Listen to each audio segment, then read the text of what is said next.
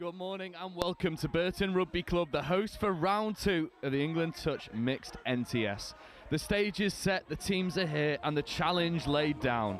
We are braced for a day of club touch played at the highest level. Every touch, every score, every moment brought to you via Next Gen Live and England Touch. London Scorpions took round 1, coming out on top against the youthful Nottingham Hoods. And will round 2 come to the same conclusion at the end of the day? Galaxy Southwest will be eyeing up cup glory after their victory in the Plate last round, narrowly losing to that Hood side in drop-off.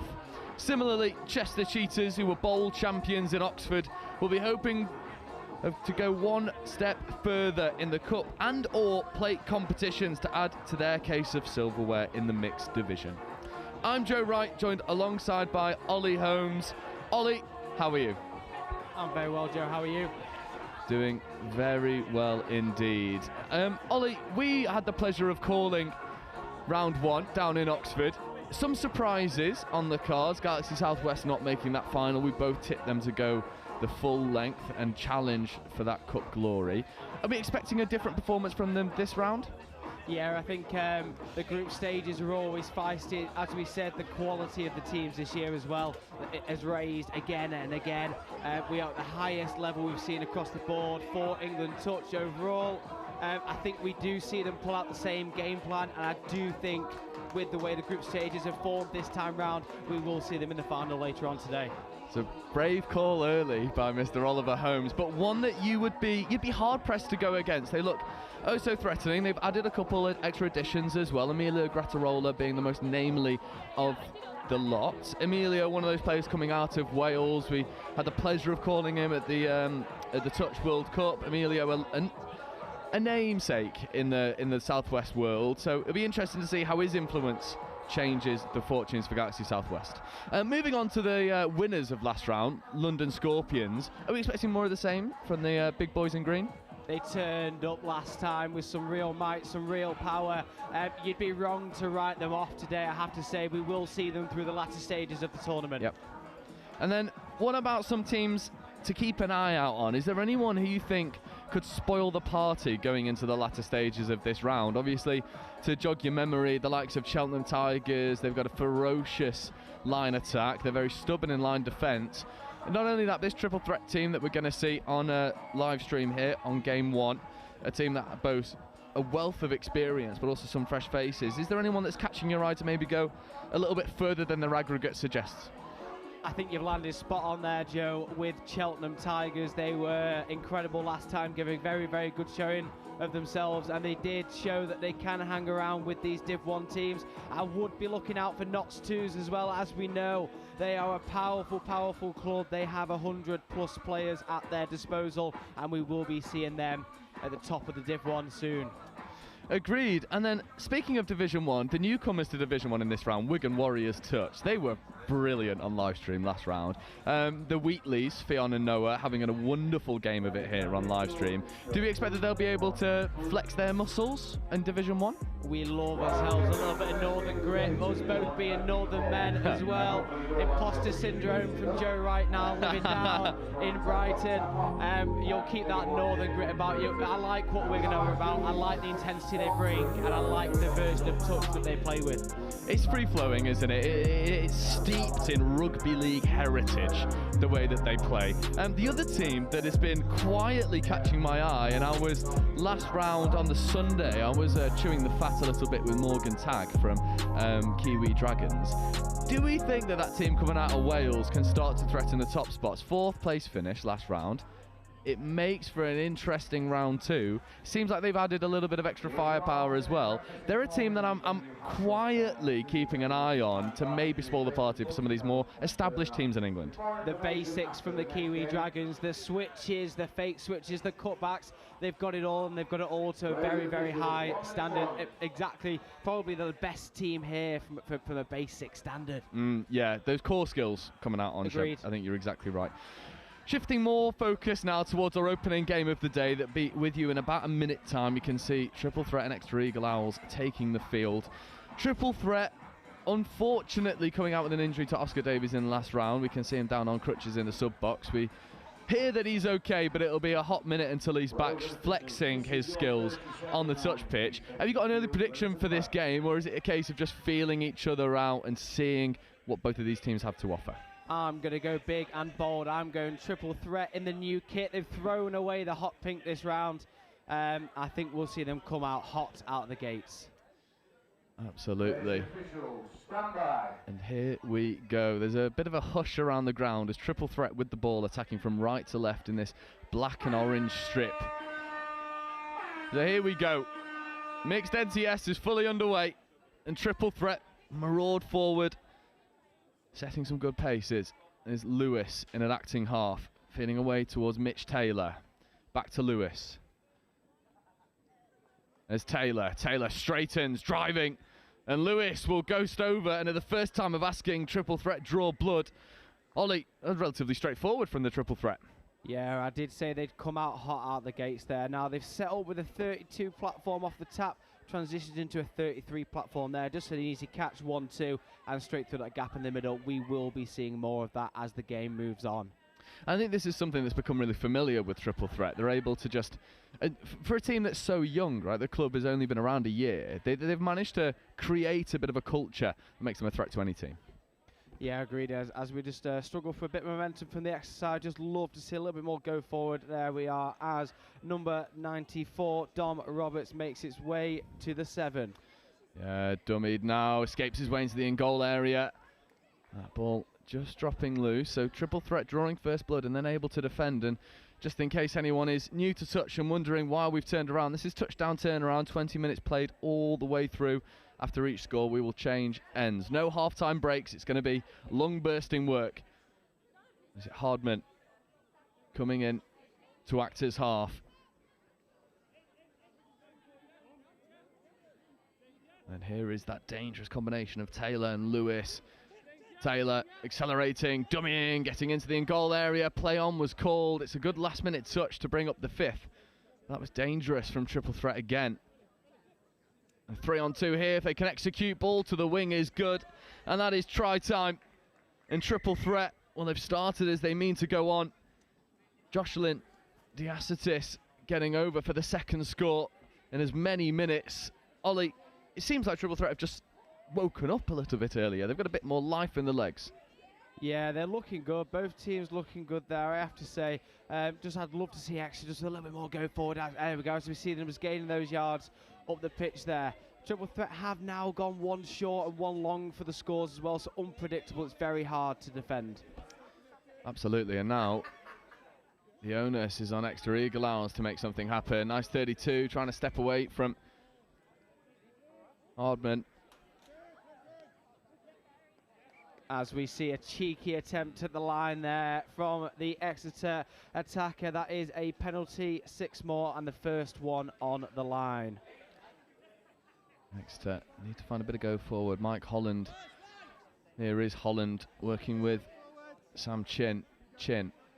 Moving over into the 32 channel. Holland in motion. Here is Holland. Gives a try to find the link. Lingering in quite a dangerous area with Stephanie Tucker. And that ball just a little bit behind Tucker. Didn't allow her to catch it in stride. Just a slightly flatter pass would have allowed her to run onto the ball there, as we see triple threat. And unfortunate for Harry Hardman there, just a little slip of the ball in the hands, as we now see Exeter work their way off towards their sub-box. Yeah, really impressed with the work of Daniela Mendes in this triple threat transition so far. 3 minutes in, no mistakes in that transition. It can be thankless work operating as a female link in transition, but so far she's doing it to perfection. We see the Eagle Owls roll into their line attack again. Roberts platforming, picking, stepping, and a lovely floated ball to the wing, not taken cleanly on that occasion. I believe that was Vicky Davison over on that far side, and not able to take it cleanly. But Eagle Owls, they're finding their way over the try line, not able to connect with the hands, as we see just a good bit of acceleration, and it'll go all the way. It was absolutely gorgeous lines run off the ball. And triple threat make it 3. Bit of an away set, catching the Eagle Owls napping. And he goes full length. That was number 10, James Hawkins. And, well, triple threat have come to play.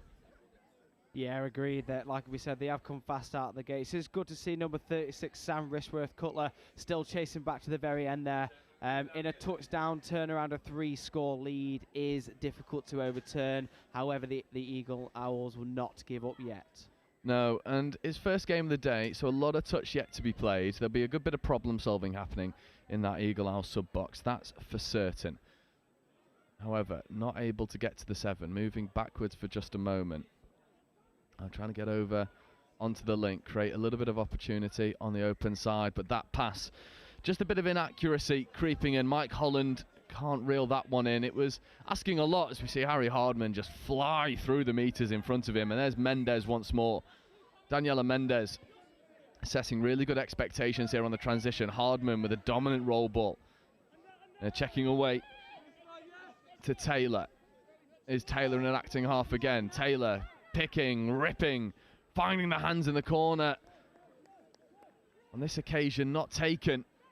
But triple threat, I mean, they're living up to their name. They just threaten every time they've got that roll on. It starts from touch 1. This time it was Hardman and Mendes setting expectations, but it becomes so hard to play against when a team is running at you with such purpose. Speaking of running at you with purpose, Jack Lewis with a right foot step beats a disorganised Eagle Owls defensive line. Ollie, this is a nice one to have a look at on replay. Yeah, agreed. For those of you watching at home, triple threat, the last 4 sets now have ended up either with a score or in the Eagle Owls' end. That's a lovely little step. One right, one left, and straight through the middle there, dotting the ball down right in front of the referee. Lewis has come to play. It's the 92-93 combination, Jack Lewis and Mitch Taylor, that's done all the damage offensively for triple threat. And now Eagle Owls find themselves in a less than favourable position. They'll still endeavour to get scores on the board as they run a nice phase play out to the link. Right foot step is good. That ball down is good as well. Referees are happy. Well, they were for a moment. It's the confusion there between a singular line about a metre out on the try line there, Joe. I think both the attacker and the referee thought he might have had that one there, as we see a turnover there. It's good work from 36, Sam Rishworth-Cutler. Again, you highlighted him for his industrious work, chasing back that full-length score. On this occasion, lovely right foot step. And it was a nice bit of disguise, almost running that screen play on line attack. We don't see it that often anymore, but it certainly works. Now here's Taylor, Lewis scooping, but the referee moving into the middle of the pitch, 7 on, and that'll be a midfield penalty for Eagle Owls.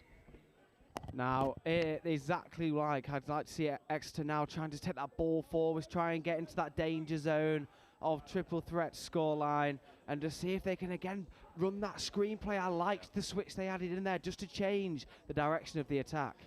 For anyone who's wondering, Ollie, just give us a bit of a touch 101 from a referee's perspective. What do we mean when we say 7 on?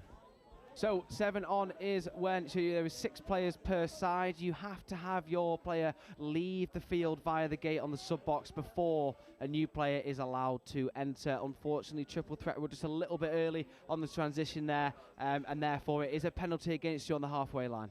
And then again, just for anyone who's watching for the first time, well, you've got the pleasure of watching for the first time because this sport is fast and furious. No touch over on that far side, forcing the turnover. Walk us through that one, mate.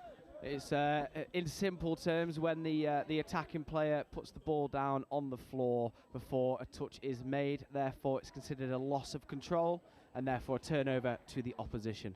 Thank you very much. Chris Dorr in an acting half. Hardman wanted to wrap around. Did that ball drift forward? Yes, sideline ref has caught it. Forward pass penalty. Triple threat moving through their motions now. They're finding a lot of different ways to create space on this Eagle Owls defensive line. Is it a case of triple threat just running with such well-run structure that Eagle Owls are finding it difficult, or is there something defensively that Eagle Owls can tune up a little bit? A little bit of both from both sides, Joe. Triple threat are running a structure where they've got 2, if not 3 options off their attack, depending on what the Owls present. For me, I'd like to see the Owls move as a unit of 6 as opposed to a 3 and a 3, as we see the Owls pick up, step right, step left, through the middle, and the referee will call a touch at half, 6th touch, and turnover ball. Yeah, it was James Webber, who's an Eagle Owls mainstay, and also one of these more creative players when he gets into line attack. He's done everything you can on a touch pitch, and then a little bit more. As Mendes, extra pass to the wing. Stunts a little bit of momentum for the moment, but they find an extra bit of go forward. There's a lovely late check away. And this is dangerous. Taylor platforming, taking a tumble for his troubles. Late switch is on offer. It is switched back. And then the ball is intercepted from a speculative extra pass. And triple threat at the moment, for me, seem like a team that's just playing with a lot of confidence. They're trying new things. They're experimenting, playing with the shackles off. Yeah, you're completely right. All shackles off. I think they are just running through the motions now, just playing their options, seeing what opens up for them. With a 4-score lead halfway through, they will feel comfortable as we see Exeter moving forwards. Next, 6 touch and turnover, so just losing track of the touch count. And this is a Division 2 game. And for my money, 10 minutes in, it seems like triple threat have come to get that promotion spot into Division 1 going into the final round. We may well see triple threat back on our screens later in the final here. If you were a betting man, or if I were a betting man, that is where I would be putting my money. A lovely platform here for Hardman. Hardman with clean space in front of him. Harry Hardman needs to find some support. Strolls his way into the in-goal area. Late pass to the wing. She's walking the tightrope out on the touch line. But just loses her balance. But you see again, triple threat they're just cruising through their transition, always finding a dangerous fifth touch platform. And if you're an Exeter Eagle House supporter or player, it's a dangerous position to find yourselves in when you're rolling in defence and you give the speed of triple threat an opportunity to just strike against an unstructured defence. Spot on there, Joe. It gives them all the momentum they require. Exeter Owls are almost inviting the pressure onto themselves as we see a little twist of the hips, and unfortunately he is caught there as we see a turnover to triple threat. Harry Hardman. Oh, that's a uncharacteristic error from triple threat. Maybe a little bit of, dare I say so early in the day, a little bit of complacency creeping in. They know they've got quite a comfortable lead here. They're just taking their foot off the gas for a moment, allowing Webber and Co an opportunity to have a go at the line. However, well, that's a penalty for foot in the ruck. Hardman puts his hands up. He knows that that's the fair call. Yeah, as a middle there, you just need to make the touch and get out. He was trying to win the touch, but not the right play there. As Webber gets in an acting half, and that might be try time. If not for a good bit of work by Dorr. Getting off the line, presenting well. Making a good defensive read. There's Roberts, Webber, back to Roberts. No, he doesn't. He comes over towards Rishworth, Cutler with a 2-on-1, gets the pass away. But the knee of Lizzie de Lusignan ends up knocking that ball loose. And again, Exeter are able to get over the try line, but those hands not sticking in the corner. I wonder if it's a case of Exeter just having a little bit more distance to travel. Maybe a little bit of sleep in the legs, bit tired eyes, hands not quite as crisp as we would expect to see. I wonder if that's playing a bit of a factor. Yeah, I just had that thought there, Joe. A little bit further to travel for them as we see a beautiful pick-up, a cheeky switch. Oh, lovely.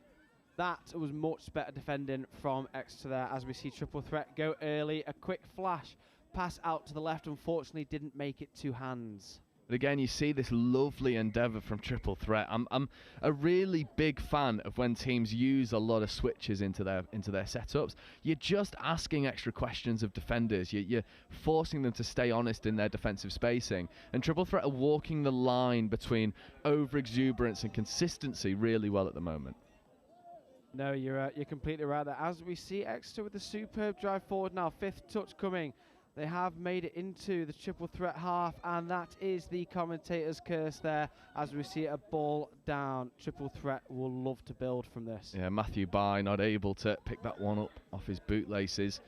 Holland was the one dishing the pass away. As we see Mendes again setting good expectations in transition, but an off-the-mark penalty will bring that one to a close. 6 minutes left to go. 4 tries in 6 minutes is certainly no... it's no obstacle, right? It's not unobtainable. You can certainly overturn this deficit. But Eagle Owls have got to find an extra level of crispness with their hands. That catch-pass skill, it's just letting them down at vital moments. Yeah, this is where I'd like to see them move forwards, not sub off. I know the legs are heavy as we see them coming in for fourth touch here. A look to the right, and they were about to find some success around this side on the female link there. That is the space that they have been targeting. It's just not quite worked for them. Yeah, Daniela Mendes though is certainly a tricky customer to strike against. He's very experienced operating in this link channel as we see the extra hands go to Mendes and trying to dummy through. It's good defence that comes in from Lizzie de Lusignan. There's platform for Taylor. Taylor in an acting half once more, eventually joined by Jack Lewis, but there's another off-the-mark penalty that's creeping in. So Exeter Eagle Owls certainly benefiting from the blast of the referee's whistle. They've got the penalty count going in their favour. Not able to use this possession as efficiently as triple threat, as we see. Actually, triple threat retain the ball. Nice late pass, and an extra one goes to the wing, and that, I think, for me, is the telltale sign of a team that's playing with confidence. First touch, trying to throw expansive. They won't mind it because they'll back their defensive chops. Yeah, it's tomato. From a coach's perspective, you want to see that ball go to the link there, and she may well have been straight through that hole as we see Exeter invite even more pressure onto themselves. Yeah, split a platform here for Taylor. Taylor, right foot step to Lewis. Lewis ghosting over. But another good touch by Sam Rishworth Cutler. He, for me, has been the standout player in defence for Eagle Owls so far. As we see Taylor and Lewis working together. There's Lewis. Dragging over towards Emma Barrow. Back towards Barrow, and then it's picked off by who else but Rishworth Cutler. And Cutler throws the extra pass to Webber, and now Webber needs to unhook the trailer, find the extra bit of pace to get over. There is a chase coming in, but Webber will finish, and James Webber gets a score on the board for the Exeter Eagle Owls, turning defence into attack. Again, a little bit of complacency creeping in as we see Rishworth Cutler pick it off, throw the extra pass to Webber, and he has the pace to get over.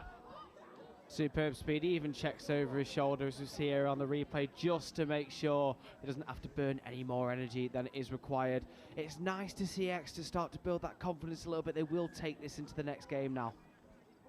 It's always nice to get those scores on the board when you need to. It's Hardman, dummies, buys a player and then buys a second. Hardman, does he have the pace to get over? He does indeed. Harry Hardman with a left dummy, right dummy, gets over. And that's a bit of a coach killer. Score on first. Just a little switch off from the Eagles there. I think they were probably too happy with their score just moments ago. As we see a wonderful 32 platform to the right, Harry beats the press. One dummy, there comes the second, and he's got the legs to get himself through. Superb read from him there. Yeah, it's nice, and I think that comes from triple threat threatening that open side so much. Exeter Eagle Owls almost overcompensate, and Hardman's got the IQ to make it count. There's a nice bit of basketball going.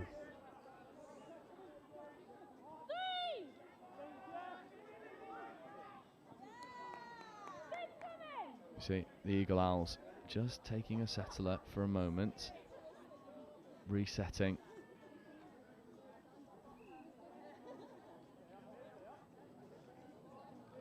Just playing a bit of Matador, waiting for that good platform. Hollard now with the ball in hand.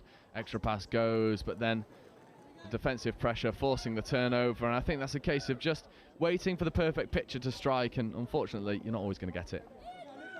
Yeah, you're right there. I think triple threat probably a little lucky not to concede a penalty for dropping off early in the 7 there. Again, it's all down to the referee's discretion. He probably gave him one bite at the apple and no more, so we may well see another penalty if that were to happen again. Mendes straightening, Hardman operating in the midfield, feeds over towards Chris Dorr. Back to Hardman. Dorr in an acting half. Once again back to Hardman. Hardman now checking over towards the link. This is a dangerous platform if they want to execute. Hardman gets on the out, ripping long. Hardman connects in the corner and finishes. Does Jocelyn the Acetis. And that is Harry Hardman operating superbly. However, the referees have spotted something they're not happy with. I think the sideline has given it forward. The on-field ref is giving a penalty for dropping early. So it'll be triple threat ball with 90 seconds left to go, and they'll still go in search of that 6th. I had noticed a little signal from the sideline, that there, just to say that there was a forward pass, as we see Harry Hardman coming for the line, a pass out to the right-hand side, and a score there in the corner. That was superbly worked again down the short side. Yeah, Chris Dorr finishing on this occasion, but it's created. He's pulling strings in the midfield. Is Harry Hardman. This is just a lovely set-up platform. Dorr gets it down, escapes his way into the link channel. Hardman committing to extra pass to Dorr. They do get their 6th, and with a minute left to go, Triple Threat will be pretty happy with their performance. It gives them a lot of momentum rolling into the rest of these group stages. Very happy with their performance. Now, I would like to see just a touch more conditioning from Triple Threat. They are just firing for the long ball option. If they are to gain promotion to Div 1, they will need to threaten in the middle of the pitch first. I think that's a very astute observation.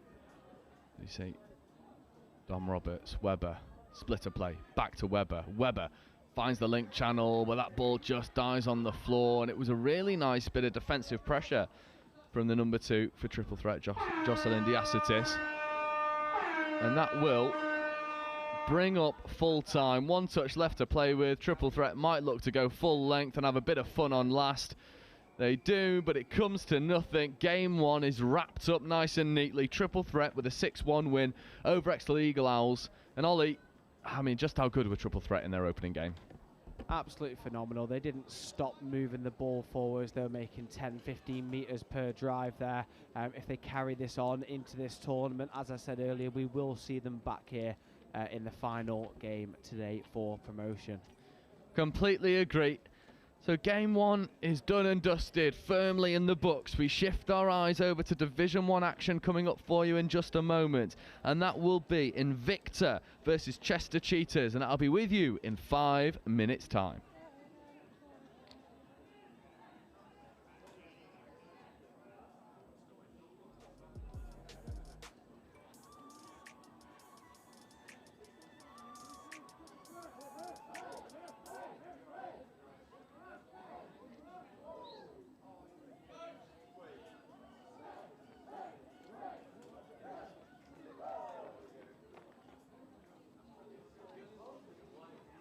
Growing, probably the best we've ever done at the moment. It was quite quiet when I first joined about 3-4 years ago, and we are growing as a club. We now have over 20 members, and the touch in Southampton is doing a lot better. We have some more emerging teams coming up, and yeah, we're getting good connections and we're growing. It's basically just been getting your mates to come down and play touch. It's kind of like our main thing. We normally have quite a lot of new people each year. Most of them haven't played touch before because it's quite a new sport at uni, so people come, and then it's just getting as many people involved as we possibly can. So I think last year we had about 20 average coming to training every week. Sometimes it would diminish, sometimes it would be a bit bigger, but this year at our freshers event we had 60 people come. And currently we have about 35 to 40 on average every week coming to training. And this was one of the first years where we had to actually pick a squad. We didn't just bring who could come and who wanted to come. We had to actually select people. First year, so I'm a fourth year now. My first year, kind of getting 10, 11 people to training. Only put out one team, and even struggled to put that team out in one of the national rounds.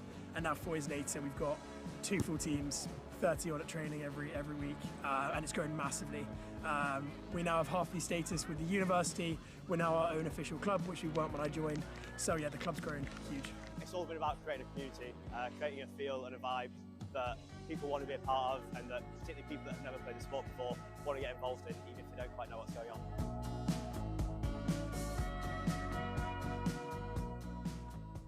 You just got to go into it. Like, you don't know whether it's going to be a success, you don't know whether it's not, but you just got to hope that it will. And if you have that desire, it really will work. And that's what happened with us. You know, we started off just as a group of friends wanting to kick a ball about, not even proper touch rugby.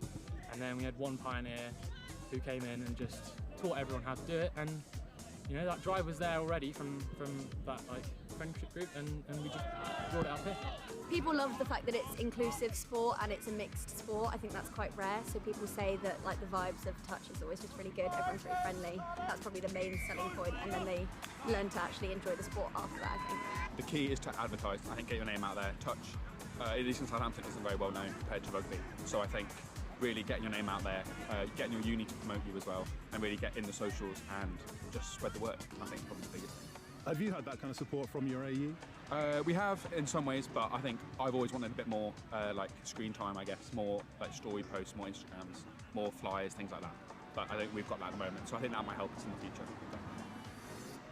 Keep going, most importantly, but also reach out to those rugby players. You know, contact sports are more and more becoming a thing of the past, and touch offering a fast, flowing and non-contact version of the sport really is a really good opportunity to get involved and keep playing rugby even after injury, or you know, just not wanting to hurt on a Sunday. I would say start small, because I don't think our club would have grown to the extent that it has if we hadn't got a really good core group who were dedicated, willing to train, willing to turn up when there weren't that many people. And then from that, it's a slow growing process, but you get more people coming along, the quality improves over time. I'd say don't be disheartened if at the start the touch maybe isn't that high quality or you're lacking numbers a little bit. Stick with it, because people will come and people love the game, and it's one of the only mixed sports at Bucks, and so you will get numbers, you just need to stick with them.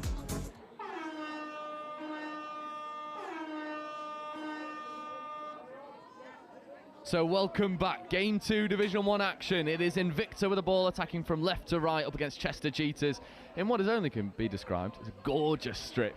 Defending right to left. Meredith feeding over. Meredith getting into that half. Right foot step. Back over towards Meredith. It's well crowded out there by Anna Crosley. And Ollie, this is a game we were licking our lips for when we saw it on live stream. This is promising to be a little bit of a tasty affair. Yeah, both sides are known to be attacking teams. as we just see a forward pass from Invicta there. They will both look to attack the edges, but watch out for the little steps, the little dives at the line from both teams in the middle of the park. Yeah, Grinter setting platform, Crosley escaping for a moment. And now Crosley setting chase in transition is Salesi to Eno. Checking over, Salesi scooping. 2-on-1 if they want to execute, they do. That pass just falls to the floor at the crucial moment, unfortunately. But number 59, I believe that's Annabelle Smith, but we will get a grip on that later on, as Meredith wants to escape, but that'll come back for an off-the-mark penalty. Ollie, 2 penalties for Invicta in as many minutes. Is this a case of them just going a little bit too eager, or are the referees a bit spot on? Just a few too many beans in the can there, I reckon, Joe. Just shaking the legs off after their long journey here as well. As we see Liam Lawton moving forward, the dangerous man, number 4, Salesi, calling commands in the middle. Grinter to Salesi. Back to Grinter. Grinter looking wide. Ball goes, and that looks to be a touch in the corner. Superb recovery from the Invicta wing there. Absolutely, it was. Chester will have one opportunity. Celestia Tuino gets on the open side quickly. Left foot step, late pass away, but it's well fronted up by JJ Lister. Invicta defend the first strike at the first time of asking. This is a good attack matched by equally good defence. I just said only a hot minute ago, as we unfortunately see a third mistake from Invicta there, inviting pressure on themselves. Liam Lawton and co will be looking to cause some mischief here. Keris Rowlands getting involved. Ben Grinter now. Ben Grinter accelerating, looking to just threaten and condition these outside edges. Keep that defensive spacing nice and honest. Grinter has to come back to the mark. There's Lawton. Jacques in the centre. Jacques platforming. Grinter in motion. Right foot step. Ben Grinter. Aston Brett with a good defensive touch. That looked to be dangerous for just a moment. That brings up the 5th touch. This is last. Grinter taking it down, although not last. Referee's happy to let this one play on. Lawton checking away. And Jacques caught on the defensive line by Rebecca Hickman. And there is a penalty for offside. This is premier platform here for Chester Cheetahs. Grinter to Lawton. Lawton stepping, diving. And Lawton does get over. And we say you cannot give Chester Cheetahs fresh sets on the line. It will cause you all sorts of issues. And the combination of Grinter and Lawton proving that statement to be absolutely correct. They've looked for that 33 set up to the open side with the step back a couple of times. Now, just a couple of tweaks there, pulling both middles up, pulling on the right-hand side and said, there we go, beautiful step. And the defender middle is unable to get himself low enough there. Yeah, Meredith for Invicta will be looking to bring parity back to the scoreboard. There's a late check away to Lydia Ticehurst. Ticehurst platforming, Meredith accelerating, trying to get around the dangerous Jacques, and does exactly that. And Invicta do bring parity to the scoreboard. They bring things all level, 1 try apiece. Ollie, dare we say this could be a bit of a shootout? That is exactly how it's shaping up to be now. The first couple of attacks for Chester came up blank. They managed to break through, as we see Invicta spotting the offside player in Jacques there and taking full advantage. There's Grinter. Celessi on his left. Celessi's now in motion. Sweeper set up here for Celessi Tuino. Back to Grinter. Grinter trying to escape his way over, if not for Charlie Meredith with those extendable arms, making a vital touch to bring up the change. Ollie, Chester, they've just started so bright in these setups. They look super dangerous. Agreed. Just a little forward pass for the penalty there, as we see Invicta with some superb work down the box here as we look to spread the ball back towards the middle. Strachan scooping, working with Brett. Looking to switch with Brett. Strachan escapes his way into the in-goal area, needs to find some support. Aston Brett finds himself in a bit of space, not taken. And the referees are happy that that's ball down. It was a lovely line carved off the ball. And you'll see it here on the replay. This is a brilliant bit of work from Strachan. Ball in 2 hands, fixing defenders. Late switch, not bought. escapes his way into the goal area, is always looking for support, and then it is executed by Kate Allen, who gets that ball down. And Invicta now find themselves in the lead. It's these direct setups that are causing Chester issues. Yeah, they've run straight at the line as we see the tricky duo of the Jacques twins now probably just trying to spread the ball a touch too early there, excuse the pun, as we see some beautiful work from Invicta down this touch line. Meredith platforming, working alongside Toby Lister. Here's Charlie Meredith. Brett on his right if he wants to use it. Meredith dummying. It's good work from Lydia Ticehurst, getting in at acting half. Now moving over towards Brett. This is fifth touch coming. Referees are happy to let this one play on. Meredith back into Brent. Just a good bit of interplay, trying to bring this link up and keep her honest. However, thought that was coming. Not advancing penalty whilst you're in year 7. Fresh set of 6 here for Invicta. I thought for a second there that Invicta had just allowed the play to come a little bit too far backwards, but they've managed to get a penalty out of it as we see Meredith. Oh, lovely setup. Ball to the wing is good. That's a lot to be finished, and it's finished expertly by the number 8, Cara Edwards. And this is just lovely execution. They identify the space, they go and execute. They even dumped on the wrong middle, but it doesn't matter when you've got core skills to go like Invicta do. You're right, it's about striking with a bit of venom, and that's lovely. He picks his head up, he spots the space on the wing, and that was a superb finish. A beautiful ball by Elliot Nye there. Now Chester find themselves 2 tries down.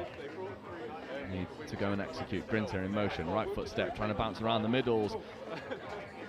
Grinter asking for the offside penalty. The referee's just having a chat, and he will get the offside penalty. It's a good bit of touch IQ on display.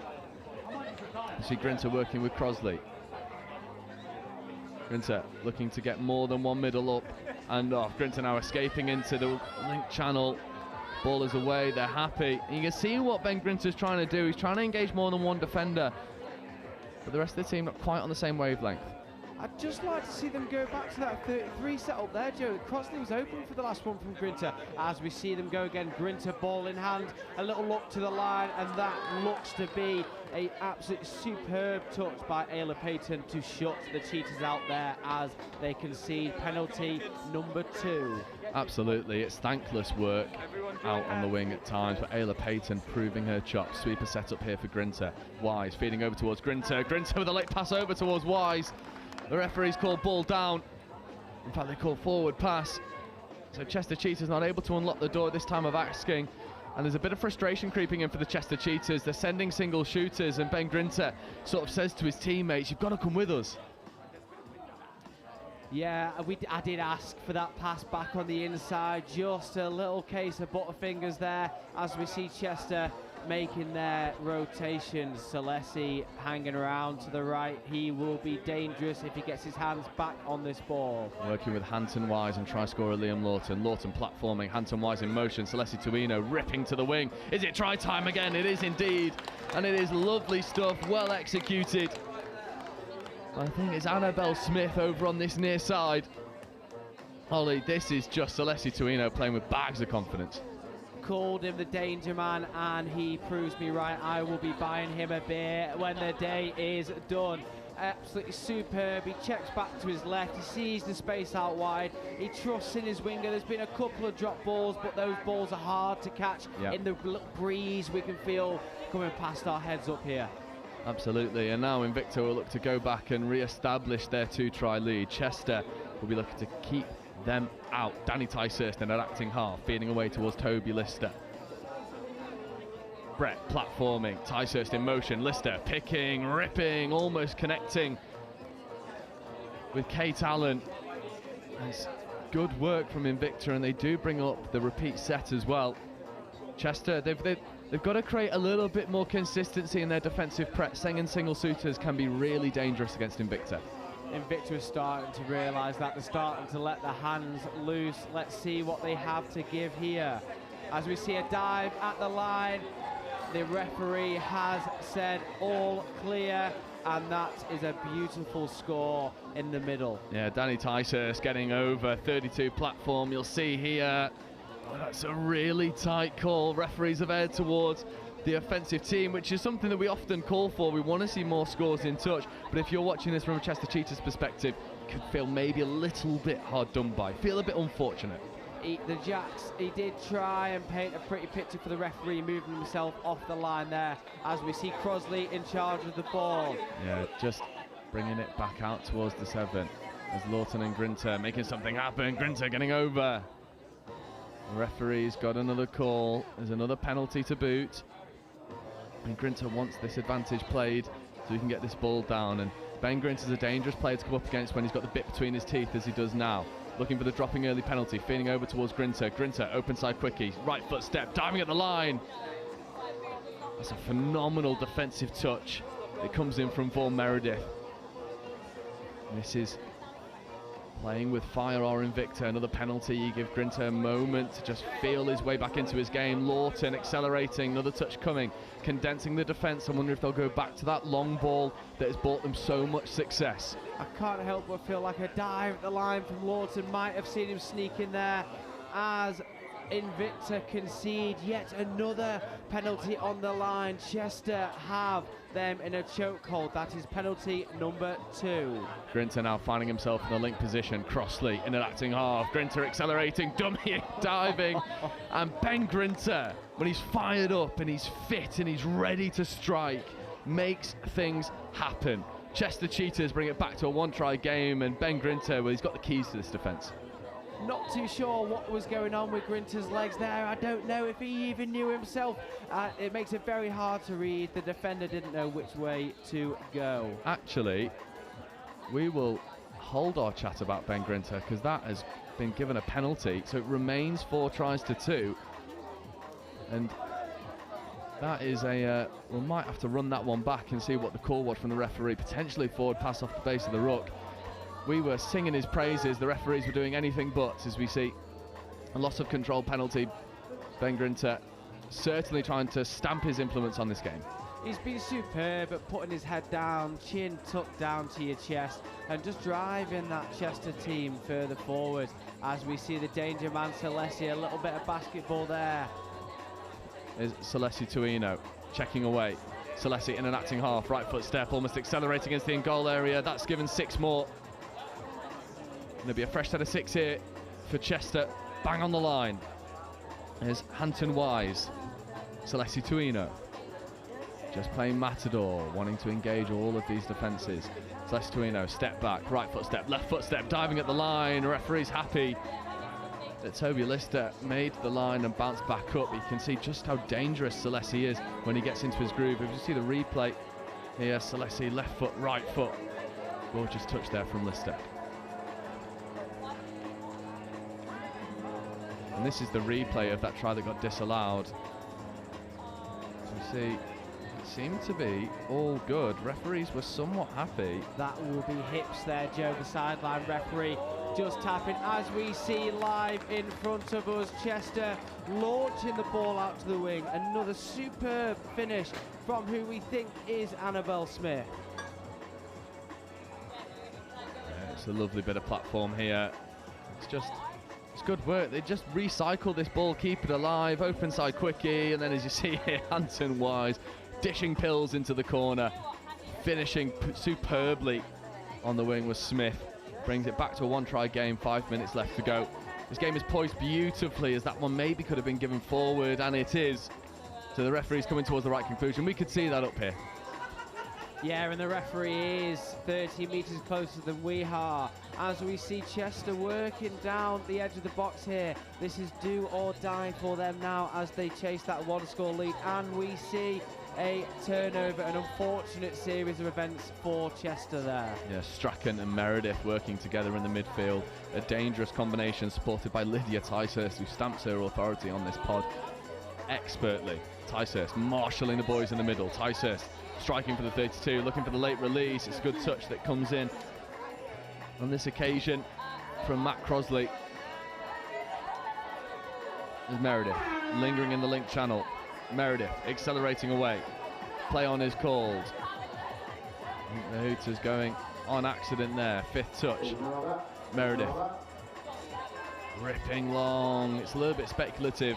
And I wonder if that sort of fake hooter played a part in that. But for Chester Cheetahs, the aim remains the same. It is go forward, get another score on the board, re-establish parity, and potentially go and smuggle this victory back into red hands. Tuino platforming, half is isolated for a moment. Late pass escapes the pressure initially. He's coming a little bit unstuck in this transition. Chester as Grinter flies through the foot speed. That's a really good platform here for Ben Grinter. Late pass away, Rowlands with the extra one. Not quite connecting on that occasion, but my word, you see just how dangerous Chester can be when they get that foot speed right. Touches 1 to 3 was a little bit lackluster. Touches 4 and 5, they were spot on from the Cheetahs. Something Sam Grinter would probably pride himself on for a few years now, Joe. He's been a real workhorse in this Chester and in the northwest sides that he has been involved with. He doesn't mind doing a bit of the dirty work, like you said, a little bit of the unsung hero, and he allowed his brother there, Ben, to look good off the back of it. I'm sure they'll be laughing about it later on. Absolutely they will. There's Meredith platforming. A nice bit of footwork exposing a 2-on-1 potentially. Late switch back on the inside. There's a good bit of chasing on offer here from Chester Cheetahs, and that brings up the 5th touch turnover. Although referees are happy to let this one play. There's a little bit of confusion with some of the calls here.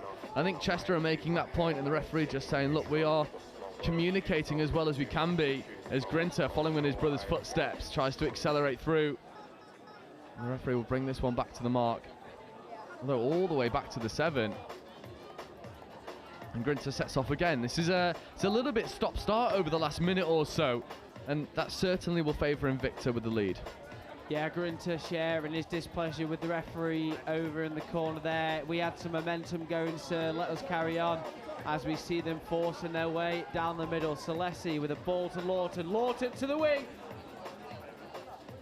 As we see the ball just down in the corner. Chester may have one chance left. They might, but they need to force turnovers. They need to go hard in their defensive pressure. You see Invicta look to run the away set. Give a foot race, and that just undoes all of the midfield pressure from Chester Cheetahs. That's brilliant IQ, knowing Chester are going to go hard in the midfield. Running away just to reset some offside lines. And Invicta work it over towards the wing channel. And then trying to run Redlands, that ball just drifting forwards. Referees have caught it. Chester will have another one opportunity to go full length. I'd like to see Chester just go for the 4-man drive now, straight down the gut. It doesn't look like they are going to do so, trying to get some fresh legs onto the pitch here for one last go. However, the blast of the referee's whistle brings that one to a close. That's a tap penalty. No hand signal from the referee in the midfield, so unsure of what the call was. Must have been an illegal play of the ball, because the rest of it seemed pretty good to me. However, if Invicta get a score here, that will be all she wrote. As we see Brett in motion, not ball, trying to find its way back over towards Lydia Ticehurst, and now Chester will have an opportunity to complete this subset. Ball's on the floor for slightly too long. Extra pass away by some extra metres. Here's Celeste Tuino, the magic man, looking to run Redlands. And I tell you what, Jacques was lingering in a dangerous area over on that far side, but that ball just drifting forward. And if Invicta can keep this ball in hand and eat off some of these seconds on the clock, this will be game over, victory Invicta. Chester probably had more time than they thought there, Joe. A little bit of an overlap on the right-hand edge here, closer to us. And I'd like to see them play that set through as we see Invicta playing around there with a few seconds to go. Surely, if they see this out, the game will be theirs. Yeah, Chester have got to go hard in terms of defensive pressure. They need this turnover. That's 5th touch, but there's seconds remaining.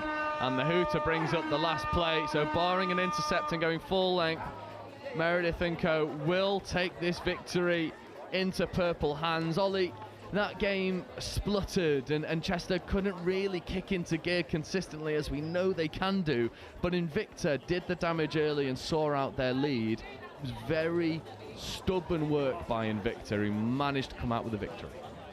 Invicta refused to be pushed over there They gave everything they had, and like you said, that early lead in the game is what's won it them here. Chester will be disappointed. They will be back. They'll bring even more ferocity to the next games across the day.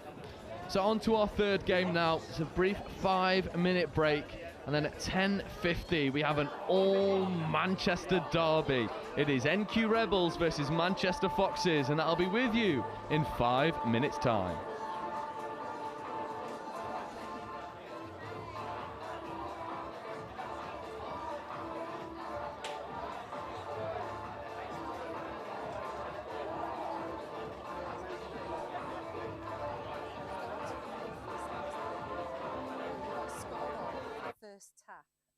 Which I think probably did us the world of good, because we woke up a little bit after that. So good win. Did what we needed to do, did what we were aiming to do at the start of the game. But I think this game's going to be a little bit different, possibly a little bit different pace. This team, I think, are going to threaten us on the line up the middle, maybe. So yeah, looking forward to it and seeing how we'll get on. Our youngest's 15, female player. And our oldest is about 26, 27, I think. Yeah, I think what we've got is we've got a team of players who've got some really good skill, and they can read defences, they can play heads up, they've got good skill, they've got good pace. So attacking wise, I'm just going to let that flow from them, because from the first game, that's what they showed me. But what we really need to do is we need to nail our midfield defence. Any thoughts, Nathaniel? I'm just happy to be here, you know? It's going to be a good game, isn't it? I like anything. Scoop? Yeah, yeah. That's fine. Cool. Just go down, get the ball down, chop a hole. Platform's a scoop. Yep. Nice. Heads and tails. Yep. Heads.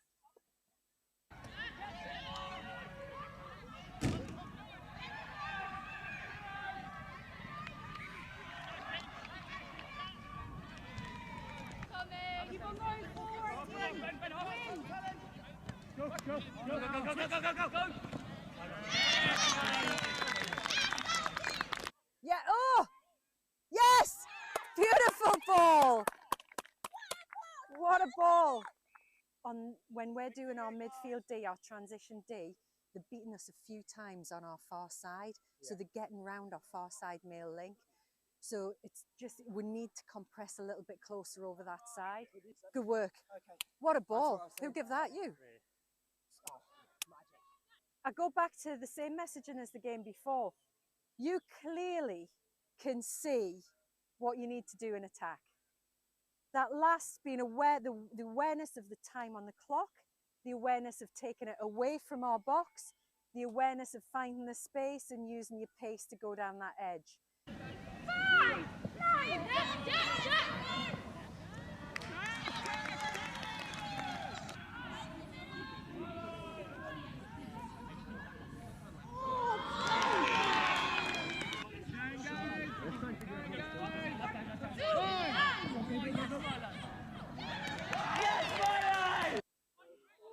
Yes!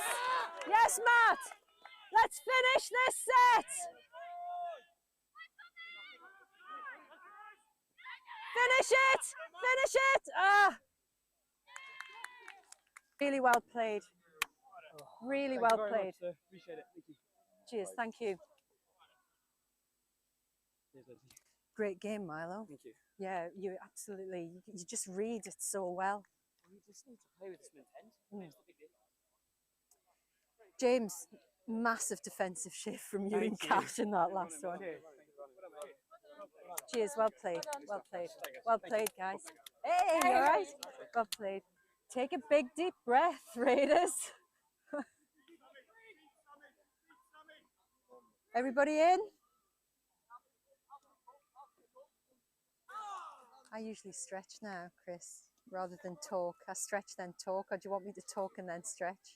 Either, whatever.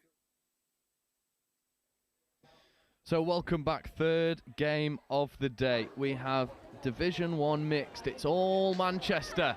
NQ Rebels up against Manchester Foxes. Cooper Bainbridge with the tap to go for NQ, attacking from left to right. I've got Ollie Holmes alongside me. Ollie, we know both these teams through and through. We know how dangerous NQ can be as they escape their way into the in-goal area. Unfortunately, not able to connect with the final pass. But that is NQ through and through. It's direct, it's purposeful, and it's looking to go expansive. That was the first and probably only warning Manchester Foxes will get there. As we see them making some good ground up the box here and some good pressure applied from NQ. Yeah, see Overbury.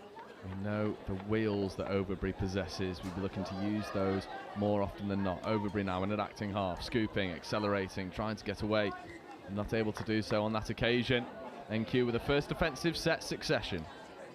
The sun has now joined us here on pitch 1 and around the whole venue as well, as we see NQ with the superb set off the pitch. Hobson coming forwards.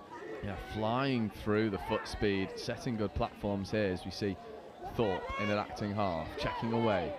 Thorpe positioning himself into the scooping position, feeding away, back to Thorpe. However, it's shut down expertly on this occasion. And that is dangerous stuff here.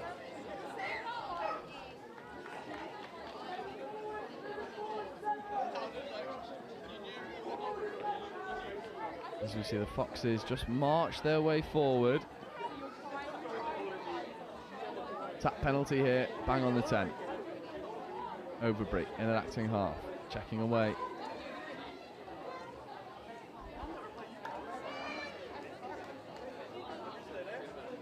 It's Burton. And here is the dangerous Stan Wilkinson. Wilkinson into play with Burton. Burton with the extra pass. And now it's a fair bit of work on offer here, and just overplaying on that fifth touch platform. Not really getting the ball down cleanly, and realistically for Manchester Foxes, Stan Wilkinson's the one that you want scooping on fifth. Yeah, Stan missing from round 1. I don't know if he was sitting his GCSEs or just a little rest from the busy touch calendar, as he has joined the Foxes team here again. He is missing his partner Ben Nurse this time, but we will see Stan with some special touch today. So we see NQ attacking the line. Cooper Bainbridge out to the right, and a little wiggle of the hips by Connor Wharton as he sees his way through for NQ's first score. Yeah, that is Cooper Bainbridge through and through. Left hand rip. This is where he does all of his best work, picking up in that right middle channel. Left foot step, left hand rip, finds Wharton, as you say, little salsa hips to get over. Draws first blood hit for NQ Rebels. And for Manchester Foxes, that's your first look at how NQ are going to undo you. It's going to be the likes of Cooper Bainbridge and Sam Thorpe getting involved, throwing long, making things happen. They've got to problem solve that one on the fly. As you see, Overbury, right foot step. Little dummy, but again, diving on that 2 metre line. A little bit of confusion creeping in for the Foxes. You got AJ in that far side, working alongside Tom Overbury. Is Overbury picking? Hard touch penalty, fresh set of 6. As we see the same NQ set on the field, noticeably light on the numbers today. They do like to bring a small squad with them, as we see Tom Overbury taking control. We see the Foxes attacking the line here, almost conditioning NQ that they are going to strike in the middle, as we see a pitch invasion. A couple of cute pitch invaders as they are just told to move around the edge of the pitch. We don't mind stopping for them there. No, and it's a good bit of heads up from the referee there. Saw that one a mile off. Well dealt with, of course, as we see Overbury picking up, coming back against the grain, escaping into the in-goal area, floats a left-handed long ball into a dangerous area, but the winger had come short on that support line, so NQ will force the turnover. And here is Cooper Bainbridge setting platform. Lovely roll ball there. Wharton straightens, and Wharton accelerates his way through, and no one will stop Connor Wharton. He could pitch a 10, have a tea party, no one's near him. 5 minutes in, Wharton has a brace.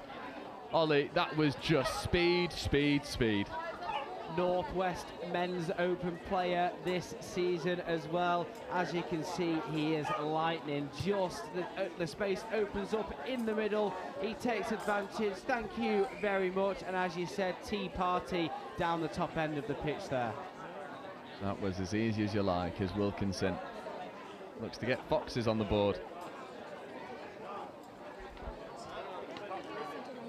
As we see Stan and Burton. Stan with a little tumble. Burton with a little look right, a little look left, and unfortunately a knockdown from Toby Phillips. Can we see Manchester Foxes apply the pressure here? Yeah, they'll need to do exactly that. Wilkinson lurking in at link. Sweep of platform here for Wilkinson. Wilkinson in motion, picking up against the grain, coming against the run of play. And for Foxes, I think Stan's making the point.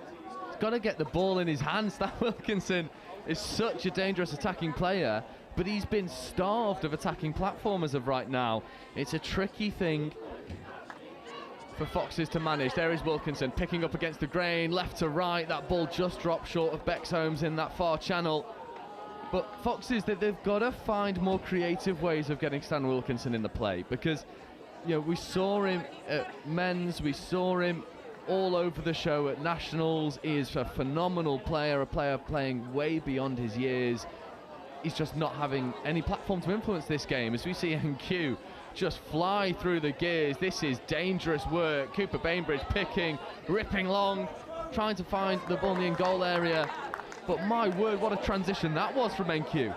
That was lightning, and it all started from Stan just being a little guilty of letting frustration get the better of you. As we see a ball down and a sigh from Mr. Wilkinson as he leaves the field. I'd love to see Foxes attack the line a little bit more, and now they've invited NQ into their half. Absolutely, and this is dangerous. You've got Wharton on a hat-trick lurking in the link channel. Cooper Bainbridge accelerating, stepping, diving. The referees are happy that that's ball down. And Cooper Bainbridge has one try assist and now a try to boot. It is 3-0 for NQ Rebels, and they are rolling through the gears. They're purring on live stream, and this is starting to become a little bit ominous for Manchester Foxes. It is. It doesn't read well for them. It'd just be great for them just to get a score on the board, to get that confidence going.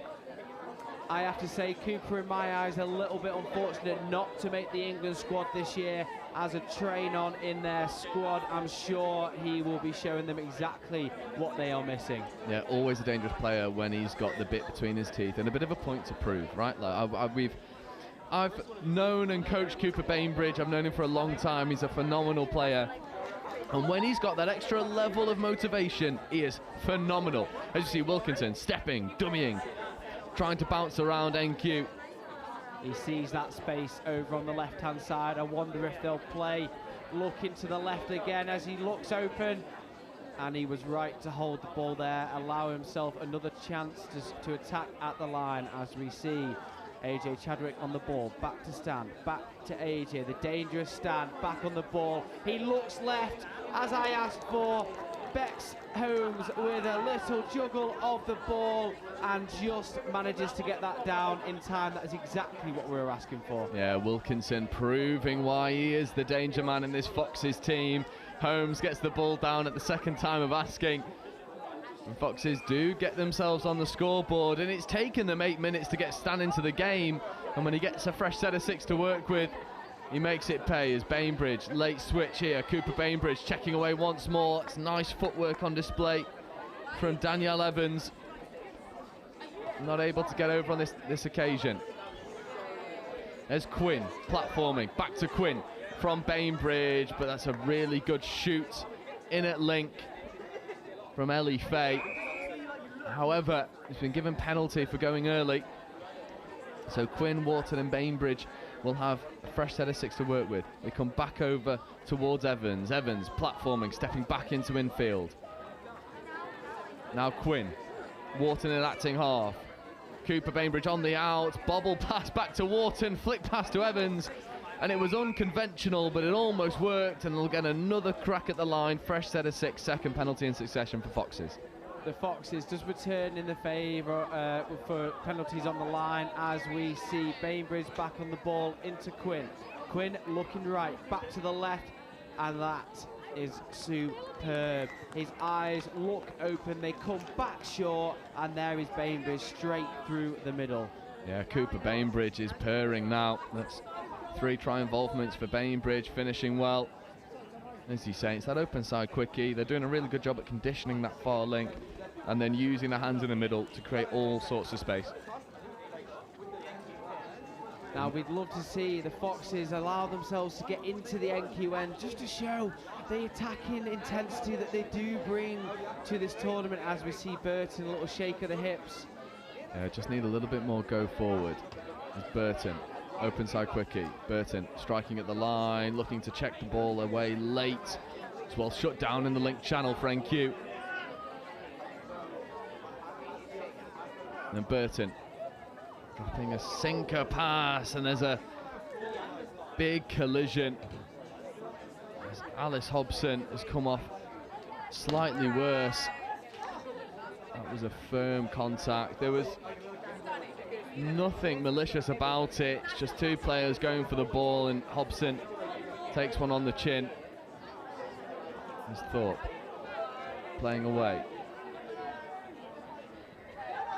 Momentum from NQ just stunted there as they look to gain that back to Thorpe. Yeah, Thorpe dummying, accelerating, and Thorpe will go all the way. Opens up the legs, takes his time getting the ball down. Waiting for the pressure to come, and now that is down. And I think Sam Thorpe just taking a moment to have a bit of a breather. But again, it comes from this transition, running so purposeful, little hitch kick step, dummy, fixes defenders. And it's a little bit too easy for Sam Thorpe in the end. Yeah, he saw the space. We know he's got that quality. He's got that rugby head on him as he knocks the ball back. It looked like to the other end of the field there, just to waste a little bit more time. Yeah, there's Chelsea Tune getting involved as Wilkinson. Firm touch coming in from Quinn. Referees are happy. Wilkinson positioning himself in an acting half, picking against the grain. Wilkinson ripping long, does find a dangerous area for just a moment, but not able to be taken in stride again from Foxes. And it just feels like Manchester Foxes are a team maybe on a couple different wavelengths, and NQ, well, they've just found their rhythm early and they've never looked back. Yeah, Foxes with some notable injuries, some big names missing, your James Fays, your Mike Rices, your Ben Nurses, a little light on the female side as well. It is hard, isn't it, Joe, when you're so used to playing with the same players, and then that sort of continuity gets taken away from you there, as we see NQ looking to go long.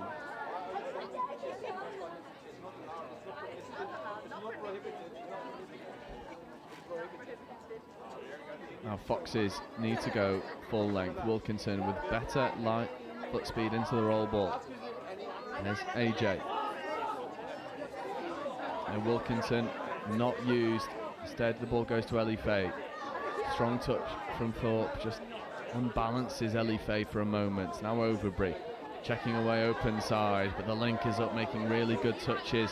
And back on the pitch is Alice Hobson. Overbury trying to execute a 2-on-1 over on that far side, but Quinn gets over to make a touch. And NQ, their defensive spacing's really positive. They're being really proactive in defence, not resting on their laurels, and it's requiring Foxes to just create a little bit more guesswork in the minds of NQ, and they're not able to do that as of right now.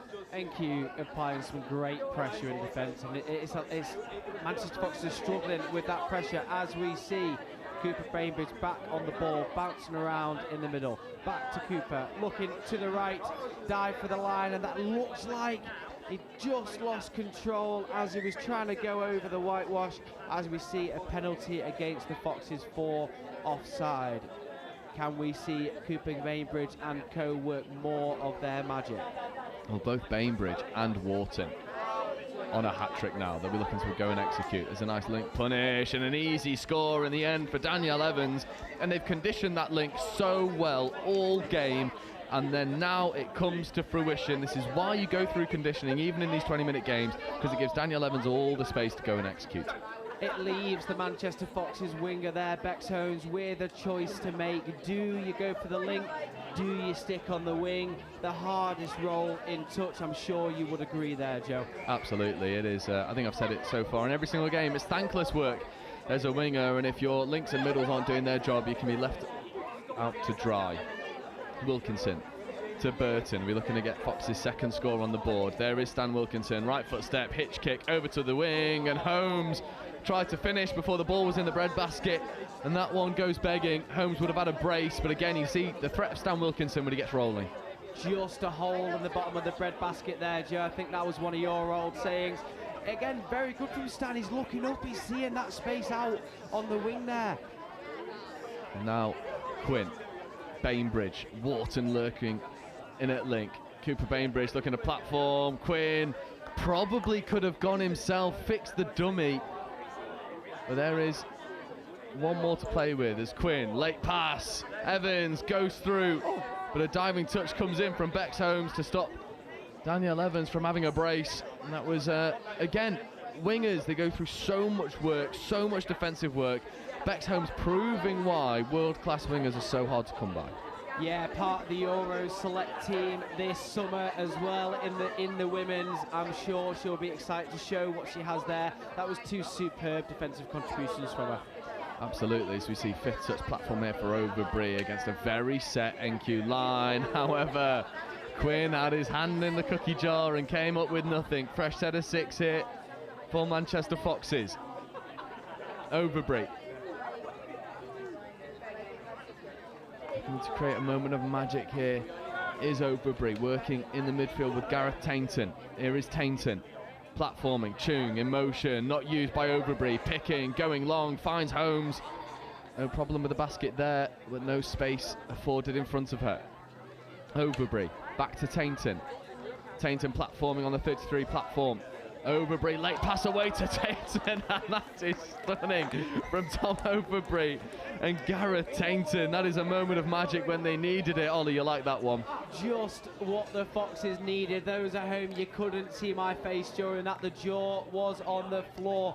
That was as close as it could be. Nearly lost control of the ball. That was superbly worked by Overbury and Taunton straight through the middle of NQ.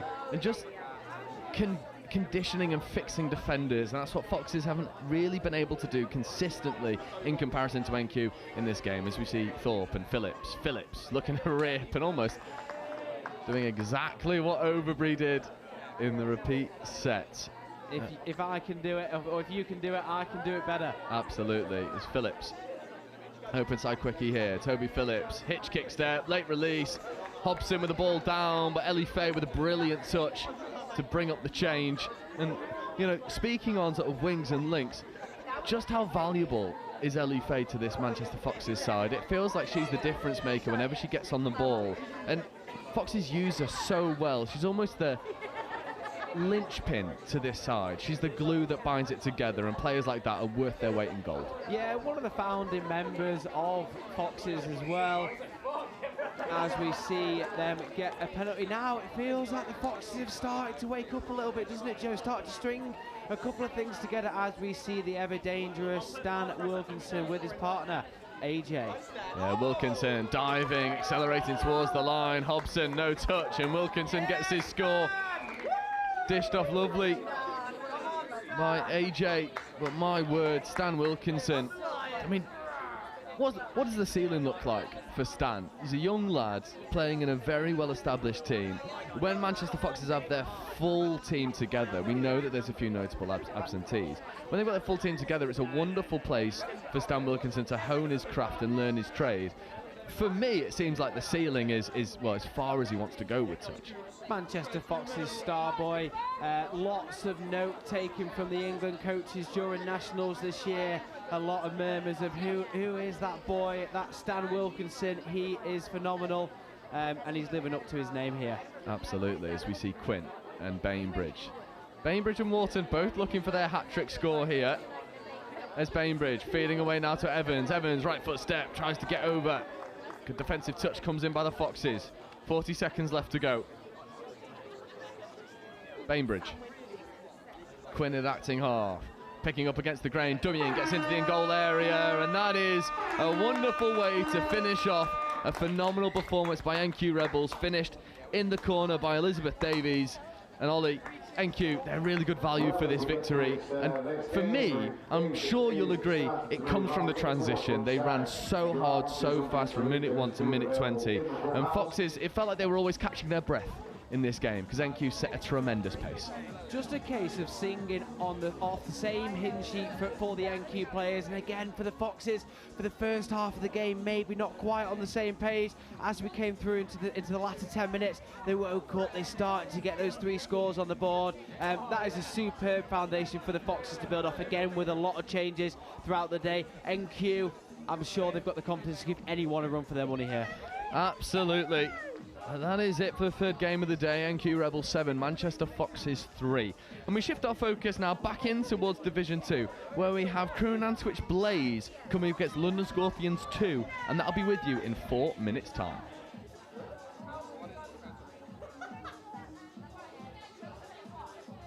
We actually looked to Warwick a few years ago when we came out of the pandemic for a potential venue for the Atlantic Cup 2 years ago in England. So we already knew what the facilities were like. When Kevin started in the events role, he also looked at it, and we had an early conversation, and they showed willing. And I think that the big thing for us here is, as we're already seeing, is the joined-up approach to working across departments and trying to uncover some of those links more globally, international relations, more locally, the marketing and communications. I think they're really important for us. So, you know, we've got Warwick Touch celebrating their anniversary, we've got Wildcats in the region, and the University of Warwick with their 60th anniversary. So there's a whole load of stuff going on, and we're just going to capitalise on that, really feel-good factor of what's going to happen here in the summer. It's a great experience. Hopefully it'll be a successful tournament for England, and hopefully we can bring it home. So much being at home. Home crowd, there's going to be a lot more supporters this time. I mean, we've got more support on the pitch, and so we're actually going to perform a lot better, I think. Hopefully it'll bring more people to touch, and especially to Warwick and society in Warwick. We're just finishing off our schools programme in terms of submission to the Youth Sport Trust. So we hope we can build up in the lead up to the games some work with local schools, so they get the benefit of it coming here. And then also the local club infrastructure, and can we develop that club infrastructure to deliver more opportunities for more people to play touch right across this sort of sub-region of Warwickshire.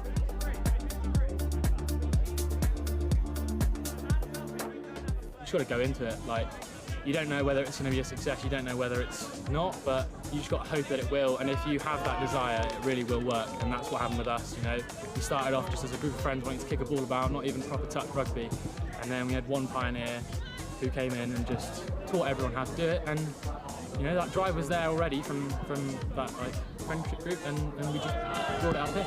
People love the fact that it's inclusive sport and it's a mixed sport. I think that's quite rare. So people say that like the vibes of touch is always just really good. Everyone's really friendly. That's probably the main selling point, and then they learn to actually enjoy the sport after that, I think. The key is to advertise. I think get your name out there. Touch, at least in Southampton, isn't very well known compared to rugby. So I think really getting your name out there, getting your uni to promote you as well, and really get in the socials and just spread the word. I think probably the biggest.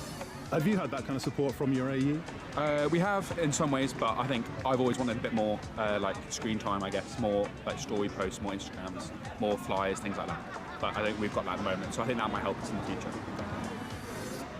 Keep going, most importantly, but also reach out to those rugby players. You know, contact sports are more and more becoming a thing of the past, and touch offering a fast, flowing and non-contact version of the sport really is a really good opportunity to get involved and keep playing rugby, even after injury or, you know, just not wanting to hurt on a Sunday.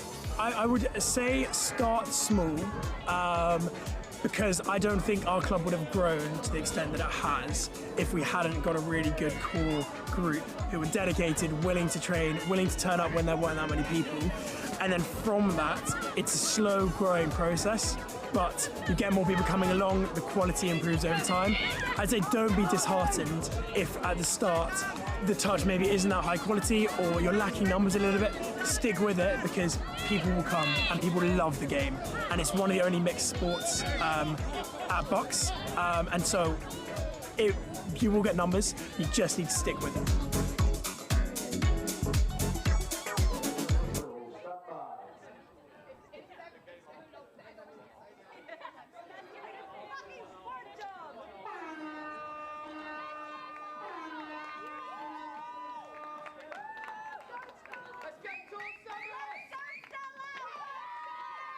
new PTO. That is pretty brilliant. That'll do. Let's go, Stefan!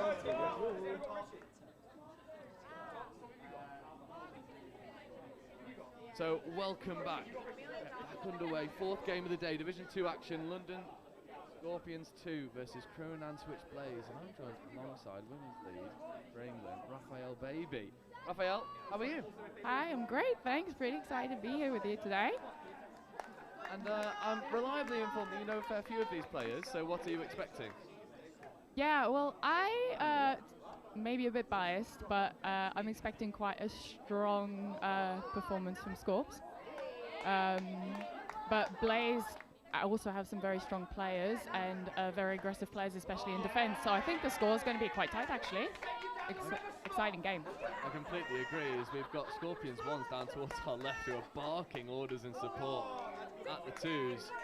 Unfortunately, Nantwich Blaze just having a dabble. William Johnson knocking that ball down. Scorpions roll into their line attack, first time of asking. Even Frank platforming, taking away, back towards Frank, just resetting the play for a moment. Crewe Nantwich setting good line speed, and that's the second time he's had his hand lurking in the passing lane. Fresh set of 6 here from London. Giving Scorps some really nice opportunities to strike here.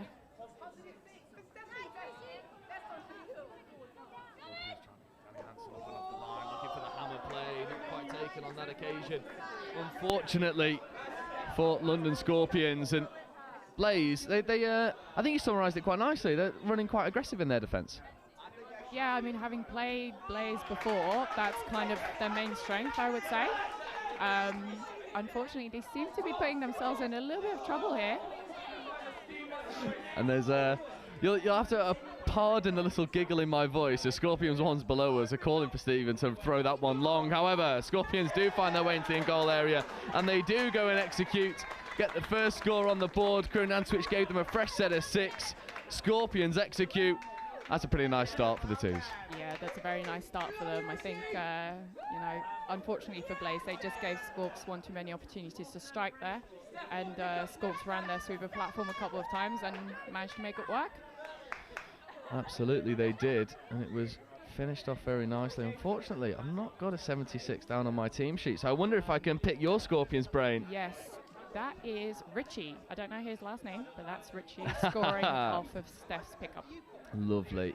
And we'll problem solve that one as we go, as Lloyd gets in for Crewe Nantwich Blaze.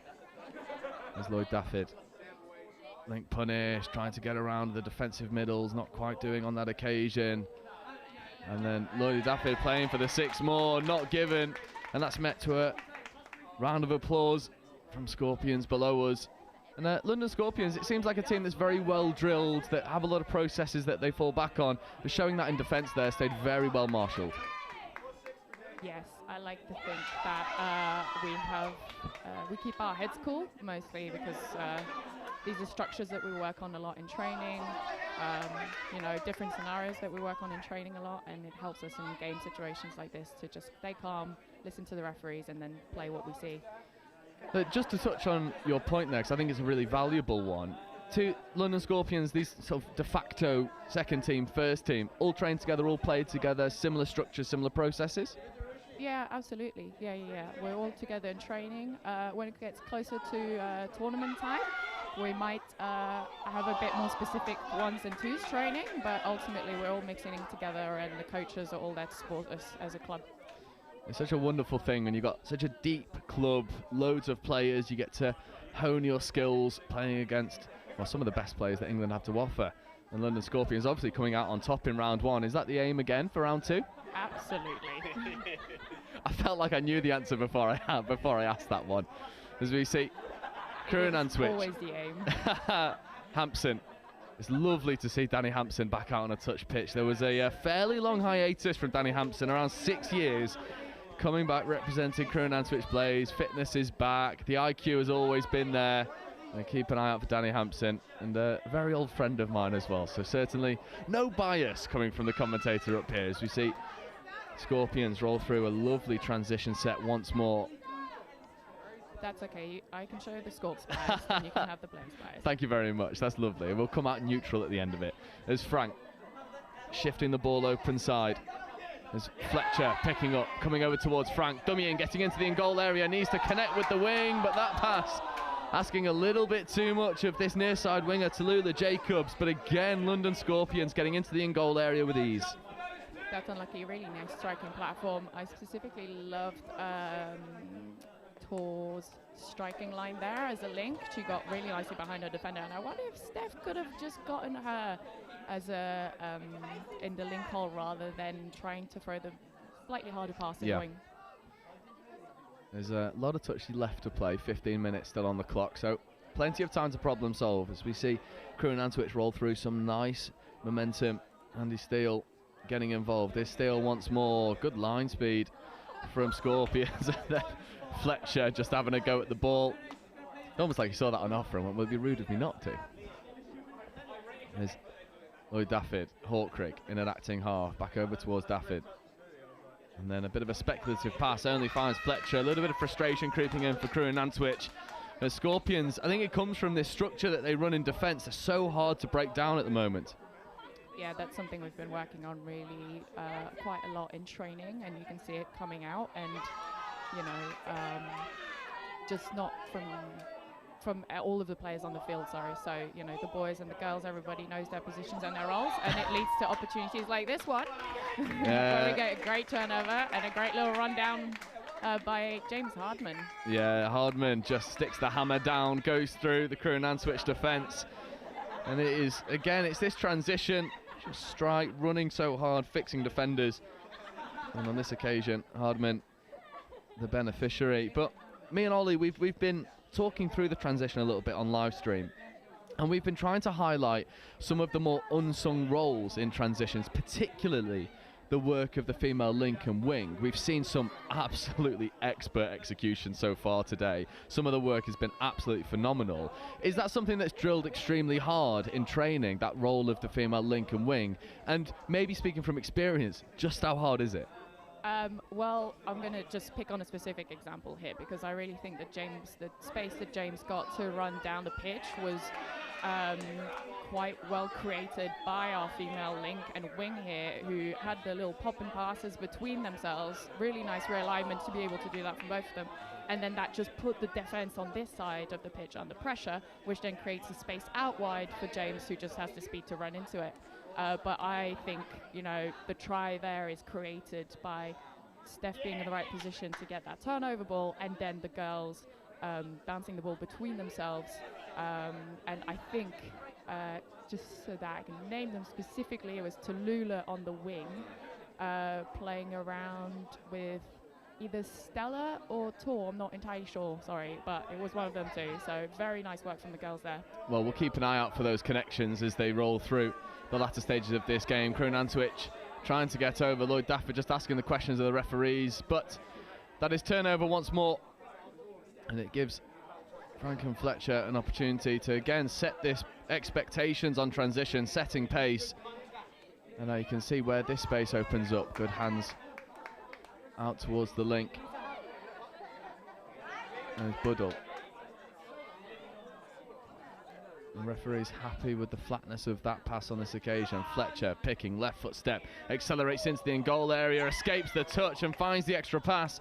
But the referees have spotted something they're not happy with. But again, Scorpions, it feels like line attack is a bit too rich for them at the moment when you can just strike off transition. Well, it's something we work on really hard in training. As I said, again, mixing and training the ones and the twos means that everybody across the two squads has had that level of training, and therefore we're very threatening in line attack. So all Scorps needs is the opportunities to do it, and then they execute, as we can see. And there, I think, turnover, I think there was a touch pass somewhere over there, which was why it happened. But yeah, again, a very threatening attack from the whole team. Yeah, as we see, a jinking run coming in from Adam Sorellis wearing 56. Unfortunately, that one comes to nothing. There's a couple bright sparks in this Blaze team at the moment, Adam Sorellis being one of them, and then William Joinson being another. Two players that seem very explosive, not really having the platform to use those feet. Not yet, not yet. Maybe we'll see it come, but I think there's been a couple of mistakes from Blaze that have just cost them here, a lack of cohesion in the defence a little bit. providing the hole for Tom Smith, to come through. But it would be, having said that, I have also seen some really nice defensive work from Blaze. They have put Scorps under pressure a couple of times, and you can see that from the drop balls we've occasionally had. Yeah, and as you say, Tom Smith, the latest try scorer for Scorpions. And Blaze working the ball from edge to edge rather nicely, and then trying to sweep round, scooping down a little bit of a blind channel. And the referee's happy with not stepping out. They were, so they'll come back for the touch. That's interesting. They should have gone open side. They created such nice space by driving there in the corner, and then just didn't capitalise on it. Oh, that was brave. I'll tell you what, I always love a little bit of unconventional touch, and Lloyd Daffyd with an NFL pass, almost showing his quarterback skills over to that far wing. It's a nice bit of endeavour, but I think it's quite indicative of a team that's struggling to break down the defence when you're resorting to some quite speculative passing options. As we see Scorpions roll through their line attack again, this transition is horrible, and they go and execute the 3-on-2 superbly. And unfortunately, I didn't quite get the name of the number of the winger over there. That's Amelia Lai finishing. This is why we've got a Scorpions co-commentator to help us out, because that was finished superbly. Needed the pace to get over, but that is just 3-on-2 execution off the back of this transition again. The core skills, it might look easy, but it's just far from it. Exactly, and like the 3-on-2 execution is really nice there, not just because they've got the passing skills, but because everybody has their depth, they're aligned, they know exactly in which hole they're running and which lines they're running, and before they're passing, they're fixing their defenders. And a great touch. Sorry, I have to say that was fantastic. What a touch that was from Tor Summers, and the Scorpions below us jump up in jubilation. They know how good that was. And Summers with a try-saver of a touch. As we see Blaze looking to create a scoring opportunity. Scorpions just having a little bit too much in defence at the moment. And to pick your brain just a minute, what's the emphasis now on London Scorpions? Is it more scores on the board? Is that the more important thing? Or is it keeping Blaze to 0?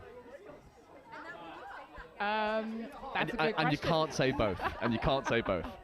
Oh, we're an ambitious team, though. I have to say both. Like, I think the aim. There we go. Well, they're putting more scores on and they're keeping Blaze to 0, so they're doing both. I think from a Scorp's point of view, we just want to play our best and demonstrate the best touch we can do, whether that's in attack and defence. And the team, that's what they will strive to do individually and as a team. Absolutely. As we see another score for Rishi going over. And it's this 3-on-2 execution again. We saw in the score prior, it was just quick hands out the back as we see this wonderful try-saving touch on replay from Tor Summers, who just somehow finds that extra yard of speed to reel in the gas man for Blaze, that number 56, Adam Sorales. That's no mean feat. I'm going to challenge on that. It's not somehow. That girl has wheels. She's got wheels and she trains for it. So there we go. That's when it comes in handy. Absolutely. I mean, you wouldn't be backing me in a foot race, that's for certain. That is a terrifying speed. As we see Blaze again, just a little bit unconventional, coming unstuck in their line attack, but full credit to London Scorpions in their defence. 6 minutes left to go, keeping Blaze to 0 and marching through the middle of the Blaze defence with ease. There's Buddle. And again, I think it's the use of Scorps of their, not just their female links, but also the wingers. And here we go. I was going to say knowing when to pop it to the winger when there's space. That just drags the defence. It just fixes Blaze, and it just makes them work much harder on their horizontal line. And then there's loads of space out there for when we want to execute those 3-on-2s and 2-on-1s. Absolutely. And Scorpions, the structure that they've got, it's just allowing them to play so expansive. As we see the first real time for a line attack set piece, as we see sweeper play, 3-on-2, not able to execute the 2-on-1 on that occasion, spacing a little bit too wide. It's good line speed from Blaze to put Scorpions under a fair bit of pressure. But for my mind, I don't know if you want to correct us, it's the first real line attack setup we've seen in probably 10-12 minutes from Scorpions. Yeah, that's true. Well, I've had so much opportunity in the midfield. There's been no need to attack on the line. But I have to. I'm gonna I'm going to be nice to Blaze. I'm going to say that was really nice line defence from them, because they forced that pass to the winger, which we know is always more difficult. And then, you know, they forced that error in a way. Unfortunately, they didn't get a turnover very close to the line, so they're going to have to face it again. But yeah, as we see, Barrow marshalling, getting in an acting half. Barrow once more. And working with Kieran James. James just playing matador with the defence. Barrow on the link punish. Barrow accelerating, checking the ball away. And unfortunately, I think that one just escapes their hands at the last moment. But Scorpions will have a fresh set of 6. There'll be another opportunity for Amelia Lai to get over. yeah, and just on this line attack, I just want to say this is something I think that's also quite a strength of Scorps and of the top mixed teams that we have today, is that everybody has a very specific kind of role in the team. Yeah. But because we're training those roles and we're really practicing them, we're using everybody's main strengths. So Victoria Barrow, for example, she's a great diver, so you've just seen her being sent on quickies and sweepers for that. And that allows every player on the team to be a threat, which means that the defense has to look everywhere. They can't just defend 2 or 3 of us, they have to defend the whole team. Yeah. Because we're using our commanders, our setting people who are setting up plays and strikers really nicely. Absolutely, as we see Scorpions go through that little bit of conditioning, and they do go and finish in the corner. Picking up from half, stepping back against the grain, and then ripping a lovely pill into that far corner. And this looks lovely on the replay, and it's well finished over there. By Tallulah. Thank you very much. Why do we need a team sheet when we've got someone who just knows the players off by heart? One person for each team, there we go. This is brilliant. Absolutely brilliant. You can come back for Scorpions 2 again. This is wonderful. I definitely will. If you had honestly, if you had a camera up here, I spend a fair bit of time with my head down trying to find numbers. So to have someone like yourself who knows these players just off a glance is it's lovely. At least it's saving my upper back, that's for certain. Well, it's much easier for me. I just have one team to focus on. I suppose that's true. There's Daffyd looking to get a score on the ball for Blaze. Lloyd Daffyd, step back, tries to go long, and now there might have been a foot race for a moment. I think his eyes lit up, potentially looking to go full length. It's a good covering touch that comes in. And we've highlighted it before, Andy Steele for Blaze, a really influential player in this game so far. But again, Scorpions just marching up the pitch. Not a lot of midfield pressure coming against them. That was a really nice intercept from Richie. I just saw him, he just shifted his position at the last second. But the defender was in the good place too, so that was a very good save from her for Blaze, and they got the turnover, so very nice first touch. Yeah, absolutely. And I think for me there's something that's been really impressing me about Scorpions, and I think it's fair to say, at the risk of maybe upsetting some other teams, I think it's very fair to say that Scorpions do a very good job at using all of their players on the pitch, whereas in mixed there can be a bit of a default of just using those middle 3, the boys in the midfield. Whereas I think the boys in the midfield have actually got the least amount of airtime on this game, because Scorpions are conditioning these links so well, and it seems like Blaze haven't really played against that style of touch before, and they're finding it hard to fix it on the fly. Yeah, I think that's the main difference that I see whenever I watch mixed touch between the best teams and kind of teams that will struggle a bit more with their performance, is how they use their 6 players. Yeah. This is a 6-player game. It's a big pitch. If you're only playing with 3 people, you're not going to get there. Agreed. Not going to get there. No, completely. I could not agree more. Could not agree more. You see, once again, Scorpions coming into their line attack. James straightening, diving, and that is easy money for Scorpions. Attacking against a very tired Blaze defence. And their line attack shows that it is just as threatening as their transition attack. You cannot let Kieran give them space to dive like that. There's no way you're defending that. I mean, I think he could dive from 10 metres out and still get there. He's such a tall guy. That's all he needs, really. And then on top of that, he's got a great technique in diving. So, yeah. Absolutely. And this game is coming towards its end. It feels like Scorpions are going to go home with a 7-0 win, keeping Blaze to a 0, which I think might hold a little bit more importance going through a 20-minute game. It's a very hard thing to do, is shut it out. Raphael, could you just sum up what this Scorpions performance has been from your end? And has there been any aspect of the performance that has really stood out to you? I mean, I've really enjoyed it. It's been a great performance from Scorps, I think.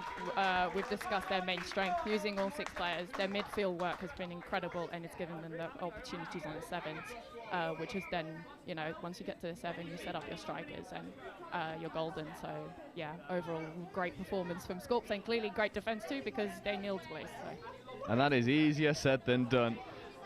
Well, that is all she wrote. London Scorpions 2 with a 7-0 victory here on live stream, and that has been oh so emphatic. We shift our focus now onto our next game, moving back into Division 1, where it's another second team, London Eagles 2, who bought themselves promotion into Division 1 last round, up against what we've been touting as potentially the dark horses in Division 1, Cheltenham Tigers. Raphael, baby, thank you so much for joining us. You are welcome anytime you would like to. It's been an absolute pleasure, especially if you want to save my voice on team sheets. No, thank you so much. It's been a lot of fun. I'm supposed to be working on my PhD thesis right now, so this is so much better. Oh, well, you're more than welcome to take a break on live stream anytime you like. And our next game in Division 1, London Eagles 2, Cheltenham Tigers, will be with you in about 4 minutes' time.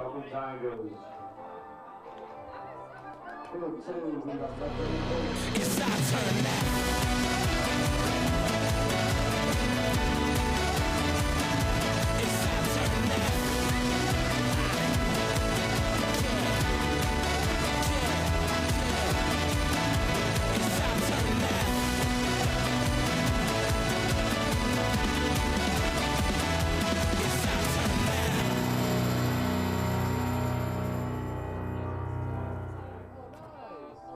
For the North East Mixed Open. We got scored on off the first tap, which I think probably did us the good because we woke up a little bit after that, so good win. Did what we needed to do, did what we were aiming to do at the start of the game. I think this game's going to be a little bit different, possibly a little bit different pace. This team, I think, are going to threaten us on the line up the middle, maybe. So yeah, looking forward to it and seeing how we get on. Our youngest's 15, female player, and our oldest is about 26, 27, I think. Yeah, I think what we've got is we've got a team of players who've got some really good skill, and they can read defences, they can play heads up, they've got good skill, they've got good pace. So attacking wise, I'm just going to let that flow from them, because from the first game, that's what we showed me. But what we really need to do is we need to nail on the defence.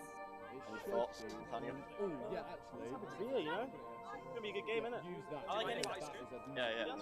Just go down, get the ball down, chop a hole. Yep. Nice. I'm going to give Rich heads up when I'm taking the ball.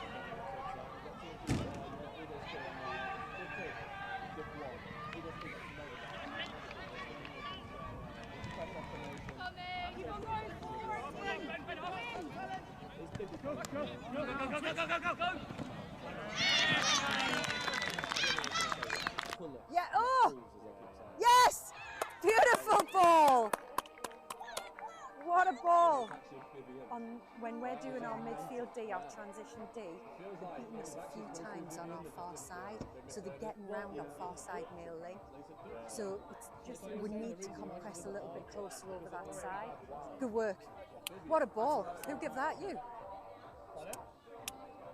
I go back to the same messaging as the game before. You clearly can see what you need to do in attack. That last being aware, the awareness of the time on the clock, the awareness of taking it away from our box, the awareness of finding the space and using your pace to go down that edge. 5, 9,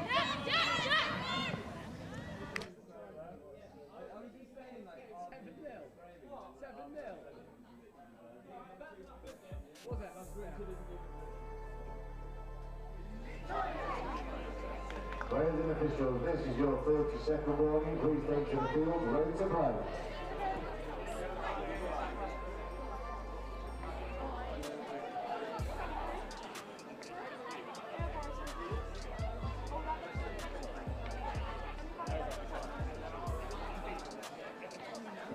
Players and officials, stand by.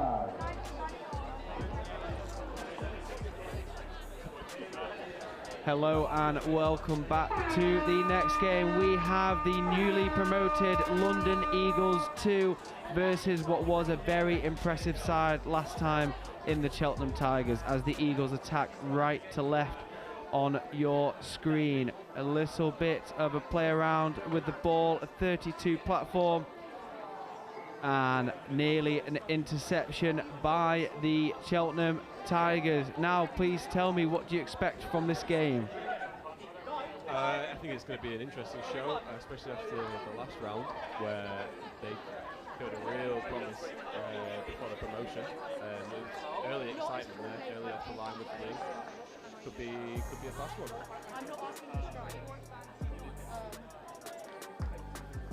As we see just a little shuffle around from the Eagles, a little pause from the referee. They're not too sure what's going on. A little conversation, and we are back underway as we see the Eagles attacking the line, maybe looking for a penalty there, as Cheltenham managed to get the touch in.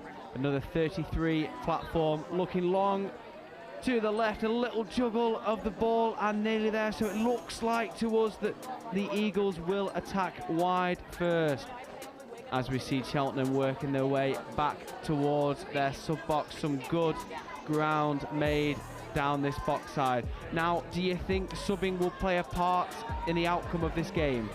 I do think this is going to be game one in the midfield. Who can get to the line with the most touches left? We've seen both sides have got some speed, and we know they're both local teams, so it's just like this. Who can make the break? Who can get through? And then links up. And that is the first score of the game. The dangerous man, it's Marcus Evans again. All the work done for him by Harry Petit, as Marcus reaps the rewards there. Now, that is what we expect of Cheltenham. They were very furious through the middle during round one, and they have brought that same skill set here with them today, as we see the Eagles. A nice little play around of the ball, bringing it wide to the left, and a little reset there by number 66, Yasuke Yatsu, as we just see a little fumble of the ball in the corner by Austin Cross. Cheltenham working the ball back away from their sub-box, making use of all the space they have available to them, bringing it back to the left-hand side here, making some good ground as they work their way up the box. Good hands there by number 62 on the wing, as we see Cheltenham looking to strike on fifth. Little switch, juggle the hands, wide ball, and unfortunately that makes its way to the floor by number 9, Lydia Mills. Now, this has been a ferocious start to the game, hasn't it? It has, yeah. I mean, here we go again. We see the speed, Austin Cross straight through. No one's going to get in here. He's off. No link up. So 6 again, straight down. This is it now. Can they win it in the midfield? As we said, that is a very important part of this game and the games we have seen before this. Cheltenham making some superb ground down this edge, aren't they? Yeah, absolutely. I mean, a sort of pace there in the middle. Ball, can't quite link up with the wing, but that was an absolutely excellent break there. Yeah. Harry Petit with the wheels, just looking to take advantage of the space that was gifted to him out wide by the Eagles there. And now Petit looking to put on the press. Well worked from the Eagles. I just love to see them get a little bit more momentum there going. As I say that, number 115, Max Perez, running sideways and forwards at the same time, gaining the Eagles further ground. As we see Bex Maxwell getting involved in the middle. It's good to see the Eagles playing with that female mid there in attack, isn't it? It allows them to try and use a male on the Cheltenham female link side here. So speak to me about that tactical aspect of the game. Yeah, I mean, traditionally it's 2 male mids, a male link and a female link. But yeah, if you switch that balance, you can really press it into the other team, find a new point of weakness. Not always weakness with the male players, obviously, but yeah, you're looking for that speed difference just to try and beat them. Hopefully open side, nice and easy. Yeah, the mixed version of the game, much more tactical than the single-sex versions, as we see Cheltenham with a late switch of the ball. And there will be no more touches to play with as they work its way across. I stand corrected, there was one more touch to play with as we see Cheltenham on 5th. A little hitch kick there by number 6, Corey Williams. And that is turnover ball to the Eagles. Finally poised here, only one score in it. As we see some good ground made by the Eagles through the middle. That's the sort of touch rugby I like to see. Direct, fast. And they're sticking to their game plan here as the Eagles work their way onto the pitch. That is 5th touch here.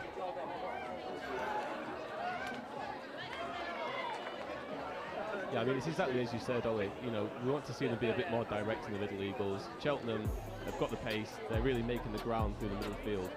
It's just a bit sideways rather than straight up the pitch. Ooh, that looked like a foot out there to my favour. The referees have not seen that one there. Cheltenham may be lucky to get away with that there as we see a fake switch over to the dangerous man, Marcus Evans, looking for the doggies play. Unfortunately, that does result in a ball down and turnover, with Eagles looking to work their way down their box side now. Some good pressure applied there by number 67, Mr. No Name, as we see the Eagles working their way forwards.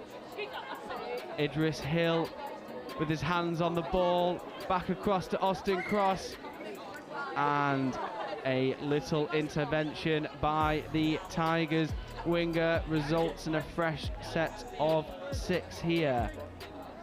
Again, Bex Maxwell taking charge of the ball. Maxwell and Cross working together as a middle partnership as we see the ball work its way back across to the left there. Now the Eagles just testing the Cheltenham defence, just trying to pick away at any holes they might present as we see Maxwell back in the middle again. Idris Hill, Maxwell to Hill. Hill with a dive at the line, and that is a superb touch by Lydia Mills in the link position for the Tigers as we lose a hat. That may well be Hill's hat, is lost in the corner, retrieved by his compatriot as Tigers look to start swiftly again. Now it's interesting, isn't it, that Tigers like to bring their sub pattern away from the box first there. To speak to me about that one. Yeah, I mean, there's two schools of thought. You could run it direct, try and hit the momentum straight up your box side, try and get the pace and overwhelm the defence, but they keep they're running away set first. You'd assume to try and spread out the defence, create those gaps further up the field, like we have here. Nice spread now to Spill there. But yeah, it seems to be working for them. They're not stacking up in the middle, stumbling over each other. So Tigers looking confident when they play towards the open side. They are not scared of a 4 or 5v3, and that is exactly the opportunities they're looking to create as the Eagles make some superb ground up the middle here. 5th touch has been called. Ball was away. Now it looks like both teams are looking to attack the edges, and that is Yusuke Yatsu nearly reaps the rewards there. It seems to be at the moment defences on top as we see some wheels and an absolutely superb touch by Idris Hill in there. Can Cheltenham take advantage of this field position? There may have been a little fumble of the ball. The referee has seen it, and that is a turnover there. I have to say this Cheltenham side has got some wheels in their side as Eagles look to transition off the pitch. Now this seems to be more a game of tactics, doesn't it, rather than raw grit and determination. Would you agree with my evaluation there? I would say, yeah, this is a bit of a game of chess here. Each team trying similar tactics, getting to the line. Just like to see people be a bit more decisive on the line. It seems like people are getting the ball, trying to split the mids, being a bit indecisive, and then touches are wasted. Exactly right there. Again, as we see the Tigers work their way away from the box and back in field, as we see a handover of the hat that Maxwell lost earlier. Correct me, sorry, it is Hill, not Maxwell. Got my names all confused there. Back with the hat on is Hill, as the Eagles look to work some of their fresh legs onto the pitch here. Juggling the ball around in the middle. Maxwell taking control. That is what we like to see, working back towards the line. A superb scoop from half. Can he find the ball? A little juggle on the right-hand side here. And number 36, Rochelle Kwan, scores in the corner. Now, that is what we wanted to see from the Eagles, wasn't it? Attacking straight through the middle like a hot knife through butter. And they have come away with a score in the corner that was superbly finished. As we come just over halfway in this game, one apiece, as even as it gets. What do you think will be the decisive moment in this game? What will unlock the defence? What do you see happening here? I think we've seen both teams. They've got pace. They've got their speed demons out there. It might just be luck, you know, getting a 3v4, 4v5 situation, finding that gap, breaking through like we just saw, then linking up with another player.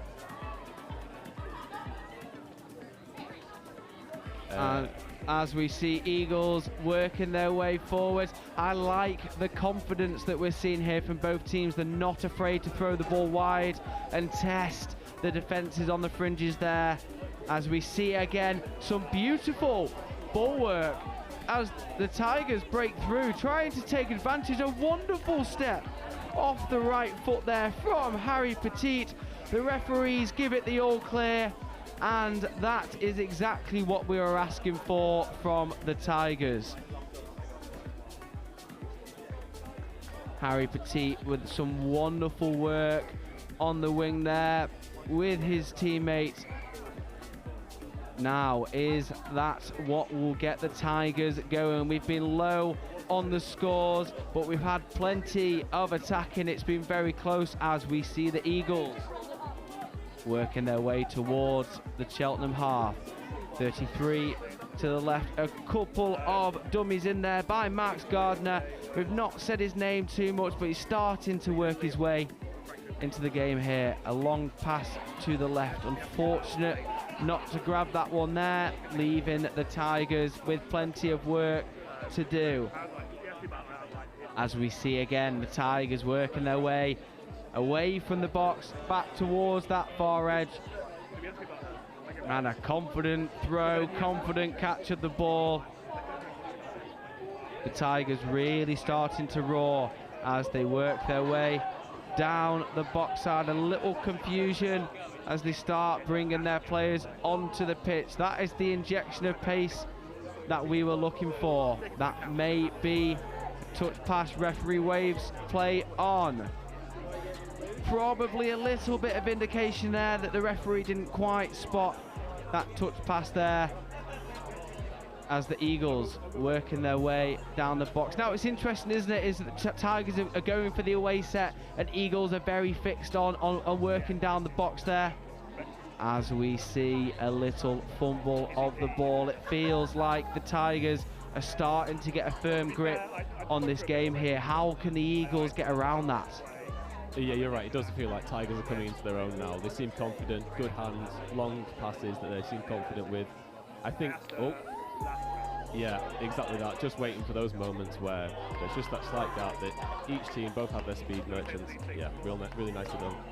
As we see Marcus Evans there, a little show and go, always looking over his shoulder. The Eagles just a split second away from shutting the attack off. Evans, a dangerous man, and he has come away with a score there.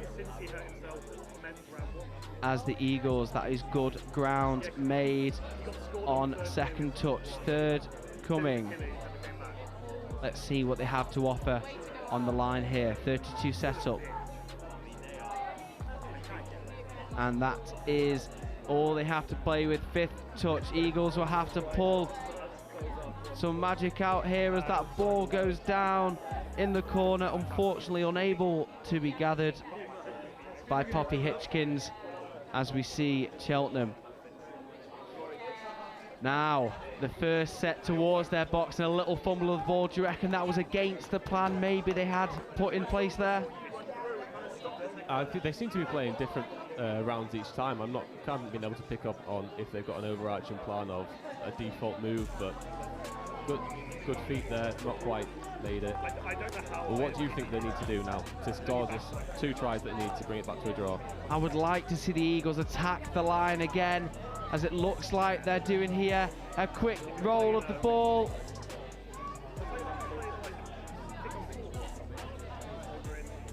As we see Eagles recycling that ball over to the right hand side, back to the left. That is 5th touch, looking for a strike here. A little bit of indecision, correct me, that was not 6th touch. Referee has called the ball down the sideline. Referee agrees, gives the signal, and that is a superb dive at the line, isn't it? Absolutely, yeah. I mean, in under the defence, personally, I thought it was a touch. We need to see this replay, but the refs seem happy with it. They've always got a much better view than we do. The replay just not quite showing that there. Again, we always love to get those scores on the board as players and as commentators. We would rather that was given than not. As a defender, you'd probably feel a little bit hard done by there, wouldn't you? But as an attacker, you're going to say that ball was down there. It's always the same. If you're defending, you want 6 more. You don't want to try. If you're trying to score, you want to try. You don't want to have to battle 6 more out. This game is finally poised. Tigers up by 1, looking to extend their lead on the Eagles. The hot stepper, Harry Petit, difficult customer to deal with. Unfortunately, nothing doing there, as we see the Eagles with around 3 minutes to go, working their way down the box side here, nearly caught at half. This is good momentum from the Eagles, answered with some great pressure by the Tigers. That will be 5th touch coming as the Eagles look to spread the ball wide, and that will be a ball down. Unfortunate from Austin Cross there, as we see the Tigers taking their time on the transition, now working towards their box side. I would like to see some pressure from the Eagles here, take away the time that Cheltenham have had for the majority of the game, as we see Evans running a Redlands across to the near side, and unfortunately unable to be gathered by number 97, James Dobson. This is do or die for the Eagles now, as we see Cross working his way up the field around Evans. Cross back on the ball, and unfortunately that has been called as a forward pass. Evans taking his time on the ball, moving forwards. If the Tigers can see this set out now, they will leave themselves in a great spot to win this game. Eagles will be hoping for a fumble of the ball, maybe a penalty in their favour, as we see Evans looking left, looking right, shimmying around, and that looks to be a touch by Austin Cross. Just a little bit of deliberation between the referees here, and the touch has been given. Evans on the ball, looking long. What a ball, what a cat, and that is a score for number 26 on the wing. We do not have a name for that one. I would love to shout her out there. That is number 62. Sorry, reading it the wrong way around. I think that is Tilly Palmer. And what do you say? Do you think that's the game wrapped up for Cheltenham now? I think 30 seconds on the clock. This is going to be a hard one to pull 3 back. I think this is it now. Really great link up there, great hands, great positioning. You couldn't ask for more from a winger. Exactly what the job says on the tin, and that is exactly what she has done. As the hooter goes, just sum up this game for me. It is Eagles 2's first time in Division 1, promoted from the last rounds, gave a very good showing of themselves, come up against a very, very well-drilled Tigers side. Yeah, excellent show from Eagles 2 here. Great to see them up. Great efforts today. Shouldn't be disheartened by the fact it's a loss. They've played a great game. It's very evenly matched. Just those small moments where Cheltenham managed to break through. Like you say, seem maybe more well drilled. They definitely seem more well drilled in defence, and that's what's won them, holding them out. Spot on, and we will be back with you with another game of touch. They come fast, they come furious. We will see you in just less than 5 minutes for the next one. Thank you very much.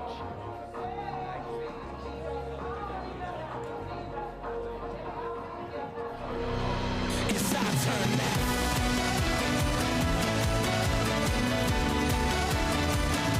It's our turn now.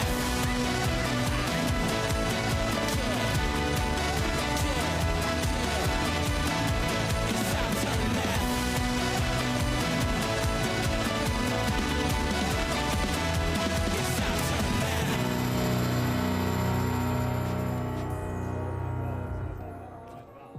Start for the North East Mixed Open.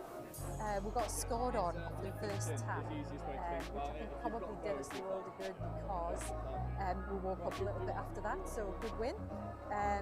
Did what we needed to do, did what we were aiming to do at the start of the game, but I think this game's going to be a little bit different, possibly a little bit different pace. This team, I think, is going to threaten us on the line up the middle, maybe. So yeah, looking forward to it and seeing how we get on. Our youngest is 15, female player, and our oldest is about 26, 27, I think. Yeah, I think what we've got is we've got two players with skill, and they can read defences, they can play heads up, they've got good skill, they've got good pace. So attacking wise, I'm just going to let that flow from me because from the first game, that's what showed me. But what we really need to do is we need to nail our midfield defence. Any thoughts, Nathaniel? I'm happy to be here, you know. It's going to be a good game, isn't it? I like anything. Yeah, that's fine. Just go down, get the ball down, chop a hole. Yep. Nice.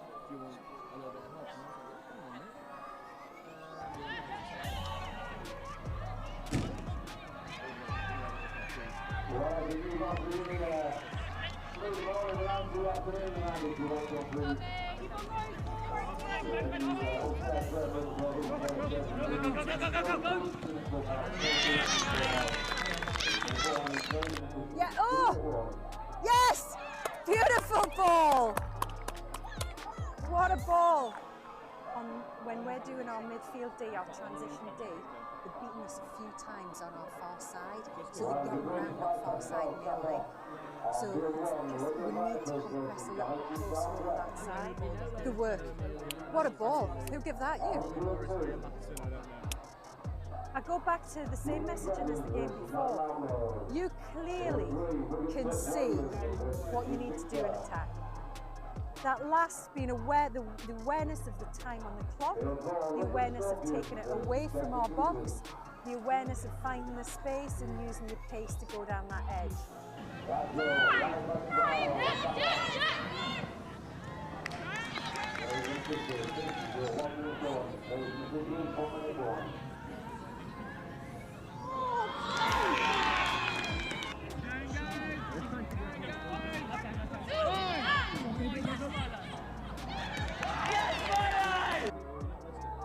Yes!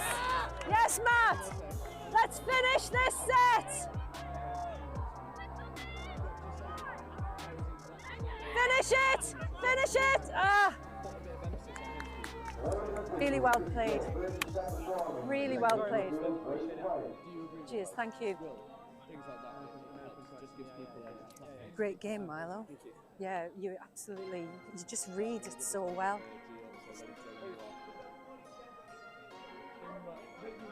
So welcome back. Galaxy Southwest versus London Vipers. Ollie, we've touted Galaxy Southwest as one of these teams that might be going all the way to the final. This feels like our first opportunity to really test those waters. What are we expecting out of the Galaxy team? Yeah, they are very, very tricky to deal with, as we see Treyers working his way forwards on the ball. Yeah, that's the familiar combination of Trays, Cole Graham and Sam Baldock. Here is Baldock.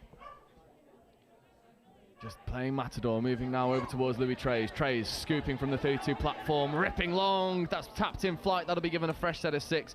But you see the first real example of just how this Galaxy Southwest team move. They operate all towards Louis Trays. They give him some platforms. And then once the defence overcommits on Louis, you got the likes of Sam Baldock and Cole Graham's platform. There's Baldock in motion. Baldock stepping back towards Trays. Graham, extra pass needs to go.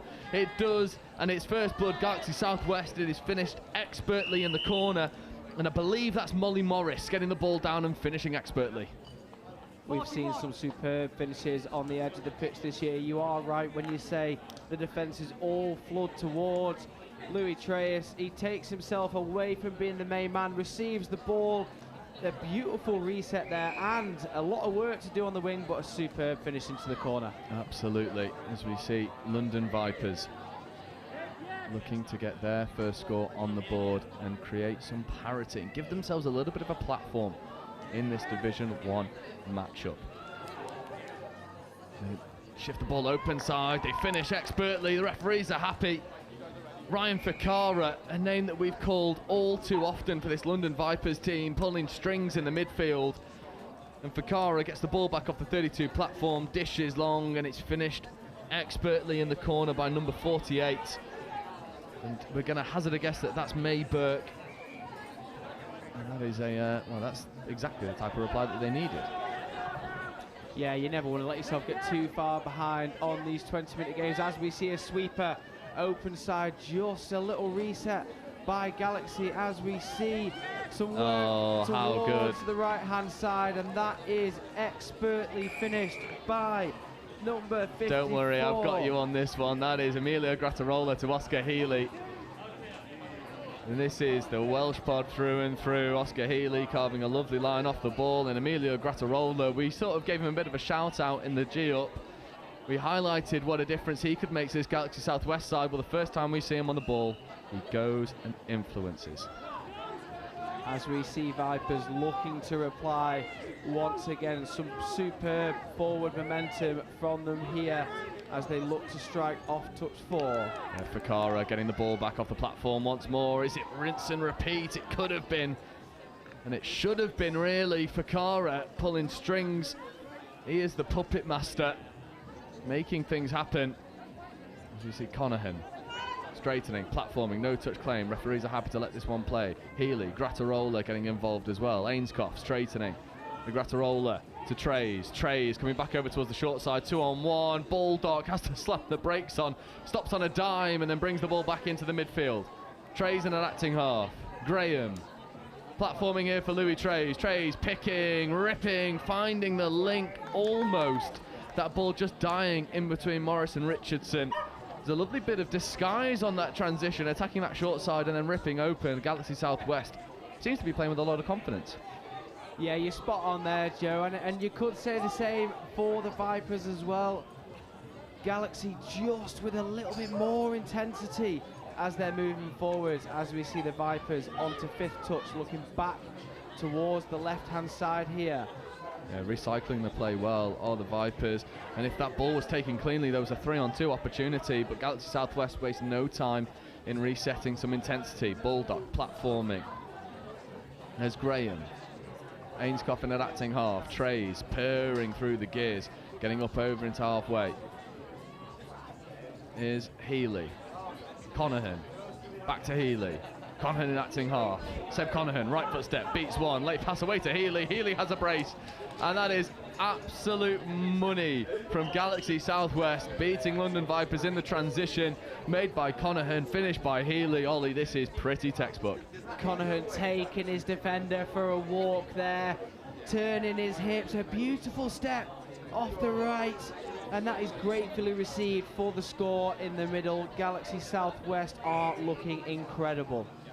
Yeah, and Galaxy Southwest, one of these teams that are really eyeing up cup competitions and certainly laying their case out in front of us here. Fakara on the ball. Ryan Fakara just steadying the ship. Open side quickie. Fakara with a lofted pass out towards the wing, and it will be finished expertly by Jessica Charles. And again, when you say London Vipers, you've got to say Ryan Fakara, because he has the keys. He is the magic man in the midfield. He makes things happen. And for Galaxy Southwest, can you outscore Ryan Fakara? I think Louis Trays would give a positive account of himself there. You are right, Fakara, the danger man for the Vipers, and Trays for Southwest, as we see Trays working his way forwards with that formidable trio. Yeah, Bulldog straightening. Oh, it's picked off in the midfield. This is touch 0. And might that be a bit of a momentum swinger in favour of London Vipers? Vipers cannoning up in the middle. Unfortunately for Joshua Wirahana-Tuwake, can't quite get that ball down cleanly. Again, he's another name that we've called consistently for London Vipers, Wirahana-Tuwake. The dangerous customer, Fakara now. There's a lovely platform set there by Dighton Jones. Fakara stepping, getting around Graham, late step away. The referee has a little bit of decision to be made. There was an offside player played through, so that is 6 and change. But Fakara, he makes things happen. And I'm really sorry if you're sick of hearing his name, but as long as he keeps making magic happen, he's going to get called. Oh, as we see, I think the referee might just need to pull this one to a halt. That was a nasty tumble, and he's looking far from comfortable in the midfield. And we want to make sure that he's okay. I believe that's Bulldog who is down and feeling the knee a little bit. Just a tumble into the roll ball coming up against Fakara. Bulldog is up and moving and jogging, which is a really positive sign, because Bulldog is an influential figure in that pod. Cole Graham and Louis Trays, he's got a hand on that left hamstring. We'll keep an eye on that one, see if Bulldog does re-enter the fray. But the game continues, and Conahan straightens. Good momentum into the roll ball. The Grattarola to Healy. Healy dummying, escaping away from Fakara, coming over into the link channel. There is Oscar Healy. Conahan. Conahan just escaping the touch of a few, and then Healy with a hands-on-head moment. Found the bread basket, but the basket's got a hole in it. That's the one, as you said, held his head. That's not normal for the hands to lose control of the ball. As we see some superb work and pressure by Galaxy Southwest on this near touchline, some superb ground. Yeah, this is dangerous. There's Wirahana-Tuwake, open side quickie. Wirahana-Tuwake picking, ripping, finding nothing but grass. But again, dangerous work from London Vipers, attacking those middle channels, looking to go expansive. 8 minutes in, they find themselves only 1 try down against Southwest. I think if you said that this would be the position they found themselves in at the start of the game, they'd probably bite your hand off for it. Yeah, the Galaxy Southwest with an abundance of international players. Vipers looking to give it the best crack they have, as we see Galaxy Southwest making their way forwards. Treyas on the ball, working through the middle, ball out to the wing here to number 41, and that is expertly done by Galaxy Southwest. Indeed it is, and Galaxy Southwest rolling with 4 women onto the field. I want to say that was Maya Matheson flooding on alongside Cole Graham and Louis Trays, and the line of Matheson just exposes all the space. And as you say, it's expertly finished in the corner. Galaxy Southwest now with a 2-try lead, 4 tries to 2 over London Vipers. A little bit more of an uphill battle for Vipers, but Fakara will be looking to make stuff happen in line attack. There's Messon platforming, Fakara picking, ripping, Fakara connecting. Ainscough with a brilliant touch. Yeah, Galaxy Southwest just putting their winger to winger in defence. I'd love to see the Vipers go and attack that link hole here, as we see A lovely piece of skill there out the back. Unfortunately, no fruits of their labour as we see Southwest aiming to work their way off the field. Reset the roll ball for just a moment. Now, Praise. Richardson. Running through here. So is Cheltenham. There's Healy. Forming here for Emilio Grattarola, finding Oscar Healy. Oscar Healy stepping, 2-on-1 execution. The referee's happy that the defensive player for Vipers was onside. That'll bring the 6 and change. London Vipers escape without worry. However, this midfield press from Galaxy Southwest stunting all momentum for the moment for Vipers. As we see them just getting a little bit more friction on the tyres. 5th touch on its way. Wirahana Tawake trying to dance around Emilio Grattarola, does so 3 times. Wirahana Tawake needs to find some support, drops a late pass off. Can't quite connect, but that was absolutely disgusting from Joshua Wirahana Tawake. Just shown at the start of the replay there, the second step, just unable to get the ball to May Burke there. I wonder if he could have held onto that ball and found Elliot Gent, who was fading into that far corner. Maybe Wirahana Tawake will take a look at that one and think, it's a good learning opportunity there as we see Trays picking, stepping, left foot, right foot, finding Graham. Graham finishes, and that is a tale as old as time. That is a combination that we've called week in, week out. Louis Trays to Cole Graham, and the ball finds the whitewash. Again, Joe, it all stems off. That is a beautiful bit of ground made. Unfortunately, just having to come back for the touch. Nothing doing as they roll into it there. Louis Trace has just done exactly the same thing down the other end of the pitch as Graham reaps the rewards. As we see the Vipers looking to attack with a little bit of venom working their way towards the Galaxy Southwest end. Fakara. It's a familiar middle partnership. Luke Messam linging around that link hole. Fakara stepping, trying to drop a late pass off. It was a lovely little sinker into the link hole, matched by the defensive shut. And I tell you what, the wings got to be so alert to the threat there, because that sinker is disguised so well. But the defensive touch puts it out at source. Fakara again. Open side quickie, Ryan Fakara, step back, again comes towards the sinker, and again Ainscough stays tight in defence, stays alert to the threat, making things happen defensively. And again, she's one of those players, those wingers that are worth their weight in gold, and Annie Ainscough comes up with 2 defensive interventions. Agreed, Joe. I wasn't aware my voice travelled that far down. I was asking for the Vipers to hit that link hole, they did, and Ainscough was there. Twice in a row, as we see. Yeah, this is Oscar Healy. Connahan with flick pass. Referees, I thought, were maybe happy that that one went before the touch came in. Not on this occasion. I think Connahan's gone a little bit early. I'm not even sure there was a roll ball in there. Muscular touch coming in. Fakara playing the late pass away. There's extra meters on offer. The physicality of this game is just simmering at a really competitive level at the moment, as we see a wonderful bit of footwork coming in from Linlu Bogo.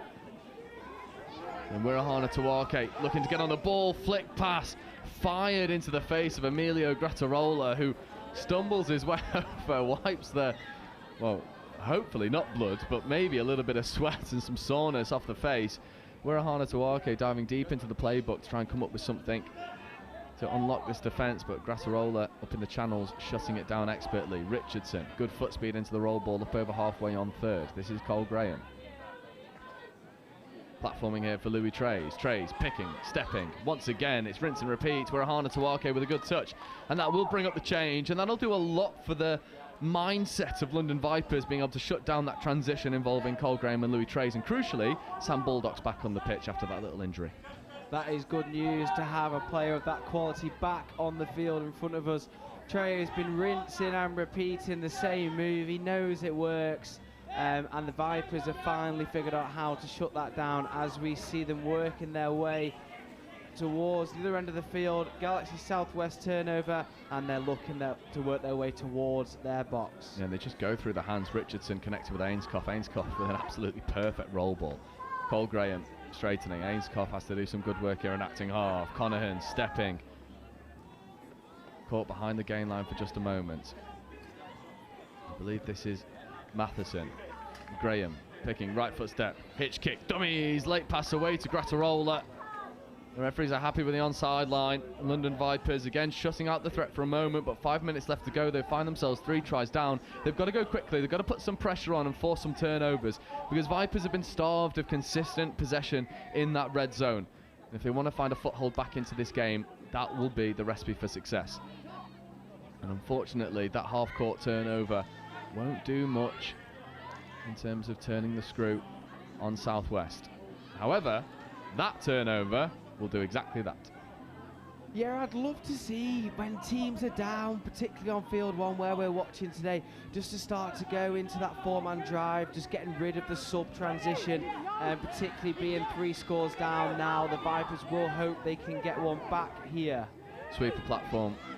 Rohana Tawake picking, looking for the link, finding the wing, and I think the referees are happy with that. Just a little bit of a tumble. It was good hands initially from Vipers 48. Unfortunately not got a number down on the team sheet for 48 as the ball works its way back over here. Not taken effectively. And I think from process of elimination, I'm going to say 48 is May Burke. Just the one name down without a number. As we see Grattarola, Healy. Conahan just straightens, flies through the pressure. This is a lovely slick transition at the moment as Trays flies onto the field.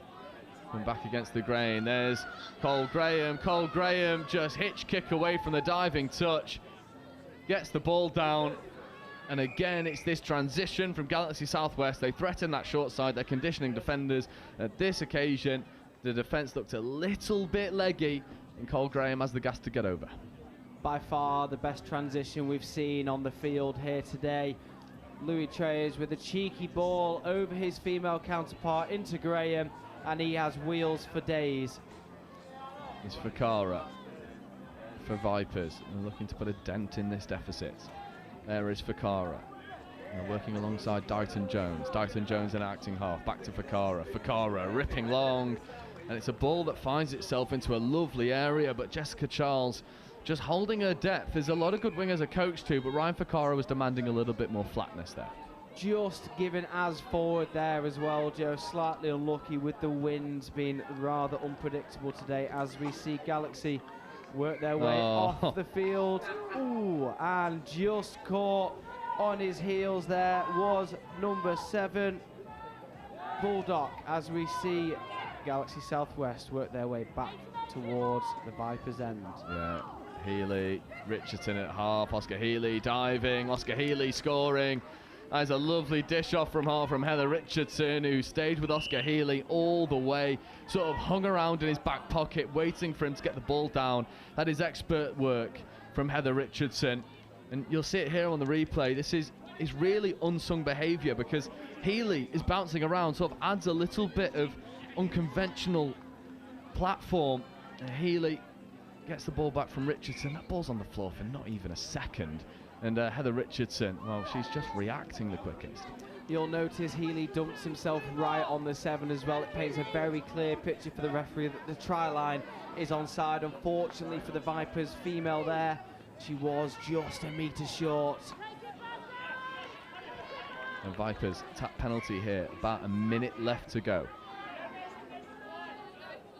This is a crucial moment for London Vipers. They'll be looking to get the 3rd score on the board. They've been good value for 3, and it'll give them good momentum going in to the rest of this tournament. As we see a beautiful 33 set up there, Vipers just trying to force the issue again through that link hole, and are rewarded with a penalty for offside there by Galaxy Southwest. Yeah, what's interesting as well, just while London Vipers are going through their line attack, trying to make something happen, I'll just take a moment as Vipers come over towards the short side, diving at the line. And the referee's happy that that's ball down. Mason Brown almost getting the third touch. Call from the sideline ref of touch that comes in. Wirahana Tawake. There's Fakara. Ryan Fakara, right foot step, trying to get away from Grattarola. Wirahana Tawake finds the outside edge. And it's worked amazingly. What a clinic in keeping that ball alive and recycling pressure. And Vipers will get their third score. And just as the final hooter goes, just to bring you up to speed with what this Group D looks like, Galaxy Southwest topping the pool at the moment. They've got played 1-2. They've got Kiwi Dragons in their pool. The final game in that pool will be Galaxy Southwest versus Kiwi Dragons. That's certainly one to keep an eye out for. And then Nottingham Outlaws and London Vipers make up the rest of that pool. That feels like almost a bit of a group of death between Galaxy Southwest and Kiwi Dragons. That victory on live stream there for Southwest, that'll give them so much momentum going into that game against the Kiwi Dragons. Agreed, and it will just reinforce their positive behaviour on the transition as well. That is exactly where the difference was in this game, where the Southwest had more of a game plan, more options to work off. Vipers struggled in their transition there. We will see Galaxy Southwest back on this pitch, I believe, later today. Quite unfortunate in round one again with a bit of a tricky group, and they'll do well to get out of this one again. Completely agree. Galaxy Southwest go marching on in their crusade for cup glory. Well, coming up for you next in about 4 minutes' time, we have Galaxy London White versus Cambridge Hornets. We're back in Division 2, and that'll be with you in 4 minutes.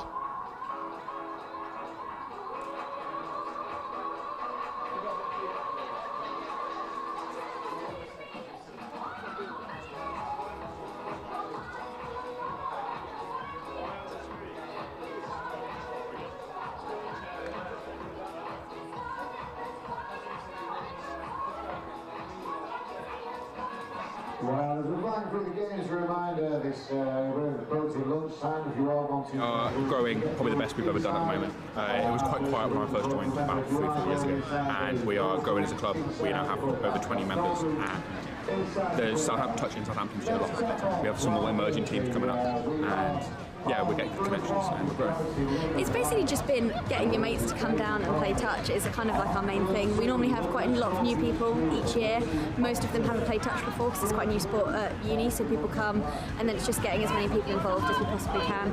So I think last year we had about 20 average coming to training every week. Sometimes it diminished, sometimes it would be a bit bigger, but this year at our freshers event we had 60 people come. And currently we have about 35 to 40 on average every week coming to training. And this was one of the first years where we had to actually pick a squad. We didn't just bring who could come and who wanted to come. We had to actually select people. First year, so I'm a fourth year now. My first year, kind of getting 10, 11 people to training. Only put out one team, and even struggled to put that team out in one of the national rounds. And now 4 years later, we've got 2 full teams, 30 odd at training every week, and it's grown massively. We now have half the status with the university. We're now our own official club, which we weren't when I joined. So yeah, the club's grown huge. It's all been about creating a community, creating a feel and a vibe that people want to be a part of, and that particularly people that have never played the sport before want to get involved in, even if they don't quite know what's going on.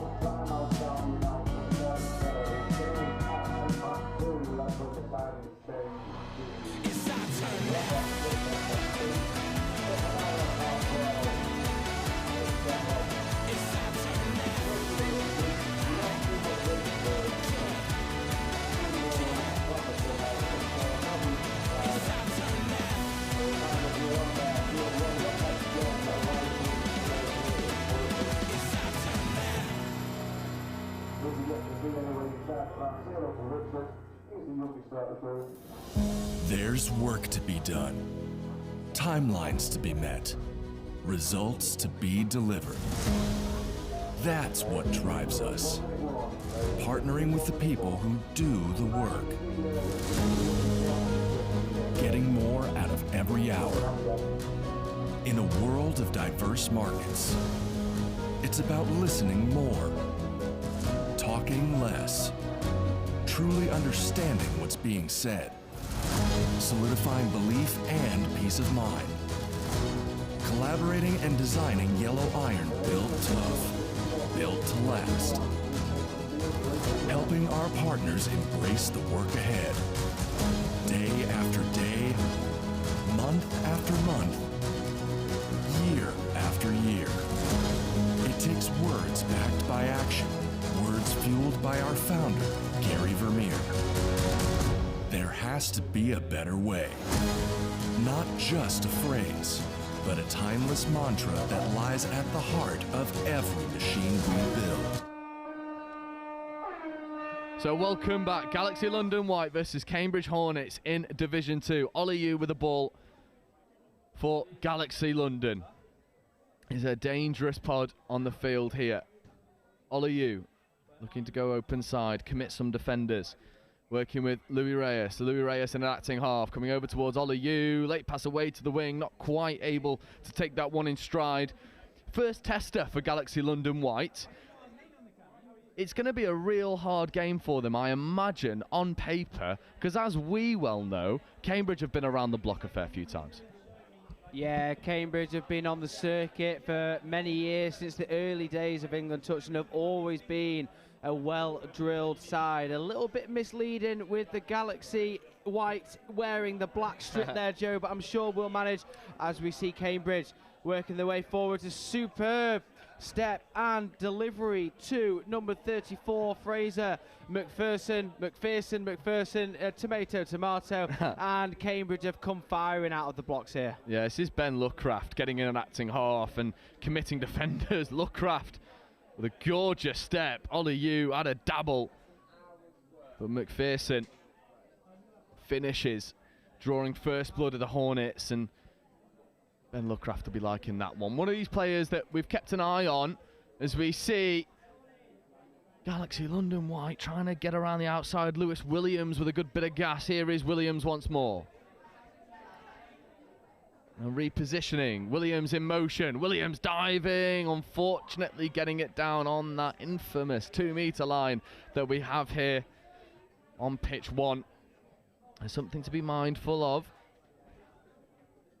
But London will keep going. Williams in an acting half, coming against the grain, picking, ripping, finding the wing, not able to get that ball down quick enough.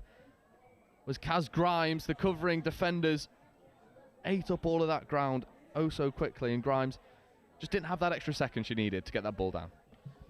Yeah, you're right there, Joe. Potentially a little bit more space for her out wide, just taking a couple of steps to the right. I'm sure that'll be adjusted next time as we see Cambridge working their way infield. Yeah, Hannah Suzuki getting involved in acting half. Here's Charlie Samble. Samble bouncing, finding some extra meters when there appeared to be none on offer. Maynard checking away. Maynard in acting half, picking, stepping, getting into the in-goal area, connected with Samble. Samble diving. And the referees have a decision to be made. They're happy. Charlie Samble gets a second score for Cambridge Hornets. Made by Maynard, finished by Samble. That's all to new, and Charlie Samble goes and executes. Matt Maynard, a staple player in this Cambridge side. A little wiggle of the hips. Looks like he's going to the right. Opens up to the left there. And that is a superb finish. A little bit of work to do, and that ball expertly put on the line. Yeah, Charlie Samble. He may be young, but he's got plenty of touch experience running through those veins. Galaxy London as Patel. Checking back over now to Savage. Savage back to Patel. Platforming here. Savage was in motion. Scooper from the 32 platform. Again going long towards Grimes. Grimes with a bit of work to do. It's well defended by number 13 for Cambridge Hornets. And Hornets again with stubborn work in defence, marshalling that try line expertly. Unfortunately, it wasn't 13, it was 73. That was Ash Hawes making a good defensive touch there. Again, wingers proving their worth defensively. I don't know how many times you'll have to say that on pitch 1 today and across the rest of the fields today as we see Cambridge working their way forwards. Yeah, that's Tom Davies platforming. And the ball moving its way back over towards Tom Davies, but that's 6 and change. Galaxy London doing a good job with their midfield press. There's pickup. Decent platform. Followed in suit. There's pickup once more. Again, going through some Tough work, tough yards in the midfield. Savage checks off away to Ollie Yu. Ollie Yu tries to get around Davies, and I tell you what, he did a decent job considering Tom Davies is probably the fastest player here at Burton. There's Ollie Yu. Ball moving a little bit too laterally at the moment. Ed Caller now trying to apply a good bit of go forward. Caller gets caught. 5th touch. There's Caller. There's 5th touch. Nothing remaining. And that will bring up the interchange. Ollie, it's decent enough work from Galaxy London, but I think we've spoken about it a fair few times on live stream. Not enough go forward. It's not punchy enough to commit these Cambridge defenders. As we see Galaxy getting another crack at the line again. You are right, Joe. It's all about that go forward. Lots of lateral movement again here. Yeah, and Ollie Yu just marshalling the transition.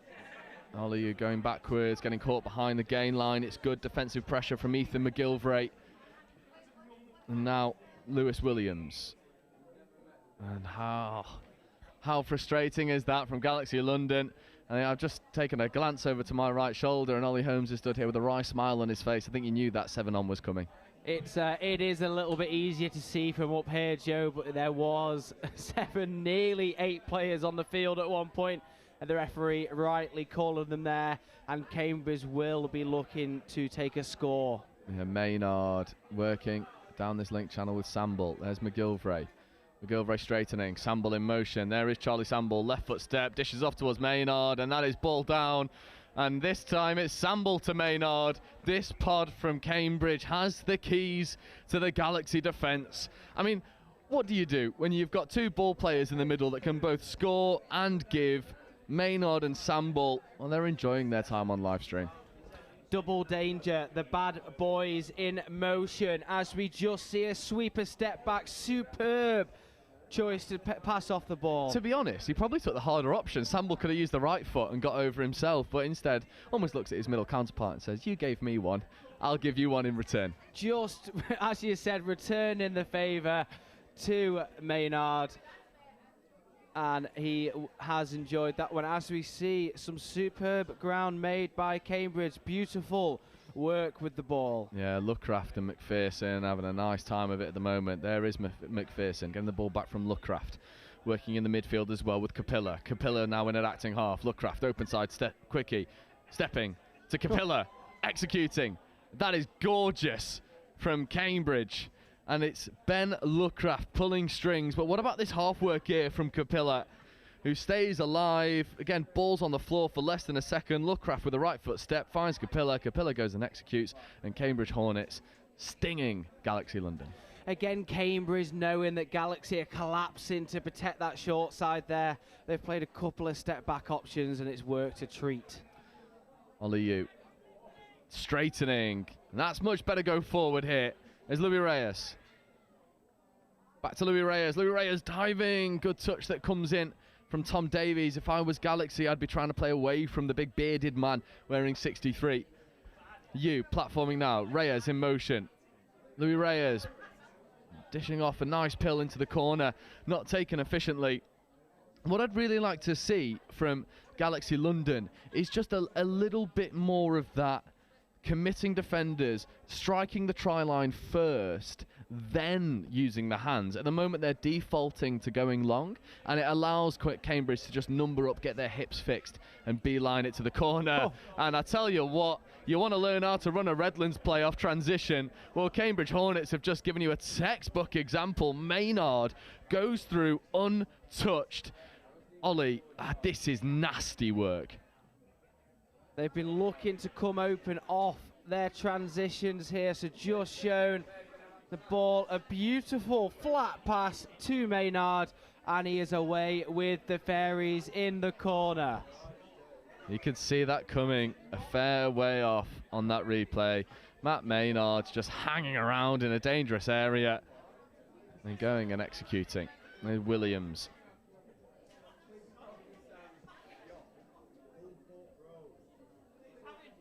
Just a little bit lateral again. Williams.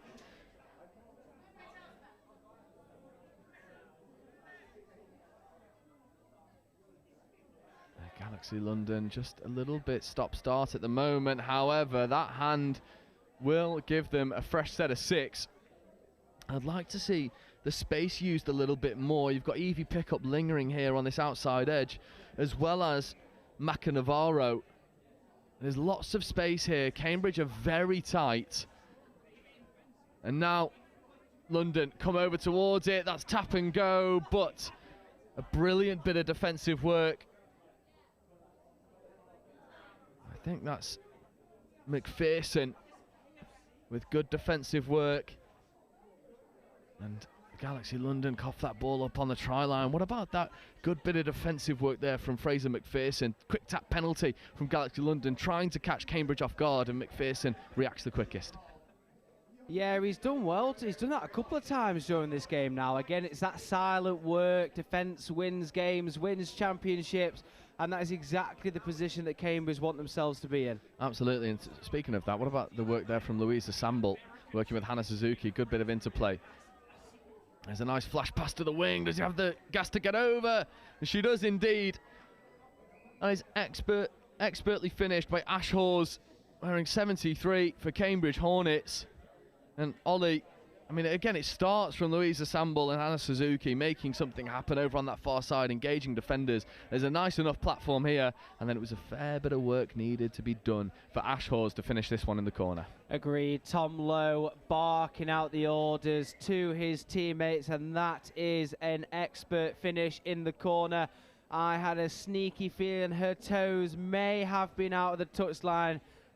She was safe and in field, and that's a good score. And now, Galaxy London need to find a good bit of go forward. Savage checking away late, now coming over towards the wing. It's well taken by Maka Navarro. And Savage trying to connect with Maka Navarro as again. Not happening on this occasion, and it feels like this Galaxy London team are just spluttering a little bit. Ollie, I'm gonna ask you to put the coach's hat on. What are the little tweaks and changes that Galaxy London can make to become a more consistent threat? Because we've seen them with certain players like Louis Reyes, Lewis Williams. They're really dangerous when they get these players on the pitch and in good areas. It's just not happening consistently at the moment. Are there any tweaks that you can see that might help them get a foothold as we go into the latter stages of this game? Just a simple one for me, Joe, as we see Cambridge just with a ball down. I'd just love to see Galaxy just attack the line forwards, that go forwards, that intensity, just to work off the ball. As we see, in my opinion, a fair touch coming there. Referees wave, play on. Yeah, I'd just like to see the Galaxies go a little bit straighter as they attack Cambridge. That's better as the momentum moves forwards. Yeah, that's Ollie Yu, who's been one of these players that have really given Galaxy a good bit of go forward, and they need a little bit more of that as Ed Calla gets up to make some good defensive pressure. But again, the work of Hannah Suzuki and Samble in this transition. Louisa Samble just accelerates through the meters in front of her. Oh, so impressive. Davies dishes off now. This is threatening. There's Ollie Lewis as well, not used on this occasion. Bates platforming for Davies. Davies accelerating, losing his marker, getting into the in-goal area, floating a pass over towards Suzuki. Just asking a little bit too much of that far winger. But Cambridge Hornets, well, they're playing with lots of confidence. Agreed. Low aging like a fine wine. Year on year, he gets faster and faster. Usually, as you get older, the wheels start to fall off a little bit, but not for Tom Lowe. As we see Galaxy, Lou Reyes with that go forward that we've needed from Galaxy, but then at two players having a compete for the ball in at acting half. Unfortunately, that one spills forward. Is Ollie Lewis, Tom Davies. Here is Davies once more, getting it away from Samble. There's Lewis, wanting this link punish. Lewis, Davies, wanted to rip that fire up towards Dan Bates, not taken on this occasion. I think this is going to be rinse and repeat. Lewis, down. Davies to Bates. Bates not able to take that one in stride. The pass from Davies asking a little bit too much. But they'll get a fresh set of 6 for their trouble. 6 minutes left to go. The scoring certainly slowed down from Cambridge.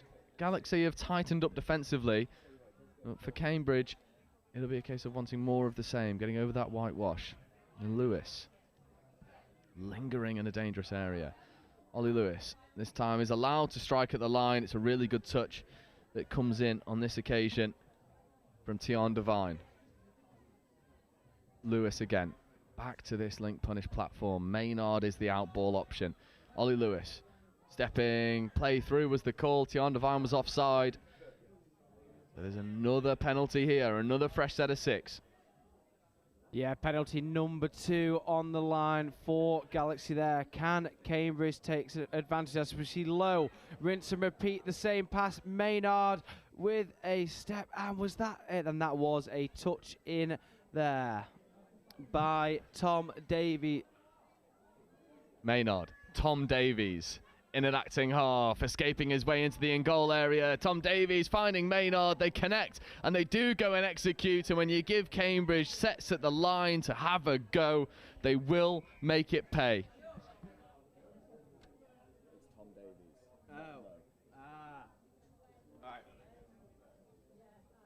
You see it here on the replay, Davies getting in. It just, what I really like about this, and this has been a bit of a theme across some of the recent commentary that we've been able to do on Next Gen Live. Running with the ball in 2 hands, fixing defenders. As soon as you tuck that ball under one arm, defenders can just man up against you. Tom Davies escapes his way into the in-goal area. Ball in 2 hands. Defenders have to respect the outside edge. And he finds that pass away to Maynard. It is lovely work. Here's Reyes. 21 short from Reyes. He's trying to make something happen. As the ball just stumbles. And coming back over, a little bit of disguise. That ball's away. Referees are happy. 2-on-1 on this outside edge. Coming back on the inside. And Galaxy London were playing with a nice bit of invention. It's a nice pod here, including Savage lingering over now on that far link. They are going forward. They are threatening the line. But unfortunately, they're leaving it potentially a little bit too late. You know, 5th touch, no touches remaining. It's really hard to unlock defences like that.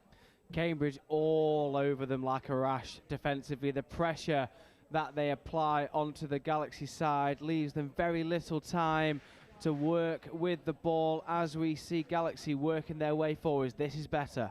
Much better, and it gives this dangerous pod another opportunity. Left foot, right foot, escapes his way into the goal area. Lookcraft and co stay wise to the threat and are able to see it out. Lookcraft wasting no time and getting going, and I think they're marched back another 10 metres. Not quite sure on what the call was. Just throwing the ball away there, Joe. A discreet signal from the referee in the middle. My eyes are peeled. In Cambridge, McPherson straightening. Here's Samble. Brilliant foot speed into the roll ball again. Such a low centre of gravity. There's Davies. Accelerating now in towards Louisa Samble. Samble picking back to Davies. Davies, right foot step. Well marshalled on that occasion by Savage. Davies just taking a settler. That's Bates. Working over towards Lewis. Davies platforming, Bates picking against the grain, ripping long into the overload. I think the option was to give that sweeper player because they had a 3-on-2 over on that far side. They come back into a man-on-man defence, and that's a pretty tricky picture to unpick. On this occasion, Galaxy are able to withstand the Cambridge onslaught. Samble has been my player of the match here for Cambridge. Again, it's that unsung work, isn't it? Taking control. She's been absolutely superb as we see Galaxy trying to get their first score on the board. Yeah, here is Reyes. Reyes stepping, calls a play through to Ollie Yu. And they will get a fresh set of 6. Good penalty there. And again, that's that go forward we've been looking for. Louis Reyes has done exactly that when we've asked. In fact, this pod of Reyes, Yu, and Ed Calla have probably been the more dangerous of Galaxy London because they're so hell-bent on attacking that line first. There's Yu over towards Calla. Calla just bringing the defensive line up. They wanted that sweeper set up. Reyes now caught on the 7-metre line. It's good defence from the Hornets. Reyes. Yu. is Kala to Reyes. Reyes, early release. There's a lovely 3-on-2.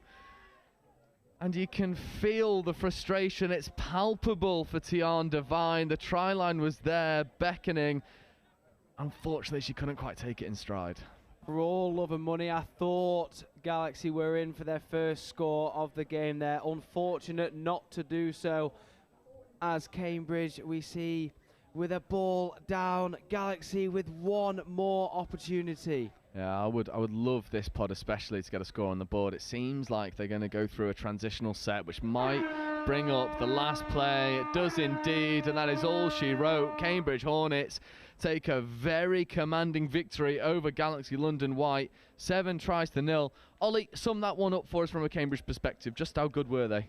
Cambridge were incredible value for money here in this game. Everything they brought to the table worked off. They have come away with 7 tries to none. London Galaxy, they will, like you said, when they're attacking the line, they nearly got that success in the middle channel there. I'd love to see them build on that foundation as the rest of the tournament goes on. I completely agree. Full time here, Cambridge Hornets 7, Galaxy London White 0. We're coming up for you in a moment. Do not go anywhere, because this next game is set to be an absolute firecracker. It is Invicta, who we saw come out on top in their opening game.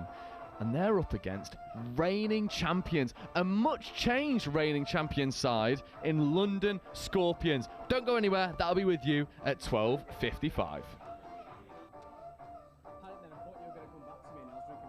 Sorry, I don't mean to put pressure on you, but you kept calling Tom Davies the wrong name. I know, I don't know why though. Where's that come from?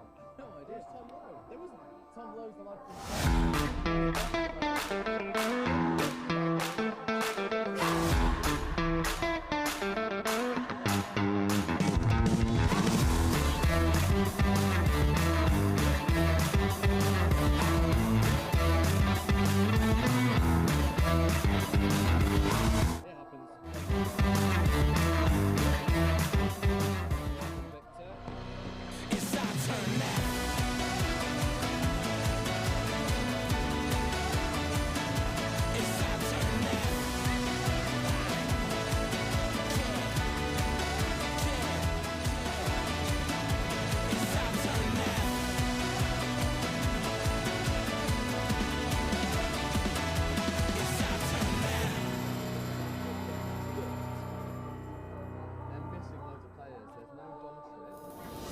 There's work to be done, timelines to be met, results to be delivered.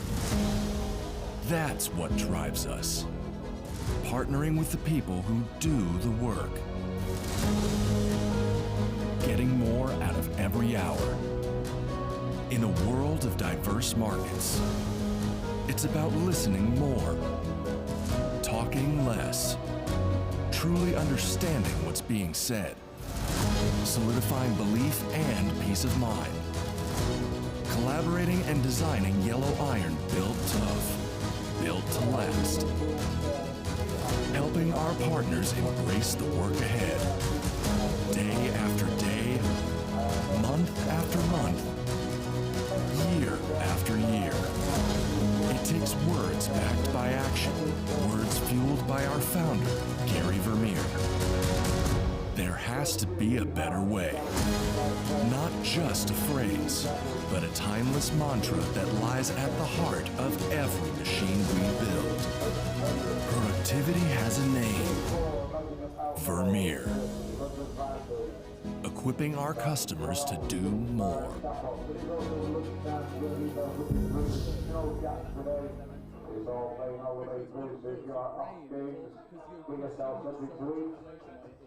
The brain's on over.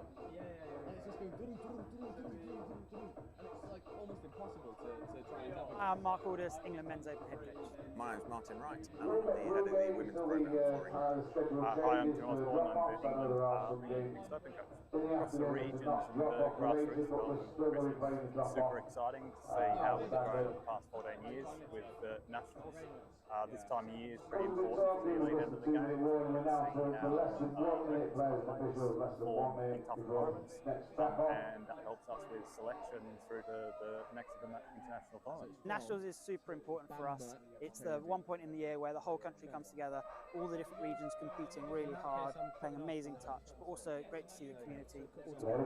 It's a really important weekend for us. This, whilst we see the players at camps, you get to see them in a live environment here, so very, very important. We have two objectives. First of all, we're looking for talent identification, so we're looking for the players in England that can come up to make up part of the Open squads, but we're also looking for the players that are within our squad, selection for Euro championships. So welcome back, Division 1 action. The reigning champs coming up against the rowdy upcomers. Invicta versus London Scorpions. This is a game that might have a little bit of everything as we see Meredith to Meredith to get us underway nice and flash. JJ Lister dishing off towards Vaughan. Now Charlie Meredith. Here is Lister. Lydia Ticehurst lingering in this near link channel. Meredith to Meredith. Just taking the settler. Fifth touch coming now. There's Lister. Vaughan Meredith in motion. Right foot step, getting back against the grain, escaping Harry Richards. And Vaughan Meredith starts as Invicta means to go on.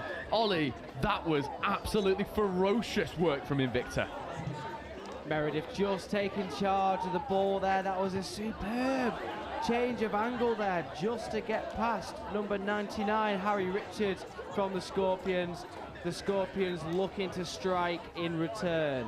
Yeah, there's Halpenny moving over towards Augustine McMahon. There's McMahon checking away. Halpenny platforming. There's Hardiman in motion. Touch comes in from Brett Hardiman.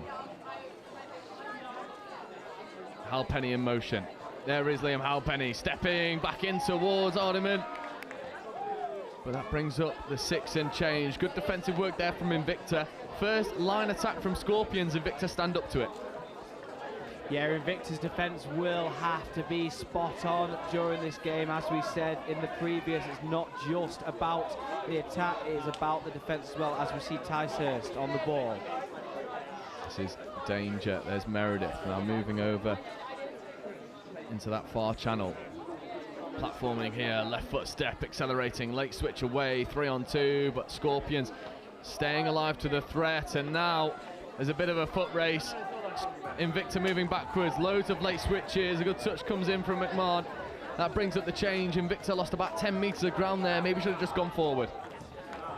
Looking for a couple of switches off their tap off, and then a few in the open play as well. You are right there, Joe, one too many. And the Scorpions figured that one out as they make some good ground down their box side. Superb platform here. Franco Perticaro in an acting half. Perticaro checking away, diving, last ball down. And that's Connor Fitzpatrick getting under for Scorp's opening score. And again, it's this transition. We called it last round time and time again. We don't know how they do it. We can see it happening, but you can't stop it. This momentum that they get using the female Lincoln wing and then bringing in the big boys in the middle to go and get the score. It is ferocious stuff from London Scorpions. As we see the scores all level, Invicta with the same intensity they brought in the first attacking set of this game. Meredith teeing the ball off. Lister now in an acting half. Charlie Meredith in motion, he might not need it. The covering touch comes in at the last moment. It's good defensive work from Joe Brewer. Brewer now applying some defensive pressure. Invicta playing a little bit heads up. Well, that'll bring up the 6 and change. In fact, it's a penalty for touch pass. So London Scorpions fixing some defensive misreads from the opening set. And this second set of defensive work looking much stronger.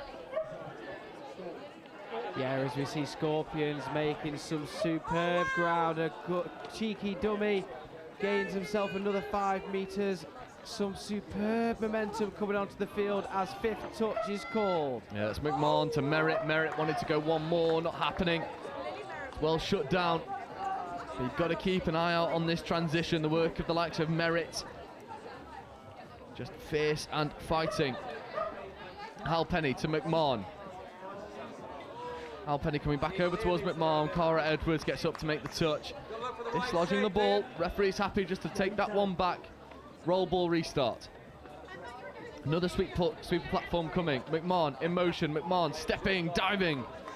Charlie Meredith standing tall on the line, making a good defensive read. However, penalty ball, fresh set of 6 here for London Scorpions. There's Thomas Hardiman as well. Hardiman looks to be in motion, not taken. McMahon having a dabble. McMahon getting away to Meredith. Ball is away. Halpenny, left foot step. Halpenny diving at the line. But again, Charlie Meredith staying tight in defence. His work alongside Toby Lister worth its weight in gold right now. Just watch out for Halpenny, just looking to spread the ball on this next play here. Yeah. A dangerous bit of space here. There's Halpenny picking, step back on the inside. What a lovely bit of disguise that is between Halpenny and McMahon. However, it's going to come back for a forward pass at the last moment. Referee's unhappy with the angle of that one. And it feels like that's just kicked Invicta into life. They go through their transitional set. And they've got to go work hard to get that ball away. There's Aston Brett. Playing the ball back on the inside to Lydia Ticehurst. Ticehurst straightens. There's Vaughan Meredith. There's Brett. Lister. Back in towards Meredith. Nice bit of interplay to buy some extra metres. Brett checking away now to Lister. And unfortunately that one just goes down. Maybe a little bit of overplaying coming in from Invicta. But it certainly seems like that forward pass penalty really gave them a little bit of life into that transition. Seems like there's been a fire lit underneath them there. There's a little bit more intensity in defence. Scorps will have to lift theirs as well. Yeah, Perticaro setting good expectations here. Dummying, ghosting through, extra passes away, but it'll come back for a touch pass. It was good interplay between Fitzpatrick and Perticaro, but it comes back for a touch and pass. This pod is dangerous on transition. Agreed. I think the last couple of times they've managed to get down right into the Invicta danger zone. And Lister has to take the ball back to the mark. Brett to Meredith. Back in towards Lister. And Scorpions may be guilty of throwing a bit of an unstructured defence. But talk about throwing something that's far from desirable. Invicta cough the ball up bang on halfway.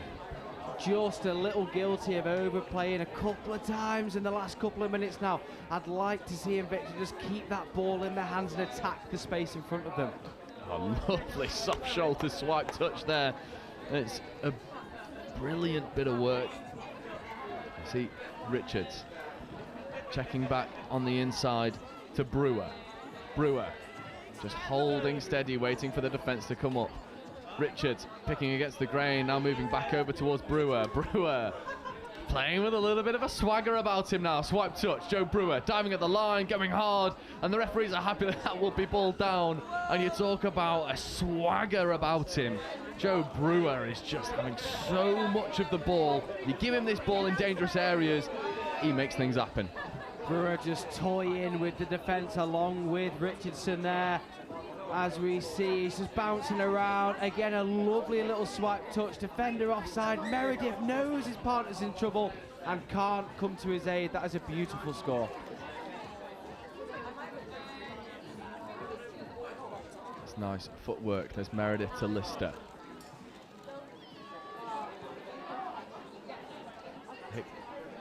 Ticehurst.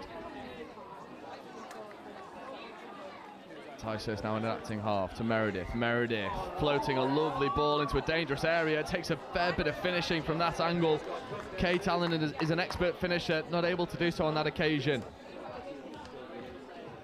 Meredith coming down in front of Toby Lister. Lister fizzes that one back in. That's turnover ball. And there's a player down. I think that was a rolled ankle. And that's going to be a really nasty feeling there for Lydia Ticehurst. We hope she's okay. Just taking a tumble off the ball. We've heard that's not the first time a little bit of a rolled ankle has come into play. No, the touch season is long, hard and very unforgiving on the body. We do wish Lydia Ticehurst well. Quality players, been in the England under-18 setups, everything like that. I think she's been involved with the under-20s as well. Yeah, one of those players that has bags of potential and is not hitting her prime just yet. Nice floated pass over, and there's a 3-on-2 if they want to go and execute. They will endeavour to do exactly that, working the ball back onto the inside now. Lovely bit of interplay from Mimi Taylor-Dean. Perticaro, late switch. Lovely scooping platform here. This has been designed to perfection. It's a stunning pill into the corner. Not able to take it in stride on this occasion was 54. Unfortunately, not got a 54 on the team sheet. We'll try and fix that one as we go through. Toby Lister, brilliant foot speed, followed in suit by Cara Edwards. There's Ayla Payton as well. And now Lydia Ticehurst back onto the field, fit and firing. That's a good sign for Invicta. Strachan working with Brett. Strachan platforming, Lister in motion. Brett picking up against the grain, getting into the in-goal area. Aston Brett looking to find the support, but the Mirrors defence from Scorps just undoes all of that attacking platform. Ollie, those Mirrors at the last moment, oh so crucial. Yeah, superb work from them there, unlucky not to come away with a score as we see Scorps making some superb industry. Yeah, Gribben there getting involved. Harry Richards platforming here. Brewer picking, stepping, getting into the in-goal area. Brewer finding the wing. Not able to take it in stride, unfortunately, just slipping the grasp. Invicta, it remains a one-try game, but they are living life dangerously. Agreed, Brewer may well be the difference maker in this game here. Unfortunately unable to connect in that corner as Meredith moves the ball very well from Invicta here. Good to see Ticehurst back on the field and firing. Absolutely. Meredith. Edwards has to reach behind her to get that one. Late pass away. You could see what Cara Edwards was looking for. Single shooter there from Harry Richards, but not quite on the same page between her and the middles there. Yeah, it's a shame that one didn't quite work for them there. It's good to see Invicta making use of the female mid again. The tactics that come with the mixed game are intriguing themselves. Absolutely. There's a nice bit of foot speed into the roll ball. And a penalty to boot. Mimi Taylor-Dean, she has a crucial job in this transition. And now we see Hal Pennick working with McMahon and Thomas Hardiman. Another penalty, that's the second on the line. Invicta living life right on the edge. Referees unhappy with their impetus to go forward. Hardiman, open side quickie. Thomas Hardiman ripping long and does connect. And it's finished with a flourish in the corner. And again, unfortunately, we've not got a number down on the team sheet to give her the plaudits that she deserves. And that's a bit of a shame. However, she does get over and finishes well. Number 64. And we will try and problem solve that one. Ollie, I'm going to leave this one to you. As we see Invicta tapping the ball down by 2 scores. Just over 7 minutes to go. As we see Lister on the ball, hat and body in one.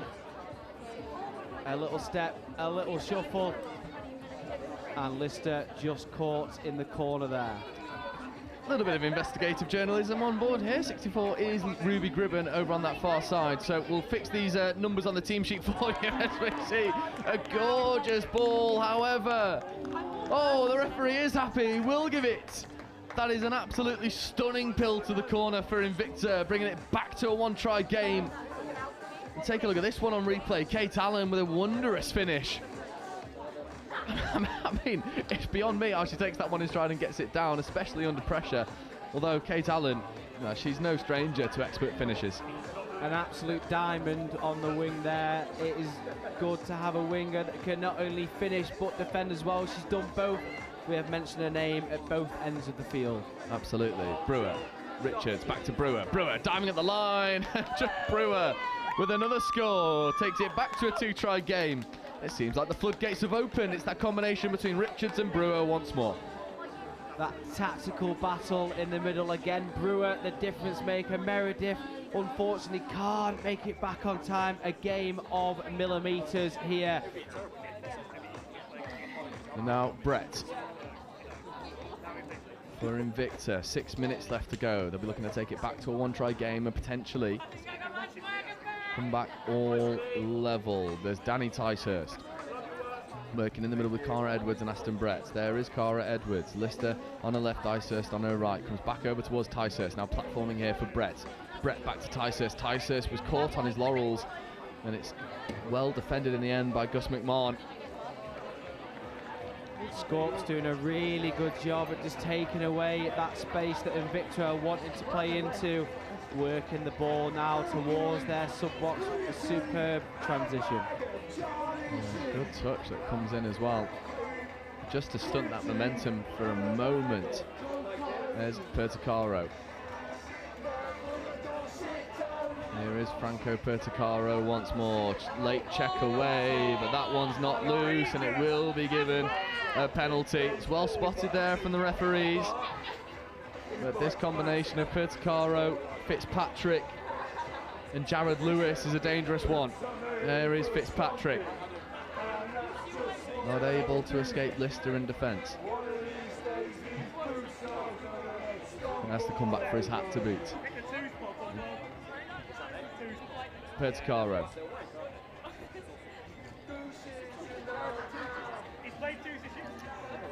Fitzpatrick back to Perticaro, back to Fitzpatrick. It's a lovely bit of interplay, matched by the defensive pressure of Cara Edwards.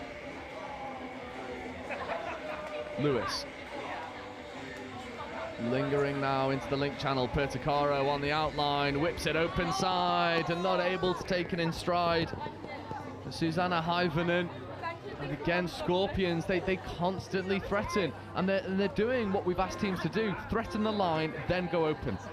I was just about to say how impressed I was with their tenacity and their choice just to attack the line. It makes Invicta shrink and leaves that space out wide. Lovely roll ball there from Cara Edwards. Unfortunately, that one just coughed up. And with 3 minutes left to go, this is looking somewhat dangerous for Invicta if they're not able to keep that ball in hand. There's Lewis. Lewis once more in an acting half. Perticaro back towards Lewis. Unable to escape the oncoming pressure from Lydia Ticehurst. Again, really good to see her back out onto the pitch. Perticaro. Jared Lewis. Franco back towards, unfortunately, between Connor Fitzpatrick, Jared Lewis and Franco Perticaro, they're not able to unlock the defensive line.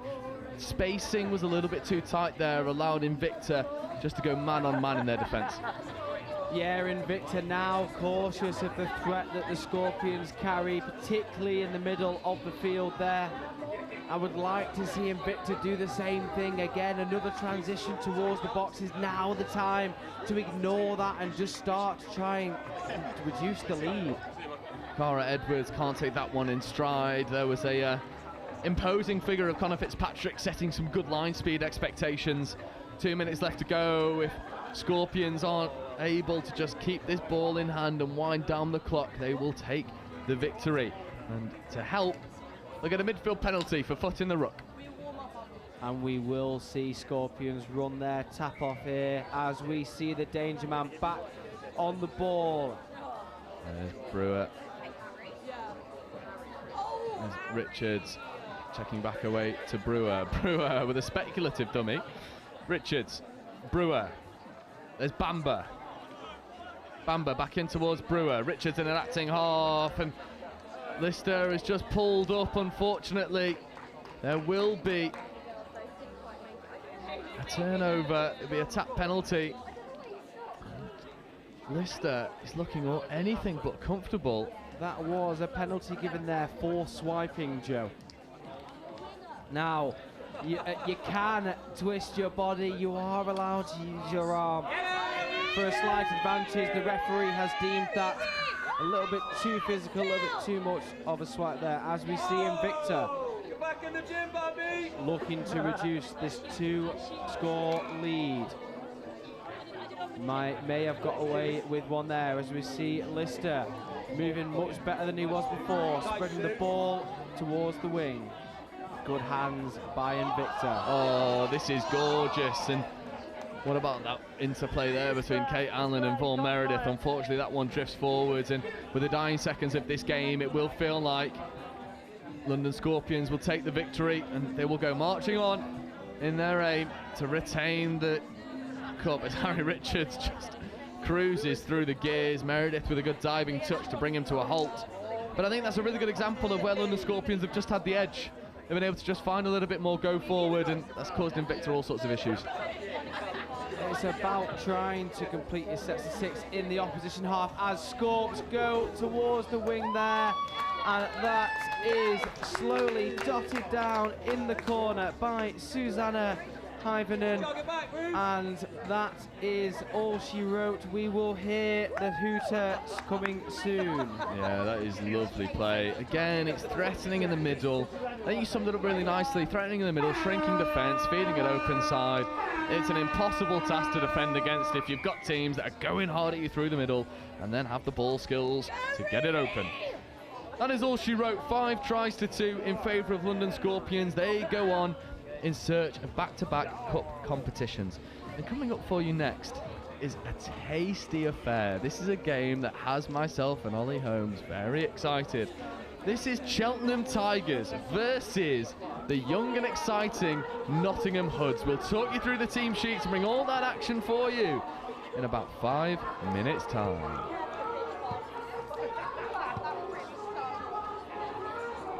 Growing, probably the best we've ever done at the moment. It was quite quiet when I first joined about 3-4 years ago, and we are growing as a club. We now have over 20 members, and the Southampton touch and Southampton is doing a lot better. We have some more emerging teams coming up, and yeah, we're getting connections and we're growing.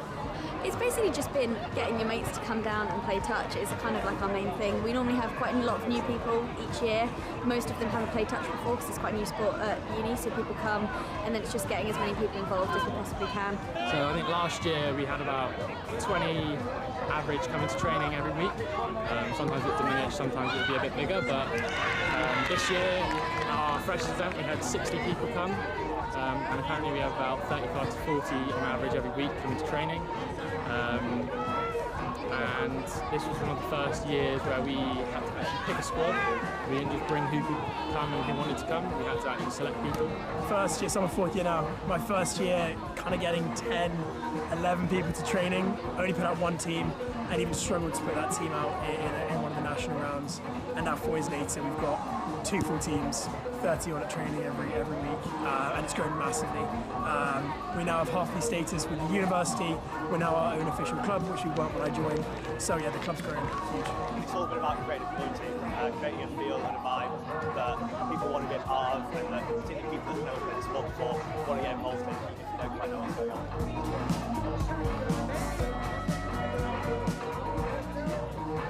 Sort of go into it, like, you don't know whether it's going to be a success, you don't know whether it's not, but you just got to hope that it will, and if you have that desire, it really will work, and that's what happened with us, you know. We started off just as a good friend wanting to kick a ball about, not even proper touch rugby, and then we had one pioneer who came in and just taught everyone how to do it, and you know, that drive was there already from that friendship group, and we just brought it up here. People love the fact that it's inclusive sport and it's a mixed sport. I think that's quite rare. So people say that like the vibes of touch is always just really good, everyone's really friendly. That's probably the main selling point, and then they learn to actually enjoy the sport after that, I think.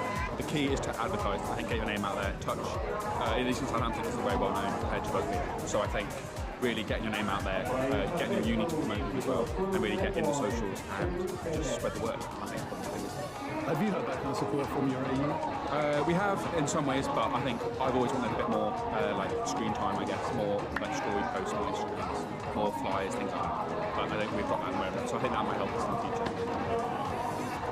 Keep going, not certainly, but also reach out to those rugby players. You know, contact sports are more and more becoming in the past, and touch offering a fast, flowing, and non-contact version of sport really is a really good opportunity to get involved and play rugby, even after injury or you know, it's not wanting to play on Sunday. I would say start small, because I don't think our club would have grown to the extent that it has if we hadn't got a really good core group who were dedicated dedicated, willing to train, willing to turn up when there weren't that many people. And then from that, it's a slow growing process, but you get more people coming along, the quality improves over time. I'd say don't be disheartened if at the start the touch maybe isn't that high quality or you're lacking numbers a little bit. Stick with it because people will come and people love the game. And it's one of the only mixed sports at Bucks. And so you will get numbers, you just need to stick with it.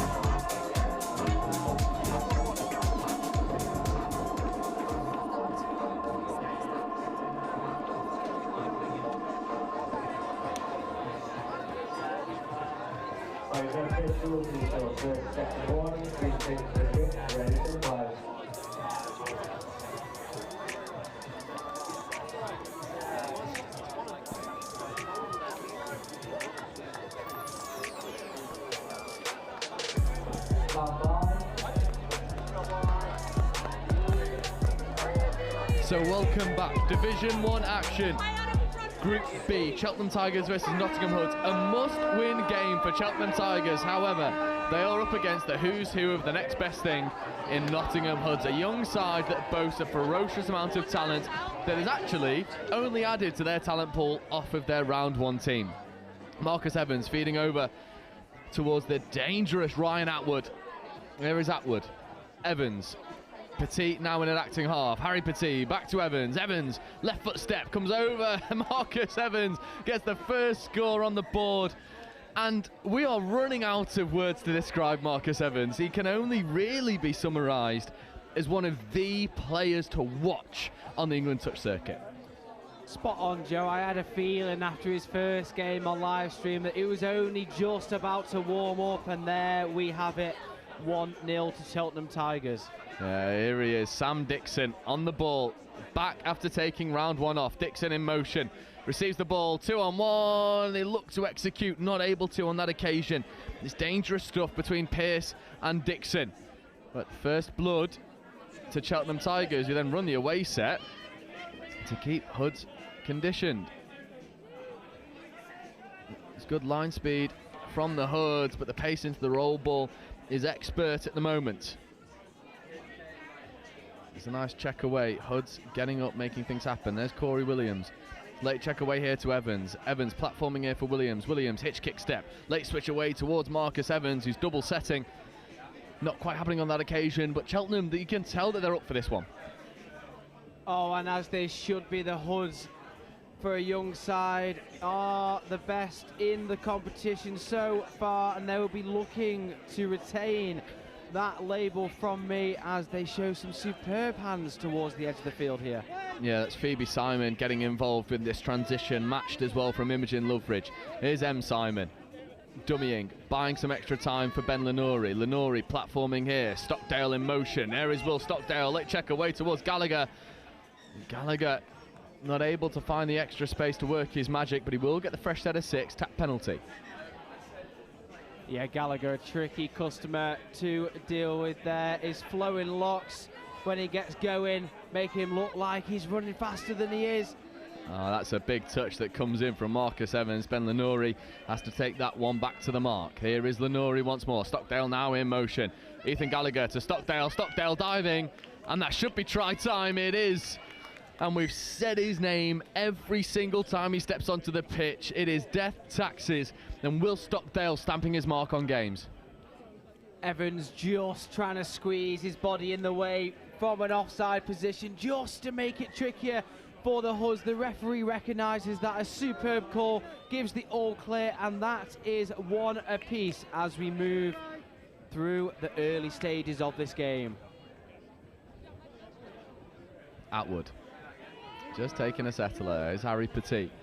He's working alongside Reece Jones. Jones platforming. Petit in motion. Left foot, right foot. Harry Petit is a tricky customer to deal with. Ollie Simon staying alive in his defensive work. Atwood feeding over towards Jones. Jones platforming. Petit in motion. Harry Petit, right foot step, left foot step. Gets around 1, gets around 2. Dives over the covering touch. However, touch is claimed and made. Referees are happy. Had to stay alive for that one. Atwood looking to buy some late switches. They get the touch count wrong. So Atwood does have one more touch to play with Jones with a late pass away towards Lydia Mills, not taken. A little bit of a logistical error creeping in there, not keeping track of that touch count. Sometimes your brain gets so attached to the play, as we see a superb line break there by the Hoods, working their way towards their transition in the box. Yeah, it was Ollie Simon, and a lovely bit of interplay, followed in suit by sister M. Simon. There's Pearce. Dixon in acting half. Sam Dixon, late check away towards Ellis Pearce, and Atwood just says, try again, no thank you. Just a casual palm right in the path of the ball as the danger man Dixon looms with the ball in his hand. Oh, he's on the pitch with Stockdale as well. Here we go. Stockdale, dummy, Dixon trying to escape his way into the in-goal area, with the referees happy with the onside line. They were. That'll be a penalty for touch pass. Cheltenham doing a really good job at just staying tight, forcing the only option to be throwing long. Cheltenham looked really good when they played on field one earlier on the day, and it was this man here spreading his wings. Petit, can he go all the way? Dixon with a superb effort to no avail, as we see Cheltenham take a 2-1 lead. He said this was a must-win game. Well, Harry Petit, oh, this is stunning. Right foot step to escape one, and then just shifts through the gears, and it's no mean feat to beat Dixon. Dixon is millimetres away, but Cheltenham Tigers with the lead, and Nottingham Hoods have got to problem solve this one. You've got to keep Harry Petit under wraps, as we see a little bit of a roll ball error, ball just dropping loose. Cheltenham Tigers transition now. Ollie, this is a, if you could write out a script of how this one was going to go, you certainly wouldn't have predicted this in the opening 5 minutes. And if I could write a script like this, I'd be earning myself a lot of money, Joe, up in Hollywood, as we see the Hoods take control of the ball, coming towards the danger area of Cheltenham Tigers. Yeah, Pearce taking platform down. Phoebe Simon is in an acting half. Pearce moving back over towards Simon. Now that's Owen Carroll. And Carroll working with Lenore and Pearce. No, Gallagher. Lenore, Carroll. Oh, little dabble at the ball. Brings up a fresh set of 6. This is a dangerous pod. There's Lenore to Simon. Simon, late check away towards Gallagher. Gallagher to Carroll. Simon in motion. There is Simon accelerating, executes the 2-on-1. And Phoebe Simon almost looks directly at the boys and says, no, you give me this ball. I will execute this 2-on-1 to perfection. We were commenting earlier on in one of the games about the tactical aspect of the mixed version of touch, bringing your females into play, and that is absolutely superbly done with a 21 into the corner. Superb execution. Yeah, and it's finished in the corner by Freya Betts. Now Cheltenham Tigers looking to re-establish a lead. They know this is must win. Evans platforming. There's Jones accelerating, ripping a nice ball into the link channel. Lydia Mills not able to take that one cleanly. I'll bring up the 6 and change. There's Ollie Simon platforming here. There's Simon to Simon. M variety now. Stockdale flies through the roll ball. Here's Phoebe Simon. Pearce to Dixon. Carroll in motion, not taken. Dixon wants this scooping platform, fighting through the offside defenders. 2-on-1 if the ball wants to go. Referees are happy. That's ball down and turnover. Sam Dixon, I think he's just feeling himself into this game. You can see what he wants to do. Not able to threaten consistently at the moment, but you'd be a braver man than me to bet against Sam Dixon having an influence in this game.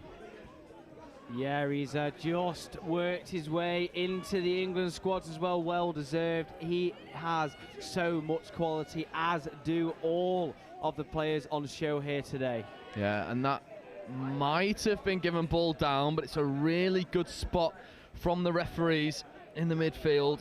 Johnny on the spot, keeping an eye on everything that's happening. Mike, the on-field ref at the moment. Good call in and amongst the ruck. Is the dangerous Corey Williams working with Aaron Tregus. There's Tregus in an acting half. Back to Corey Williams. Corey Williams accelerates, feeds the ball over to the wing. Is that ball down? The referees are happy. What an expert finish that is in the corner. I mean, take a look at this, Ollie. Corey Williams, the big Kiwi, pulling strings in the midfield. And then it's executed wonderfully in the wing channel. How good is this? Trieger's just leaving the ball in the perfect spot for Williams, already wound up to throw, and that is expertly finished by Katrina Cotti there. And now the emphasis is back on the hoods to make something happen. Lenori platforming, Gallagher picking, Gallagher ripping, connecting with Bet. My word, first time of asking. Ethan Gallagher dishes a lovely pill out to the far wing. And I mean, what else can you ask for at the moment? This is shootout central.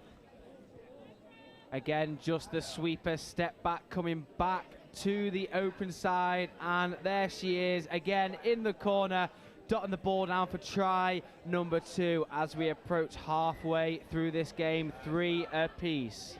Locked, all square. Evans will be looking to re-establish his influence on this game. Williams to Evans. Marcus Evans moving over towards Mills. Mills to Evans. Evans ripping long. Oh my word. What a pill that is. Not able to be taken on this occasion. But Marcus Evans, every time he touches the ball, threatens. There's a little bit of frustration, it seems, creeping in. But that will only make him work even harder and try and establish more scores for Cheltenham Tigers. I'd like to see Evans and Cheltenham as holders look for that link space now. So one in from the winger there. Hoods are leaving that space unmarked. Pearce with ferocious foot speed, setting good platform here for Dixon. Dixon unhooks the trailer, extra pass away, almost connects to Stockdale. There was a 2-on-1 there. Freya Betts lingering in a dangerous area. But that Ethan Pearce, Ellis Pearce foot speed into the roll ball sets amazing platforms for the likes of Sam Dixon to work off. It is invaluable stuff. Again, it's the unspoken word, the quiet work that goes unnoticed, but it is a staple in everyone's side as we see Cheltenham looking to spread it wide. Jones looking for the late switch, not taken on this occasion. Atwood was lingering in a dangerous area, just holding space, ran a very nice switch line. And I love that from the Hoods. They want this ball down quickly. And look at the depth at which they've set here. They're going to run expansive. As we see them working their way towards the left, beautiful hands. 1, 2, 3 passes in a row. Look at the distance they've made here. Stockdale with an absolute money ball in the midfield. Simon follows. This is third touch. And they're up into the red zone. Pearce. Gallagher. Picking, ripping, Gallagher connecting. Ethan Gallagher has this ball on a string. Left to right, right to left, whichever way you want it. Ethan Gallagher, stand and deliver. And it's so dangerous when you can pass both ways competently. That man has no fear as he steps open for the counties, looks right, pings left, and again, a superb score as Nottingham now find themselves in the lead. You've said it time and time again, this Nottingham Hood side just so fearless. There's a youthful fearlessness about them, willing to take on all comers. Evans, Williams, dummies. Williams finds that link channel, well marshalled over there by Freya Betts. Cheltenham, 7 minutes left to go. Got to find a way to unlock this defence as they have done already. Evans, open side quickie. Evans picking, ripping long. That is an absolutely stunning ball. It's unfortunate that it has just drifted forward. But again, Marcus Evans, how do you stop it? You know what's coming. You know he's got this long ball rip. You know he can make things happen. And yet, it seems like no one can match him. He can just do it on command with ease. And always with a smile on his face as well, Joe. One of the nicest blokes you will meet. Him and Williams, both dangerous whilst working together. Yeah, maybe a nice bloke off the pitch, but what he does on the pitch is far from nice as Stockdale manufactured a 2-on-1, but that pass leaves a fair bit to be desired. Yeah, Nottingham just looking to be a little bit cheeky, taking that ground on the left edge there. As the Tigers shape to go away from their box. And we are looking at a penalty against the Hoods here for a foot in the ruck, just bringing a brief pause to the game. And now the restart comes from the right mark. Oh, danger. shut down by Stockdale. Here's Jones.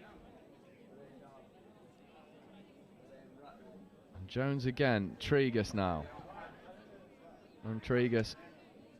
Jones in motion. Jones right foot step. Gets away from Dixon. But a wonderful diving touch from Phoebe Simon. Saves Sam Dixon. Just found himself a little bit flat-footed.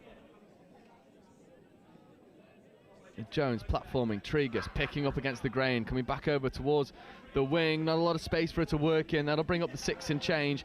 Hoods have got their defensive spacing working really expertly. And also their willingness to work for each other in defence, making these last-ditch touches, that's what's helping them come out on top. Holding the right space as we just see a little fumble of the hands. No, Nottingham are holding very good space in defence. Something they'll want to show again here. Now I'd like to see Cheltenham go left to right, change the direction of play. I completely agree. Jones, Tregus. It's a familiar combination here for Cheltenham Tigers. Tregus checking away towards who else but Marcus Evans. Evans, step back. And then left foot step, looking to engage some defenders. Offside penalty. Evans, the magic man with his hands on the ball. Evans again, open side quickie. Looking to go hard, trying to spin away from Ethan Gallagher. But Gallagher stays wise to the threat. Evans, Tregus in motion. Picking up against the grain. Tregus not used. Evans was ripping long. But I think that's a not playing the ball correctly penalty. That alleviates all pressure on the Nottingham Hoods line and gives them a fairly straightforward out ball now. Oh, Ethan Gallagher just purring through the midfield press. That's first touch on the 10-metre line. Second touch on halfway, and unfortunately for Imogen Loveridge, that ball just escapes the grasp. This game is boiled into something that's a little bit unstructured for both sides. As we see another fumble of the ball there, unfortunately from Lydia Mills, allowing Nottingham to get a little bit more of a stranglehold on the game here. Simon checking away to Stockdale. Stockdale now in the link channel. Link quickie here. And there's a lovely line carved off the ball. And it's the first time we've really been able to see the likes of Sam Dean in attack. Not had any motion in the red zone. And it's a strange phenomenon when you've not called Sam Dean or Ollie Simon for a hot minute, because they are normally some of the most athletic and dangerous players. However, this midfield turnover might give Simon and Dean an opportunity to establish a more comfortable 2-try lead. Ollie Simon working with Stockdale. He just has to be encouraged to take this ball back to the mark. There's Dean and Simon. Phoebe Simon. Link punish here for Phoebe Simon, looking to go hard at the line. I thought for a moment there might have been an offside call coming in, and Phoebe Simon would have got over to establish a 2-try lead. Referees were happy that Cheltenham were onside. Ollie Simon, though, just accelerates away. 2-on-1. Freya Betts executes. And really the first time of asking, Ollie Simon goes and makes something happen. He's been starved of red zone possession, and he's proving why he's so important in that threatening area on that Cheltenham line. Yeah, he's got that class about him. Even at a young age, he recognises the space. Beautiful step to his left, and that is try number 3 for Freya Betts. She'll be thanking Ollie for Simon for that one there, as we see Cheltenham trying to reduce this 2-score lead. Yeah, and Cheltenham have found themselves now in a less than favourable position. 2 minutes left to go. They need to score and score quickly. Jones picking up against the grain, trying to find that link channel, but that ball just dying a little bit short, and Hoods will look to escape the press and get these fresh legs on the field. Simon just dummying, playing with the Cheltenham midfield press. Dixon platforming, trying to escape a few. Has to come back to the mark, but he won't mind that. There's Lenori. Gallagher. And that's 5th touch. No platform here. Stockdale. Gallagher. Bouncing over back towards Stockdale, but it's a really good defensive touch that comes in from Evan Charles. That transition just becoming a little bit unstuck there for the Hoods. Just a little bit static from them in general there. We'll let them off, Joe. We've had 18 minutes of quality touch and superb pressure shown by the Hoods. They're really showing their desire to win this game. Yeah, Cheltenham Tigers. You can see Marcus Evans is lingering on that far side. Evans wanted that Redlands play, but the midfield penalty gives Cheltenham a fresh set of 6. Less than 60 seconds to work with. This will be an absolute classic finish if Cheltenham Tigers are able to manufacture a scoring opportunity here. Atwood. Williams. Back to Atwood. Just slowing down the play for a moment. Here is Evans. Marcus Evans, open side quickie. Step back option. It's good. It's away. There's a lovely bit of disguise. It was well marshalled over on that far side from Freya Betts. However, Ben Lenori's been called offside by Shani Gilding. There'll be a fresh set of 6 here for Cheltenham, but they've got to go quickly. Not a lot of time left on the clock. The hooter will go any moment now. Evans, open side quickie. Back in towards Atwood. Evans, phase play. Dishes it on a plate out onto that far side. But the final hooter brings up full time, and that will be all she wrote. The Hoods top the group in emphatic fashion, coming out against what was a very fast and furious Cheltenham side. That was far from easy from the Nottingham Hoods. Agreed. Cheltenham put their best forward there, didn't they? They were superb in round 1. Again, highlighted earlier by yourself, Joe, as a team to watch. They will be disappointed with the result. However, we'll be happy with the showing that they gave there. Absolutely. And Hoods will be going into quarters and semis with a lot of confidence. Now, coming up for you in a moment, in 5 minutes time, 2 teams we've already seen on live stream. However, they had 2 different fortunes. It'll be Exeter Eagle Owls versus the Cambridge Hornets in Division 2, and that'll be with you in 5 minutes time.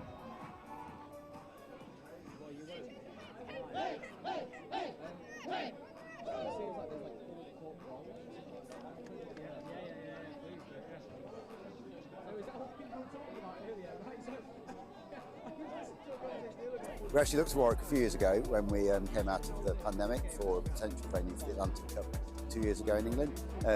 So we already knew what the facilities were like. When Kevin started in the events role, he also looked at it, and we had an early conversation, and they showed willing. And I think the big thing for us here is, as we're already seeing, is a joined-up approach to working across departments and trying to uncover some of those links more globally, international relations, more locally, the marketing and communications. I think they're really important for us. So, yeah, we've got Warwick Touch celebrating their anniversary. We've got the Wildcats in the region, and University of Warwick with their 60th anniversary. So there's a whole load of stuff going on, and we're just going to capitalise on that. Really feel-good factor of what's going to happen here in the summer.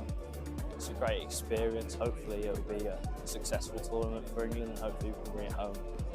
So much being at home. Home crowd, there's going to be a lot more supporters this time, meaning we've got more support on the pitch, and so we're actually going to perform a lot better, I think. Hopefully it'll bring more people to touch, and especially to Warwick and society in Warwick.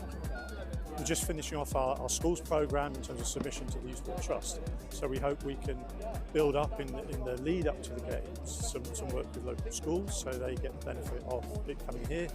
And then also the local club infrastructure, and can we develop that club infrastructure to deliver more opportunities for more people to play touch right across this sort of sub-region of Warwickshire.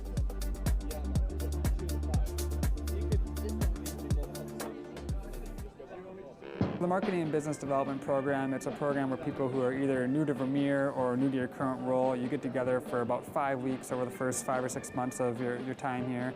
And you really get to start learning about the people, the products, the culture, and it really equips you to be successful in your role. Some people are coming into Vermeer not knowing anything, so it's meeting people and getting opportunities and getting your face exposure and getting their exposure to you, so you know everyone already. And it kind of creates a more effective worker because they have that base knowledge of everyone that they're going to be working around and with.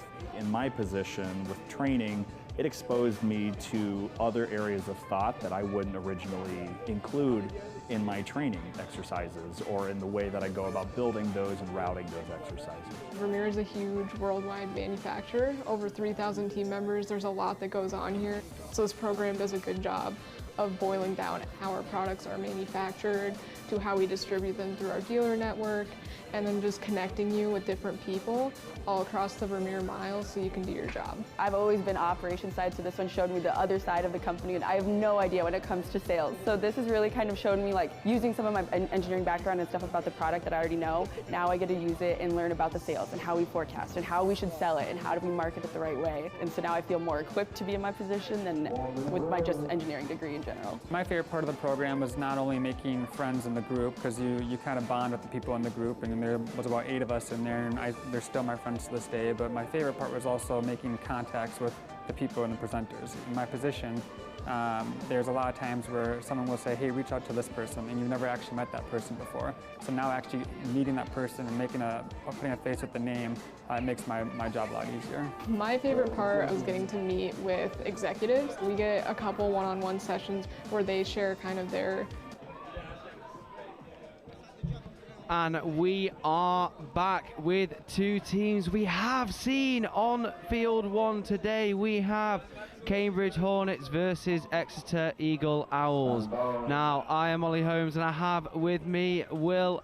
How do you see this game playing out? I see this not fully one-sided, but I think we have got a confident Cambridge team here, off the back of 3 wins, one of them very convincingly. I guess only time will tell. As we see Maynard, superb ground made, squeezing himself down the wing, and that is Maynard in the corner, number 44, a lightning start by the Hornets. Yeah, can't ask for a better start than that, really. Straight outside. With a good turn of pace there, dotting the ball in the corner. Referee Jack Harris giving that one the all clear. Not much to think about there. Can Exeter return the favour?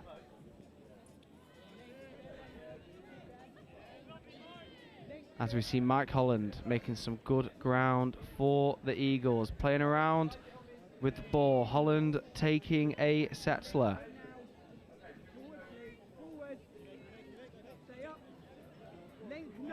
Holland, ball in hand. Fizz towards the left with no receiver. Unfortunate from the Owls there, as we see Cambridge looking to work down their box side. Yeah, Exeter off the back of 3 losses here coming into this game. It'd be nice to see them polish up a bit. Unfortunate hands like that, not completing passes, that's going to lose them the game against a well-drilled side here with Cambridge. As we see Exeter rewarded with a penalty. The ball working its way back to Holland.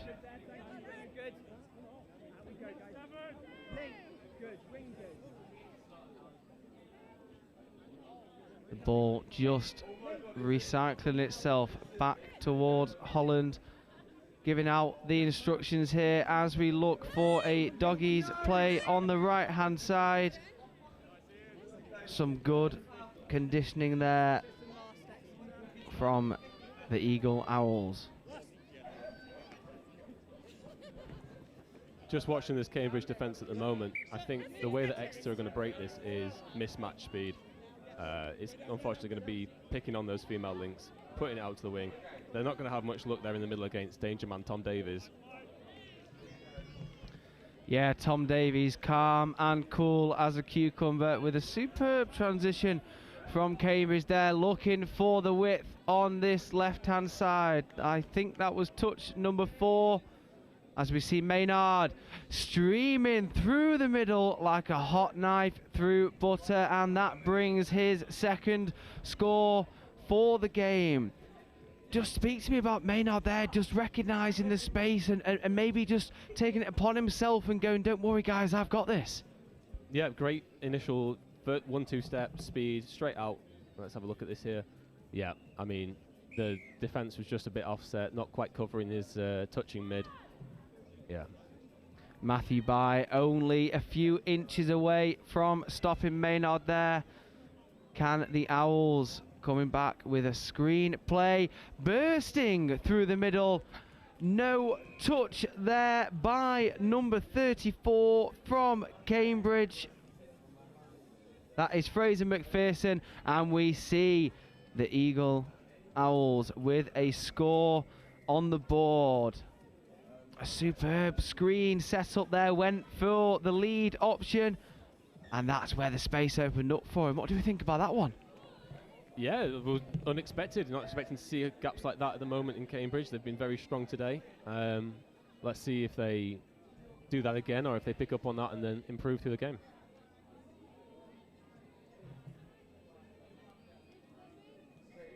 As we see Tom Davies barking out the orders. McPherson with the ball in hand, put back towards the left-hand side. The space is taken there by number 23, Ollie Lewis. Cambridge again looking great value for money as they spread the ball from right to left with a 2-score lead. Always one of my favourite scores, that the power slide in on the knees like a 7-year-old dizzy on J2O at a school disco. And you're exactly right, bubbling with energy there, isn't he? Let's hope he doesn't crash off all that sugar and he manages to get through the next 15 minutes as we see the Owls looking to return the favour.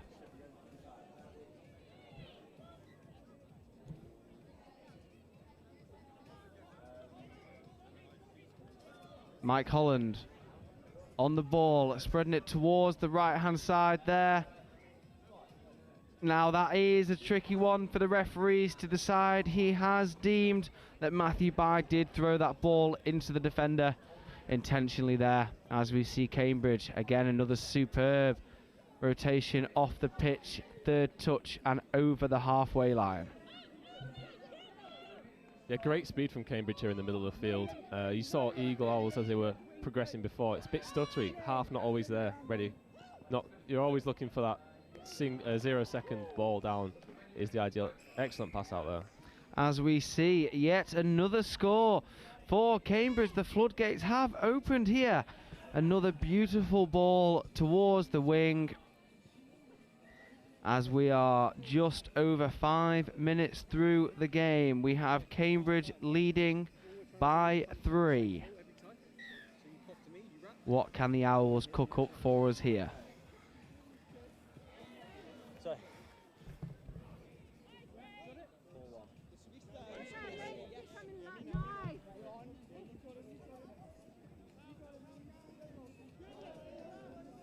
As we see the Owls just bringing the ball towards the edge of the field, working their way back towards us here in the commentary position.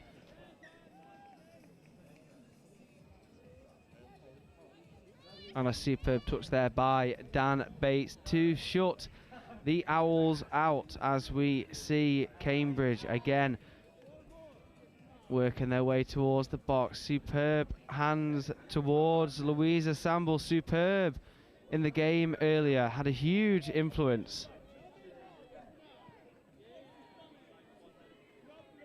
Maynard breaking through again. He is half. A dummy to his mate. And there we have it. Maynard is on fire again. Steaming through the Exeter Eagle Owls. Maynard, absolutely electric so far. 2 scores and an assist to my count. Really well carrying the team at the moment. Superbly followed up there for a finish by Mimi Boyd. She will be thanking Maynard for the service there. What would you like to see from the Owls defensively just to start shutting out Cambridge here? Defensively, I'd like to see them work harder on the line. I'd like to see them really driving up, putting Cambridge under pressure, make them decide faster, don't give them that time to think. Their main improvement actually so far, I think, is in the attack. They themselves need to be more decisive on the line, really power on, don't get to the line, stop, let reset. Here we go, power through, keep moving. Yeah. As we see just a slight bit of indecision there. Holland looking to spread the ball wide to no avail. And Cambridge will be able to move themselves forwards. Away from the box we go. The afterburners switched on. There is cover defence. A superb turn of pace as we see number 10, Ben Lucraft, absolutely streaming through the middle. We spoke about it before and we'll speak about it again. Cambridge doing really well to identify that space there, aren't they? Yeah, and just outpace, a sheer outpace. There's not much you can do other than not let them break through, but if they know they're not going to win in a foot race, Exeter really needs to start shutting down these runners. For a second, I thought Mike Holland had that one covered. But as we said, Ben Lucroft with a superb turn of pace, and that is 6-1 to Cambridge with the halfway mark approaching. Can the Eagles strike back?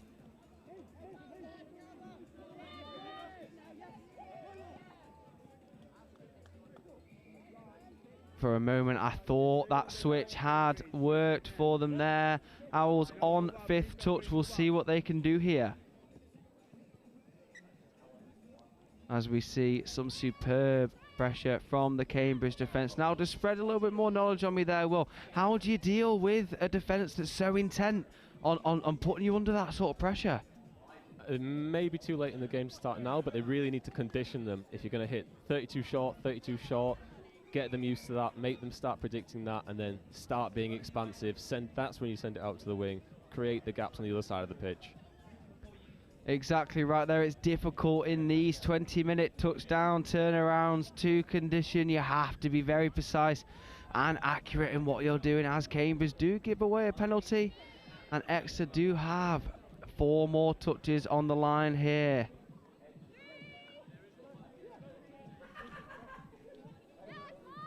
James Webber just taking the lead shorter, just resetting for the Owls.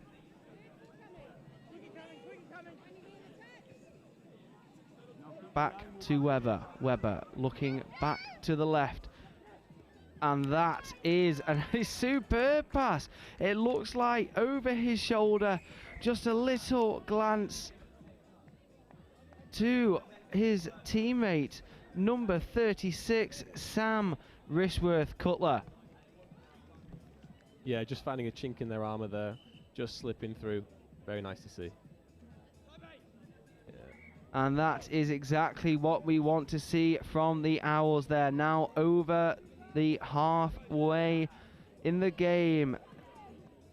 Eagle Owls 2, Cambridge Hornets 6. Keep coming, Link, well done. As we see the ever dangerous Ben Lucraft. It feels like we've mentioned his name a few times now on the line, breaking through, as we see some superb feet from the Owls player there. Great ground made. Yeah, no name for him, but he has been a hot customer so far with those feet dancing through the field.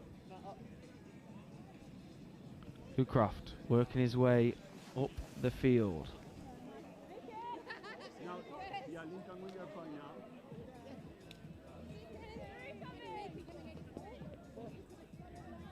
Shiv Filler sitting at half here on the right hand side, just looking to draw players out.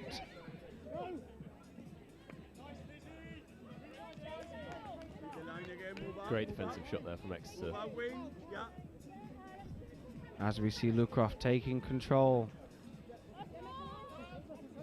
Ooh, lucky to get away with a forward pass there, and perhaps some justification for the Owls there as the referee gives them a penalty. Time to relieve some of the pressure they have been under.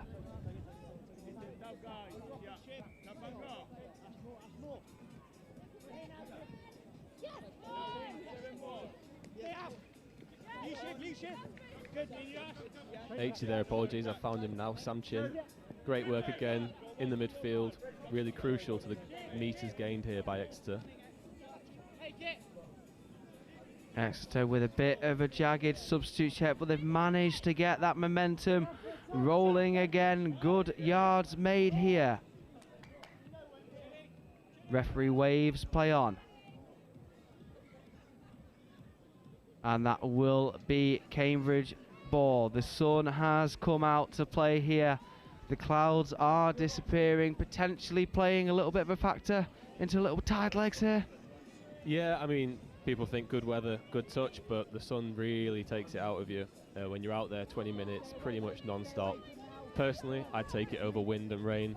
Bit of a breezy start to the day, so we'll see how that factors into the rest of the game. Tom Davies looking to be a menace. And a penalty called there by the referee. That will be a fresh set of 6 on the line. Davies looking to cause a nuisance along with his compatriot Dan Bates.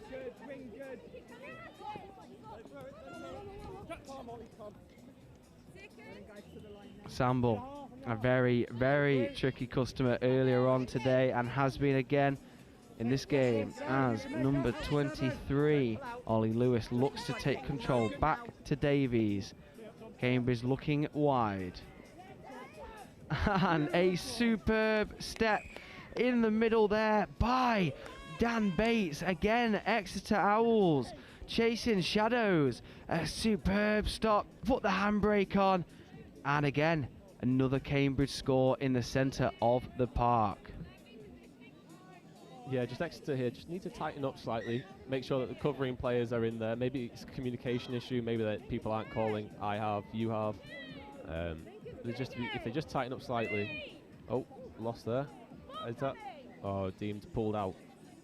No, so the referee has just called a touch there. He's just called a play and we'll take that touch.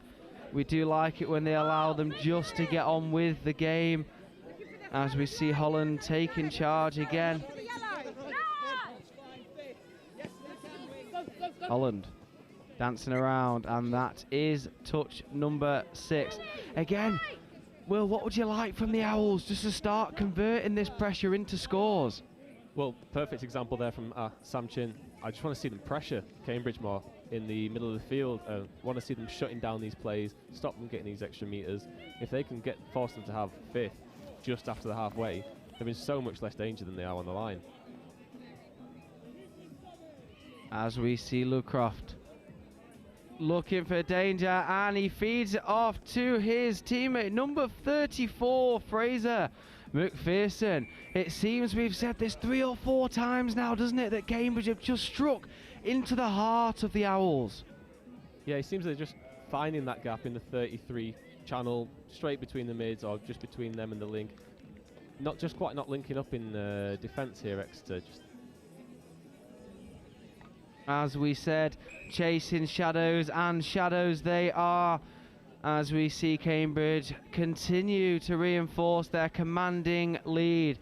Potentially the pressure just getting to a couple of the Owls players now. A 6-score lead is quite a lot to catch up in just over 3 minutes to go. As we see Davies looking to apply more pressure. Samble, superb yards down the touchline.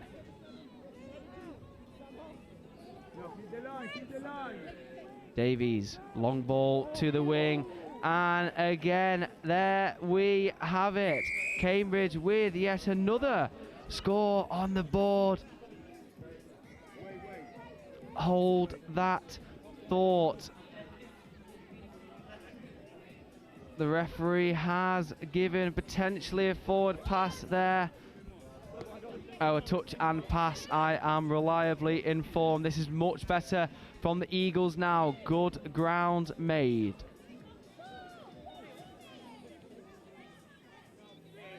This is much better now from Exeter. Much better ground gained. No one in here at half, so unfortunate. That is unfortunate. He was hitting the gap there. I felt like he was doing the reverse tables there against Cambridge. A near miss this time. Much closer than they have been, again with a little bit more intent, all reading off the same hymn sheet now, and that is that extra pressure, but Cambridge able to work around it with Samble, again a standout player for me. As we see Maynard back on the field, we haven't mentioned his name in a short while. Cambridge looking to strike. Maynard and Jack Harris, the referee has called that back there for a touch and pass. Here come the Owls.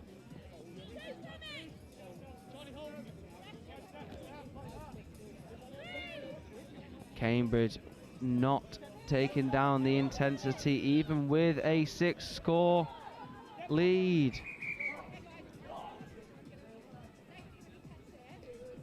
Just a moment of clarification between the referees and the players there. ensuring they get the correct decision as we come back for a roll ball. Exeter looking to reduce the deficit, just over a minute to go.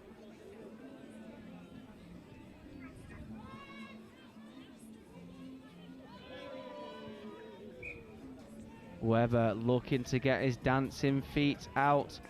No shine on the shoes there, unfortunately. Now, Will, sum up this game for us from a Cambridge perspective. I don't want to say it's been easy. They have had to hold off Exeter, and they have scored 2, but it does seem like they've had the keys to their defence most of the time, and the key seems to have had the name Matthew Maynard for the most part. Across the board, they've been better. They've had the speed, but yeah, it's just been the simple things. If Exeter managed to polish them up, mostly in defence, then I don't see why this game couldn't have gone the other way.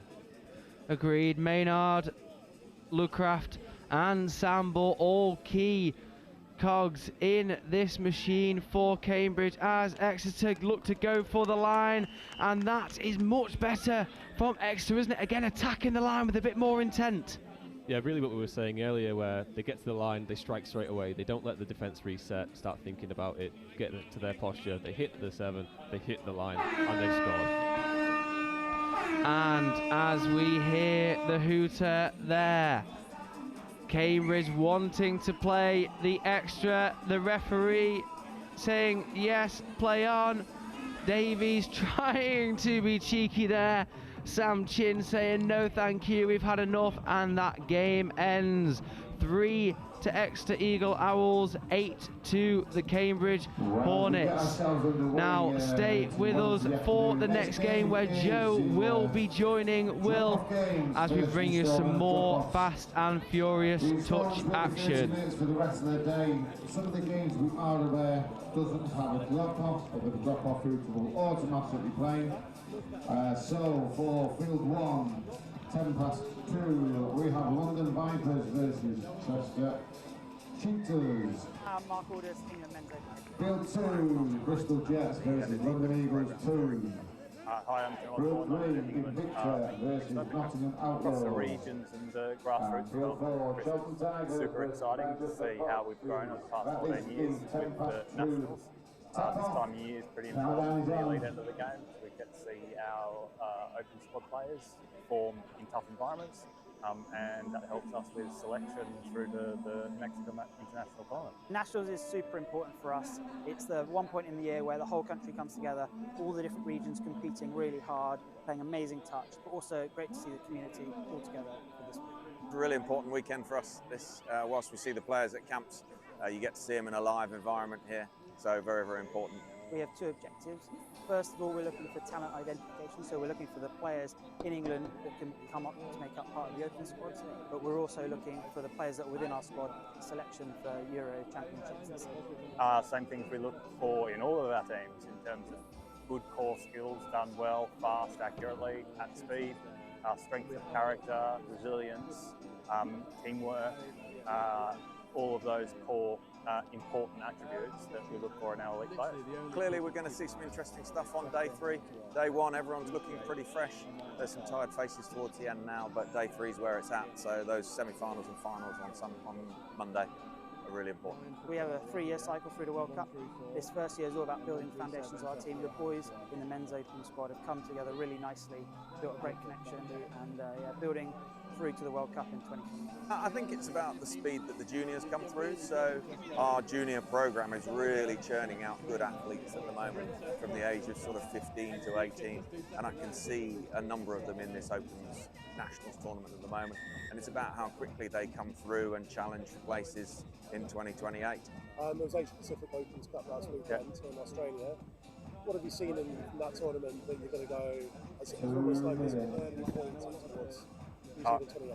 Going to keep that to myself, mate. We're going to look at that, scrutinise it with the other Opens coaches, and tactically, strategically plan for 2028.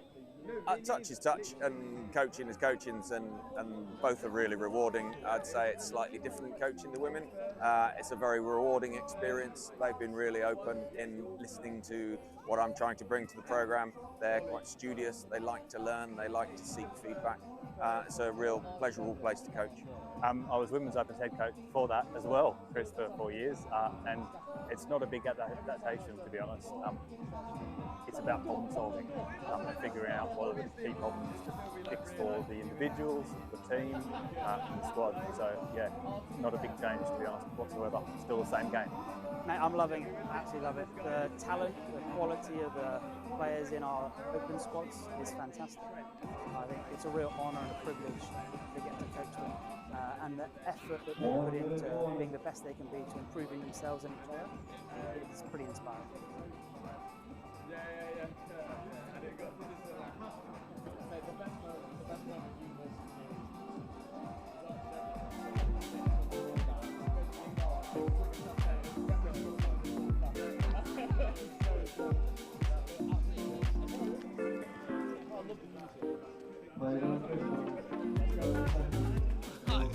Is anybody ready? What's their warm-up?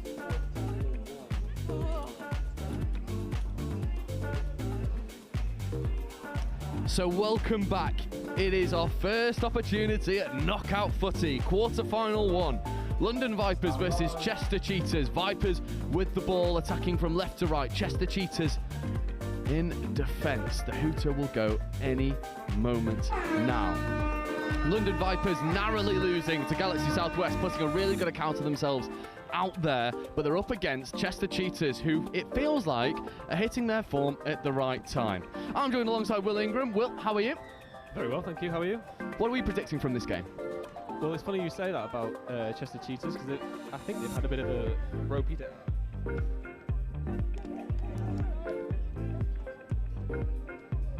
Technical difficulties there, sorry. Oh, I'm sorry, I'm going to have to cut you short, because London Vipers, with the first opportunity at line attack, do get the opening score. They finished up with a lovely ball into the corner. And this is directly off tap-off, Will. This is a, well, it's not the best start here for Chester Cheetahs. No, as I was just about to say before, sorry, it's not been the best of starts for Chester today.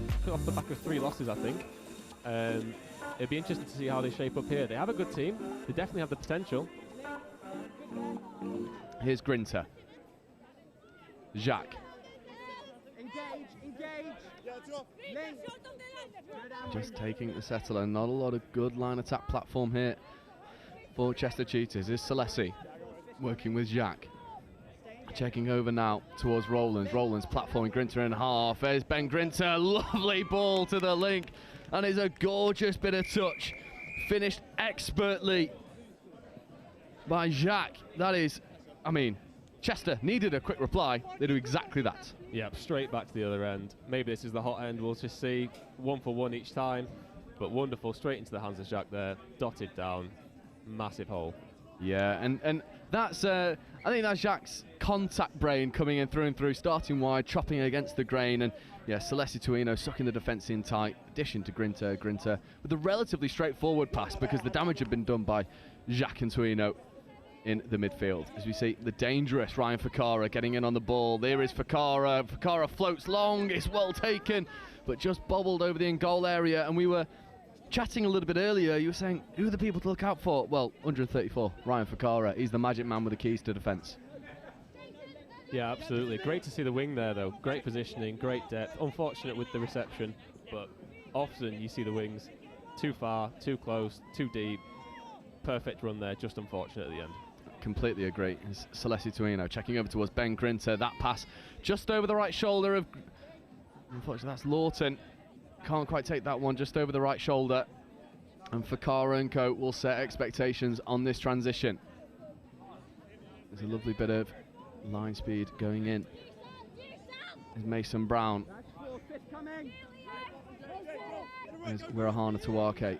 Wirahana Tuake gets the ball back, diving at the line, and Josh Wirahana Tuake gets the second score for London Vipers.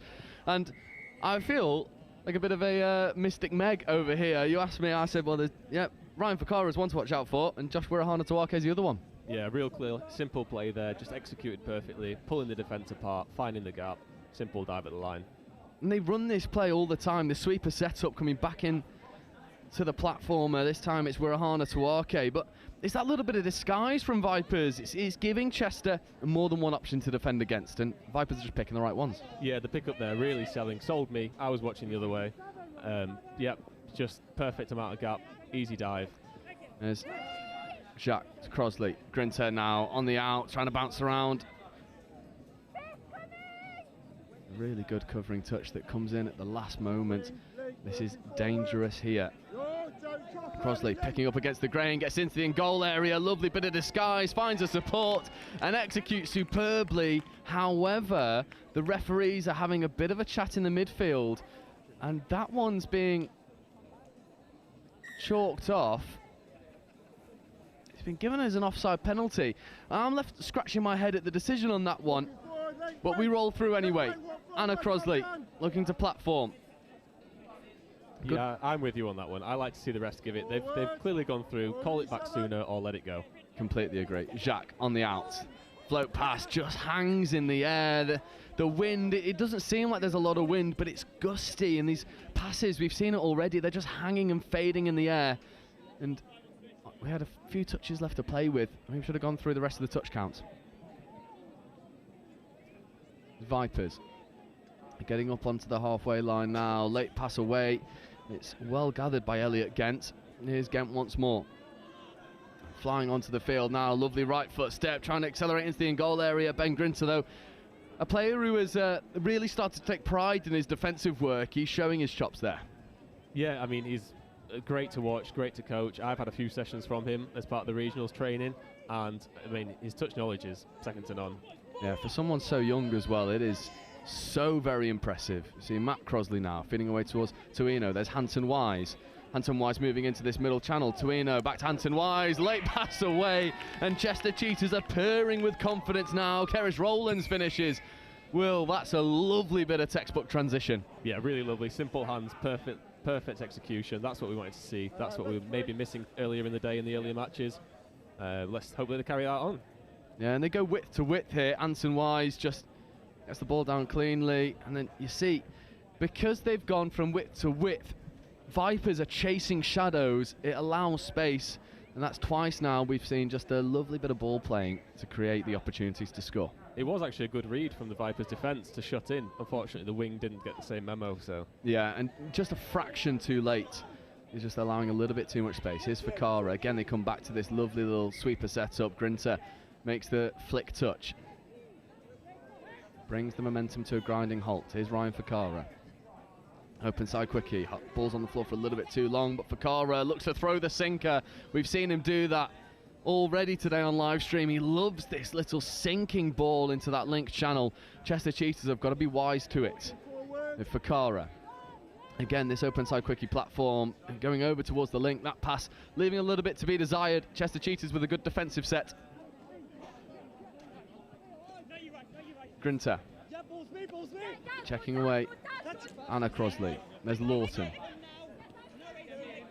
There's Grinter. Rowlands. Lovely roll ball speed from Rowlands there.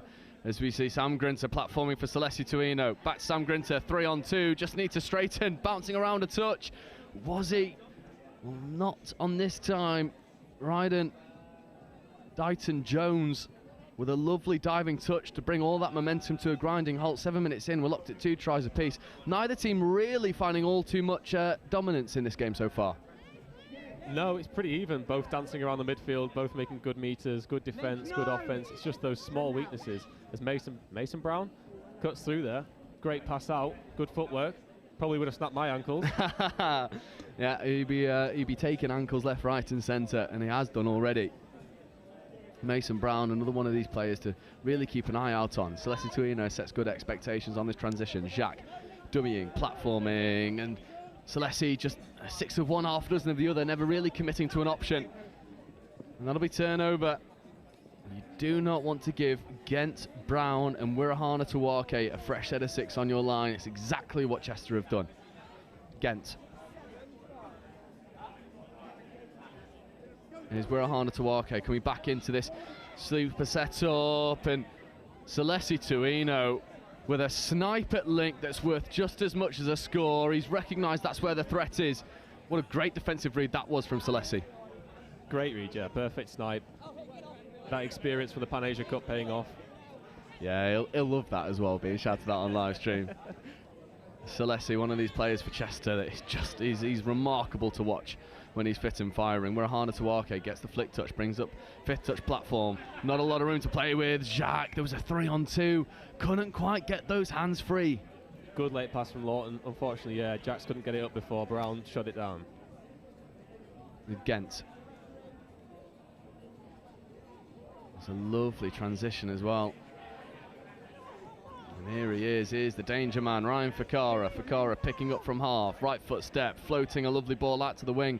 Not taken on this occasion from the far winger. It's a shame because Ryan Fakara has obviously got a good bit of footwork, and he's a really dangerous player to play against, especially when he's got people running off of him. But he's been restricted to scraps so far because Chester Cheetahs, their defensive pressure has been really well measured. Yeah, seems a real game player. Maybe not the fastest on the field, but technically and handling, amazing. Yeah.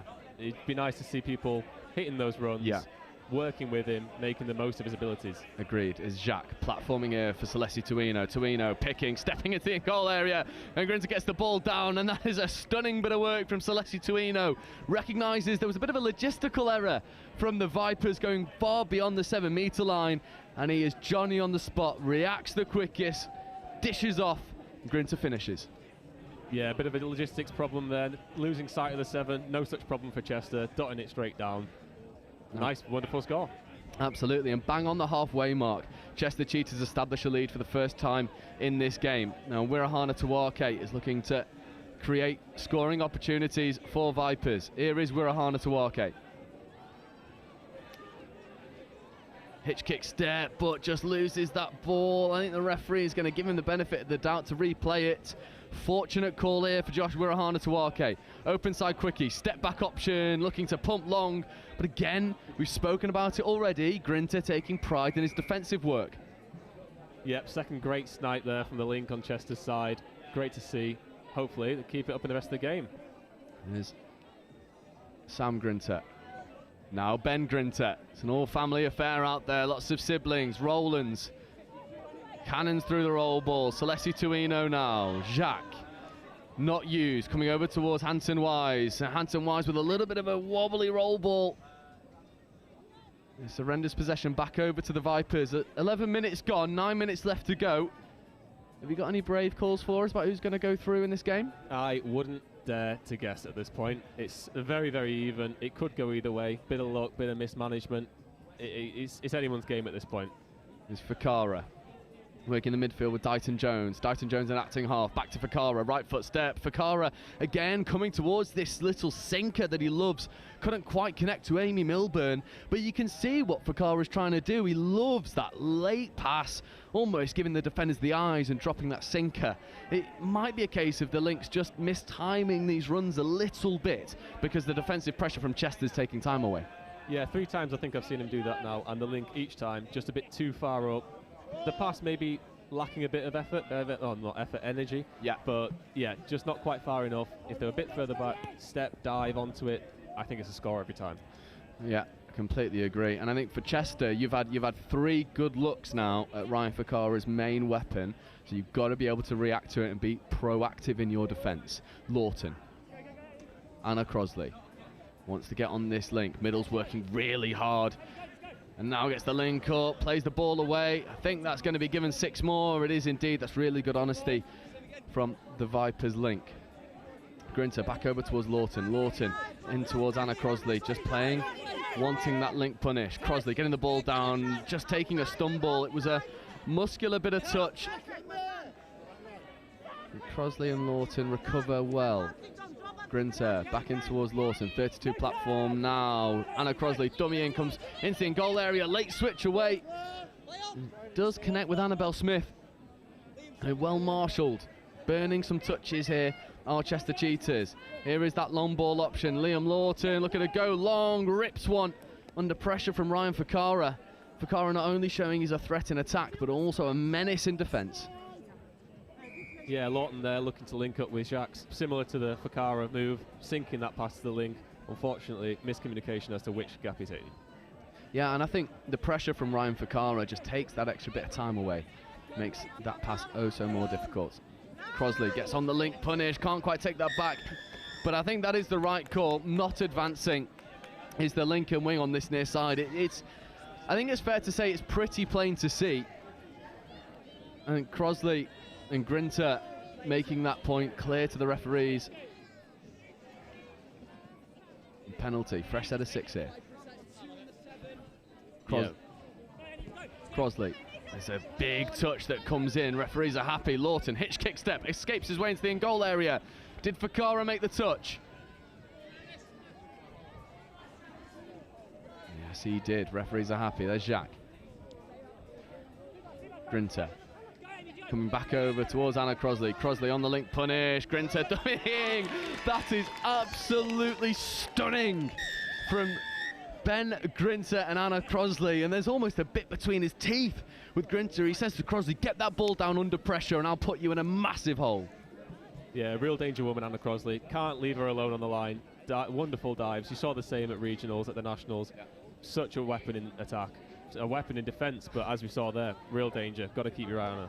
Yeah, and I think what's lovely to see as well, you won't be able to see it, but Ben Grinter's just going through a little bit of processes and practices with his pod saying, look, that link isn't advancing, but let's just go get her anyway. It's a good bit of intention from Chester Cheetahs. Wirahana Tawake feeding over towards Brown. There's Wirahana Tawake ripping long. That's a lovely pill into the corner. Well marshalled over there on that far side. It's number 59. Yeah, it's a real killer that when the pass goes out perfectly to the hands. It's such a hard skill to do big passes like that. It's such a killer as a mid to see it fumbled. There's Grinter. Rowlands platforming, lovely. Here comes Crosley flying onto the field. Followed in suit by Hanson Wise, Jacques, both of them out there now. You're not seeing double, there is just 2 of them. Hanson Wise look to unhook the trailer. Wirahana Tawake glues to him. Brings up the 5th touch. Are we going to see some jouet from the Jacques twins? Late switches. Escapes his way into the offensive line. It is forced and turned over. Mason Brown will come back for the tap penalty. Yeah, not quite that twins connection there between Crosley and Jacques. We'd love to see that, though. And also, I love to see Thomas and Adam Jacques working together in the middle. They just know each other through and through. That interpersonal connection, well, you can't really get much more interpersonal than 2 twin brothers. Yeah, described to me in the last round as superhuman, just knowing where the other one is constantly on the pitch. I completely agree. Fakara again coming back over towards this right-hand long ball, not able to connect. It's a shame because there's space out there. Fakara knows it, but they've got a fair bit of work to do. They find themselves 2 tries down, 3.5 minutes left to go. Chester Cheetahs are finding a good bit of form here. Is Jacques. Rowlands has to go searching for that ball at half. There's Celeste Tuino. Coming over now for Lawton. Rowlands just straightens and cannons. However, I wondered if it was going to get called. There was 7 on the pitch for a moment. Referees hot to it. That'll be a midfield penalty for London Vipers. Will, this is the position they really need to score from if they want to take this game late into the stages. Yeah, it'd be great to see them now power up, a bit more pace than this into the field, get to the 7 and hit it straight away. Chester's defence is tight, locking them out, forcing the long pass each time. Well, they just have to pull Chester about, I suppose, to make the space, to not have to resort to the big pass, but here we go. Yeah, Ryan Fakara, I think that's pretty good. Referees are happy, however, on-field ref was happy, sideline ref isn't happy, forward pass given off the base of the ruck. And that was a moment in which London Vipers' fate might have been decided. That forward pass chalking off a score to bring it back to a 1-try game. If Chester go full length now, might feel like a mountain too big to climb. Yeah, Wirahana there with the go-go gadget arms for the try. Unfortunate to be called back, but here he is again in the stopping to Celeste on the pitch. Yeah, now, unfortunately, that probably should be given an extra 10 metres for throwing the ball away. I think the referees are happy that it wasn't done intentional. It was done after the ref's whistle was blown. Now Chester with a big defensive set on offer. There's Brown, Fakara. I'd love to see Brown on the line use those steps, use that speed, get through the gap, hit maybe a link hole, a good chop. I think he's got that in him. He does, and I tell you who else has that in him. Ryan Fakara, who goes and executes the 3-on-2, skip pass out to the wing. First time we've seen him throw left to right rather than right to left. And it took a fair bit of finishing from Madison Lusby, but she does so, and they do bring it back to a one-try game. 90 seconds left to go. Yeah, as you say, 90 seconds to go, one try down. What do you want to see them do to bring this back now? Oh, you've got to go hard in defence. You cannot allow Chester Cheetahs a free play of the ball, and they've done exactly that. They do get the turnover, and now this might be a slapdash finish. Brown driving. There's a lovely bit of foot speed in there as well from Linley Borgo. And now this is threatening. Coming over into a Cheetahs overload, not really using that set effectively. The referees are just having a brief chat as well. I think the referees are happy to play on. Vipers want this ball back, not given. Dighton Jones was calling for it, but the referees are happy that it's Chester ball. Chester have just got to keep this ball in hand, no mistakes in this subset, and the victory might be yours. Grinter platforming, Tuino following in suit, extra pass away to Crosley. There's Lawton. There's Matt Crosley trying to escape the oncoming pressure of Elliot Gent. There's Jacques. Lawton scooping on fifth. Lawton shifts through the gears, late pass away. I think the referees are happy, and they aren't. He'll come back for a touch and pass. This is last play territory. Do or die now. Can they bring it back to a tie? And then could we see a drop-off? I would love to see a drop-off. You know me. I'm a drop-off fiend.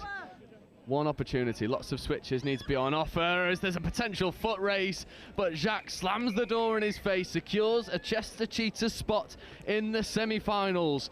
Cheetahs come out on top against London Vipers, who stuttered at times. They found their gears. Fakara and Wirahana Tawake made things happen from minute 1 to minute 20. However, Chester Cheetahs, they just had a bit too much in the end.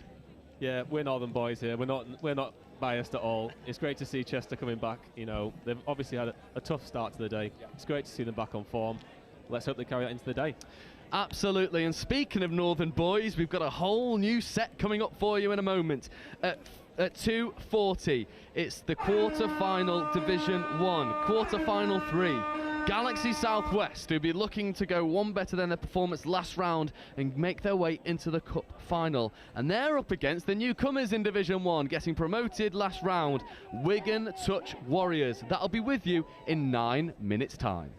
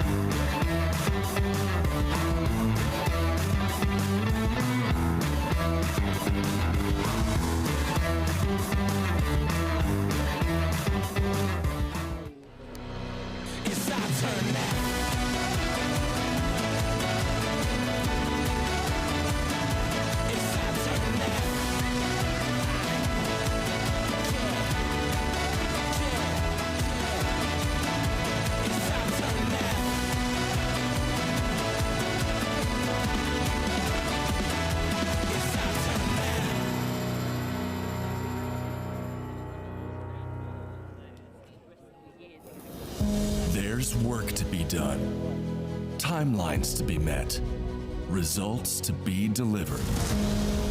That's what drives us. Partnering with the people who do the work. Getting more out of every hour.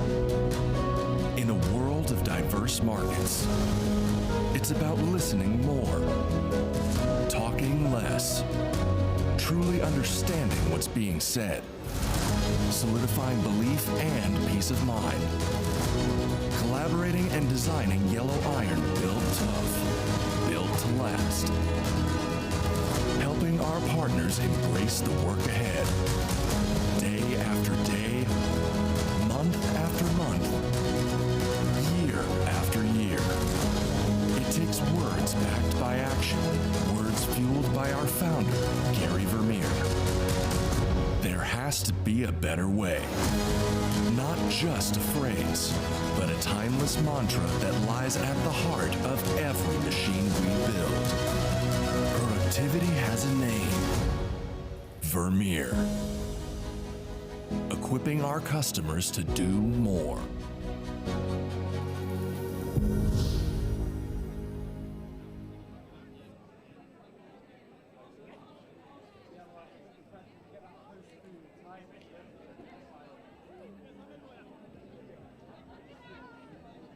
I'm Mark Aldous, England Men's Open head coach. My name's Martin Wright, and I'm the head of the women's programme for Invicta.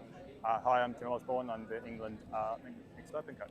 Across the regions and the grassroots development, Chris, it's super exciting to see how we've grown over the past 14 years with the nationals. This time of year is pretty important for the elite end of the game. So we get to see our open squad players perform in tough environments. And that helps us with selection through to the next international tournament. Nationals is super important for us. It's the one point in the year where the whole country comes together, all the different regions competing really hard, playing amazing touch, but also great to see the community all together for this week. It's a really important weekend for us. This, whilst we see the players at camps, you get to see them in a live environment here, so very, very important. We have two objectives.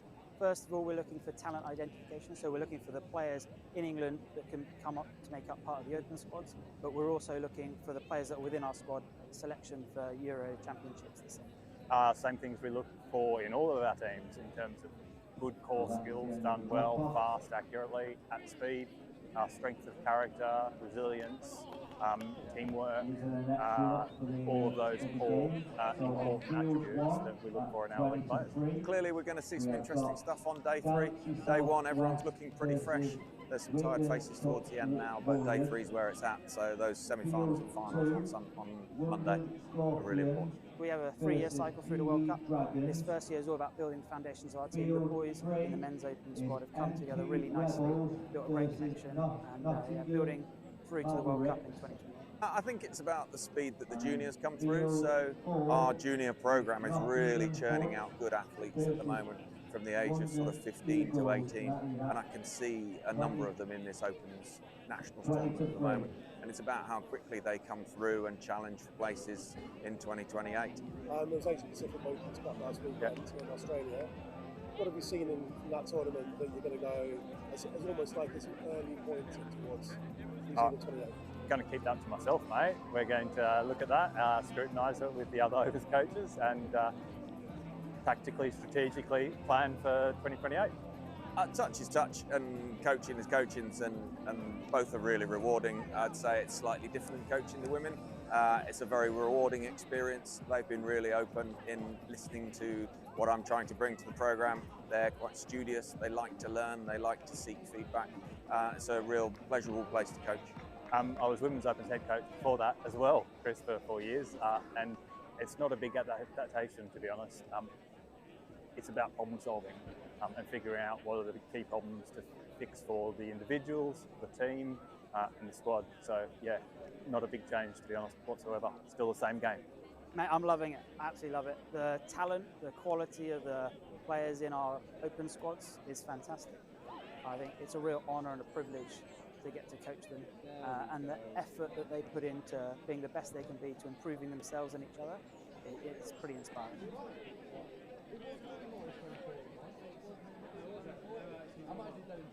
The Marketing and Business Development Program, it's a program where people who are either new to Vermeer or new to your current role, you get together for about 5 weeks over the first 5 or 6 months of your time here, and you really get to start learning about the people, the products, the culture, and it really equips you to be successful in your role. Some people are coming into Vermeer not knowing anything, so it's meeting people and getting opportunities and getting your face exposure and getting their exposure to you, so you know everyone already. And it kind of creates a more effective worker because they have that base knowledge of everyone that they're going to be working around and with. In my position with training, it exposed me to other areas of thought that I wouldn't originally include in my training exercises or in the way that I go about building those and routing those exercises. Vermeer is a huge worldwide manufacturer, over 3,000 team members. There's a lot that goes on here. So this program does a good job of boiling down how our products are manufactured, to how we distribute them through our dealer network, and then just connecting you with different people all across the Vermeer Mile so you can do your job. I've always been operations side, so this one showed me the other side of the company, and I have no idea when it comes to sales. So this has really kind of shown me, like, using some of my engineering background and stuff about the product that I already know. Now I get to use it and learn about the sales and how we forecast and how we should sell it and how do we market it the right way. And so now I feel more equipped to be in my position than with my just engineering degree in general. My favorite part of the program was not only making friends in the group, because you kind of bond with the people in the group, and there was about 8 of us in there, and they're still my friends to this day, but my favorite part was also making contacts with the people and the presenters. In my position, there's a lot of times where someone will say, hey, reach out to this person, and you've never actually met that person before. So now actually meeting that person and putting a face with the name, it makes my job a lot easier. My favorite part was getting to meet with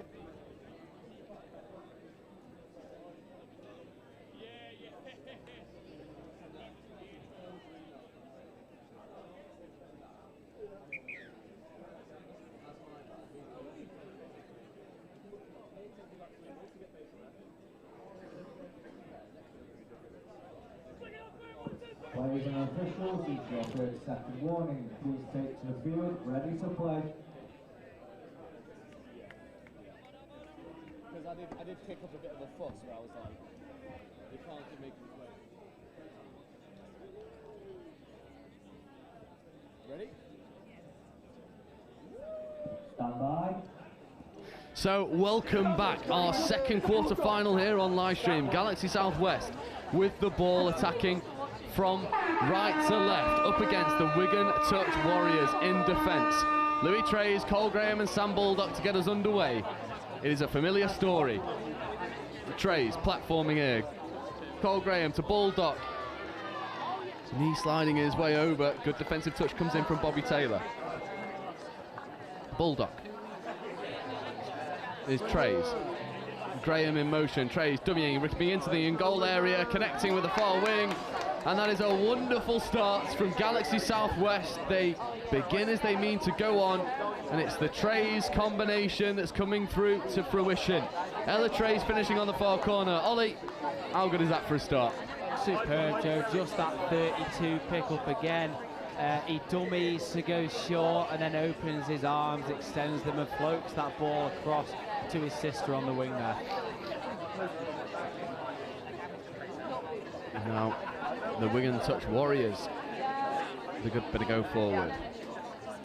Just for a moment, and then it comes unstuck. This young pod operating in the midfield here for Wigan Warriors. Cough the ball up on first time of asking, and now Southwest roll through their transition. There's Baldock setting expectations, followed by Cole Graham. That's a dangerous bit of foot speed as well.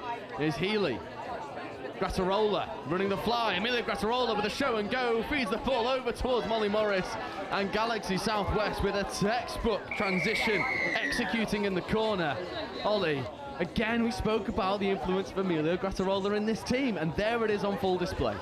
He just sets the intensity there for the rest of the Galaxy side to pile on top of, and that is a superb finish in the corner there by Molly Morris. She will be thanking him for the quality service she has received. Taylor platforming, Grant in at half, feeding away. It's Bricknell. Grant back to Bricknell. Good middle platform here. Grant picking against the grain. Late pass away to Bobby Taylor. And that's ball down again. And that is an old school combination. Sam Grant to Bobby Taylor, and Bobby with a nice bit of a celly at the end of it as well. He has most definitely been listening to us. We do take bribes. We will favour you with a cheeky stroke of the ball. There, mister. Thank you very much. And that is a warning for Galaxy as Wigan bring themselves back within one. Yeah, if Galaxy start to sit off this team, Wigan will make you pay. Louis Trays, Cole Graham, no. They'll be doing anything but that. Baldock striking, Baldock diving. A good touch that comes in on the far side there. I think that's Thomas Lowe. Baldock platforming, Trays picking up from a familiar 32 setup, connecting in the corner, and that is rinse and repeat for the Southwest Saxons. And that's Annie Ainscough finishing in the corner. I mean, Louis Trays, 32 scoop, rip, score, money. Not that he needs it, but just giving him a little thumbs up. Thank you very much for the ball there for me. Again, you're right. One was left to right, one was right to left. Louis Trays, the man that can do it all. Yeah, he's got the ball on the string at the moment. Wheatley, this time working with Grant. No Wheatley, buddying his way up the field. And Grant, this is danger. Grant to Wheatley. Wheatley, open side quickie. Grant picking, finding Bricknell. Bricknell can't quite take that one in his stride, but Wigan Warriors threatening those outside edges consistently now. You can see what they're going for there, though. Just changing the angle, trying to cut back through that link hole. I'd love to see Wigan go for that one again. Completely agree. And it was phenomenal foot speed by Mayor Matheson, working with Trays on that far side. There's Emilio Grattarola platforming here for Conahan. Couldn't quite get that ball down cleanly. Now static set up here on 5th. Hitch kick step for Grattarola, late switch away, but Grant has seen that one before, marshals the space expertly. Yeah, Grant won't be fooled by that one there, marshalling the space superbly as Wigan look to get themselves a roll on down the near touch side here. Yeah, got to set a little bit more momentum in this transition. There's better foot speed coming in. There's Wood checking away. Now Lowe has a little bit of a run. Lowe comes back into the midfield. Bobby Taylor now in an acting half. Taylor scooping, looking towards Wood. Taylor though ripping long. A little bit of a disjointed setup there. Felt like Wigan they weren't really on the same page with what they wanted out of that 5th touch platform. I think Bobby didn't recognise himself as the scooping strike player there. All's well and good next time round, a nose roll, as we see some slick hands from Galaxy moving their way down this far touchline, some superb speed. There's Ella Trays to Louis Trays, and again they come back to the short side, extra pass away to Baldock. However, 7 on the field, that'll be a midfield penalty for Wigan Warriors. Good platform here. Wonder if they will avoid this subset that we've seen teams do from this 7 on penalty and just look to go direct. There is one early sub coming off for Wigan here, as it looks like the rest will come to. Touchdown turnaround is an intense format of touch rugby as Wigan start to move forwards here. There's Wheatley, there's Grant. Wheatley and Grant, a little bit of interplay, trying to get around the press of Cole Graham. Grant caught behind the line. There's Bricknell now in an acting half, and there's 5th touch, and there's Wheatley away and trying to find that extra pass to this near winger. There's Catherine Williams-Sharp lingering in a dangerous area. Not really taking full use of that set as well as we thought they might have done, and it gives Southwest a platform to go and have a go on transition. The Southwest really slick with their hands as well, all on the same page as Trays and jets that pace. Yeah, Richardson platforming. Ainscope in an acting half. There's Grattarola over towards Conahan. Conahan, left foot, right foot. If you're not going to close the space, Conahan will make you pay. In this pod of Healy, Grattarola and Conahan scoring almost at will. As we see Sam Grant just recognise the danger. A second too late there. Unfortunately, Mia Ainscough unable to cover that space there, and well recognised by the Galaxy side. Yeah, 4-1 now in favour of Galaxy Southwest. There's this young pod of Lowe and Sharp look to make something happen here. Bobby Taylor to Lowe. Beyond Wheatley in motion. Taylor coming back against the grain. Lowe wanted to go and give that extra pass. Bit of a heavy contact coming in. Referee's happy. Neither player with any intent, both going for the ball. Turnover, and again Southwest set brilliant expectations on this transition, and Grattarola tries to escape his way through, but that's been given ball down turnover. If we're going to go quickly, there's no defensive line there. I agree with that decision there. The defender didn't play at the ball, therefore it is a ball down. Let's see if Wigan can build on this foundation here. They have looked dangerous at points. No Wheatley working with Lowe. This is a Northwest Mixed Open pod. Wheatley. Lowe. Wheatley, strike foot step. Looked for the late pass away, decided against giving it on this occasion. Charlie Gilding spots a penalty. Offside. Fresh set of 6 here for the young pod from, and this is an extremely young pod from Wigan. Lowe, Wheatley, Sharp, and then Fionn Wheatley over on this near side. This is a pod with years of playing experience yet to come against a pod that has done anything and everything you could possibly imagine on a touch pitch. Looking to condition this link. Spacing here for Southwest, nice and wide, backing their physical ability, and then an illegal play of the ball forces an unforced turnover. That's a bit of a coach killer there for Wigan. An absolute coach killer from Wigan there. You can just see his foot does not go around the ball, therefore the ball has been played incorrectly, and Wigan have relieved the pressure for Galaxy themselves. Yeah, and Galaxy with Amelia Rees setting brilliant expectations here. Conahan platforming, Healy picking, Healy ripping, finds Rees. Rees wants to execute the 2-on-1, doesn't need to, just goes her way through a gap. Amelia Rees started that play, she finishes it with a score. And Galaxy Southwest, I mean, what can you do? Not a lot is the short answer. Yeah, Megan Clayton just caught in no man's land there, just deciding between the link or the wing hole there. I have to say, whichever option you present to Galaxy, they will take it. It's very difficult to defend against such an excellent side. Yeah, and a good learning opportunity here, I think, for Wigan Warriors, obviously getting promotion, finding themselves into Division 1, coming up against one of the best teams in Division 1. Lots of learning on offer here for what is a really young side. As you said, young side, it's great to see Wigan with that Northern grit back in the top division in England touch as we see Trays moving forwards. Oh, how lovely. Cole Graham escapes his way in. And that is try time for Heather Richardson. And this is just superb. And I almost thought for a moment when Trays was setting this platform, there's no one there. And then Graham appears out of nowhere. He knows what his middle counterpart is doing. There's that telepathy that they have between each other. This time Heather Richardson gets the ball down 6 tries to 1. Bang on halfway. Now back with the young deadly trio again, a Northwest mixed open group. They are used to playing with each other as we see Wheatley. No strapping on his shoulder this week. It's very good to see just taking a quick pause. Sharp gets on the link punish, comes over towards Wheatley. Wheatley left foot step back into Low. Louis Trey stays alive to it, but again another penalty. And Wigan Warriors are able to draw out these penalties rather consistently on the line. They need to find that killer instinct to get over the line, and for a pod that's so young, they've certainly got the ability to do it. It's just finding it when you're up against such a tightly knit Galaxy Southwest team. It does ask a lot of you. There's Wheatley platforming. There's a big touch that comes in from Cole Graham. Referees are happy with the intensity. That's a brilliant bit of red touch play. Lowe wants that biggie platform. Gets it. Steps. Fourth touch. Louis generously giving him the ball back. I'm sure he won't want to defend any longer. This Wigan side getting close to that score.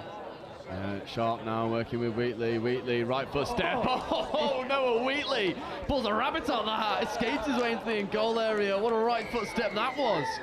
What a ball to boot to Ainscough over on this near side. My God, look at this. I mean, that'd take anyone's ankles. Louis Treyes, who, if you can do it, sir, I can do it better. Noah Wheatley passing to Catherine Williams-Sharp for an exceptional score, all from the magic of Noah. That was just disgraceful. As Conahan looks to escape his way into the in-goal area and get another score on the board for Southwest. There's Grattarola moving over. Emilio Grattarola looking to throw long, and now there's a foot race, and Sam Grant might go all the way. He shifts through the gears, and Grant gets all the way over. The only person staying with him was the sideline ref. What, about 10 metres on him to begin with? Sam Grant with a poacher score, going coast to coast. Good work from the referee team there. Just a swap, one in, one out. That is exactly how it shall be played. And back to the touch. What about that turn of pace from Sam Grant? A superb read. He's very happy with himself. A wry smile as he comes off the pitch there. Yeah, he is happy with that one. And that does give Wigan Warriors a slither of hope in this game. They need to shut out this platform though. Graham over towards Trays. doesn't use him. Graham with a show and go again. Ball in two hands. Defenders can't bite on him. Goes and executes. And Cole Graham reestablishes a little bit of dominance here for South West. Graham again back with a bang. I liked the disguise on that player there. It all looks like it was going left, back against the grain, slices straight through that hole there. And now Wigan Warriors. And I think the emphasis and the onus on Wigan Warriors at the moment is just keep doing what you're doing, go through your processes, you're getting scores on the board, you're not being held out. You want to allow players like Noah Wheatley an opportunity to really build a bit of confidence at this level, because this is the level that he should be operating at. A nice pick up there from Lowe, isolated for a moment, late switch potentially to Wheatley was the option, not taken, instead goes overly towards Emily Vivers. There's Lowe, again looking for that inside pass, not taken, that'll bring up the 6 and change. Lowe, again he's one of these players that has bags of potential, bags of ability, just struggling to unlock his best self consistently against what is one of the best teams in England. With age and with probably just a little bit more maturity from a touch perspective, it will allow them to unlock their full potential. As we said, this Galaxy South West side are absolutely phenomenal, littered with international talent. Absolutely. With Richardson, late pass away to Healy. Healy might do the same to Grattarola. Grattarola might do the same to Conahan. And Conahan should have thrown the extra pass to Molly Morris. Doesn't give it and has to come back and reset on the 7. That would have been a gorgeous fly play. Conahan now in motion. Healy picking up against the grain. Late pass away to Grattarola. That brings up the 6 and change. And I wonder if Conahan had that possession back, he would have given the extra pass to Morris. 9 times out of 10, I think that ball does have to go. We'll let Galaxy off, considering the standard they've shown us here, as it looks like the Wigan Warriors have just stepped out of the confines of the pitch here, inviting yet more pressure onto themselves. And it gives this dangerous part of Heather Richardson, Oscar Healy, Emilio Grattarola, Seb Conahan, an opportunity to rectify that missed chance. Conahan in motion, right foot step, late pass away to Grattarola, and at the first time of asking, they do exactly that. And I love these switches, setups. I love the extra bit of disguise. You're asking the defence to not only defend the line attack play, but the setup as well. And it creates spaces, as you're seeing here. Wigan Warriors, they probably haven't played against this level of setup so far, and I think this experience will help them in their development. But for now, South West are just enjoying their play. Agreed, as we just see the pass that should have gone. He won't want to linger a thought on that for too long.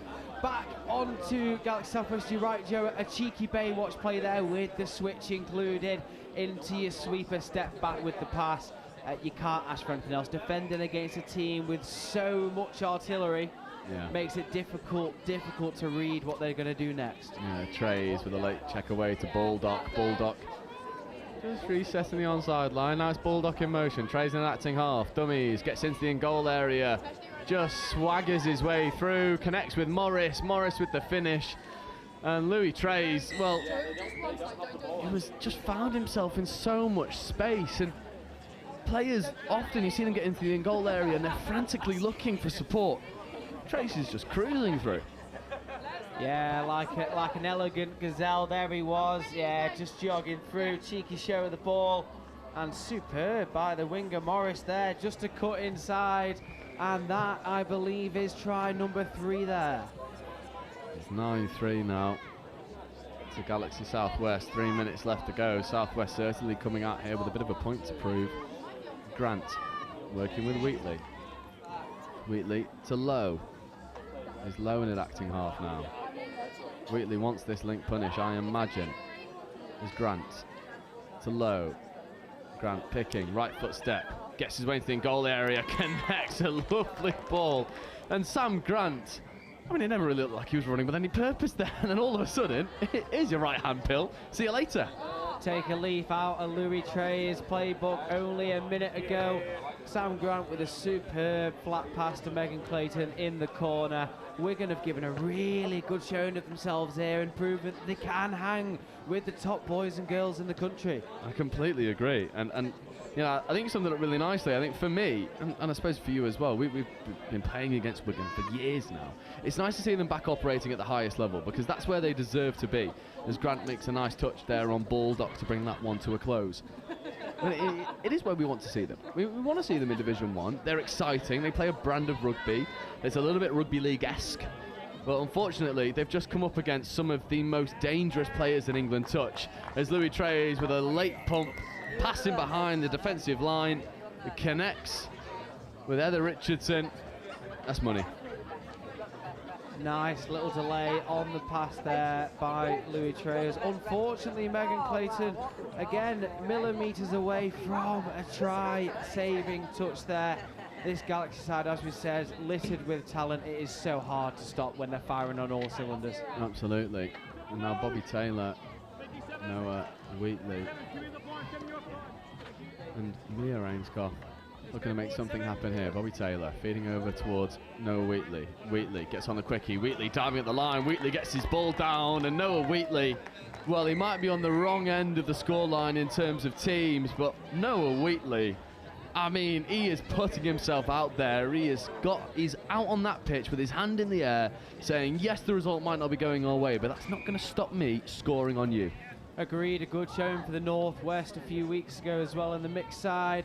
As you say, the brighter the boot, the brighter the player, and that is exactly what he has lived up to there. I love that. Got a roll over the late pass away, trying to connect with Healy. Again, Galaxy Southwest playing with a bit of flair and a bit of fun. As Oscar Healy and Emilio Grassarola just have a little nudge at each other whilst giggling, sort of say, yeah, all right. I knew where I should have been, but it didn't happen on that occasion for him. No, and I think they'll be comfortable with the scoreline as there are seconds to go. Can Wigan... I thought for a second she had escaped, and there we have it. That is Galaxy Southwest 10, Wigan 5. Yeah, Galaxy Southwest continue on and find their way into the semi-finals, where they'll be looking for cup glory. We know what the expectations are for Galaxy Southwest. They want to go home with it all. As for Wigan Warriors, a brilliant learning opportunity for them and some individual performances to remember. Noah Wheatley standing out above the rest. That disgusting right foot step, namely amongst them all. Ollie, sum that one up for us from both sides. Galaxy, just how good are they? And Wigan, how high's the ceiling for Wigan? We'll start on Wigan. The ceiling for Wigan is high. It's always been high. As we said, a couple of years away in the lower divisions, now coming back, new faces, new names combined with the old, and they are looking like they can compete with the very best. Galaxy Southwest, as we know, are one of the best, and they've again shown that here today. A semi-final to go for them. I do think we will see them back on this pitch for the final. Yeah, and you'd be a brave man to bet against it. So we're going to take a slightly prolonged break now to allow for drop-offs if we need them. About 9 minutes time, we'll be bringing you another Division 2 round-robin game. And this one has a little bit more riding on it. Exeter Eagle Owls looking to piece together their performances. We've seen them so far on live stream, and they'll be looking to problem solve on the fly and create some scoring opportunities consistently. And they'll be up against the Yorkshire Thorns. That'll be with you at 10 minutes past 3. We are growing probably the best we've ever done at the moment.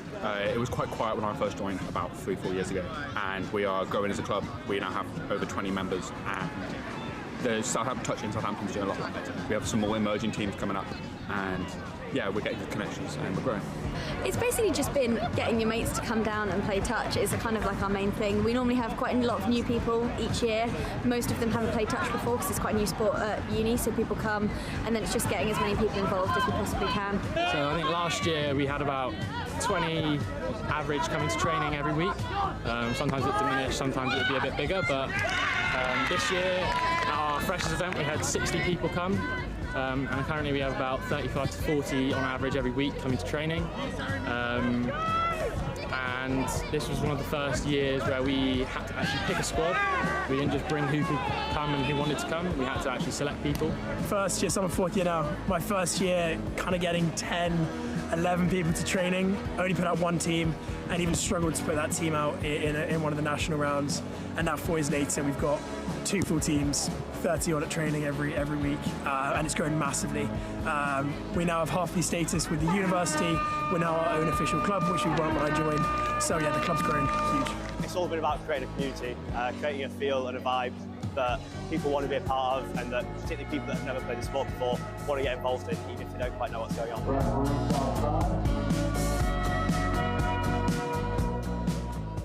You just got to go into it. Like, you don't know whether it's going to be a success, you don't know whether it's not, but you just got to hope that it will. And if you have that desire, it really will work. And that's what happened with us. You know, we started off just as a group of friends wanting to kick a ball about, not even proper touch rugby. And then we had one pioneer who came in and just taught everyone how to do it. And you know, that drive was there already from that like friendship group, and we just brought it up here. People love the fact that it's inclusive sport and it's a mixed sport. I think that's quite rare. So people say that like the vibes of touch is always just really good. Everyone's really friendly. That's probably the main selling point, and then they learn to actually enjoy the sport after that, I think. The key is to advertise. I think get your name out there. Touch, at least in Southampton, isn't very well known compared to rugby. So I think really getting your name out there, getting your uni to promote you as well, and really get in the socials and just spread the word. I think probably the biggest thing. Have you had that kind of support from your AE? We have in some ways, but I think I've always wanted a bit more like screen time, I guess, more like story posts, more Instagrams, more flyers, things like that. But I think we've got that at the moment, so I think that might help us in the future. Keep going, most importantly, but also reach out to those rugby players. You know, contact sports are more and more becoming a thing of the past, and touch offering a fast, flowing and non-contact version of the sport really is a really good opportunity to get involved and keep playing rugby, even after injury or, you know, just not wanting to hurt on a Sunday. I would say start small, because I don't think our club would have grown to the extent that it has if we hadn't got a really good core group who were dedicated, willing to train, willing to turn up when there weren't that many people. And then from that, it's a slow growing process, but you get more people coming along, the quality improves over time. I'd say don't be disheartened if at the start the touch maybe isn't that high quality or you're lacking numbers a little bit. Stick with it, because people will come and people love the game. And it's one of the only mixed sports at Bucks, and so you will get numbers, you just need to stick with it.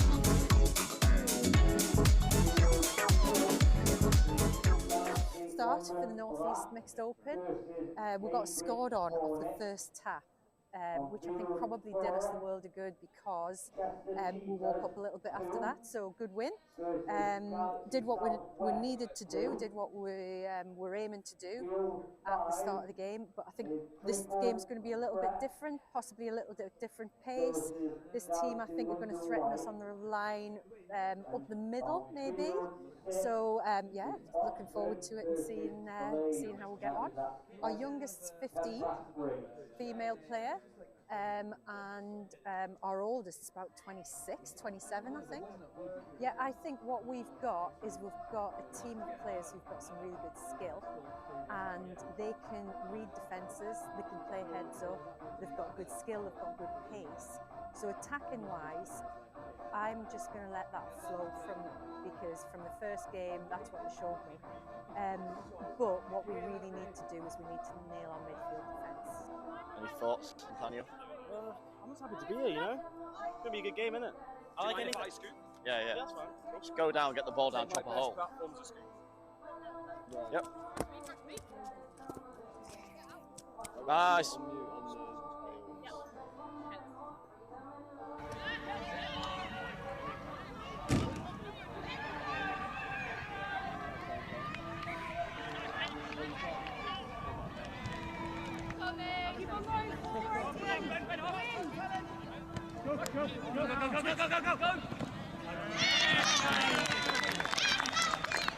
Yeah, oh! Yes! Beautiful ball! What a ball! When we're doing our midfield D, our transition D, they're beating us a few times on our far side, so they're getting around our far side male link. So it's just, we need to compress a little bit closer over that side. Good work. What a ball. Who gave that? You? I go back to the same messaging as the game before. You clearly can see what you need to do in attack. That last being aware, the awareness of the time on the clock, the awareness of taking it away from our box, the awareness of finding the space and using your pace to go down that edge. 5, 9, 8,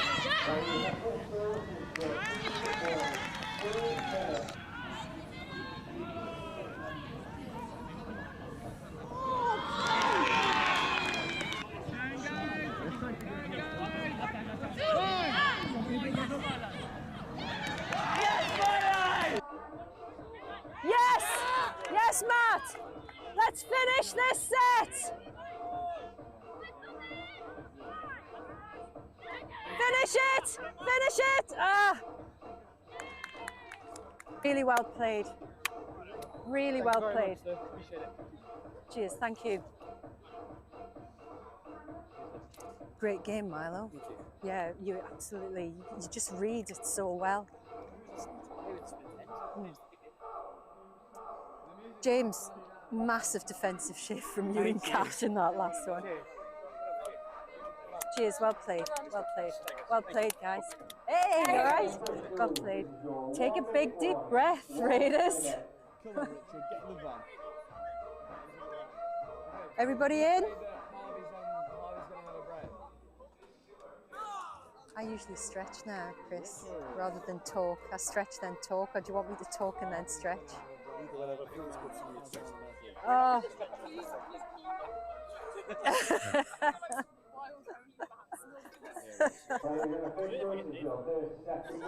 Well, what I need to say to you is I just need a few minutes to gather my thoughts. If you were watching that game as a neutral, that was such an exciting game of touch. And it was just neck and neck all the way through. Yeah, I just need a few moments to gather my thoughts, see what we're going to do, taking it into the next game, into the Northwest game. So let's have a little stretch.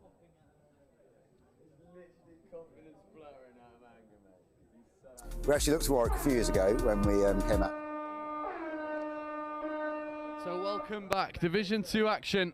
It's the Yorkshire Thorns versus the Exeter Eagle Owls. I've got Ollie Holmes alongside me. Ollie, talk me through this one.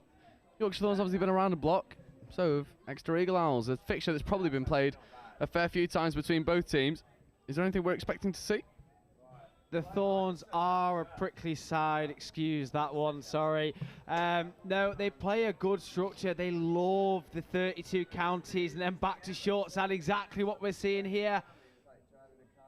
And they are very good with their hands as well. Oh, lovely. Heads up play, keeping the ball alive, asking to kill the ball in the corner. That's a lovely opening stanza from Yorkshire Thorns, threatening both of the outside edges. And for the Exeter Eagle Owls, you've got to be aware to that, because if you switch off for a moment, the hands of the Thorns are just gonna, well, they're gonna undo you. The Thorns won't allow you to give them space easily. I have to say, a very brave choice by number 43, Hester Williams, in tracksuit bottoms while the sun is shining. Yeah, that is a, yeah, that's going to feel quite warm, I imagine. As we see, John O'Clark operating in the middle. Clark dishing off. Extra pass wanted to go, not needed. The opening score is there. And John O'Clark connects with 32 to Parata Crawford. And that is it's a beautiful opening score. Exactly how they'll have written that one up there. Again, just taking their time to engage the defenders. A 33 set up this side, back to the open, and a nice little dive underneath the defender. Absolutely. Now the onus is on Exeter Eagle Owls to go up the other end and level the scoring. A nice bit of work on display there from the Eagle Owls, not able to connect on this occasion. He's a player that we've picked out, isn't it? Number 36, Sam Rishworth-Cutler. We like his work both in defence and attack. Agreed. Him and James Webber look to be the puppet masters for the Exeter Eagle Owls. As we see Yorkshire Thorns with some superb intensity down their box side. That is some great meters made, at least 20 on that one, as we see the Thorns looking to strike. Indeed, Yorkshire Thorns looking to go and get the second score on the board, 2.5 minutes in. Exeter Eagle Owls, we've seen them a fair few times on live stream. You've called them one more than I have. What was that second game like for Eagle Owls? Is there anything that you were quite impressed with, and what sort of momentum did they carry into this game? They started to figure out their rotations down the box side here. Again, we've been talking about all day about transition, and it's nice to see that they've got a bit more of a handle on that there as we see a 6th touch and turnover. Yorkshire Thorns up by 1. Yeah, it's nice work here from the Thorns, rolling through their transition relatively effectively. And they'll need a little bit more of that going forward. Touches 3 and 4, slightly too lateral. And now here he is the danger man, escaping his way into the in-goal area, looking to connect, and almost does. To where Parata Crawford almost gets over and connects, but he certainly is the danger man for Yorkshire Thorns. We've only seen him on the pitch twice. He scored one, almost connected with a try assist. Just too many targets to aim at there in a corner. I think 2 free players didn't quite know which one to aim for, put it in the middle to no avail. As we see Exeter again working this sub-transition much better this time round. Yeah, it's Webber now coming onto the field, working with Rishworth Cutler. And unfortunately, just asking the question of the referee, where's the onside line? Referee says where the defender is, 6 and change. Yeah, it's difficult to get a handle on how big 7 metre is. You usually work in 5 or 10 metre increments when estimating distance. 7 is the exact meterage we're looking for there. Yeah, and now the Thorns come onto the field. Nice bit of interplay with Strachan. Strachan can't quite take that one in his stride. The Yorkshire Thorns, they're consistently threatening, but aside from Tawera Parata Crawford, not really found that cutting edge, well, as of yet. It did take them about 5 minutes or so to start to string things together in the last game. Now, judging by that pattern, they should start to warm up around about now as we see them enter the Yorkshire Thorns half. Yeah, it's a nice bit of speed, bouncing around the outside, needs to use the feet to escape his way through. That'll bring up the 5th touch, though. No platform here to play with. And just moving the ball laterally, seeming like they want to kill it in this far corner. And I can understand teams' affinity towards killing the ball in a dangerous area for the transition, but I'd also love to see them still have a go at the line, still look for spaces. I think that's what really separates, you know, some dangerous teams are on 5th touch specifically when they're still trying to kill the ball in the corner, but they're doing so whilst also threatening. Yeah, it is a fine balance there, I have to say, Joe. Is the safer option is to kill it away from the box itself there. As we see a little bit of tricky footwork from the Thorns player there. Unfortunately, that will be 6th touch and turnover. Yeah, it will bring up the 6 and change. That was dangerous stuff for a moment. I believe that was Nathan Williams. Can't quite see the number clearly. Eagle Owls have fixed some of these defensive spacings. I'd like to see them play around these single shooters of Yorkshire Thorns. There's not a lot of space there on offer, but on that 3rd touch specifically, there are some single shooters pronouncing for Thorns. It gives Exeter Eagle Owls an opportunity to throw that extra pass. Completely right there, Joe. It is about picking off those single defenders, and then it would force the Thorns into sending 2 up, and if you can get around 2, you're only playing against 4. Yeah, it just gives you that extra bit of space that you need to potentially make something happen. There's a physical touch that comes in on Joe Hall. Hall does well to get the ball down. Here is this dangerous combination of John O'Clark and Parata Crawford. Crawford still dancing, now dishing. And Parata Crawford, well, if I was Thorns, I'd just say, okay, every attack set, that's yours. You've got the keys at the moment.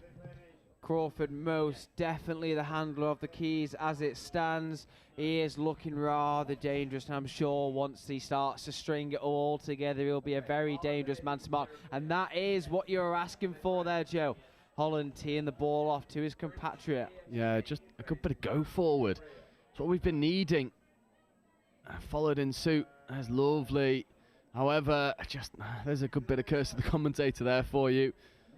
Just at the last moment, those hands coming unstuck. As you say, Ollie, it's good go forward. Eagle Owls they've problem solved a little bit from their time on live stream. Able to manufacture a bit of a roll on the Thorns. These hands have just got to start sticking as well. As you said, it's just about stringing the passes together with. And that is a superb play around. Yorkshire Thorns taking your advice there as well. Yeah, Strachan was dishing off. He was trying to connect with Neil Hennigan. But Eagle Owls defensive spacing does just enough. There's a nice bit of go forward. Yeah, that's much better there from the Eagle Owls. Going forward first and then moving laterally. Holland platforms. Extra pass away is nice, but half is a little late to the party. Just slows things down a touch. Here is Rishworth Cutler. Late check away. It's a nice endeavour. They see where the 3-on-2 is, and that's half the battle. The other half is just making sure that these hands are nice and crisp. Those passes are out in front of your supporting player. That one just pulled a little bit behind the winger. Just a touch behind, but you are right, Joe, on they're getting there with the space. They've recognised where it is now. All we need to see is that for them to connect their hands as we see some nice form of momentum from the Thorns here. It's very nice indeed. And now Nathan Williams looking to throw long, does throw long, and it's finished by Hester Williams. And that will be try time. The second score for Yorkshire Thorns. First was in a minute, second was 9. And you'll see it here. Nice forward momentum. That was Nathan Williams. Gets in an acting half, little QB play, and feeds over towards Hester Williams, finishes in the corner. That's a good bit of Yorkshire Thorns DNA. I think you called it early. They like that middle interplay and then swing it long.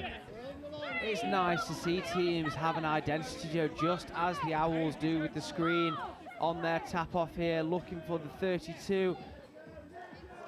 And a good touch by the defender there. I'd love to see that ball go long there. It's an opportunity that, the female link has run an amazing line off the ball. Stephanie Tucker just committing defenders. Here is Tucker, she does get a reward. Grounds it on the 2-metre line and then takes a roll over the 7 and does get it down. And it's slightly unconventional, that 2-metre line playing a bit of havoc. Grounds it, doesn't release it, keeps it in hand and gets the ball down. You will pardon the laughter, but it's almost in disbelief she was able to still ground that one on the try line.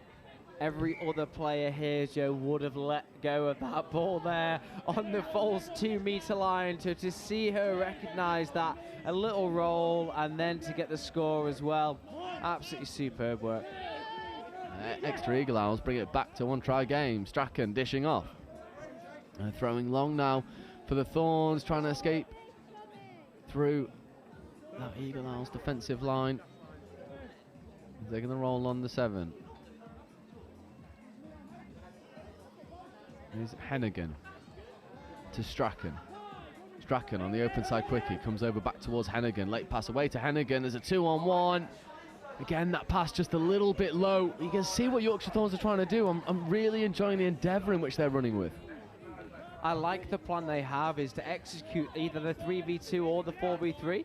They're doing really well to get themselves in those dangerous positions in the Eagles' half. As you say, it's kind of half the battle. There's a penalty for a forward pass, so give Yorkshire Thorns another platform to have a go. And I think we speak a lot about executing 3-on-2s, 4-on-3s. In touch, it's not just about identifying the space, it's about creating those overloads. Ollie, can you just walk us through a little bit of how you start to create these overloads?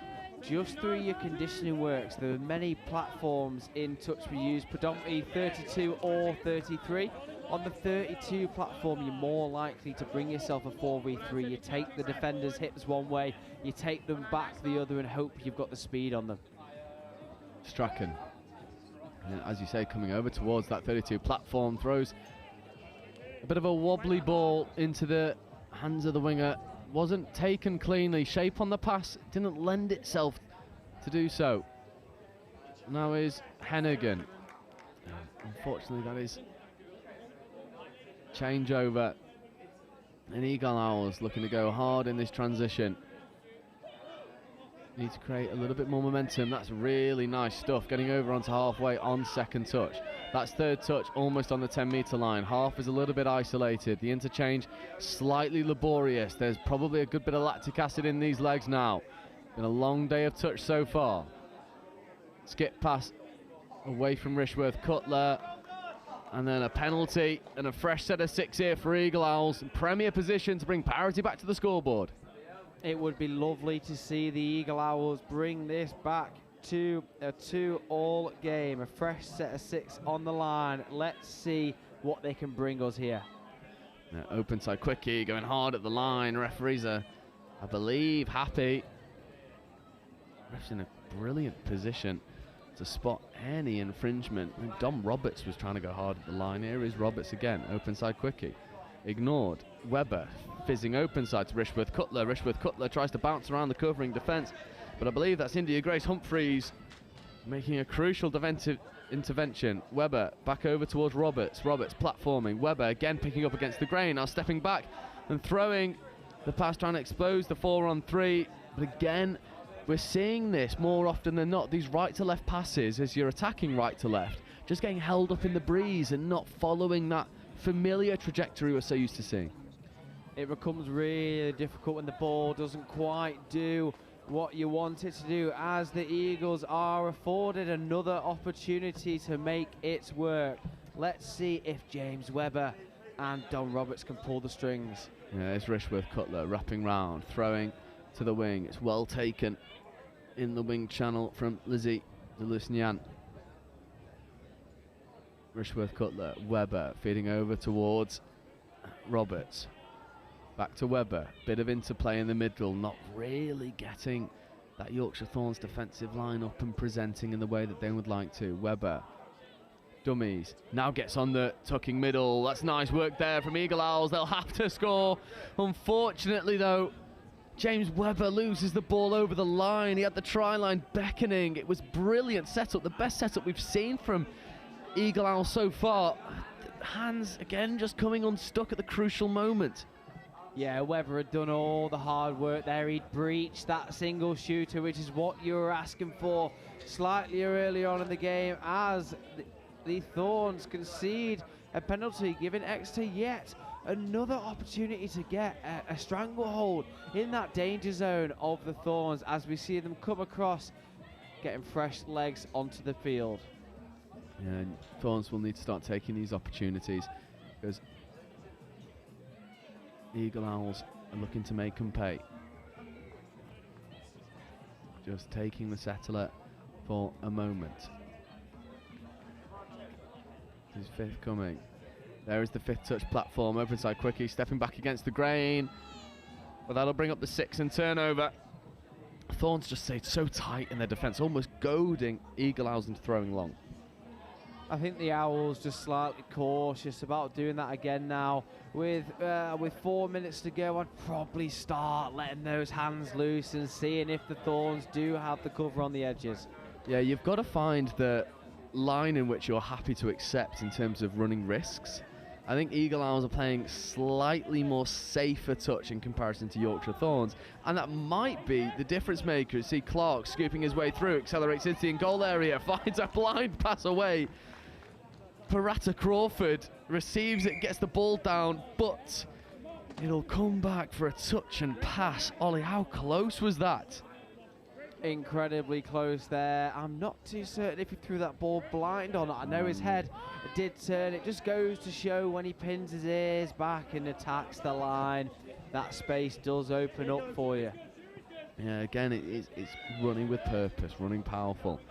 And it shows just how dangerous Eagle Owls have lived this game. Yorkshire Thorns in defence for about 4 minutes, and then the first time of asking almost get the score to take it to a 2-try game. Webber playing away to Rishworth Cutler. Referees are happy that that one should be played away. And Parata Crawford, well, he had his hand in the cookie jar for a minute, not coming up with anything. Fresh set of 6 here for the Eagle Owls. Rishworth Cutler There's Webber. Robertson at acting half. There is Webber. Right foot step, trying to go hard at the line. That'll be given 6 more. John O'Clark stood in the passing lane. Exeter Eagle Owls, you can't help but feel like this is do or die time. You're really right there, Joe. That being said, they've got 2 minutes left and a fresh set of 6 to get themselves back to 2 apiece. Couple of dummies there in attack from James Webber, the man in charge with Don Roberts. Can they work their magic? Yeah, Webber picking up against the grain, trying to get into the in-goal area. 2-on-1, Rishworth Cutler feeds it through the hands, and it is finished in the corner. And Exeter Eagle Owls do bring parity with 90 seconds left to go. That is 2 tries apiece.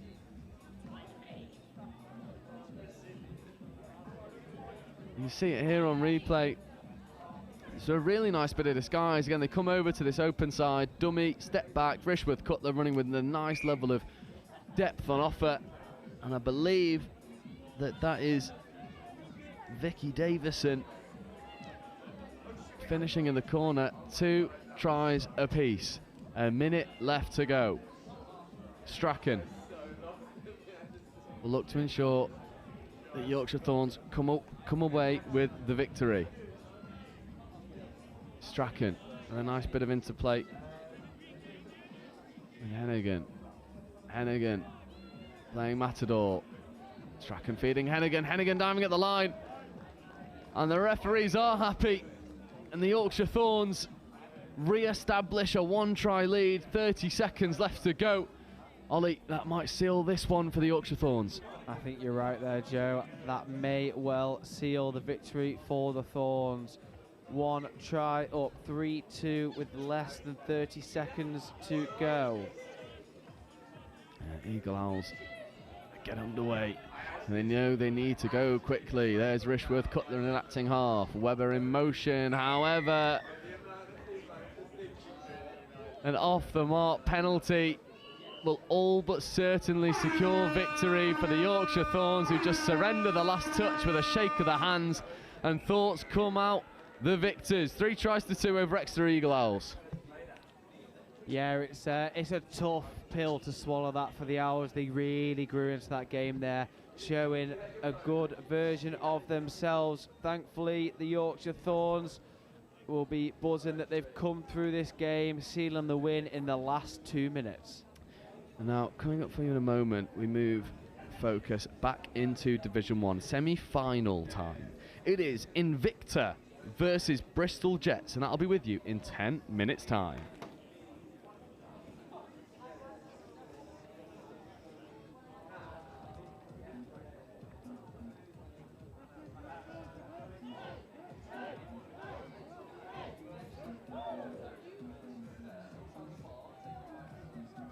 We actually looked at Warwick a few years ago when we came out of the pandemic for a potential venue for the Atlantic Cup 2 years ago in England. So we already knew what the facilities were like. When Kevin started in the events role, he also looked at it, and we had an early conversation, and they showed willing. And I think that the big thing for us here is, as we're already seeing, is the joined-up approach to working across departments and trying to uncover some of those links more globally, international relations, more locally, the marketing and communications. I think they're really important for us. So, you know, we've got Warwick Touch celebrating their anniversary. We've got the Wildcats in the region, and University of Warwick with their 60th anniversary. So there's a whole load of stuff going on, and we're just going to capitalise on that. Really, feel-good factor of what's going to happen here in the summer. It's a great experience. Hopefully, it will be a successful tournament for England, and hopefully we can bring it home. So much being at home. Home crowd, there's going to be a lot more supporters this time, meaning we've got more support on the pitch, and so we're actually going to perform a lot better, I think. Hopefully it'll bring more people to touch, and especially to Warwick and society in Warwick.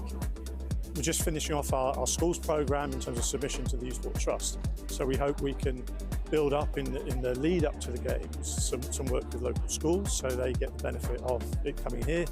And then also the local club infrastructure, and can we develop that club infrastructure to deliver more opportunities for more people to play touch right across this sort of sub-region of Warwickshire.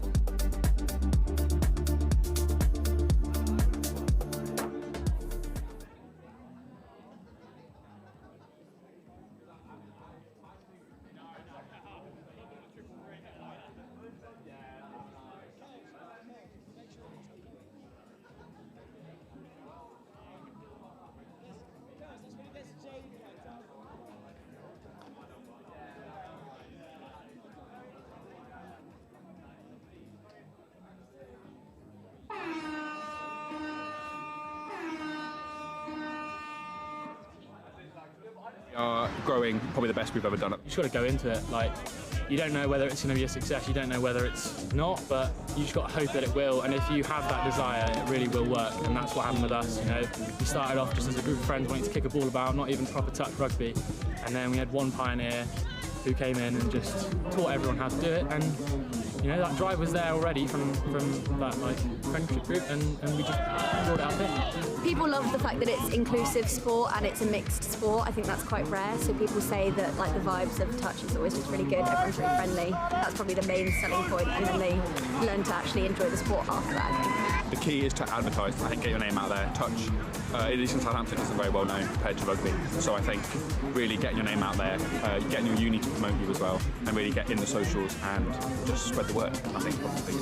Have you had that kind of support from your AE? We have in some ways, but I think I've always wanted a bit more like screen time, I guess, more like story posts, more Instagrams, more flyers, things like that. But I think we've got that at the moment, so I think that might help us in the future. Keep going, most importantly, but also reach out to those rugby players. You know, contact sports are more and more becoming a thing of the past, and touch offering a fast, flowing and non-contact version of the sport really is a really good opportunity to get involved and keep playing rugby, even after injury or, you know, just not wanting to hurt on a Sunday.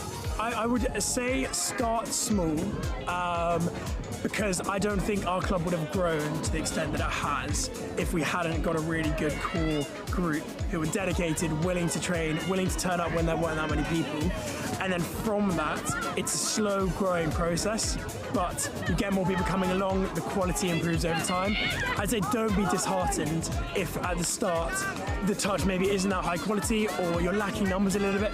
Stick with it, because people will come and people love the game.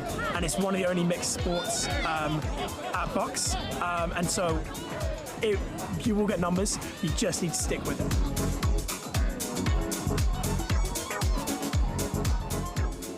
Start for the North East Mixed Open. We got scored on off the first tap, which I think probably did us the world of good, because we woke up a little bit after that, so good win. Did what we needed to do, did what we were aiming to do at the start of the game, but I think this game's going to be a little bit different, possibly a little bit different pace. This team, I think, are going to threaten us on the line up the middle, maybe. So, yeah, looking forward to it and seeing how we get on. Our youngest is 15, female player, and our oldest is about 26, 27, I think. Yeah, I think what we've got is we've got team players who've got some really good skill, and they can read defences, they can play heads up, they've got good skill, they've got good pace. So attacking wise, I'm just going to let that flow from the book, because for the first game, that's what it showed me. But what we really need to do is Frost. Yeah, you know, could be a good game, isn't it? I like any place. Yeah. Just go down, get the ball down, chop the hole. Yep. Nice.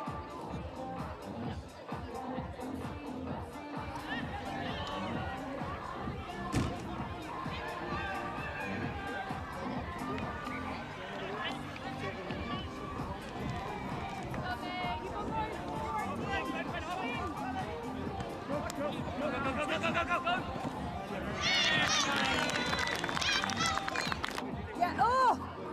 Yes! Beautiful ball! What a ball! And when we're doing our midfield D, our transition D, we run this a few times on our far side, so we're getting around our far side really. So we need to press a little bit closer over that side. Good work. What a ball. Who give that? You? I go back to the same messaging as the game before. You clearly can see what you need to do in attack. That last being aware, the awareness of the time on the clock, the awareness of taking it away from our box, the awareness of finding the space and using your pace to go down that edge. 5, 9,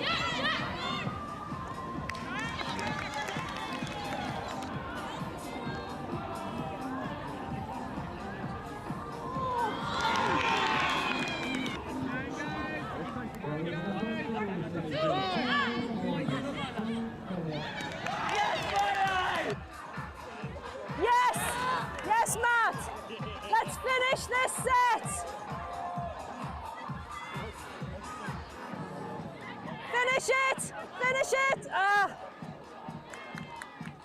Really well played. Really well played. Cheers, thank you. Great game, Milo. Yeah, you absolutely, you just read it so well. James, massive defensive shift from you and Cash in that last one. Cheers, well played, well played. Well played, guys. Hey, all right? Well played. Take a big deep breath, Raiders. Everybody in? 61 years old. Jim Devlin, happy birthday, mate. Oh, 1 minute more. I usually stretch now, rather than talk. I stretch then talk. I don't want me to talk and then stretch. Birthday, can't believe he's 61. Look at the Oh. 60. I know. So he's 61 today. Happy birthday, Jim.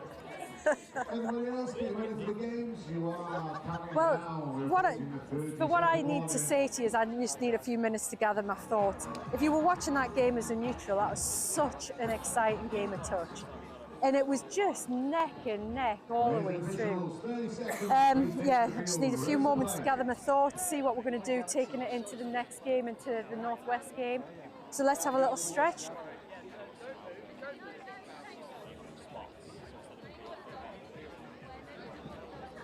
So welcome back, Cup semi-final, Invicta Touch versus Bristol Jets. Bristol with the tap, Ema Jones with the ball, Akshan Jurasinya joined alongside him. Invicta Touch in defence, and Ollie, we were chewing the fat and talking a little bit before this game. Both of these sides play an unconventional style of touch, and they've done really well to be in the position they are.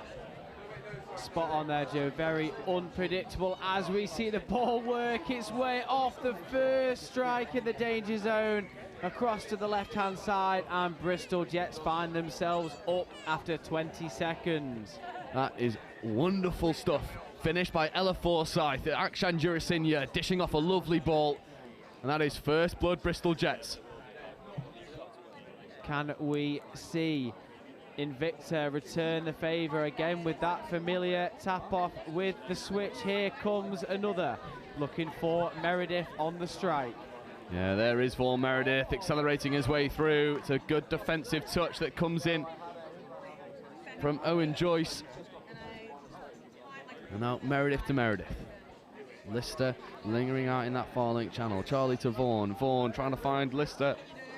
Unfortunately though, Jessica Clark had a go, found herself in the passing lanes, knocks that ball down. This will be a fresh set of 6 here for Invicta. Charlie Meredith to Vaughan Meredith. Lister in motion. Here is Lister, left foot step, diving at the line. Referees are happy. And Invicta bring things all level. We're at 1 try apiece. Chris Wade just unfortunately unable to get his hand down there. What a tricky customer in Lister that is. From static to ferocious within a split second. Straight dive across the floor, right underneath the grasp of Chris Wade. Superb. Yeah, that's a lovely score from Lister. And now Bristol Jets with Will Lewis will look to make something happen in their own line attack. And they do. First time of asking. It's Jamie Carruth getting over. We're now at 2 tries to 1. Ollie, we're outscoring the minute count. And that is exactly what we look for up here in the commentary booth. Absolutely superb. Your favourite word, Joe. It starts with shoot and ends in out.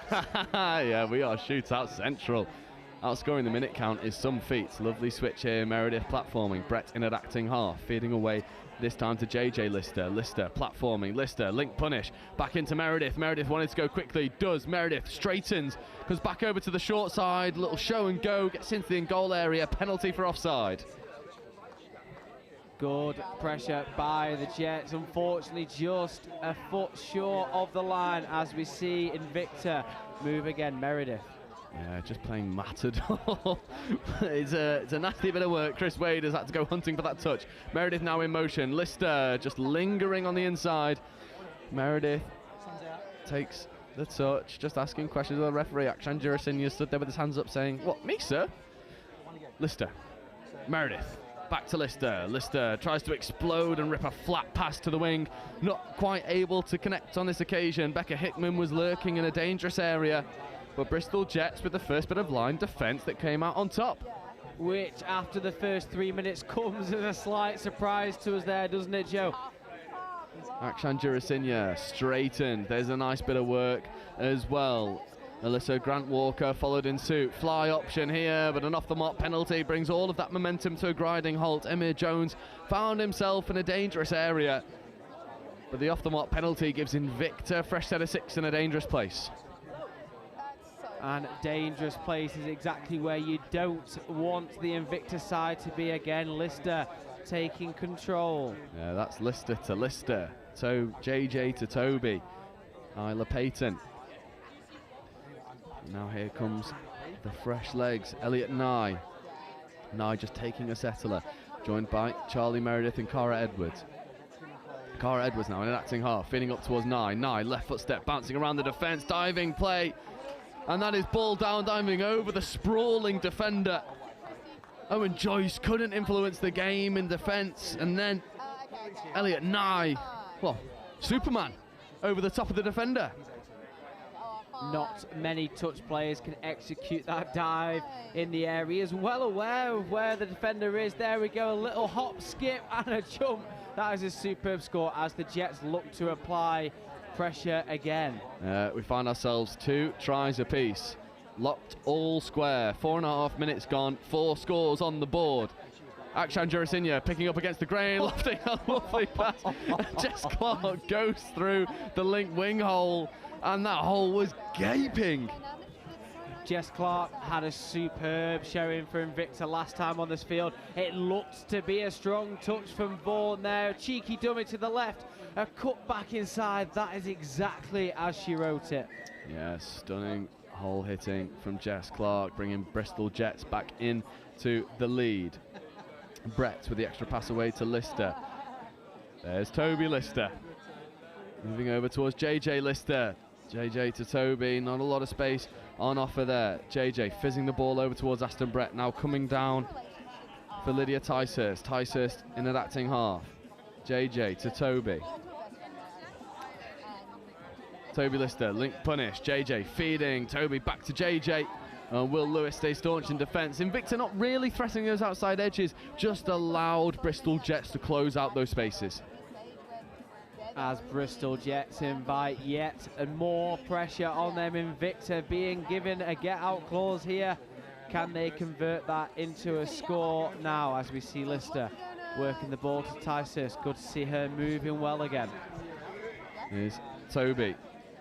Brett to JJ Lister. JJ Lister diving at the line. Did he lose control of the ball? Referees are happy. And JJ Lister gets his score on the board. And again, brings us back all level. 6 tries, 6 minutes in. Ollie, when's the scoring going to stop? Hopefully never, Joe. This continues for the rest of the day, past these games as well. Oh, he is particularly lucky to get away with that one. A slight error by the referee there. That being said, we don't mind a 3-3 at this stage in the game. As you say, that is as tight a call as you could possibly have, as Will Lewis accelerates his way into the 7-metre line. And we know how fast Will Lewis is. We saw him carve holes open against Northwest for Nationals a few weeks ago. He'll be looking to repeat that success here. Nye gets off the line, makes a good touch for Invicta. Lewis repositions himself into that middle channel. Picking up against the grain, late switch away. Looking to connect with Will Lewis. That last touch there for Bristol Jets, just a little bit sticky, never quite got going. The right option there was just to keep to the 4v3 on the outside, something that the Jets are known for being good for, as Invicta with Lydia Ticehurst start making good momentum. Yeah, it's a nice check away there from Ewan Strachan. And now Toby Lister picking up, accelerating, late pass away towards Strachan. It was well marshalled in defence. Shut out effectively from the Bristol Jets. There's Caruth in an acting half. Checking away, it's a lovely bounce as well. That's really nice stuff there on offer from Bristol Jets. Here's Akshan Jurasinya. Jurasinya platforming. Nice scooping platform here for Chris Wade. Wade looked to escape his way in and connect with Jess Clark, not quite happening on that occasion. And the scoring certainly has slowed down. Is it a case of both defences you think have just felt each other out, become a little bit more used to what the opposition are throwing their way? Starting to become a little bit more aware. Again, you're right there, Joe, about what the opposition are playing, why they're playing it, when they're playing it. It's probably a game of defensive pressure at the moment as we see Invicta starting to get a roll on. Yeah, Charlie Meredith to Vaughan Meredith find themselves in a dangerous position, and now Kate Allen has a fair bit of finishing to do. Jess Clark gets over, shuts out the space. This brings up the 5th. There's Meredith to Lister. Meredith in motion. There's Vaughan. Dummying to Charlie. Meredith, late switch away to Edwards. He manufactured a nice bit of space there. That late switch, just a little bit too tall for Cara Edwards to reel it in. But Invicta showing they're always threatening, especially on 5th. Again, two teams here, Joe, with a little bit unconventional touch styles. However, it proves for exciting touch, as we can see here. Bristol Jets working their way forwards. Yeah, there's a nice bit of disguise trying to escape away from Lister was Jamie Carruth. But JJ staying hot on his heels. And Meredith has to bring that ball back to the mark. Here's Charlie Meredith. Dummies inside to Vaughan. Charlie Meredith with a lovely bit of transitional work. Edwards following in suit. There's Ticehurst. There's Hickman in an acting half. Lister with a skip pass out towards Kate Allen, and Kate Allen might finish on this occasion. And Kate Allen just shifts through the gears, accelerates her way through. And this is why we've been saying and banging on about it all day. World-class wingers worth their weight in gold. You are exactly on the mark there, Joe. She looks as fast as anybody on this pitch here. Excellently finished in the corner. A little smile on her face. A nice little handshake with her compatriot. Can the Jets reply? Well, this is certainly the pod that might be able to do it. Aksan Jurasinya, Jess Clark, Will Lewis, Amir Jones. Aston Brett called offside, has to retreat back to the onside line. Aksan Jurasinya, open side quickie, diving at the line. Is Jurasinya got over? He has, and brings parity again once more. 4 tries apiece. Aksan Jurasinya accelerates his way through. And that is Bristol Jets through and through. They respond magnificently. We're back all square. Referee, cap in hand, very casually knew what was about to unfold. As you're right there, Joe, superb play. He pulls the defence one way, he goes the other, and that leaves us 4 apiece with less than 10 minutes to go. Yeah, this game has ebbed and flowed. Neither team really coming out on top in any area of the game. Unfortunately, though, Bristol Jets put on the pressure. It's unfortunate for Invicta. And is this the platform now for Bristol Jets to establish a 2-try lead? As Jess Clark has to go through some unforgiving work to go get that ball in that acting half. Meredith had that ball thrown at him. Referee is happy to let that one be a 6 more. Jamie Carruth straightening, working with Joyce.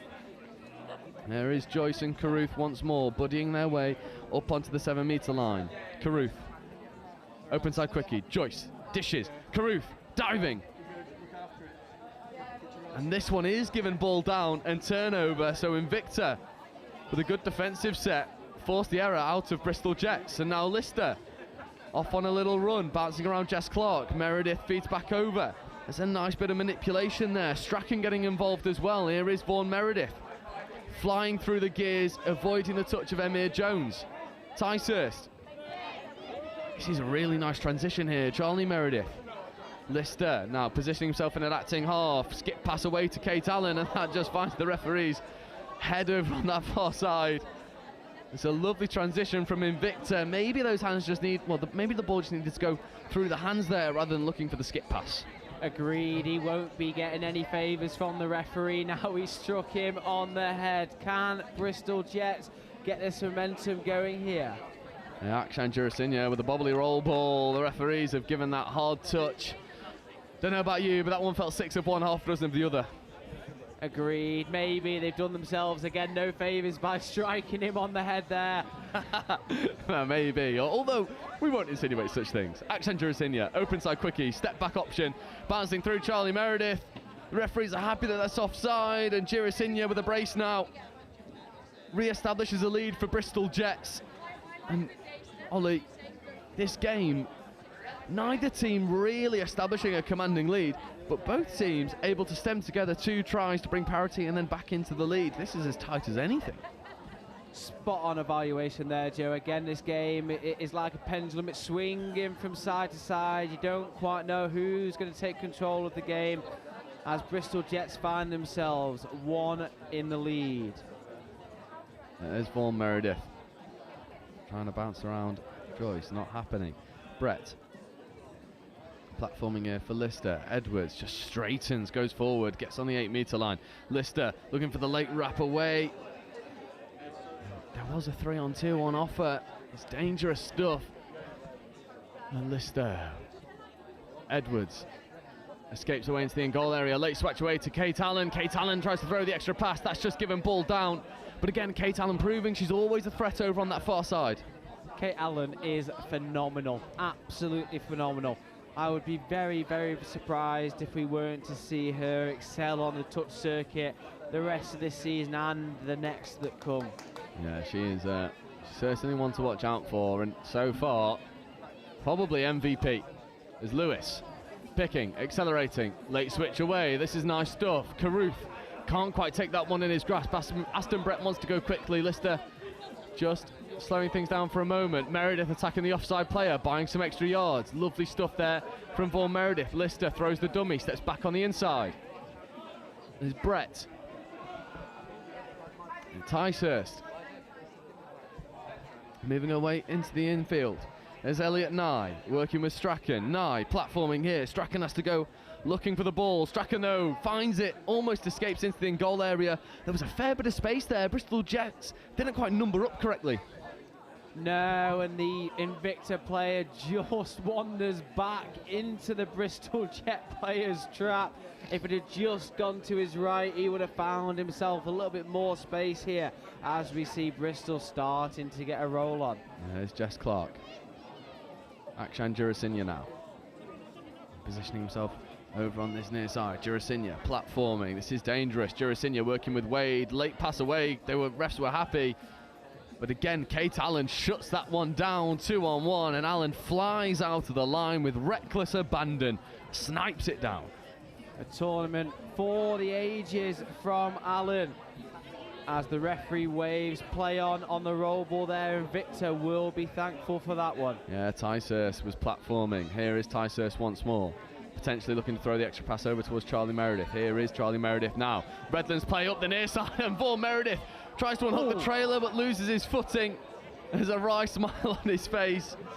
Thought maybe he could have just kicked through the gears and found his way over as Charlie Meredith looks to combine with Braun. That one comes to a close. 3 minutes left to go. Bristol Jets still with a 1-try lead.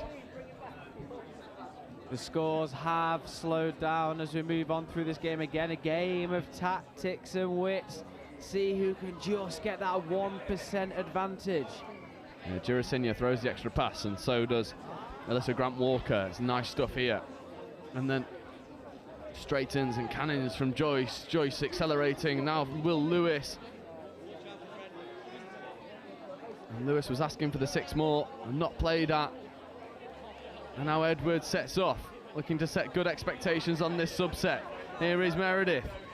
Lovely cannonball platform here. Tyser shot down by Will Lewis. There's a nice fly here. JJ Lister tried to combine with brother Toby, but it's well shut down from Alyssa Grant-Walker. There's Lister to Lister, accelerating, dummying. I tell you what, if there's one player on this Bristol Jets team you don't want to be scooping against, that's Will Lewis. He will eat up the yards in between you and make that final touch. You've got to pick your battles there, although Lister will back himself. Bristol in the ascendancy here. Yeah, it's a case of complete your sets, no mistakes, don't give away any sustained pressure. Clark wanted to throw that extra pass, opts against it. Akshan Jurasinha Oh, that pass, the referees were happy. Maybe we had a better vantage point for it. Bristol Jets will march on regardless. There's a nice pick up there from Wade. Allen, no, picks it off, and Kate Allen might go full length. She's got a fair bit of work to do, but she shifts through the gears, and Kate Allen will finish and bring this one all square. And the stands below us erupt into rapturous applause. This is a phenomenal bit of work from Kate Allen. My word. What an intercept score that was! Please excuse the laughing, you've not just seen the actions that Joe's just come out with. He is absolutely through. Kate Allen, take a bow. We were singing your praises all throughout this game, and you've pulled a rabbit out of the hat.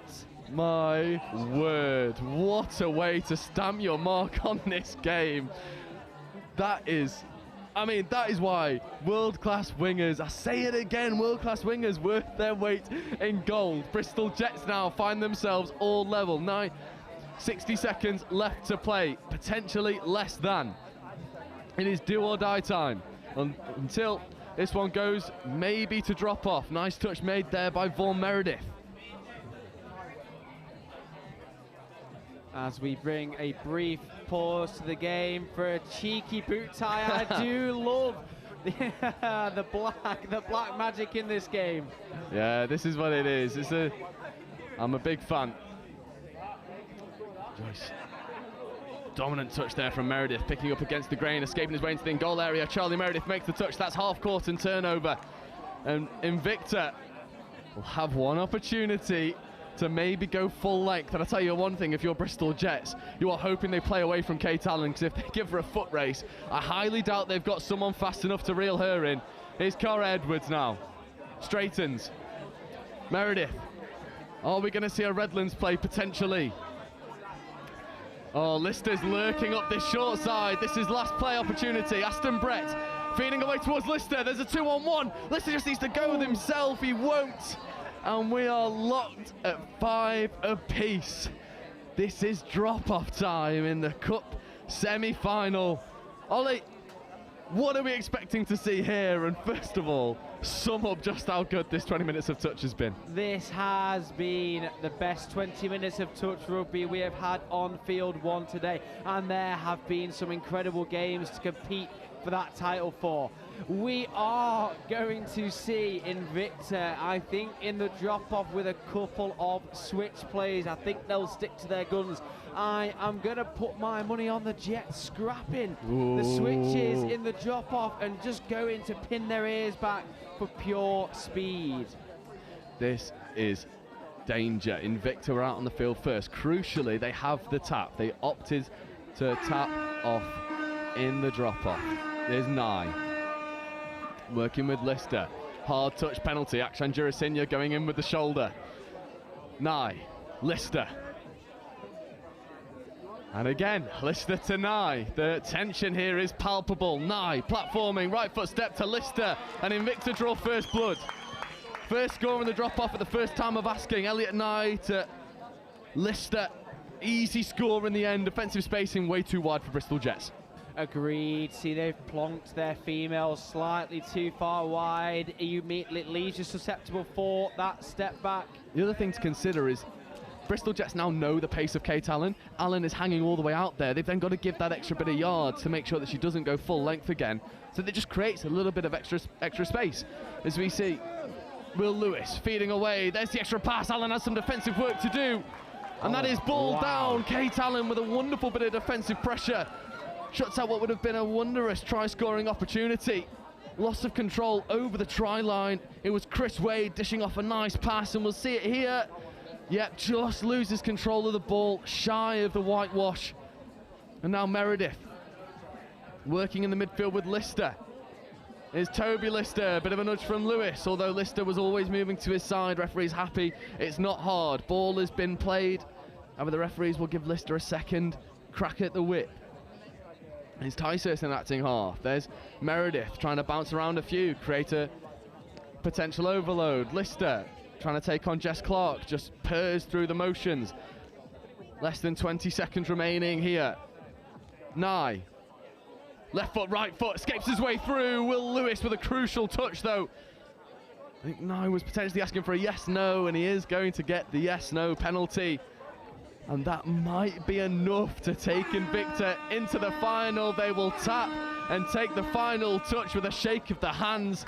Ollie, that is a game that has been decided by Kate Allen over on that far side. That full-length intercept score to take this one to drop off and then forcing the loss of control over on the far side. Just sum that up for me, because I'm lost for words. Ferocious, and absolutely ferocious. 20 plus 2 minutes of touch rugby there for us all to see. You are right, Kate Allen, the absolute difference maker. She's high-fiving, a grin as wide as her cheeks as she comes across the field here. I'm sure she will be showing everybody that clip for months to come. Yeah, that was a phenomenal bit of work. Well, we're going to take a very quick break. We're in about 7 minutes' time. It is semi-final 1, division mixed. It is London Scorpions versus NQ Rebels. This is a fixture we've seen time and time again. London Scorpions fielding a much changed side, and they'll be coming up against the NQ Rebels, who are also missing a couple players, but that didn't stop them putting Foxes to the sword. That'll be with you in about 6 minutes' time.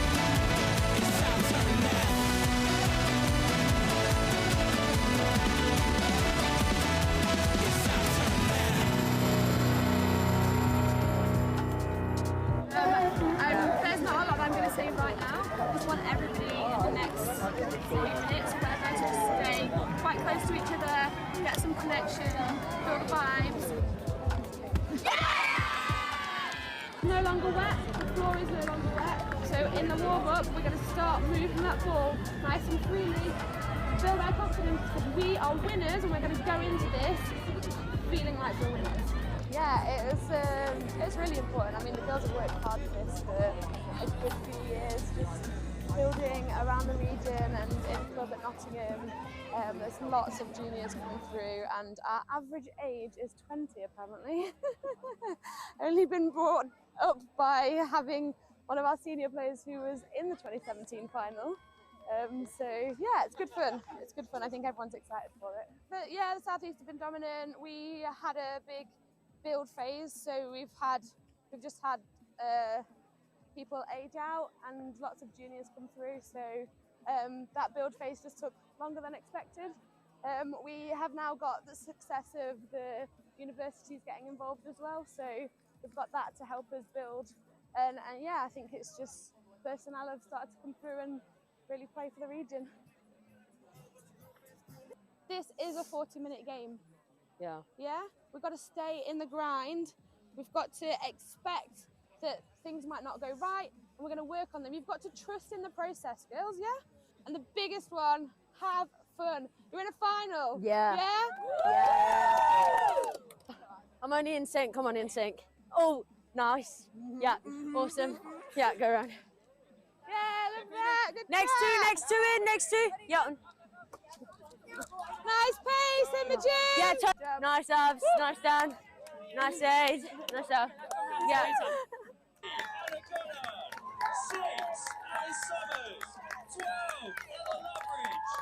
Stand with them.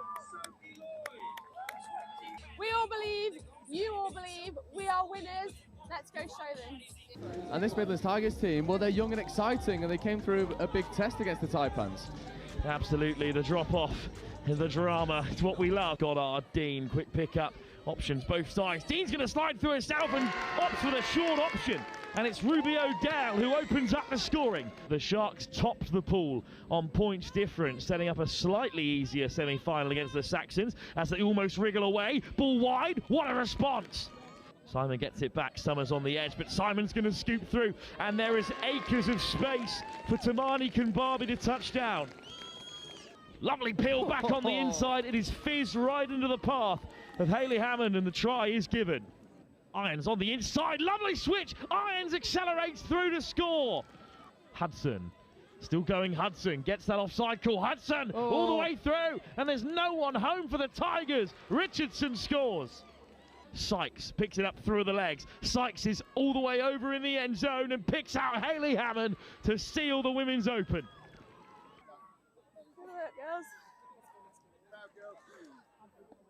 Yeah, it was good. It was so good. So good, girls. Honestly, we're super proud of ourselves. We are final players, girls. Yeah, remember this feeling because we're coming back next year. Yeah, we'll be even stronger next year. So take this. Like, we can play a final, we're going to get there again, and when we do, we'll be the winners. Yeah?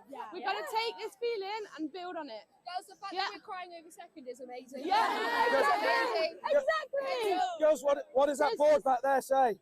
We're awesome. Super proud of the girls. We put everything out there, and it was a super strong Sharks, experienced Sharks team.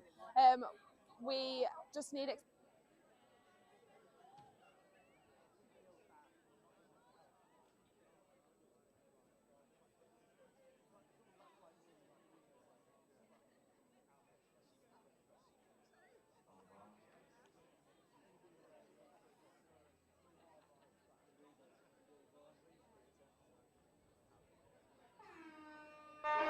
So welcome back, Cup semi-final, NQ Rebels versus London Scorpions. This is a game that both of these teams would have dreamt of when they saw the schedule this morning. I'm joined alongside, well, Scorpions mainstay, Raffaele Baby. How are you? I'm great. I'm so excited to be back for this quarter-final. Yeah, semi-final.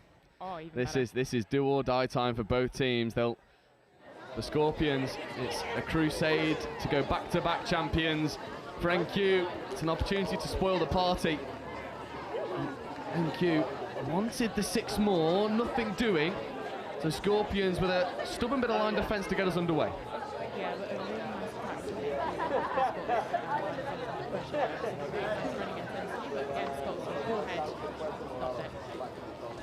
Absolutely, as we see Hal Penny dishing off towards Thomas Hardiman. There's McMahon checking away, not quite able to connect with that occasion with Mimi Taylor-Dean.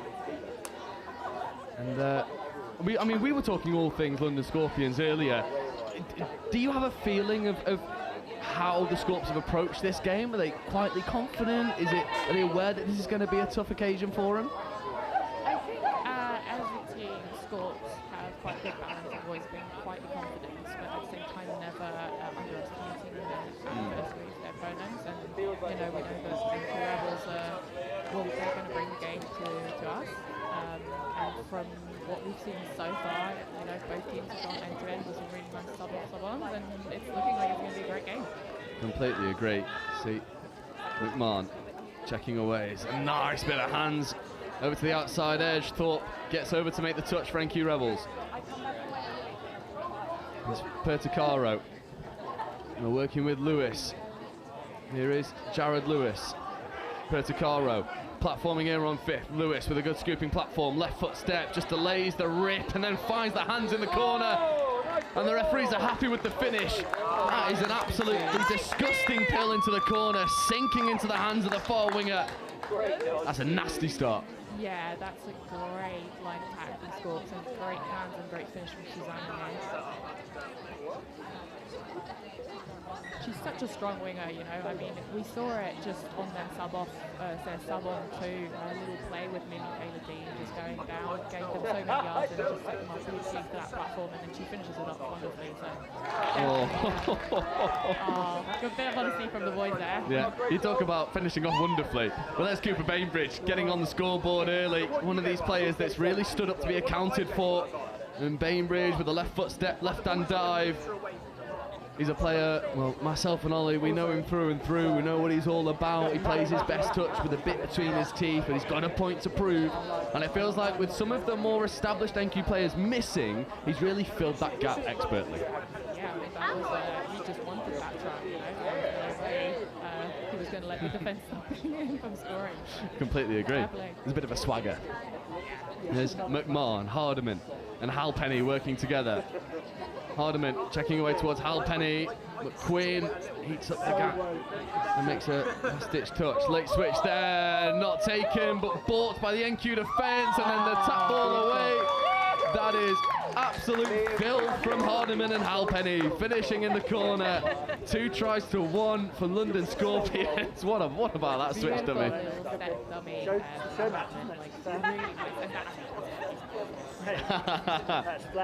Have we seen that one a little bit too often then? You know, when he's got balls, he's got a good picture of the defence and he knows how to play them, and that's exactly what he does. Absolutely. And here we see Toby Phillips working with Ironside, now coming over towards Thorpe. Thorpe back to Phillips, left foot step from Toby Phillips, tries to escape the oncoming pressure of Jared Lewis, not able to do so on this occasion. Phillips, hitch kick step, looking for the switching options, nothing doing. And again, very similar to what we were discussing with the 2 side from London Scorpions. This defensive spacing, they're able to move from left to right, shift the focus across the pitch, but the gaps between the players never seem to get any bigger. No, I think that's so key. Oh, got a Redlands going on there. Oh, there's a proper foot race there. And tell you what, Harry Richards is no slouch, but Sam Thorpe just kicked through the gears, extended the stride length, makes a crucial touch. And Harry Richards is about 10 yards on Thorpe when he gets going. He's able to eat up that ground as Brewer checking away to Richards. Richards, is that ball down? A 6-touch and turnover. Toby Phillips with a crucial touch. Last-ditch defence here for NQ. Sorry, got distracted. We're going back to the yeah, no, that's something Scott work on all the time. Just using defence and others, even in midfield. We're never sending up shooters. There's always teamwork at the end of the day, and that's on the line in midfield, and that allows us to keep the spaces tight. Oh, what a lovely pass that is. Protect the line. Yeah, I think that's a really good example of what you were talking about. You know, Bainbridge picking up, ripping long, dangerous ball player. But Scorps move together as a set of 6 rather than potentially 2 sets of 3, which is something we see quite often, especially at mixed. Yeah, exactly. And like when you're playing, again, it's about respecting the other team, right? Like when you're playing against a team like Exeter who have some threats across the team, you can't give them space. Okay. That one player who's going to strike that one player.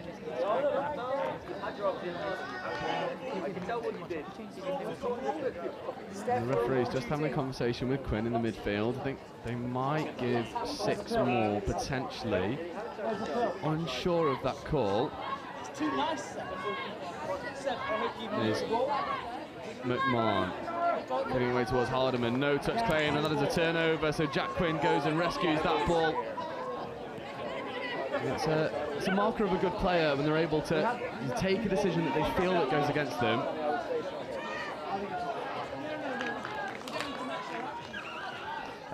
Yeah, as I was saying, it's a nice marker of a player when they can go through a little bit of adversity and then go put the nudge on in defence and force a turnover. Yeah.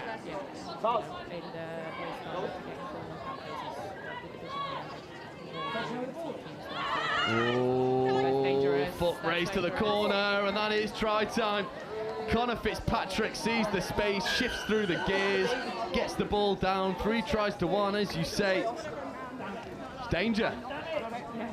And to be fair, that was just a nice, brilliant piece of just a good turnover from Scorps on the halfway line, and then the defence just didn't too much space. And in any mixed women's men's, like you can't leave your winger to try and defend that. And I think it sort of comes back to the theme of this game so far, that defensive spacing. NQ just, you know, not as aware to the threat, not fixing those spaces as quick as we've seen Scorpions do. As we see Toby Phillips come into his line attack. There's Thorpe now, hitch kick step, trying to get around the outside, late pass away and finished. However, The ball just squirts loose at the last moment. It would have been 3-2. Not on this occasion. And Sam Thorpe almost looking at Fitzpatrick and saying, anything you can do about seeing space, I can do as well.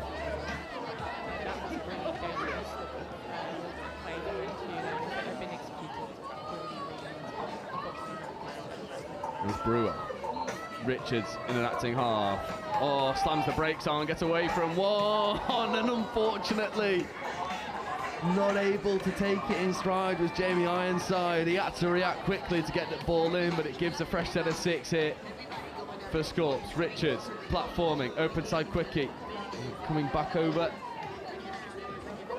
towards Bamba. Bamba platforming, accelerating, left foot step, wants to throw the extra pass, tries to dive at the line, but Phillips was just lingering in that passing lane. A bit of hesitation then from Scott because of that good defence. The Brewer picking up against the grain, left foot step, gets around Ironside. Brewer needs to connect with the support. Almost does magnificently. That was Lily over there. That was so close. And, oh. Did they get 6 more? Or just a touch? They must have gotten 6 more because Ruby Gribbin did not have control of that ball. And Phillips looking for the loss of control turnover. Referee's happy to just take the roll ball. Scorps going through their interchange. Here is Halpenny, not used. Hardiman dishing out to the wing. Susanna Hyvenen had a fair bit of work to do, but Hobson marked it up. Hardiman, Halpenny, McMahon in motion. McMahon coming back against the grain. Lovely long rip, just dying ever so short. It was inches away from being perfect, but again, Scorps, they're firing off these warning shots at ease, just not able to connect consistently right now. Yeah, I mean, they did a really good job of driving the defence towards the right side and really compressing them there, so I was looking for that open side play. And then I think, but the open side within the barrier, I think she was in a great position to get Ruby with quite big defence. Yeah, good attack, good defence, as easy as you like. And the referee is just having a little chat, asking questions, and that's been given ball down. So turnover after turnover, and we're back where we started with NQ ball near their sub box. However, they've already gone through their subset. So Connor Wharton, the gas man for NQ Rebels, looking to go around the outside, late pass away. But that'll be given touch and pass. Again, it's good defensive spacing from Scorps. Yeah, like that was fantastic. I mean, that was what, touch 1, and they just came out as a 4-2 press from Scorps' side, and the drifting we saw, they just all went with the ball without actually losing the spacing between the defenders, and then that leads to a very nice turnover for them just before. Oh, Lewis gets into the goal area, finds the connection with Franco Perticaro. And the score below us, they absolutely love that score. Franco gets over, 4 tries to 1. It's a lovely pick against the grain here from Lewis, fixing defenders. Bainbridge, well, he was able to eat up the ground, but it's that late switch. You know, I just love those plays because, yeah, it's a bit of magic at the end from Franco, but like, it just shows you the value of good defence because they get great defence there. They get a turnover on touch 1. They've got NQ Rebels on the back foot just within their 10 metres, and that gives them the opportunity to do things. Absolutely. And you see Ironside combining with Phillips. Toby Phillips trying to escape away from Brewer. Nothing doing there for NQ on this occasion.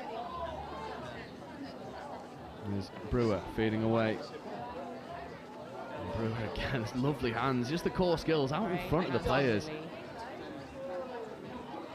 Hyvenen gets involved with the subset. Taylor Dean following in suit. There's Halpenny. There's Hardiman looking for the late pass away, and Phillips, he had it in his hands for a moment. Yeah, that's always the question. Do you risk it at that point? I think you've got to.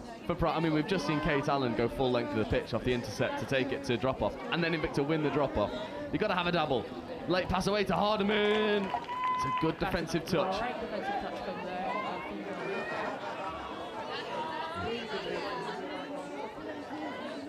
That's Hobson with a good read in defence. Halpenny picking up, trying to float one open side. It's been given 6 more. feels like a tricky decision there. I'm not too sure what Thorpe's meant to do. Just fizzed at him. Yeah. Yeah, they're enjoying their time and getting over once more. This time it's McMahon. Hardiman is provider once more, and it's a tricky moment for NQ. He's struggling to get to grips with the game right now, and well, two people who are not struggling, Hardiman and McMahon. Yeah, and I think in those moments it's so important. How does your team react to that? Do they stay positive? Do they keep the energy? Do they keep the intensity up? Because as the last game showed us, just one intercept can change everything. So, but you need to have the mentality to catch it up. Absolutely, it's that resiliency. And to be fair, the Northern lot, known for exactly that. There's a nice out of wonderful hands there from Danielle Evans, and now gets on the punish. Evans looks to go for the late switch, and Bainbridge wanted to scoop into the in-goal area. There's a nice bit of sportsmanship on offer there, just shake of the hands. Sorry, I ran straight into you. Roll reset. Perticaro with the quick hands over. Oh, of course. It wouldn't be touched without a good bit of contact. But just the right amount. Yeah, just a fair amount. As Wharton looking to make something happen. Bainbridge just taking the settler. Bainbridge working in the middle with Quinn. Evans, link punish. There is Danielle Evans, diving at the line. Really nice dive from her. I thought, she had two defenders really aware of her threat. Yeah. And that's fantastic, because then that's going to create the art. That would have created the opportunities, and it will create the opportunities in the next line attack, knowing that she can. Absolutely, and they'll get the next line attack now. And his penalty for dropping early. Jack Quinn. Quinn coming over into this middle setup. Gets the ball back from Bainbridge. Quinn diving at the line, and that is try time. And NQ Rebels get another score on the board, taking it to 5 tries to 2. That's a combination we've not really spoke a lot about. They've not had the platform to really influence this game consistently. Jack Quinn and Cooper Bainbridge, they are an electric pairing. Yeah, that was really nice. And again, we've been talking about that distance between the Scots defenders. And I think the first quickly dive from Nottingham just compressed the lid on Scots' side. And they need spacing. They're not quite recovered. I think it highlights just how dangerous NQ is as well. The one time Scorps get that defensive spacing wrong, NQ go and punish them. So Scorps got to be perfect from here on out. There's Brewer, right footstep, left footstep, diving off the line. Phillips flies off. Makes a really good touch, presents a good picture to the referee. Here's Brewer once more, working with Harry Richards. Richards, back to Richards from Brewer. Richards ripping long to Susanna Hyvenin. It's well marshalled over on that far corner from NQ. There's 5 minutes left to go. 5 minutes left to go, 3 scores in it. It's not out of the realms of possibility that NQ can go and make something of this game, but they've got to start executing these transitions, as we know that they can do. Yeah, I think we're talking about mentality and resilience here. They've really come back to fight in the last couple of minutes, which is nice to see. Absolutely. Connor Wharton trying to create a bit of a mismatch opportunity over on that far side. Connor Wharton's one of the fastest players on the circuit right now. You give him clean space in front of him, he will make you pay. Taylor needs to be staying wise to the threats. Here's Halpenny. That's a really nice sorry, I just like the time of the ball was on the ground and onset, and it's something so small, but the shot skills here. I completely agree. It's a late pass away from Quint, trying to buy some extra yards. Sam Thorpe might look to just have a bit of a run, checking back on the inside, this time to Alice Hobson. Now Ironside, platforming here for Thorpe, left-handed scoop coming in towards Toby Phillips. Phillips now wants to get in acting half, scooping away, trying to escape away from Hardiman. I think there was a play on call from the referee. Phillips forces the hand. That'll be a penalty, fresh set of 6. 4 minutes left to go. A try here makes things rather interesting going into the final stanza. There's Phillips working in the middle with Ironside. Ironside back to Phillips. Toby Phillips looking to go hard at the line. Ironside. Just reading that again. So the question now is, okay, if you've got this opportunity, can they pull some holes in the defence from Scots? So far they've been able to do it once, so they can definitely do it, but Scorps also still showing great defensive cohesion, and careful getting the turnover for them, so.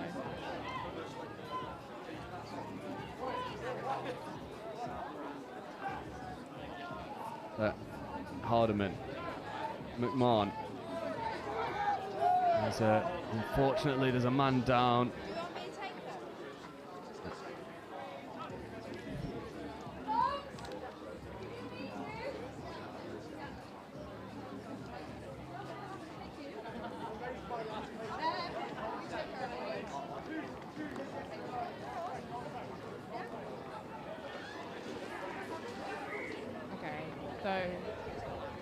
Player on down with injury, but they've walked off the pitch, so that's good news.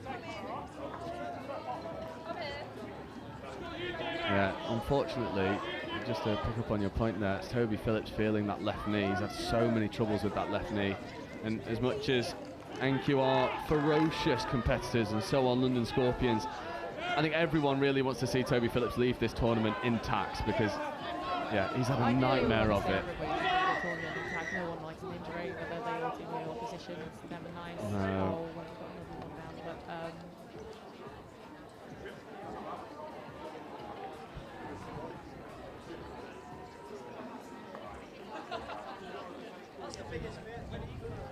It's just a couple breaks in play as Cooper Bainbridge just holds that left knee. And again, we hope that both players are fine. Cooper holds up the hand to say that he is all right, and he's moving somewhat freely here. And there's Quinn feeding over towards Connor Wharton, and now the gas man shifts through the gears, reeled in. That was great touch for Mimi. Again, great defensive cooperation between the Scorps for Mimi and Suze over there. Is Quinn looking to get potentially a dropping early penalty? Referees with a bit of a decision to make. Bainbridge back to Quinn. Quinn diving at the line. The referee's happy with the defensive touch there from Jared Lewis. And unfortunately for NQ Rebels, that will bring up full time. And London Scorpions will go marching on into the final. 5-2, the victors over NQ Rebels. Raphael, just sum that up for us from a Scorpions point of view. They definitely didn't have it all their own way, but they're able to just cruise through gears at times. They're really good value for the win. Scorps felt comfortable. I know we're sitting from up here, it's easy to say, but they felt very comfortable throughout that game. They'll be happy with it. I think, you know, you said, yeah, not everything went their way, but not everything's going to go your way. And it's all about, okay, what do you do next? You know, move on. Can you learn from this? They had one moment where they didn't have great spacing on the line, and NQ Rebel took advantage of that, but they fixed it, and then it didn't happen again. So there you go. That's why they deserve to win at the end of the day, I think. Absolutely, and I will keep an eye out and try and bring to you the victors of Galaxy Southwest versus Nottingham Hoods over on that far side. That one has gone to drop off, so we won't take a break just yet. We'll default to a love a drop off. Yeah, we'll default to a good bit of radio commentary as Galaxy Southwest attacking from right to left, try and draw first blood. That is Louis Trey trying to ghost over. This is a I mean, from a Scorps perspective, I'm going to put you on the spot a little bit here because that is kind of the job.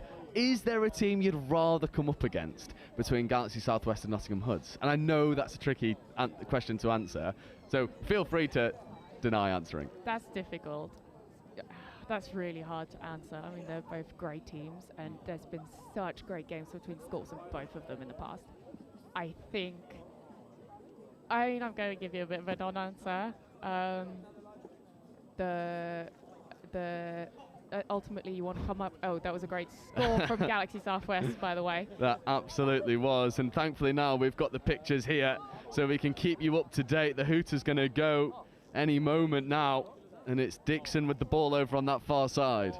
And this is why we love mixed NTS. A good bit of impromptu commentary over there on pitch 2. That seems to be Ethan Gallagher working with Sam Dixon. You have to forgive me if I get names wrong. There's Gallagher taking the settler. They've got to go quickly. You can see the Scorps eagerly looking on to figure out who they're playing against in the final. There's Dixon getting the ball down. They are happy. And that is classic Sam Dixon. I mean, this is...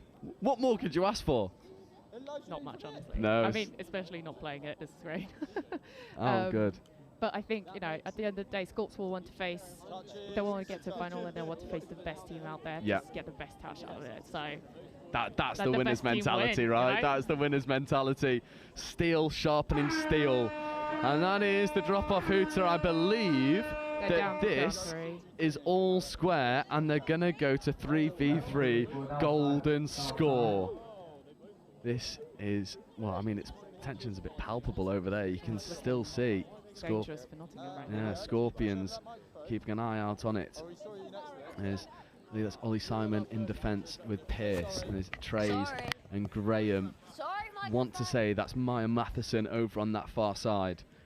This is dangerous. Trays and Graham want that dropping early penalty. Nothing doing for the referees. Trays almost looked to the left on default like it was 4v4, and that's turnover. That was fantastic defence, drop-off defence from their girl. Like, so nearly quite brave, like just shooting off the line like that and just shutting Louis down to prevent that threat from turning into anything real. And now Nottingham have got Galaxy Southwest on the back foot. Yeah, that was Loveridge with that wonderful drop-off defence, as you were saying. Here's Dixon. Gallagher looking to take on Maya Matheson. The post, get out of the way. We can't move it, unfortunately. Gallagher and Dixon.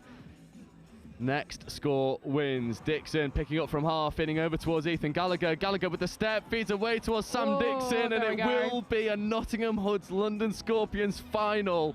What a way to finish. I mean, Raphael, you've been treated to a bit of a classic on live stream. Fantastic. I came for the right game. Absolutely. So there we have it. The cup final will be Nottingham Hoods versus London Scorpions. And now we do need to take a very quick break for around 6 minutes, where we will bring to you the Division 2 Cup final. And that will be Galaxy London Black versus Revolution. Raffaele, thank you so much for joining me once more. You're always welcome up here on the comms box. Thanks. No, it was fantastic. And yeah, I can't wait to do this again. It's great fun. I can't wait to watch the final too. Oh, it's going to be one cracker of a final. Just to remind you, 5 minutes time. Division 2 Cup final, Galaxy London Black versus Revolution. Start for the North East Mixed Open. We got scored on off the first tap, which I think probably did us the world of good because we woke up a little bit after that, so good win. Did what we needed to do, did what we were aiming to do at the start of the game. But I think this game's going to be a little bit different, possibly a little bit different pace. This team, I think, are going to threaten us on the line up the middle, maybe. So yeah, looking forward to it and seeing how we get on. Our youngest is 15, female player. And our oldest is about 26, 27, I think. Yeah, I think what we've got is we've got a team of players who've got some really good skill, and they can read defences, they can play heads up, they've got good skill, they've got good pace. So attacking-wise, I'm just going to let that flow from them, because from the first game, that's what they showed me. But what we really need to do is we need to nail our midfield defence. Any thoughts, Daniel? I'm just happy to be here, you know. It's going to be a good game, isn't it? I like it. Yeah. That's fine. Just go down, get the ball down, drop a hole. Yep. Nice.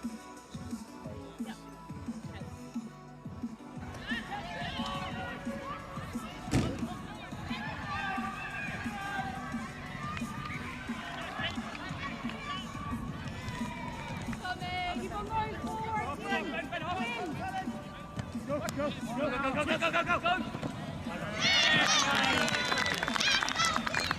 Yeah, oh!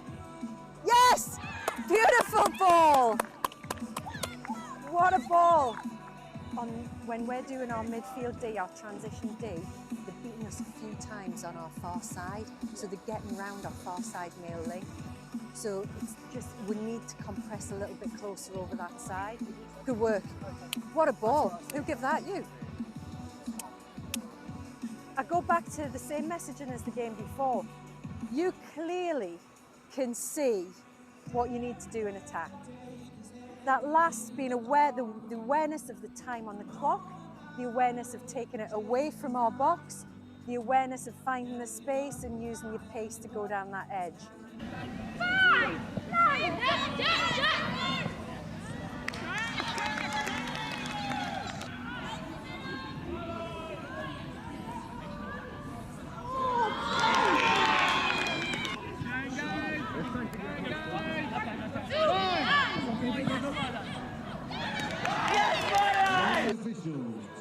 Yes! Yes, Matt!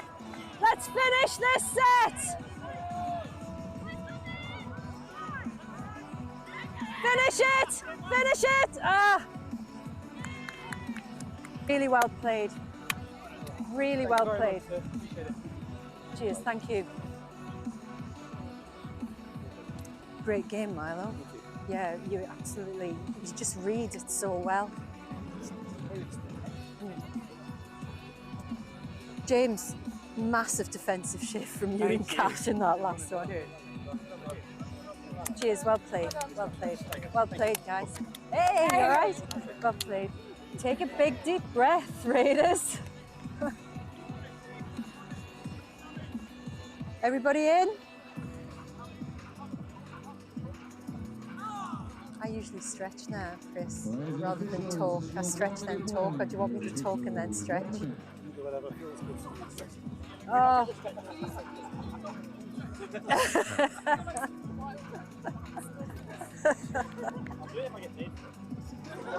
Well, what I need to say to you is I just need a few minutes to gather my thoughts. If you were watching that game as a neutral, that was such an exciting game of touch.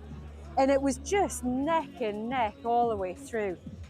Yeah, I just need a few moments to gather my thoughts, see what we're going to do, taking it into the next game, into the Northwest game. So let's have a little stretch.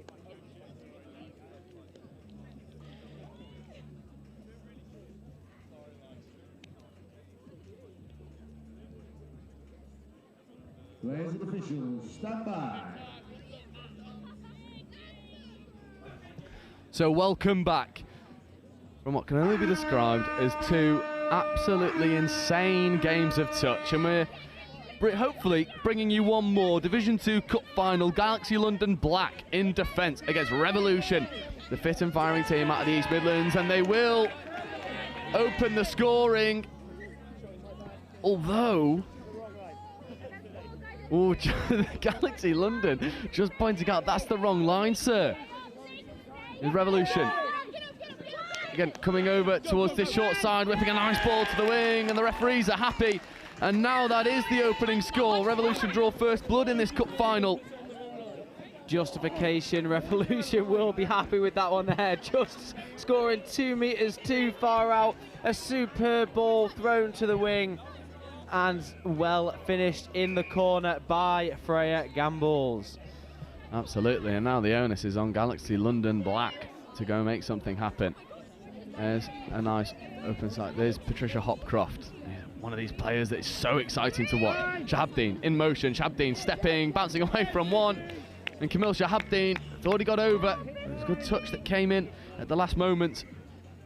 There's Hopcroft in an acting half. There's Ollie De Silva, Hopcroft. Shahabdeen in motion again, split a play. Camille Shahabdeen diving at the line, and that is try time. And we are locked all square. Camille Shahabdeen equalises for Galaxy London. There's not really much more you can say. That's Camille at his best. Mr. Hot Wheels himself. He loves getting people in that one-on-one sprint race, and 9 times out of 10 he does come on top. A beautiful split of play, takes on his middle, and a superb dot on the line there. And now Revolution looking to buddy their way up the pitch. Tails in motion. That's a nice sweeper set up. Hack, though, gets up to make a very nice defensive read. And Georgia Hack forces the turnover here for Galaxy London, who just look to just roll through the gears and get these fresh legs on the field. Here is Hack once more. Platforms, straightens, and that's a big carry. Followed suit here. Oh. Tap penalty here. Here's Shahabdeen as Kendall Buckingham. Shahabdeen. De Silva as Calla. Just taking a settler. Need to find a decent enough strike. Shahabdeen. Ollie De Silva back to Camille Shahabdeen. Shahabdeen stepping, driving. Wanting to play through an offside defender, but I think the referee was happy with the defensive work from Dan Brown. Shahabdeen.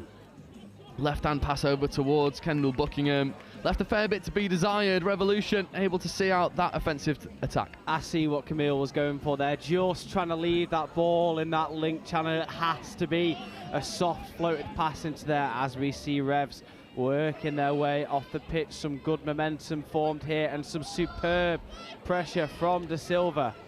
Yeah, Ollie De Silva setting good expectations here in defence. However, Revolutions, this young, fit and firing team, will look to just carve their way around the outside. Galaxy London. A nice platform here for them to work off of. And there is the big man in the middle. It's Day. Working with Shahabdeen.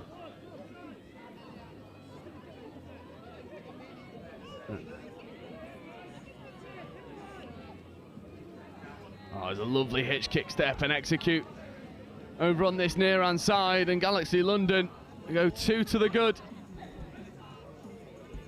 That was an absolutely superb play there. Again, looking like they're shaping to go right, coming left, and a nice slide under the winger there. Hands up, no touch made, and that brings us 2 to Galaxy, 1 to Revolution. Can the Revolution hit back here? An unfortunate ball down there. A reprieve for Galaxy, who looks like they were broken. Coming towards the left-hand side here, working towards their sub-box. Good momentum made. As Galaxy coming forwards. A lovely turn of pace from De Silva as he bursts his way through the edge of Revolution and dots the ball down there. That gives Galaxy a 2-score lead in this final. Exactly the position they'd like to find themselves in. Revolution with an opportunity here to bring the scores back within 1 as the referee gives the go-ahead. Good ground made off 1.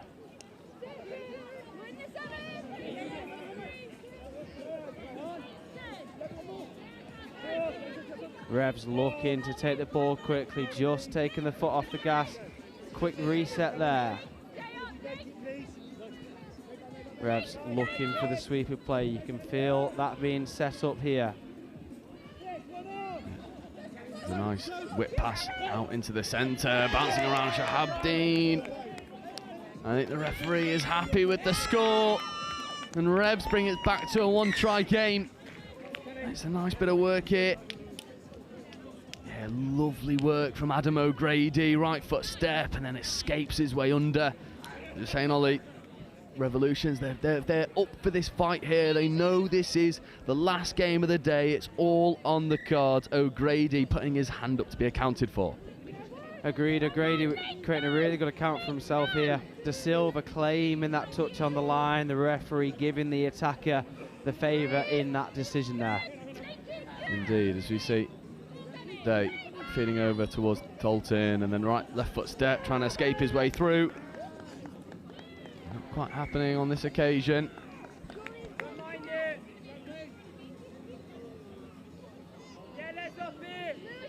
As we see Galaxy taking their time, looking for a strike on the line. Was the ball down? Referee calls touch there. Attacker just clutching his shoulder. Hopefully he is okay there. As we see Galaxy again ushering Revolution out. No, it's unfortunate, not able to take it in stride on this occasion. Now Revolution Oh, it's not a square penalty. Ollie, you like that decision? Yeah, a cheeky nod of the head from me. Shani Gilden with her 5th game of the day on field. One here just goes to show the quality she has. As we know from experience, Joe, never misses a thing, does Shani? Absolutely not. She is one of these referees that, yeah, never really misses anything. It's Hopcroft checking away towards Shahabdeen. Hopcroft finding his way through the middle. A lovely ball out to the winger, just grasping air as it flies over the top and out into touch. As we see Revolution having to build from the far side of their sub-box. Good pressure applied by Galaxy as Revolution look to work something here. Cheeky dummy for Revolution there. That was superb ground made. 5th touch is coming. A good strike for Revs on 5th. Looking right, looking left. And unfortunately just a loose pass here as Galaxy look to get things underway quickly. Camille. De Silva back to Camille. Back to De Silva. The two playmakers in this Galaxy side, forever dangerous.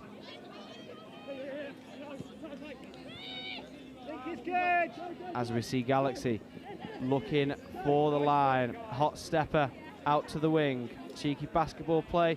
Referee waves, play on.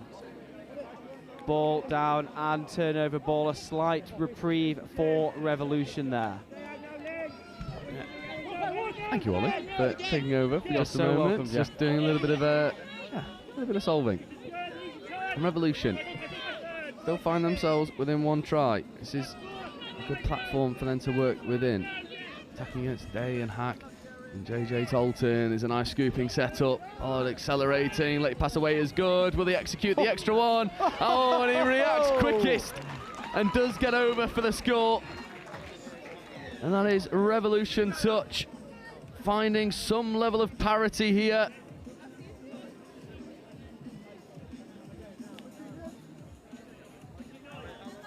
And take a look at this one on replay. Extra pass goes, batted down in the touch, and Revolution react the quickest. And they do get the ball down effectively. And I believe that is William Wart getting over. The numbers aren't too clear to see for Revolution, but we do our absolute best. Shahabdeen checking over towards Patricia Hopcroft. There is Shahabdeen and Hopcroft come back into a fair bit of interplay once more. 33 pick up here. Shahabdeen lofting a late pass over towards Arthur Caller. And there is a decent bit of contact on this near hand side. Freya Gamble's getting up to make a good defensive intervention.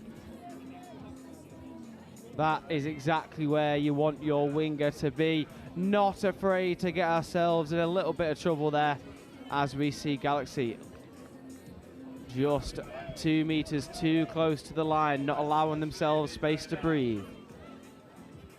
Yeah, Hopcroft trying to get on this link punish, looking for the extra flick pass away. Trying to connect the far side. Hannah Lewis, not quite happening on that occasion. Galaxy London Black. Just need to find a good bit of go forward here. The Revolution need to complete this transition. Good pressure from Galaxy there as Revolution look to work their way off to their box side. Galaxy will be pleased with this here. 3rd touch and still in their own half. Here come Revolution with 5th touch. Forever dangerous. They love the 4v3 open side. Can't make anything of it, and Galaxy will drive down the box here. With just over 8 minutes to go, that's 3 apiece. This final has been full of action for us here as Galaxy bring the play wider. Looking for a strike off 5th. Long ball with a bit too much line and a bit too much of a hook on the end. Unfortunately, the winger unable to catch as Revolution now working their way upfield. Yeah, and it's a good bit of defensive pressure there from Kai Devine in the midfield. The big Kai Devine That is an imposing figure if ever you've seen one. Revolution though, straighten. Trying to accelerate through. O'Grady had to do a little bit of work to go get that ball up cleanly. Dan Brown checking away. There's Scooper setup coming. There's a nice bit of play. However, shut down with authority from Galaxy London. See Ed Day. And it's Hannah Lewis. Some thankless work here in the transition. Hannah Lewis once more off Ollie De Silva. Kendall Buckingham platforming. Here is De Silva. Shahabdeen back over towards De Silva. Buckingham in an acting half. Shahabdeen left foot step, accelerates his way through and manufactures a good bit of space. And Camille Shahabdeen is proving to be one of the difference makers for Galaxy. Spot on, Joe. Didn't quite look himself 2 weeks ago. He was still maybe a little bit rusty around the edges, but most definitely not here. That WD-40 has been applied pre-comp, and he'll be watching back this one. A double step off the left and an easy score for Camille there. Yeah, it's a lovely, good bit of execution. And now, Revolution. That's brilliant work there from Xavier Connahan.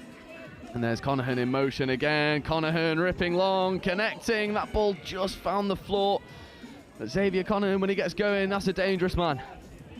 A very dangerous man indeed. We've not mentioned it yet. Erin Payton, one of my favourite players on the touch circuit, making a defensive contribution as Galaxy invite pressure on themselves here. Can Revolution make it 4 apiece? Payton will have to be doing more of that defensive work.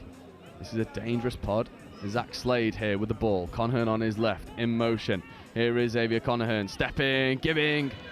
It's a nice bit of disguise there. It's well marshalled in the end. That is number 55, William Wart. Wart platforming, Connahan feeding. And that's a really good defensive read there from Devine. Kate Edwards coming in, getting involved. Late check away here to Connahan. Sweeper set up, stepping back against the grain. Connahan with a baton. It went forward. Sideline ref spotted it, but they'll get a fresh set of 6 for the dropping early penalty. Yeah, referee Shani Gilden in the middle there, just calling them back for offside, I believe. Can Revolution put Galaxy to the sword? Is Slade. Connahan coming over into that 32 channel and checking back away to Slade. Trying to get the link punish there on Georgia Hack. Hack with a flick touch. Hack's got a good bit of defensive work to do. He marshals that space expertly. Superb control of the space here. I'd like to see Revs now pull the ball to the other side. They do move it open side. They look to rip long. And Devine finds himself with the ball. He's got to extend the stride length and find the extra bit of gas to go full length. He doesn't back the ability to do so. Look to throw the extra pass and connect with Lewis Williams. It was battered down. That'd be given 6 more. And Kai Devine, well, just says, get me off this pitch. I've done my work. Just running on fumes there. It's been a long day, a long tournament with 4 minutes to go, giving everything he has got. There's Hopcroft getting involved. Shahabdeen platforming. De Silva feeding. Shahabdeen. Well, it took him a few dabbles at the ball to get that one in grasp. The referee's allowed to take the touch and roll it back on the 7. De Silva. Shahabdeen, Kaller on his left, Hopcroft on his right. Here is Shahabdeen, open side quickie, diving at the line. And a really good bit of honesty coming in. That is a phenomenal bit of touch, sportsmanship from Tom Pollard. Stands up and says, I didn't make it. That is try time for Shahabdeen. That's his hat trick. And that's really good honesty from Pollard. That's what touch is about. That is exactly what we want to see. That must have been millimetres between a touch or no touch there. Can Revolution bite back and bring the scores within 1? Yeah, 3 minutes left to go. They'll need to do so quickly. There's a nice sweeper set up and lofted ball to the wing, and they will. For the first time of asking, go and execute. And for clarity, this game is the cup final in Division 2. Both of these teams already promoted to Division 1. This is for bragging rights. A good bit of pride on the line between both teams. We do love a bit of an edge to a touch game. We love touch anyway, but when there is pride on the line, there is everything to play for. And a good finish in the corner by Freya Gambles. There's JJ Tolton working in the midfield with Eliana Ennis. There is Ennis. Tolton to Day. Devine on his right. Day, open side quickie. Dummies, comes back over towards Devine. Couldn't quite get the hands free to find Erin Payton. However, they get an offside penalty, so fresh set of 6. If Revolution want to take this one close, they've got to go quickly. Tolton. Day.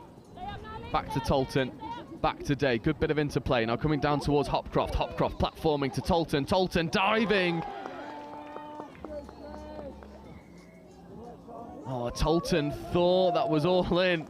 There's a hand over mouth moment. JJ Tolton. Well, he wanted that score, already kicked the ball back. But Shani Gilding in a really good refereeing position. Saw the touch. He'll come back. And Shahabdeen coming over now towards De Silva. Shahabdeen platforming. There is Shahabdeen once more, getting the ball back. Lofts a lovely pass over towards Payton. Payton finishes, and they re-establish a 2-try lead with 60 seconds left to go. Ollie, what else can you say about Camille Shahabdeen? He has really turned it on. He is a finals touch rugby player, and he's shown exactly that here. MVP in the final for me by absolute daylight. Absolutely. And now Revolution, again, a game for pride. We're looking to take this one at least to within a single score. Oh, and they'll do exactly that, picking off holes at ease. What a lovely rack play that was. And they bring it back to win one score. There's a bit of a disguise sweeper set up, and it's Dan Brown who gets over. He's been really impressive for Revolution, hasn't he? Yeah, Dan Brown, he knows how to go forwards. He knows how to get through those little gaps of space there. I believe this now will be Galaxy's final to win. Is Day. Devine. Back to Day. Day feeding away. Williams will score. And this has become a little bit of a shootout right on the final hooter. Galaxy London will take the Division 2 Cup. Both of these teams already promoted, but Galaxy London will go in with bragging rights ahead of Revolution into Division 1 next round. Ollie, sum up what is the first final here on livestream. That final has set the standard for us here. Division 2 final it may be, but these two teams will be competing at the very top next round. They've shown flashes, haven't they, Joe, of what they can do. Yeah. It's just about piecing it together, just those little bits, putting together the whole puzzle there. Completely agree, and that's the first final of 3 wrapped up nicely. The Cup in Division 2 is going down to London. Now, on to a game that I am silently extremely excited for. I've been asking for this team on live stream for 2 rounds, and we finally get it. The plate final in Division 1 in 10 minutes time. We have Wigan Touch Warriors versus the Kiwi Dragons. That is not one to be missed. You give me the ball and I get slammed.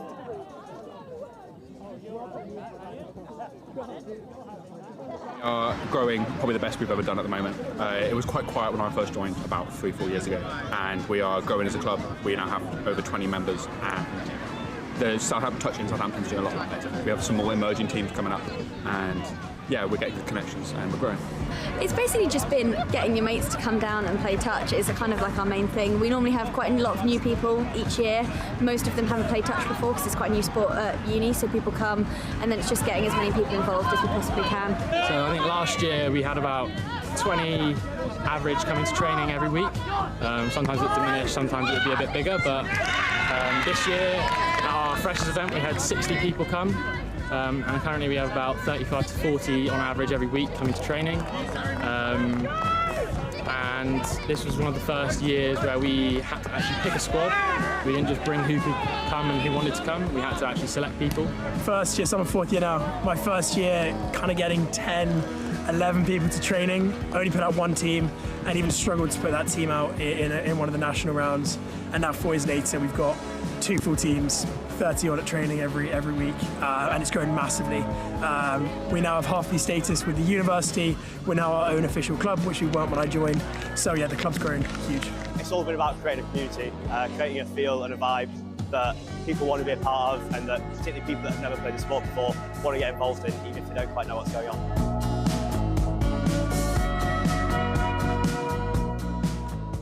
You just got to go into it. Like, you don't know whether it's going to be a success, you don't know whether it's not, but you just got to hope that it will. And if you have that desire, it really will work. And that's what happened with us. You know, we started off just as a group of friends wanting to kick a ball about, not even proper touch rugby.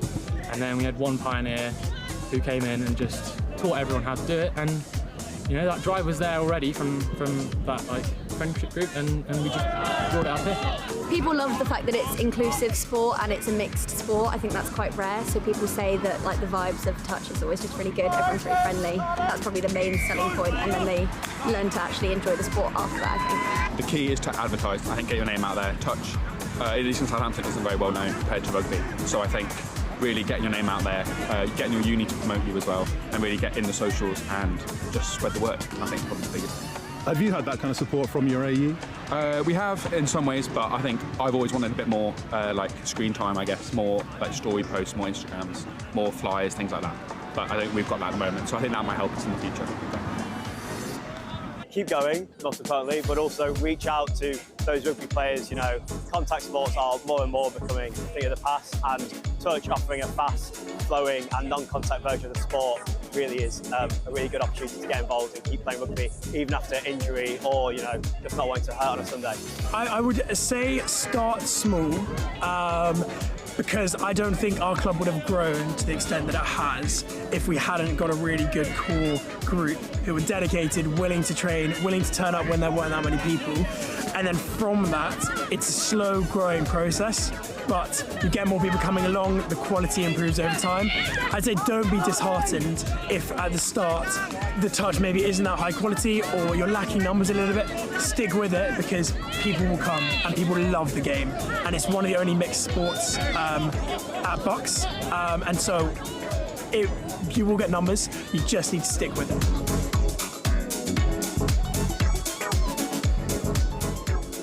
Start for the North East Mixed Open. We got scored on off the first tap, which I think probably did us the world of good, because we woke up a little bit after that, so good win. Did what we needed to do, did what we were aiming to do at the start of the game, but I think this game's going to be a little bit different, possibly a little bit different pace. This team, I think, are going to threaten us on the line up the middle, maybe.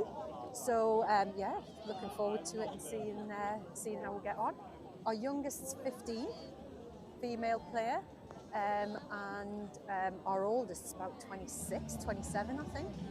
Yeah, I think what we've got is we've got a team of players who've got some really good skill, and they can read defences, they can play heads up, they've got good skill, they've got good pace. So attacking wise, I'm just going to let that flow from them, because from the first game, that's what they showed me. But what we really need to do is we need to nail our midfield defence. Any thoughts, Daniel? I'm just happy to be here, you know? It's going to be a good game, isn't it? I like anything. Yeah, yeah. That's fine. Cool. Just go down, get the ball down, chop a hole. Platform's a scoop. Yep. Nice. Heads and tails. Yep.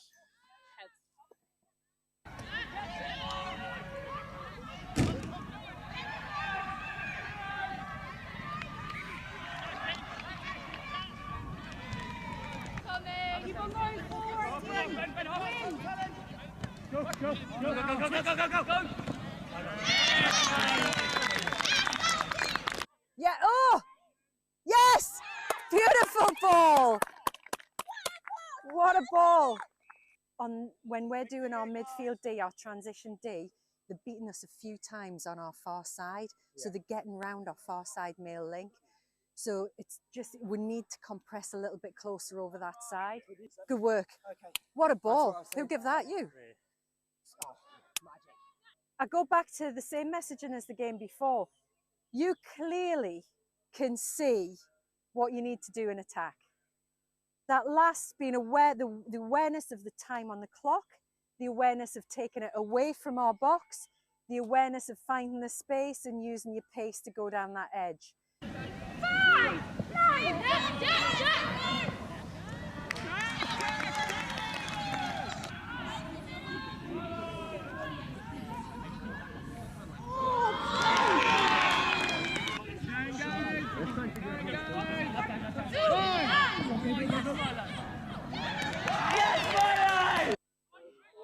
Yes!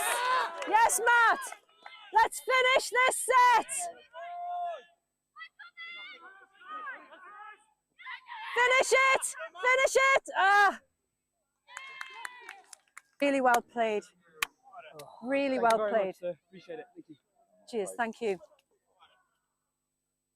Cheers, Lindsay. Great game, Milo. Thank you. Yeah, you absolutely, you just read it so well.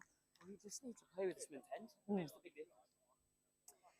James, massive defensive shift from you and Cash in that last one. Cheers, well played, well played. Well played, guys. Hey, you all right? Well played. Take a big deep breath, Raiders. Everybody in? I usually stretch now, Chris, rather than talk. I stretch then talk, or do you want me to talk and then stretch? Either whatever feels good to you. Oh. I'll do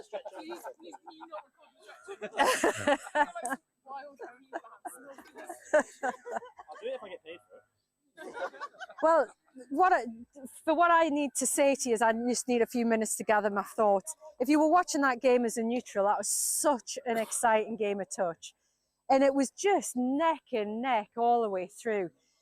Yeah, I just need a few moments to gather my thoughts, see what we're going to do, taking it into the next game, into the Northwest game. So let's have a little stretch.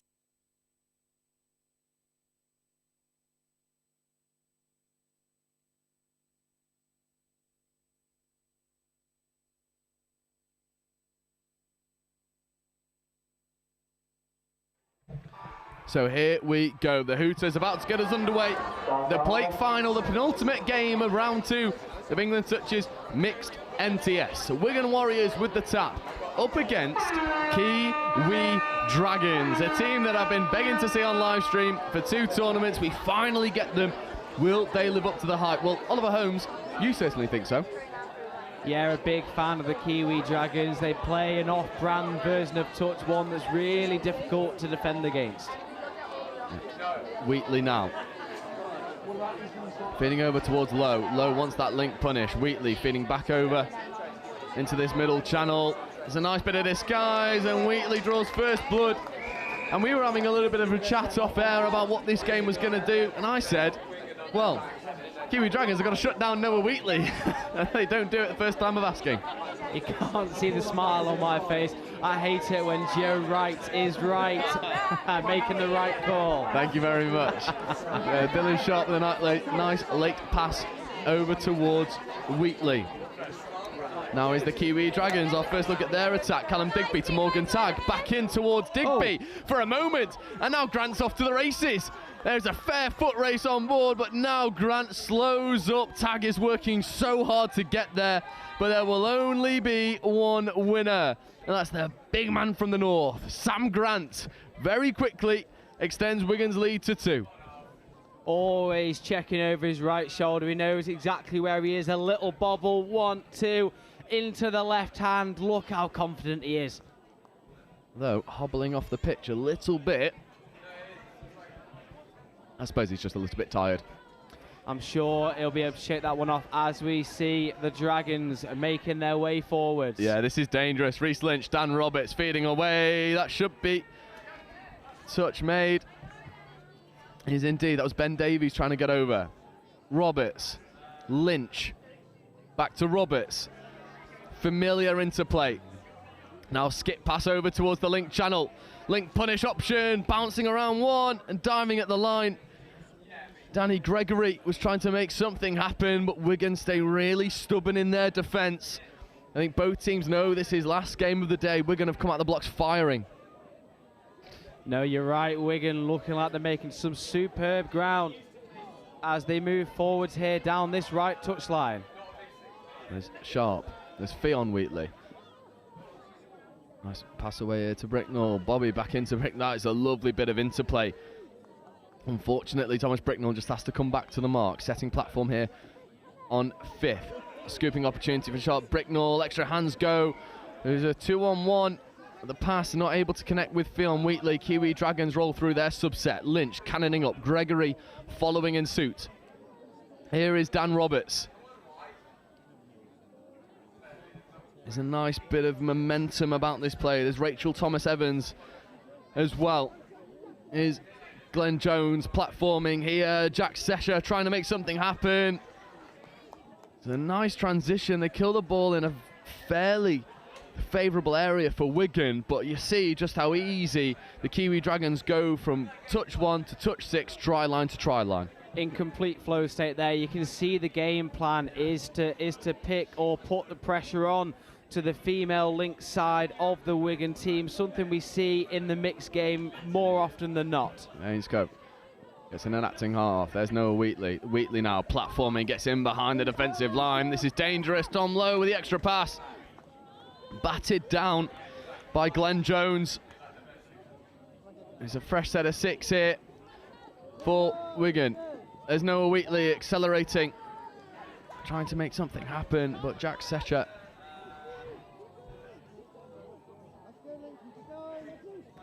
Lowe. Wheatley receives the ball back from Lowe. No touches claimed, and that is try time. And Wigan Warriors 3 tries to the good over Kiwi Dragons. Well, this wasn't in the playbook, was it? I think the Dragons thought plan to come here with the fire, and Wigan have put that out very quickly. 3 tries to none. Absolutely superb. Wheatley with the support line again, millimetres in it as Wigan see themselves 3 up. There's a nice bit of momentum from William Smith. Now here's Roberts. Roberts in the midfield, gets the ball back. There's Dan Roberts. Dan Roberts are going to drive at the line. The referees were happy with the onside. This is something to keep an eye out for. There's Roberts. Lynch on his right. There is Reece Lynch. Ball's away and clean. There is Roberts. Gets the ball back in a bit of space. Nice disguise on the flick pass. Not quite able to execute on this occasion. But you can see what the Kiwi Dragons have come here to do. They've come here to play expansive rugby. They're not willing to bend away from their structure. That is exactly what we expected to see from the Dragons here.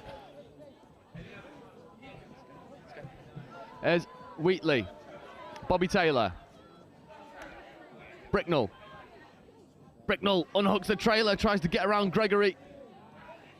And a diving touch from Danny Gregory brings Bricknell all the way back. Taylor feeding away towards Sharp. Late pass away, but Dylan Sharp couldn't really pick one option or the other. And it's a turnover ball here for the Kiwi Dragons. Just caught in 2 minds there, but I like to see they're picking their heads up, looking for that space. And Gregory. It's good industrious work from Danny Gregory, working alongside Smith and Roberts. Now here come the fresh legs firing onto the field. There's Glenn Jones getting in behind the initial press.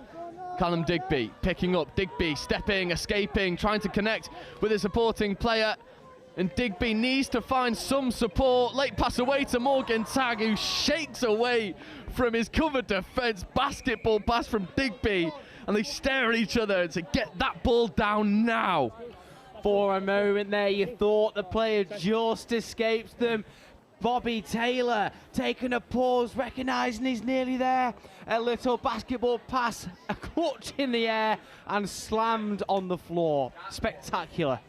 Morgan Tagg gets the score. Will that kick the Kiwi Dragons into life? Low. Goes away from one touch, moves over towards Ainscote. Wheatley, Grant on his left. Moves over now towards Sam Grant. Grant pumps, accelerates, fixes, dishes. And Wigan Warriors are scoring, and Sam Grant is having an absolute game of it so far, or at least he would have. But the ball is grounded short of the line. Referees hot to it. Wheatley back into Lowe. More touches in the chamber for them to work with. Ainscough platforming. Lowe picking up against the grain, escaping one, gets into the in-goal area, needs to find some support, looks towards Ainscough. But the touch comes in at the final moment from William Smith. Ollie, this final is a little bit chaotic. That's exactly how we like it. What a touch and what a game this is turning out to be. Here we are, the Kiwi Dragons looking to reduce the 2-score deficit to 1. Gregory just kicks through the gears. There's Seka. There's Tag. Loses the hat. Right foot step. Accelerates through. Morgan Tag scoring. Tag's got a brace now. And when Kiwi Dragons needed a player to kick them into life, Morgan Tag stands up to be accounted for. Tag may be the wrong sport, Joe. We are playing touch, but he's taken like a duck to water, a little dummy show and go, and he takes the ball round his back just to show off.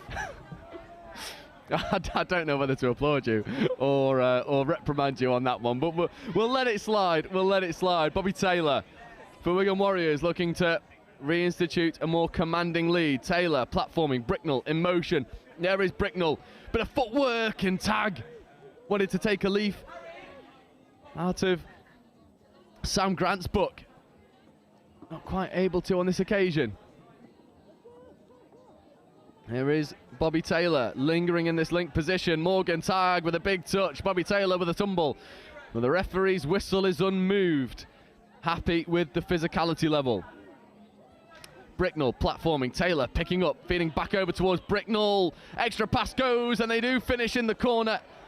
And that is a brilliant bit of finishing on offer from Catherine Williams-Sharp. And Wigan Warriors re-establish a 2-try lead. Bricknell has looked absolutely superb in these opening plays of this final, and superbly finished in the corner there by Catherine Williams-Sharp. Here's Roberts working with Lynch and Davies. There is Davies feeding over towards Dan Roberts. Roberts just positioning his line attack. Hammer play back to Roberts. Roberts left hand peel over into the far corner. Gracie Coles can't quite take that one. But again, we see just what the Kiwi Dragons are capable of. Roberts has that ability there to pass off both hands, as we see Wigan with some superb expansive play across the far side of the pitch. Yeah, Bricknell again setting expectations. Sharp's feeding over towards Bobby Taylor. Taylor shows the dummy. There's Sharp. There's Fionn Wheatley. Fionn, one of these players that's so young, just has to do so much work, get through her responsibilities in this transition especially. There's Sam Grant. Hitch kick from Wheatley. Wheatley explodes away from one, but can't get away from Roberts, who's, well, one of these players who's certainly seen it all. Well, stalwart is Roberts. He's been around that scene for many years now, and he'll look to take this game by the throat. There's Gregory, who's just, I'm so impressed by the foot speed of Gregory whenever she gets onto the field. And now this is dangerous. Sesha checking back on the inside. That's a lovely fifth touch platform. Sesha with a 3-on-2, looking to come back over towards this short side. Big dummy, but unfortunately, Callum Digby can't quite find that extra yard of pace to get over. But again, the Kiwi Dragons, well, they've got tricks up their sleeve, and they're bringing them out here in the plate final. 2 scores down, less than 10 minutes to go. That is exactly when you start to bring these plays out of your bag. There's Ainscough. Taylor. Late pass away to Bricknell, but that one goes down. It'll give Kiwi Dragons a premier position to go forward and bring the deficit back down to 1. Digby dragging over. Here is Dan Roberts. Smith. Trying to accelerate away from Sharp. Not happening on this occasion. Davies comes in to play acting half. Smith now positioning himself into the link. Nice wraparound play here. Smith feeds the hands to Roberts. The extra pass goes, but doesn't quite have the bit of oomph it needed to find the winger who, well, found herself in acres of space. And again, Wigan Warriors just scrambled defence. They're able to see it out, but it's getting to be a little bit too last ditch. It's not too comfortable for Wigan. No, definitely on a knife's edge here. There might be a 2-score difference, but don't let that fool you here as we see Wigan working their way forwards. Here's Wheatley. Yeah, this is the magic man for Wigan Warriors. As Lowe, hitch kick step, tries to escape, finds his way into the goal area, can't quite connect with William Sharp. But I like that bit of variation on offer from Wigan Warriors. As soon as they feel like Kiwi Dragons are overcommitting to the threat of Wheatley, Lowe's picking up at half, and I think he's doing so at the right moments at the moment. Completely right there, Joe. They do complement each other well, as we see Kiwi Dragons invite yet more pressure onto themselves. Can Wigan Warriors extend their lead to 3? Yeah, Wigan Warriors will love to go back-to-back divisions with a good bit of silverware. Lowe, Wheatley, Grant. They'll be looking to make it happen. Here is Lowe, Wheatley giving him a nudge, take that touchdown. Wheatley accelerates into the goal area, hitch kick step, floats it, finds the support, but that ball has been given fine. That is try time over on the far corner. It took a moment for the referees to decide it. We'll have a look at this one on the replay, only because of the left foot step from Noah Wheatley. I mean, the footwork is just illegal, and that grounding is good and fine. That is 5 tries now for Wigan Warriors. And what else can you say about Noah Wheatley? Not a lot, Joe, aside from I had the pleasure of watching him during the Nationals for the Northwest Mixed Open, and he grew into the tournament really well. Such a dangerous step off both feet. I tell you what, there's probably a lot of players from different regions eyeing up and thinking, I really hope he's not in mix next year, because that is a terrifying thing to go and defend, especially when he can explode off both feet, left and right. He's got a left and right rip as well. Noah Wheatley feels like the world's his oyster on a touch pitch at the moment. And for Wigan Warriors, well, you just hope he stays. There's Ainscough. Here is Wheatley. Lowe now in an acting half. Lowe accelerating and stepping. Late switch away from Wheatley. Wheatley is operating on his own time right now. Here's fifth touch. What can Wheatley conjure? Nice little bit of step. Speculative out the back rip and a wry giggle from Tom Lowe. He knows that wasn't quite the option, but he doesn't mind the endeavour. You can tell he's enjoying himself out there, Joe, and that is exactly what we play this sport for. As much as it's good to compete, it's also good to have fun, as we see the Dragons with some good momentum here. Yeah, rolling through well, and Gregory just bounces around Noah Wheatley. And here comes a dangerous set of people. Digby, Tag, back in towards Digby. Morgan Tag scooping. Left foot, right foot, getting into the in-goal area. Referees are happy to let this one play on. And Tag and Digby do combine, and that'll be try time. 5 minutes left to go. This is a 2-try game. Absolutely superb from the Dragons there. That little dummy, it sent me to the left-hand side with my eyes. Again, a superb job to hold the ball until a player manages to free themselves up. Yeah, and looking back on that replay, I think Ainscough sort of clashes with her own player, which affords that extra bit of space to Digby. So 2 tries in it. Recipe number 1 for Kiwi Dragons: see out the defence. Recipe number 2: drive hard and give yourself a strike at the line. Sharp, Taylor, Bricknell on his right. Taylor stepping back on the inside, and that brings up the 5th touch. Taylor just playing the orchestra there, pulling the strings as he does. Late wrap away, and the hands are good in the corner, and that brings up the 6 and change. And I like this from Kiwi Dragons. They reset almost instantly, and they know that they want to go forward. Danny Gregory just has to take the ball back to the mark. It'll go unsaid, but I'm with you on that one. Late pass away there, brilliant endeavour, not matched by the execution. And this is the danger. You find yourself 2 tries down, 4 minutes left to go. You don't want to start forcing things because you've got the time in the back pocket, but there's that little voice in your head that says, throw it. And unfortunately, you give players like Bricknell an opportunity to just go hard, and those brilliant hands from William Sharp. And Bricknell now re-enters the play after probably running about 100 metres off. He was going that fast. Grant positioning himself into that left-hand middle. Drop back to Grant. Sam Grant accelerating, ripping, dishing, finding and scoring are the Wigan Warriors. They re-establish a 3-try buffer. That might be a bit too much for the Kiwi Dragons to overcome. think you're spot on with your evaluation there, Joe. Again, Grant, a little shimmy at the hips. That was superb from the Wigan link there. Number 12, Emily Vivers, just to go for the ball, then leave it for her counterpart, Megan Clayton, to score in the corner. There's Roberts. He'll be looking to spearhead his team back into this game, and unfortunately not able to do so on this occasion. It's well marshalled out there from low. There's Lynch, Roberts, back into Lynch. Lynch platforming, open side quick key, back to Roberts. Roberts wants to rip, he does, it's well caught. But a good touch comes in the corner from William Sharp, and just checking on the opposition winger, making sure she's okay before we get back underway. Just about enough time for the Dragons to do this. They will have to apply more pressure than they have been, trying to stop that Wigan roll on. And that is easier said than done. Late pass away to Grant, and now Bricknell with a bit of space in front of him. Here is Grant. That one maybe fortunate to be missed. Danny Gregory with a diving touch on Sam Grant. Grant almost looks at Danny and says, yeah, you made that, wow.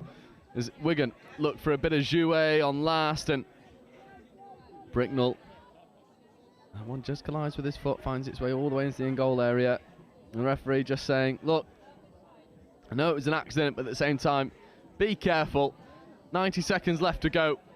It'd be great to see the Kiwi Dragons go and get a few more scores on the board at least. And just a word on number 14 for Kiwi Dragons, Danny Gregory. How good has she been in this game? Absolutely phenomenal, Joe. More so in defence than attack. Not that she hasn't been in attack, just that the defence has shone so brightly. Oh, what a platform that is. Tag gets into the goal area, late pass away. Ainscove, though, sticks to him.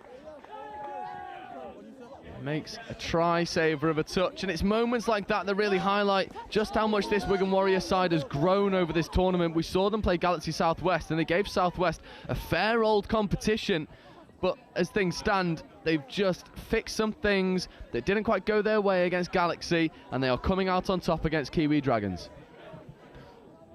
Yeah, they have grown immensely across this tournament. We've had the pleasure of watching them a couple of times now as we see Wheatley, a burn of pace, and the Kiwi Dragons defender there, number 3, Morgan Tagg, throwing his body and his life on the line. Yeah, I think he knew what was coming if he didn't get up to make that intervention, and that will bring up the full time. Wigan Warriors are the plate winners in Division 1, coming out on top against Kiwi Dragons. Just a quick word on Kiwi Dragons, the likes of Morgan Tagg, Danny Gregory, Callum Digby, Reece Lynch, Dan Roberts, had phenomenal games, but at Wigan, you've got players like Sam Grant, Noah Wheatley, Tom Lowe. The Wigan team is just going from strength to strength in this year's mixed division, right?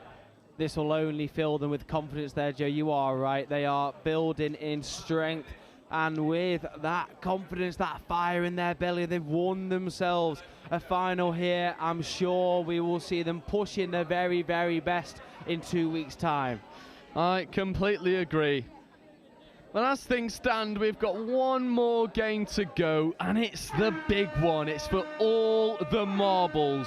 It is the Division 1 Cup final, and it is London Scorpions versus Nottingham Hoods. That'll be with you in 9 minutes' time.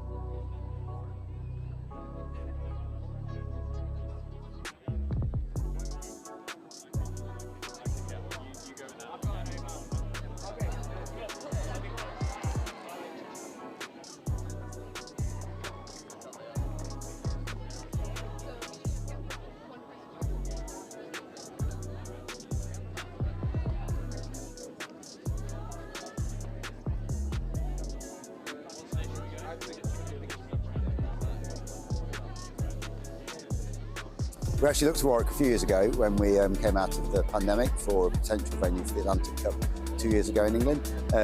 So we already knew what the facilities were like. When Kevin started in the events role, he also looked at it, and we had an early conversation and they showed willing. And I think that the big thing for us here is, as we're already seeing, is a joined-up approach to working across departments and trying to uncover some of those links more globally, international relations, more locally, the marketing and communications. I think they're really important for us. So, we've got Warwick Touch celebrating their anniversary. We've got the Wildcats in the region, and University of Warwick with their 60th anniversary. So there's a whole load of stuff going on, and we're just going to capitalise on that. Really feel-good factor of what's going to happen here in the summer.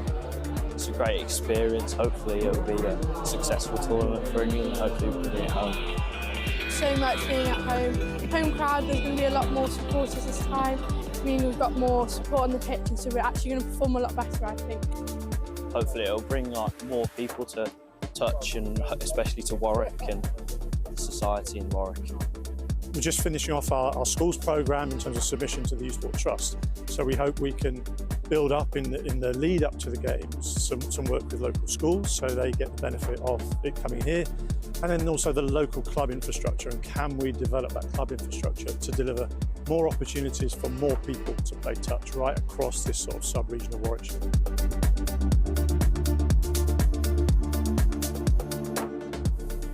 We are growing, probably the best we've ever done at the moment. It was quite quiet when I first joined about 3-4 years ago, and we are growing as a club. We now have over 20 members, and the touch in Southampton is doing a lot better. We have some more emerging teams coming up, and yeah, we're getting good connections and we're growing. It's basically just been getting your mates to come down and play touch is kind of like our main thing. We normally have quite a lot of new people each year. Most of them haven't played touch before because it's quite a new sport at uni, so people come, and then it's just getting as many people involved as we possibly can. So I think last year we had about 20 average coming to training every week. Sometimes it diminished, sometimes it would be a bit bigger, but this year at our freshers event we had 60 people come. And currently we have about 35 to 40 on average every week coming to training. And this was one of the first years where we had to actually pick a squad. We didn't just bring who could come and who wanted to come. We had to actually select people.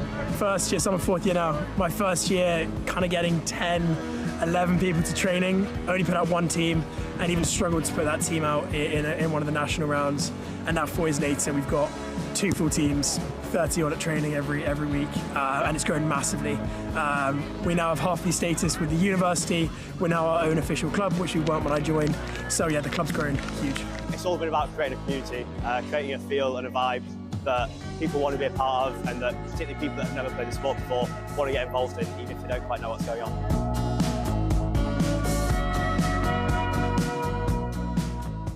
You just got to go into it. Like, you don't know whether it's going to be a success, you don't know whether it's not, but you just got to hope that it will, and if you have that desire, it really will work, and that's what happened with us.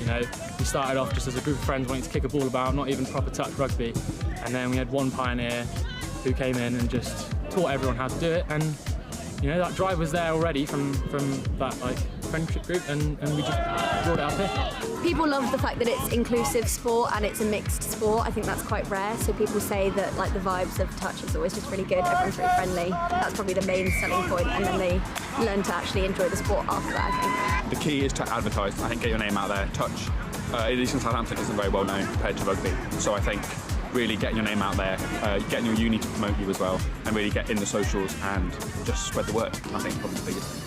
Have you had that kind of support from your AE? We have in some ways, but I think I've always wanted a bit more screen time, I guess, more story posts, more Instagrams, more flyers, things like that. But I think we've got that at the moment, so I think that might help us in the future. Keep going, most importantly, but also reach out to those rugby players. Contact sports are more and more becoming a thing of the past, and touch offering a fast, flowing and non-contact version of the sport really is a really good opportunity to get involved and keep playing rugby, even after injury or, just not wanting to hurt on a Sunday. I would say start small, because I don't think our club would have grown to the extent that it has if we hadn't got a really good core group who were dedicated, willing to train, willing to turn up when there weren't that many people. And then from that, it's a slow growing process. but you get more people coming along, the quality improves over time. I'd say don't be disheartened if at the start the touch maybe isn't that high quality or you're lacking numbers a little bit. Stick with it because people will come and people love the game.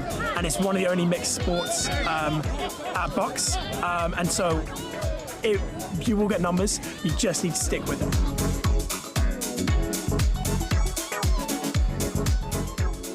Start for the North East Mixed Open. We got scored on off the first tap, which I think probably did us the world of good because we woke up a little bit after that, so good win. Did what we needed to do, did what we were aiming to do at the start of the game, but I think this game's going to be a little bit different, possibly a little bit different pace. This team, I think, are going to threaten us on the line up the middle, maybe. So yeah, looking forward to it and seeing how we'll get on. Our youngest's 15, female player, and our oldest's about 26, 27, I think. Yeah. So here we go then, 2 minutes away from the final game of the day. The Cup final in Division 1, London Scorpions versus the Nottingham Hoods. Joe Wright joined along by Ollie Holmes. Ollie, how are we seeing this one? The final game of the day, both teams have come through some fairly stormy conditions. They've not had it all their own way. It's not been smooth sailing for these teams. Is either one taking your fancy to go all the way? I have to say both phenomenal sides. Scorps out here last time, taking home the honours after I predicted Nottingham Hoods to win. We do, however, have a returning Sam Dixon, and for me that turns the tide in Nottingham's favour. Scorps very good at these 20-minute touchdown turnaround games. I believe that the Hoods will just have enough. They might do, as you say. Sam Dixon playing his hand in that drop-off win over on pitch 2. That wasn't scheduled for live stream, but here at Next Gen Live we make it work. We managed to catch that drop-off, and now they may be coming to this game having come through tougher opposition. They might feel like that will go in their favour. However, London Scorpions will always be in amongst these big conversations. They'll always look to make things happen. But here we go. The Hoods get us underway, attacking from left to right. Simon coming over in towards Dixon. Dixon feeding away towards Ollie Simon. Dixon to Ollie Simon. Platforming here, sweeper set up, not taken. Left foot, right foot comes over towards Simon, not taken cleanly though, and that'll be turnover, first blood in defence for London Scorpions. Just a couple of players reading off different pages there. I'm sure they'll make those tweaks and that won't happen again as we see some Scorps with some superb momentum here. Absolutely. This is a ferocious transition, and there's McMahon. Halpenny checking away, that's caught on the gain line, that's 6th touch, and already you can see the speed of ball. These turnovers are fast and furious. Both these teams fired up for this one. Extra pass goes to Dixon, getting over the halfway line. Yeah, that was a good read just to play around that single shooter there. It's risky to send to, and Scorps give away an offside penalty. That is the last thing you want to do with this young Hood sides in front of you. Yeah, Gallagher, Lenori, Stockdale. Stockdale's in motion. Here is Stockdale back on that sweeper play, looking to just condition the onside, asking the referees what they're happy with. Stockdale feeding back over towards Lenori. Lenori telling Gallagher, go get out there. Gallagher now in motion. Lenori picking, feeding to Gallagher. Gallagher diving, and Ethan Gallagher opens the scoring for the Nottingham Hoods. That is 1-0 Nottingham, and Ethan Gallagher stamping his mark on this cup final. First blood to the Hoods here, you're right. Gallagher with a superb read. It looked like he was just heading into a dead end, and out of nowhere, that space appears. Lovely dive, referee, ball down. Happy to play on, and that loss of control will turn the ball over in favour of the Nottingham Hoods, who look to go quickly, and that's a big touch coming in, but the referee's happy with the contact. That's loss of control. 2 turnovers in quick succession. Ball back into the Scorpions. There's Lewis feeding away to Franco. There's Fitzpatrick in motion. Here is Connor Fitzpatrick, left foot step, trying to go hard at the line, but it's tall defensive work when asked for by Ollie Simon. Franco Perticaro feeding over towards Jared Lewis. Lewis winding, ripping, finding, and then scoring in the corner expertly is number 64. It is a stunning bit of skill. I believe, I want to say that try scorer is Ruby Gribben over on that far side. I remember one of these numbers being wrong, but we will problem solve that one as we go. However, doesn't matter, a try apiece. Dixon working with Gallagher and Ben Lenori. There is Lenori, Dixon in motion. Gallagher picking, stepping, finding his way into the in-goal area, connecting, and that is Sophie Lloyd executing.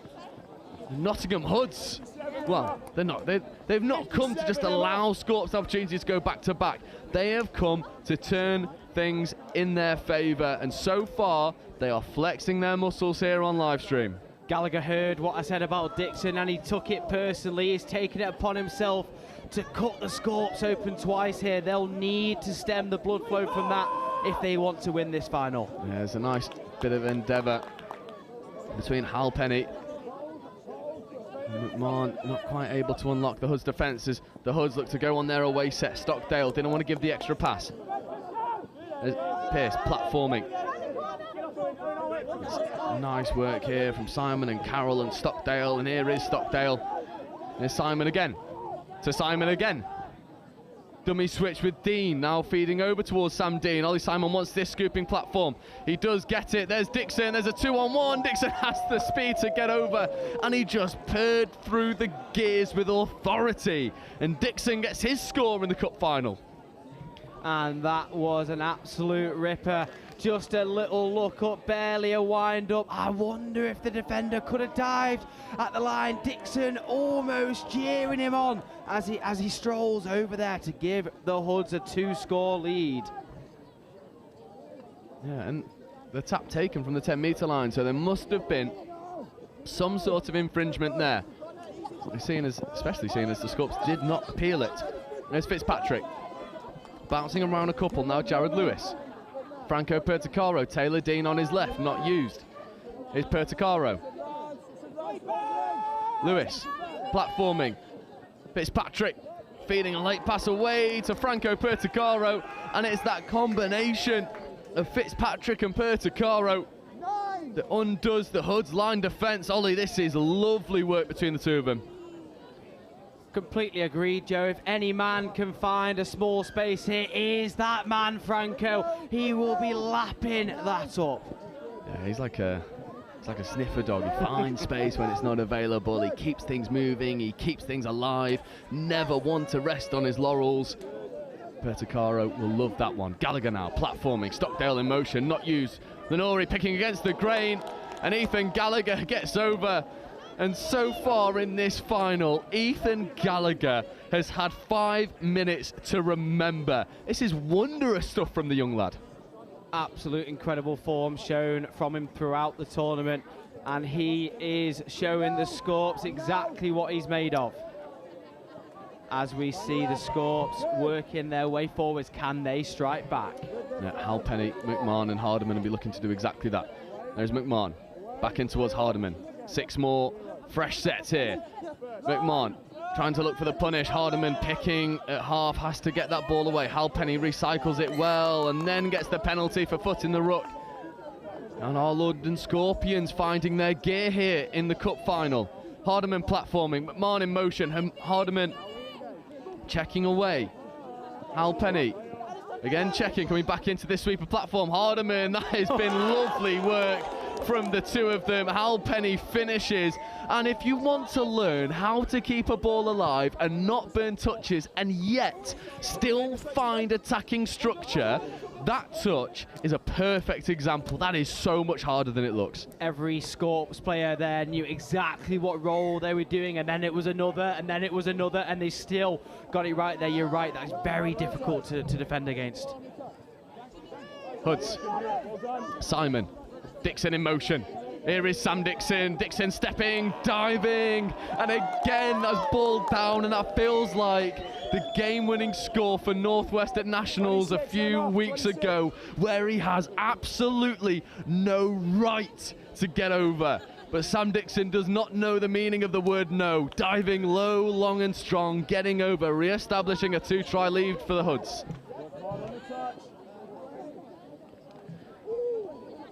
Richards has to take that ball back. It's good.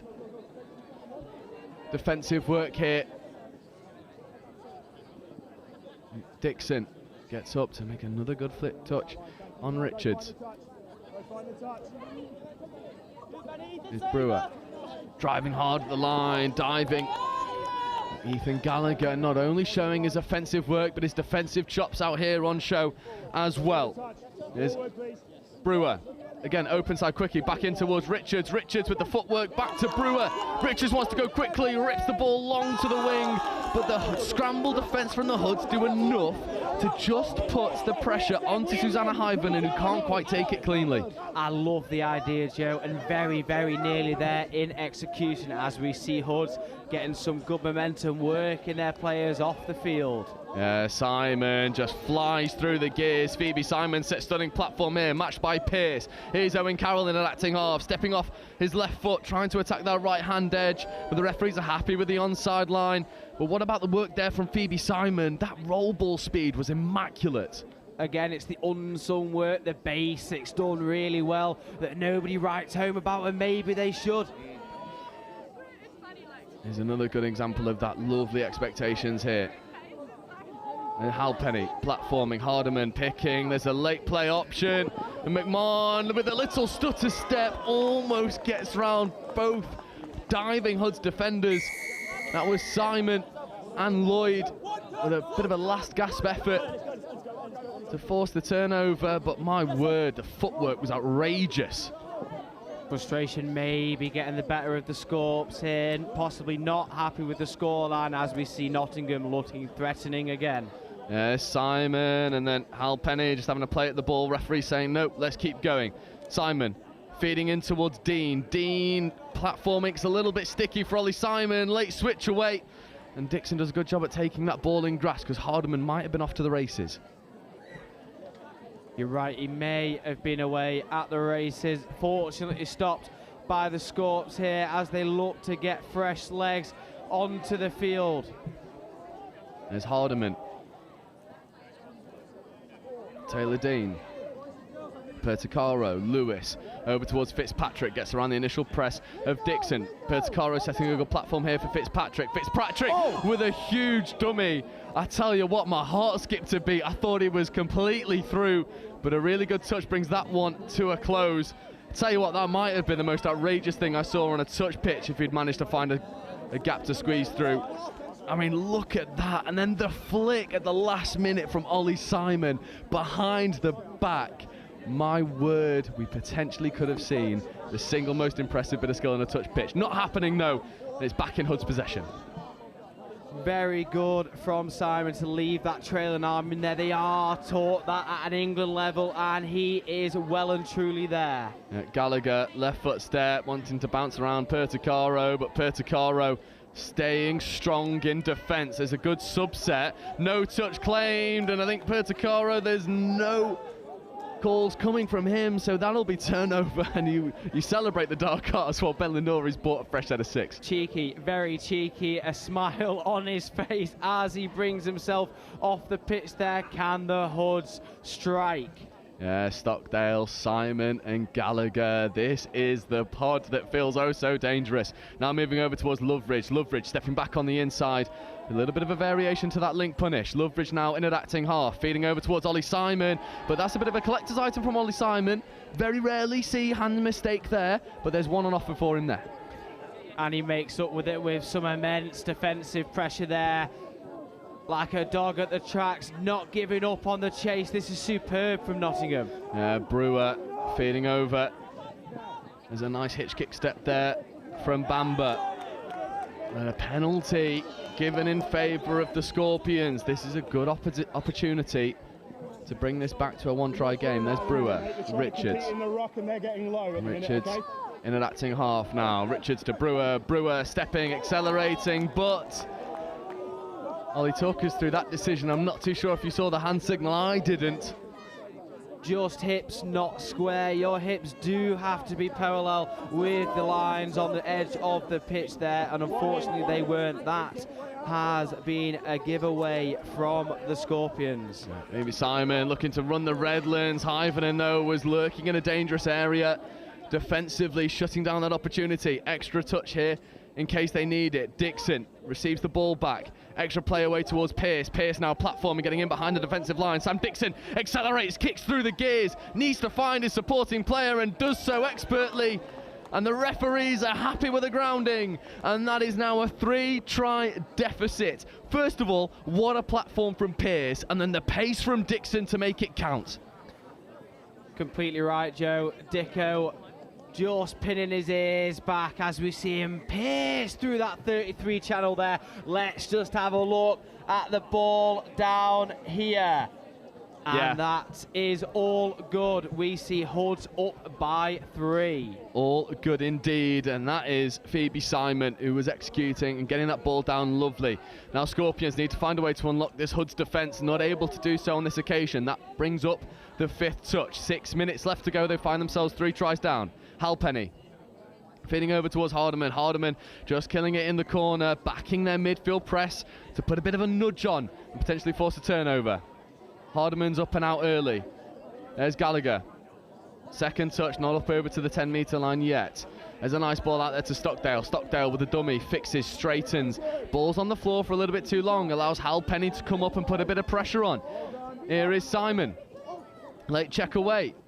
Ollie Simon now. Feeds over to Phoebe Simon. Phoebe Simon with the extra pass over towards Sam Dixon. And that is 6 and change. A beautiful pair of hands there from Dicko, just to all be undone by a loose pass at the end. Scorps really need to put their foot to the pedal here. And they certainly do. Time is not on their side. Scorpions need to find a way to unlock this defence. But the sideline ref is having a little bit of a chat. On-field ref has come to a decision. Let's see what the hand signal is. Here's Ollie Simon. Dixon. Dean. And Simon to Simon. That's a nice right foot, feeding away towards Dean. Dean down for Dixon. Ollie Simon. Stepping back onto the infield. Ollie Simon looking to rip long. Late switch is there. The extra play is away. Referee are happy to let this one continue. That is then 6 and change. There's a nice bit of disguise to that play. They're going through their playbook. They're trying to stress out this Scorpions defence. On that occasion, though, Scorpions just get their defensive spacing nice and lovely. Agreed. Scorps have got it right. 9 times out of 10, just a couple of loose things here and there defensively. I would love to see the Scorps just bring it within 1 and then, dare I say, drop off. I would love to see it, absolutely. As we see the Hoods taking control of the ball.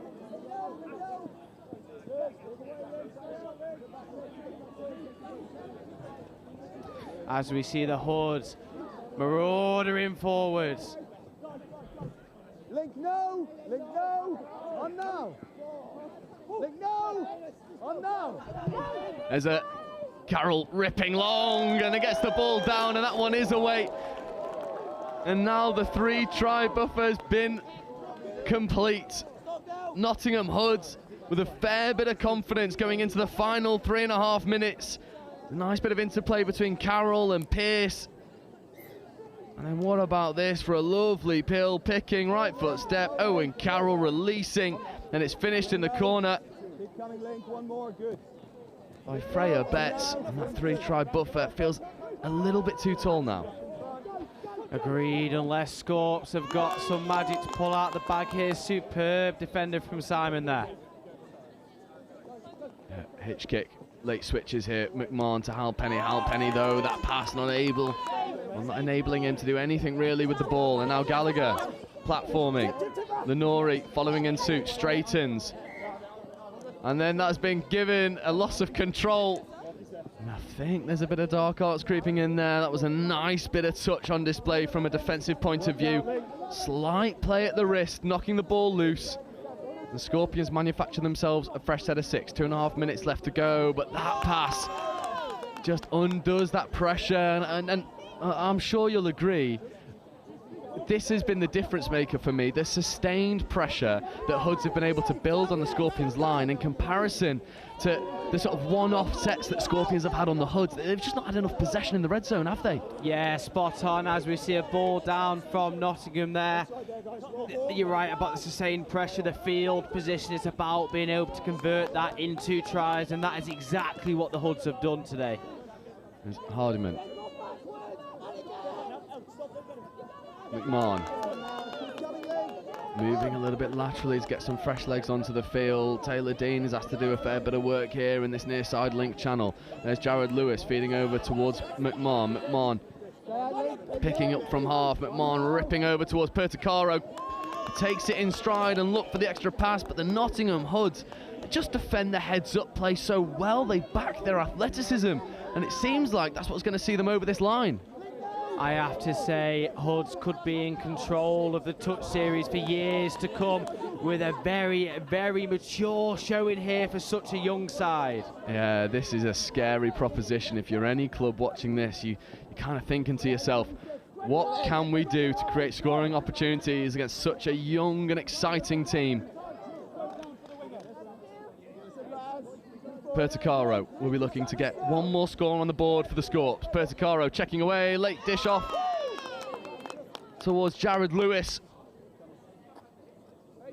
But it's well marshalled by the Hoods again. Time after time, the Hoods have found a way to defend this attacking set. Perticaro picking up from half, looking to rip long towards Hyvenen. Hyvenen with an amazing grab, but the Hoods turn it over and they waste no time from getting underway. Ethan Gallagher setting platform here, and then Ben Lenori with a bit of dark arts and a wry smile on his face. He knows he's bought that one. That's a couple of cheeky instances from the man there himself. He knows what he's doing. He knows he's playing with the referee.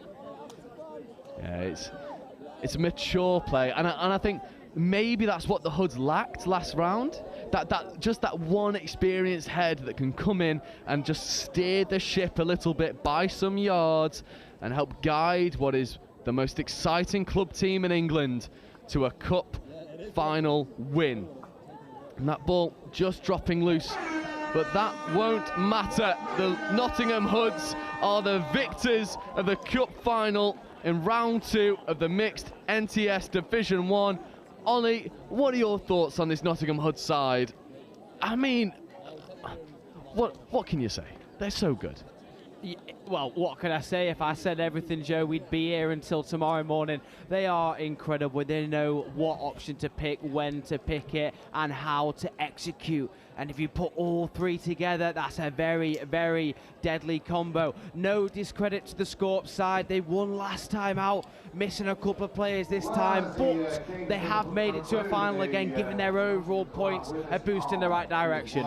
Absolutely, and those overall rankings will be oh so important going into round 3 in a couple weeks' time. And again, just to touch on the overall standard that we've seen here today, off stream we were talking about just how much the club competitions in the mixed divisions, I mean, they've gone from strength to strength, and you compare this to a few years ago, the standards night and day. It is only growing, getting better, getting stronger, and the talent pool getting deeper. Many regional and England coaches with a lot of tricky decisions to make this year, and again next year will be even trickier as well. It's amazing to think that the standard a few years ago we were in awe at, and then we look at it now and the few years ago was not the same. It's an incredible time to be involved with touch in England. Absolutely, and then just one final word as we zoom out from the mixed series and we shift our focus to the big competitions that are coming up for you in the summer. From a selector's point of view, how tricky is it to be selecting teams for mixed, men's, women's, going into those European Championships, given the quality of touch that we've seen here on live stream today? I think a lot of players will be gutted about not being selected for England. However, those that have will be absolutely over the moon. And London Scorpions unfortunately beat out at the last moment. Nottingham Hoods on screen taking the victory, 6-3, the overall victors in Division 1 in the Cup competition. Ollie, talk us through a little bit about what it is that makes Nottingham Hoods just so impactful and how they're able to overcome almost all opposition that come their way. For me, Joe, the big standout part of this is that they all work as a team, as a collective. They're not afraid to give each other the power to make an impact, to have a say, and that is what makes them so dangerous. They are dangerous all over the park. They absolutely are. And Ollie, I'm gonna nominate an MVP for the day, and I have a feeling you're going to agree with me. And for me, the MVP of the day, Ethan Gallagher for Nottingham Hoods. How about that? I'll give you that one. It's hard to disagree there. That is Ethan Gallagher with his MVP ball in his hand as he leaves the field, and his female counterpart, we are just trying to spot a tiny rugby ball in one of their hands. Oh, that is Freya Betts with the female MVP. And you know what? That feels like a full circle moment because we've been banging on about world-class wingers all day. Freya Betts is one of those. Spot on evaluation there, Joe. Oh, this Nottingham side, just class from left to right, all through the middle. A very, very difficult side to beat, and we'll see if anyone can do it next time round. Absolutely. Well, that is all from us here at round 2, the England Touch Mixed Division from Burton. I've been Joe Wright. I've been joined alongside Oliver Holmes, Will Ingram and Rafaela Baby, and from all of us here at England Touch and Next Gen Live, until next time, goodbye.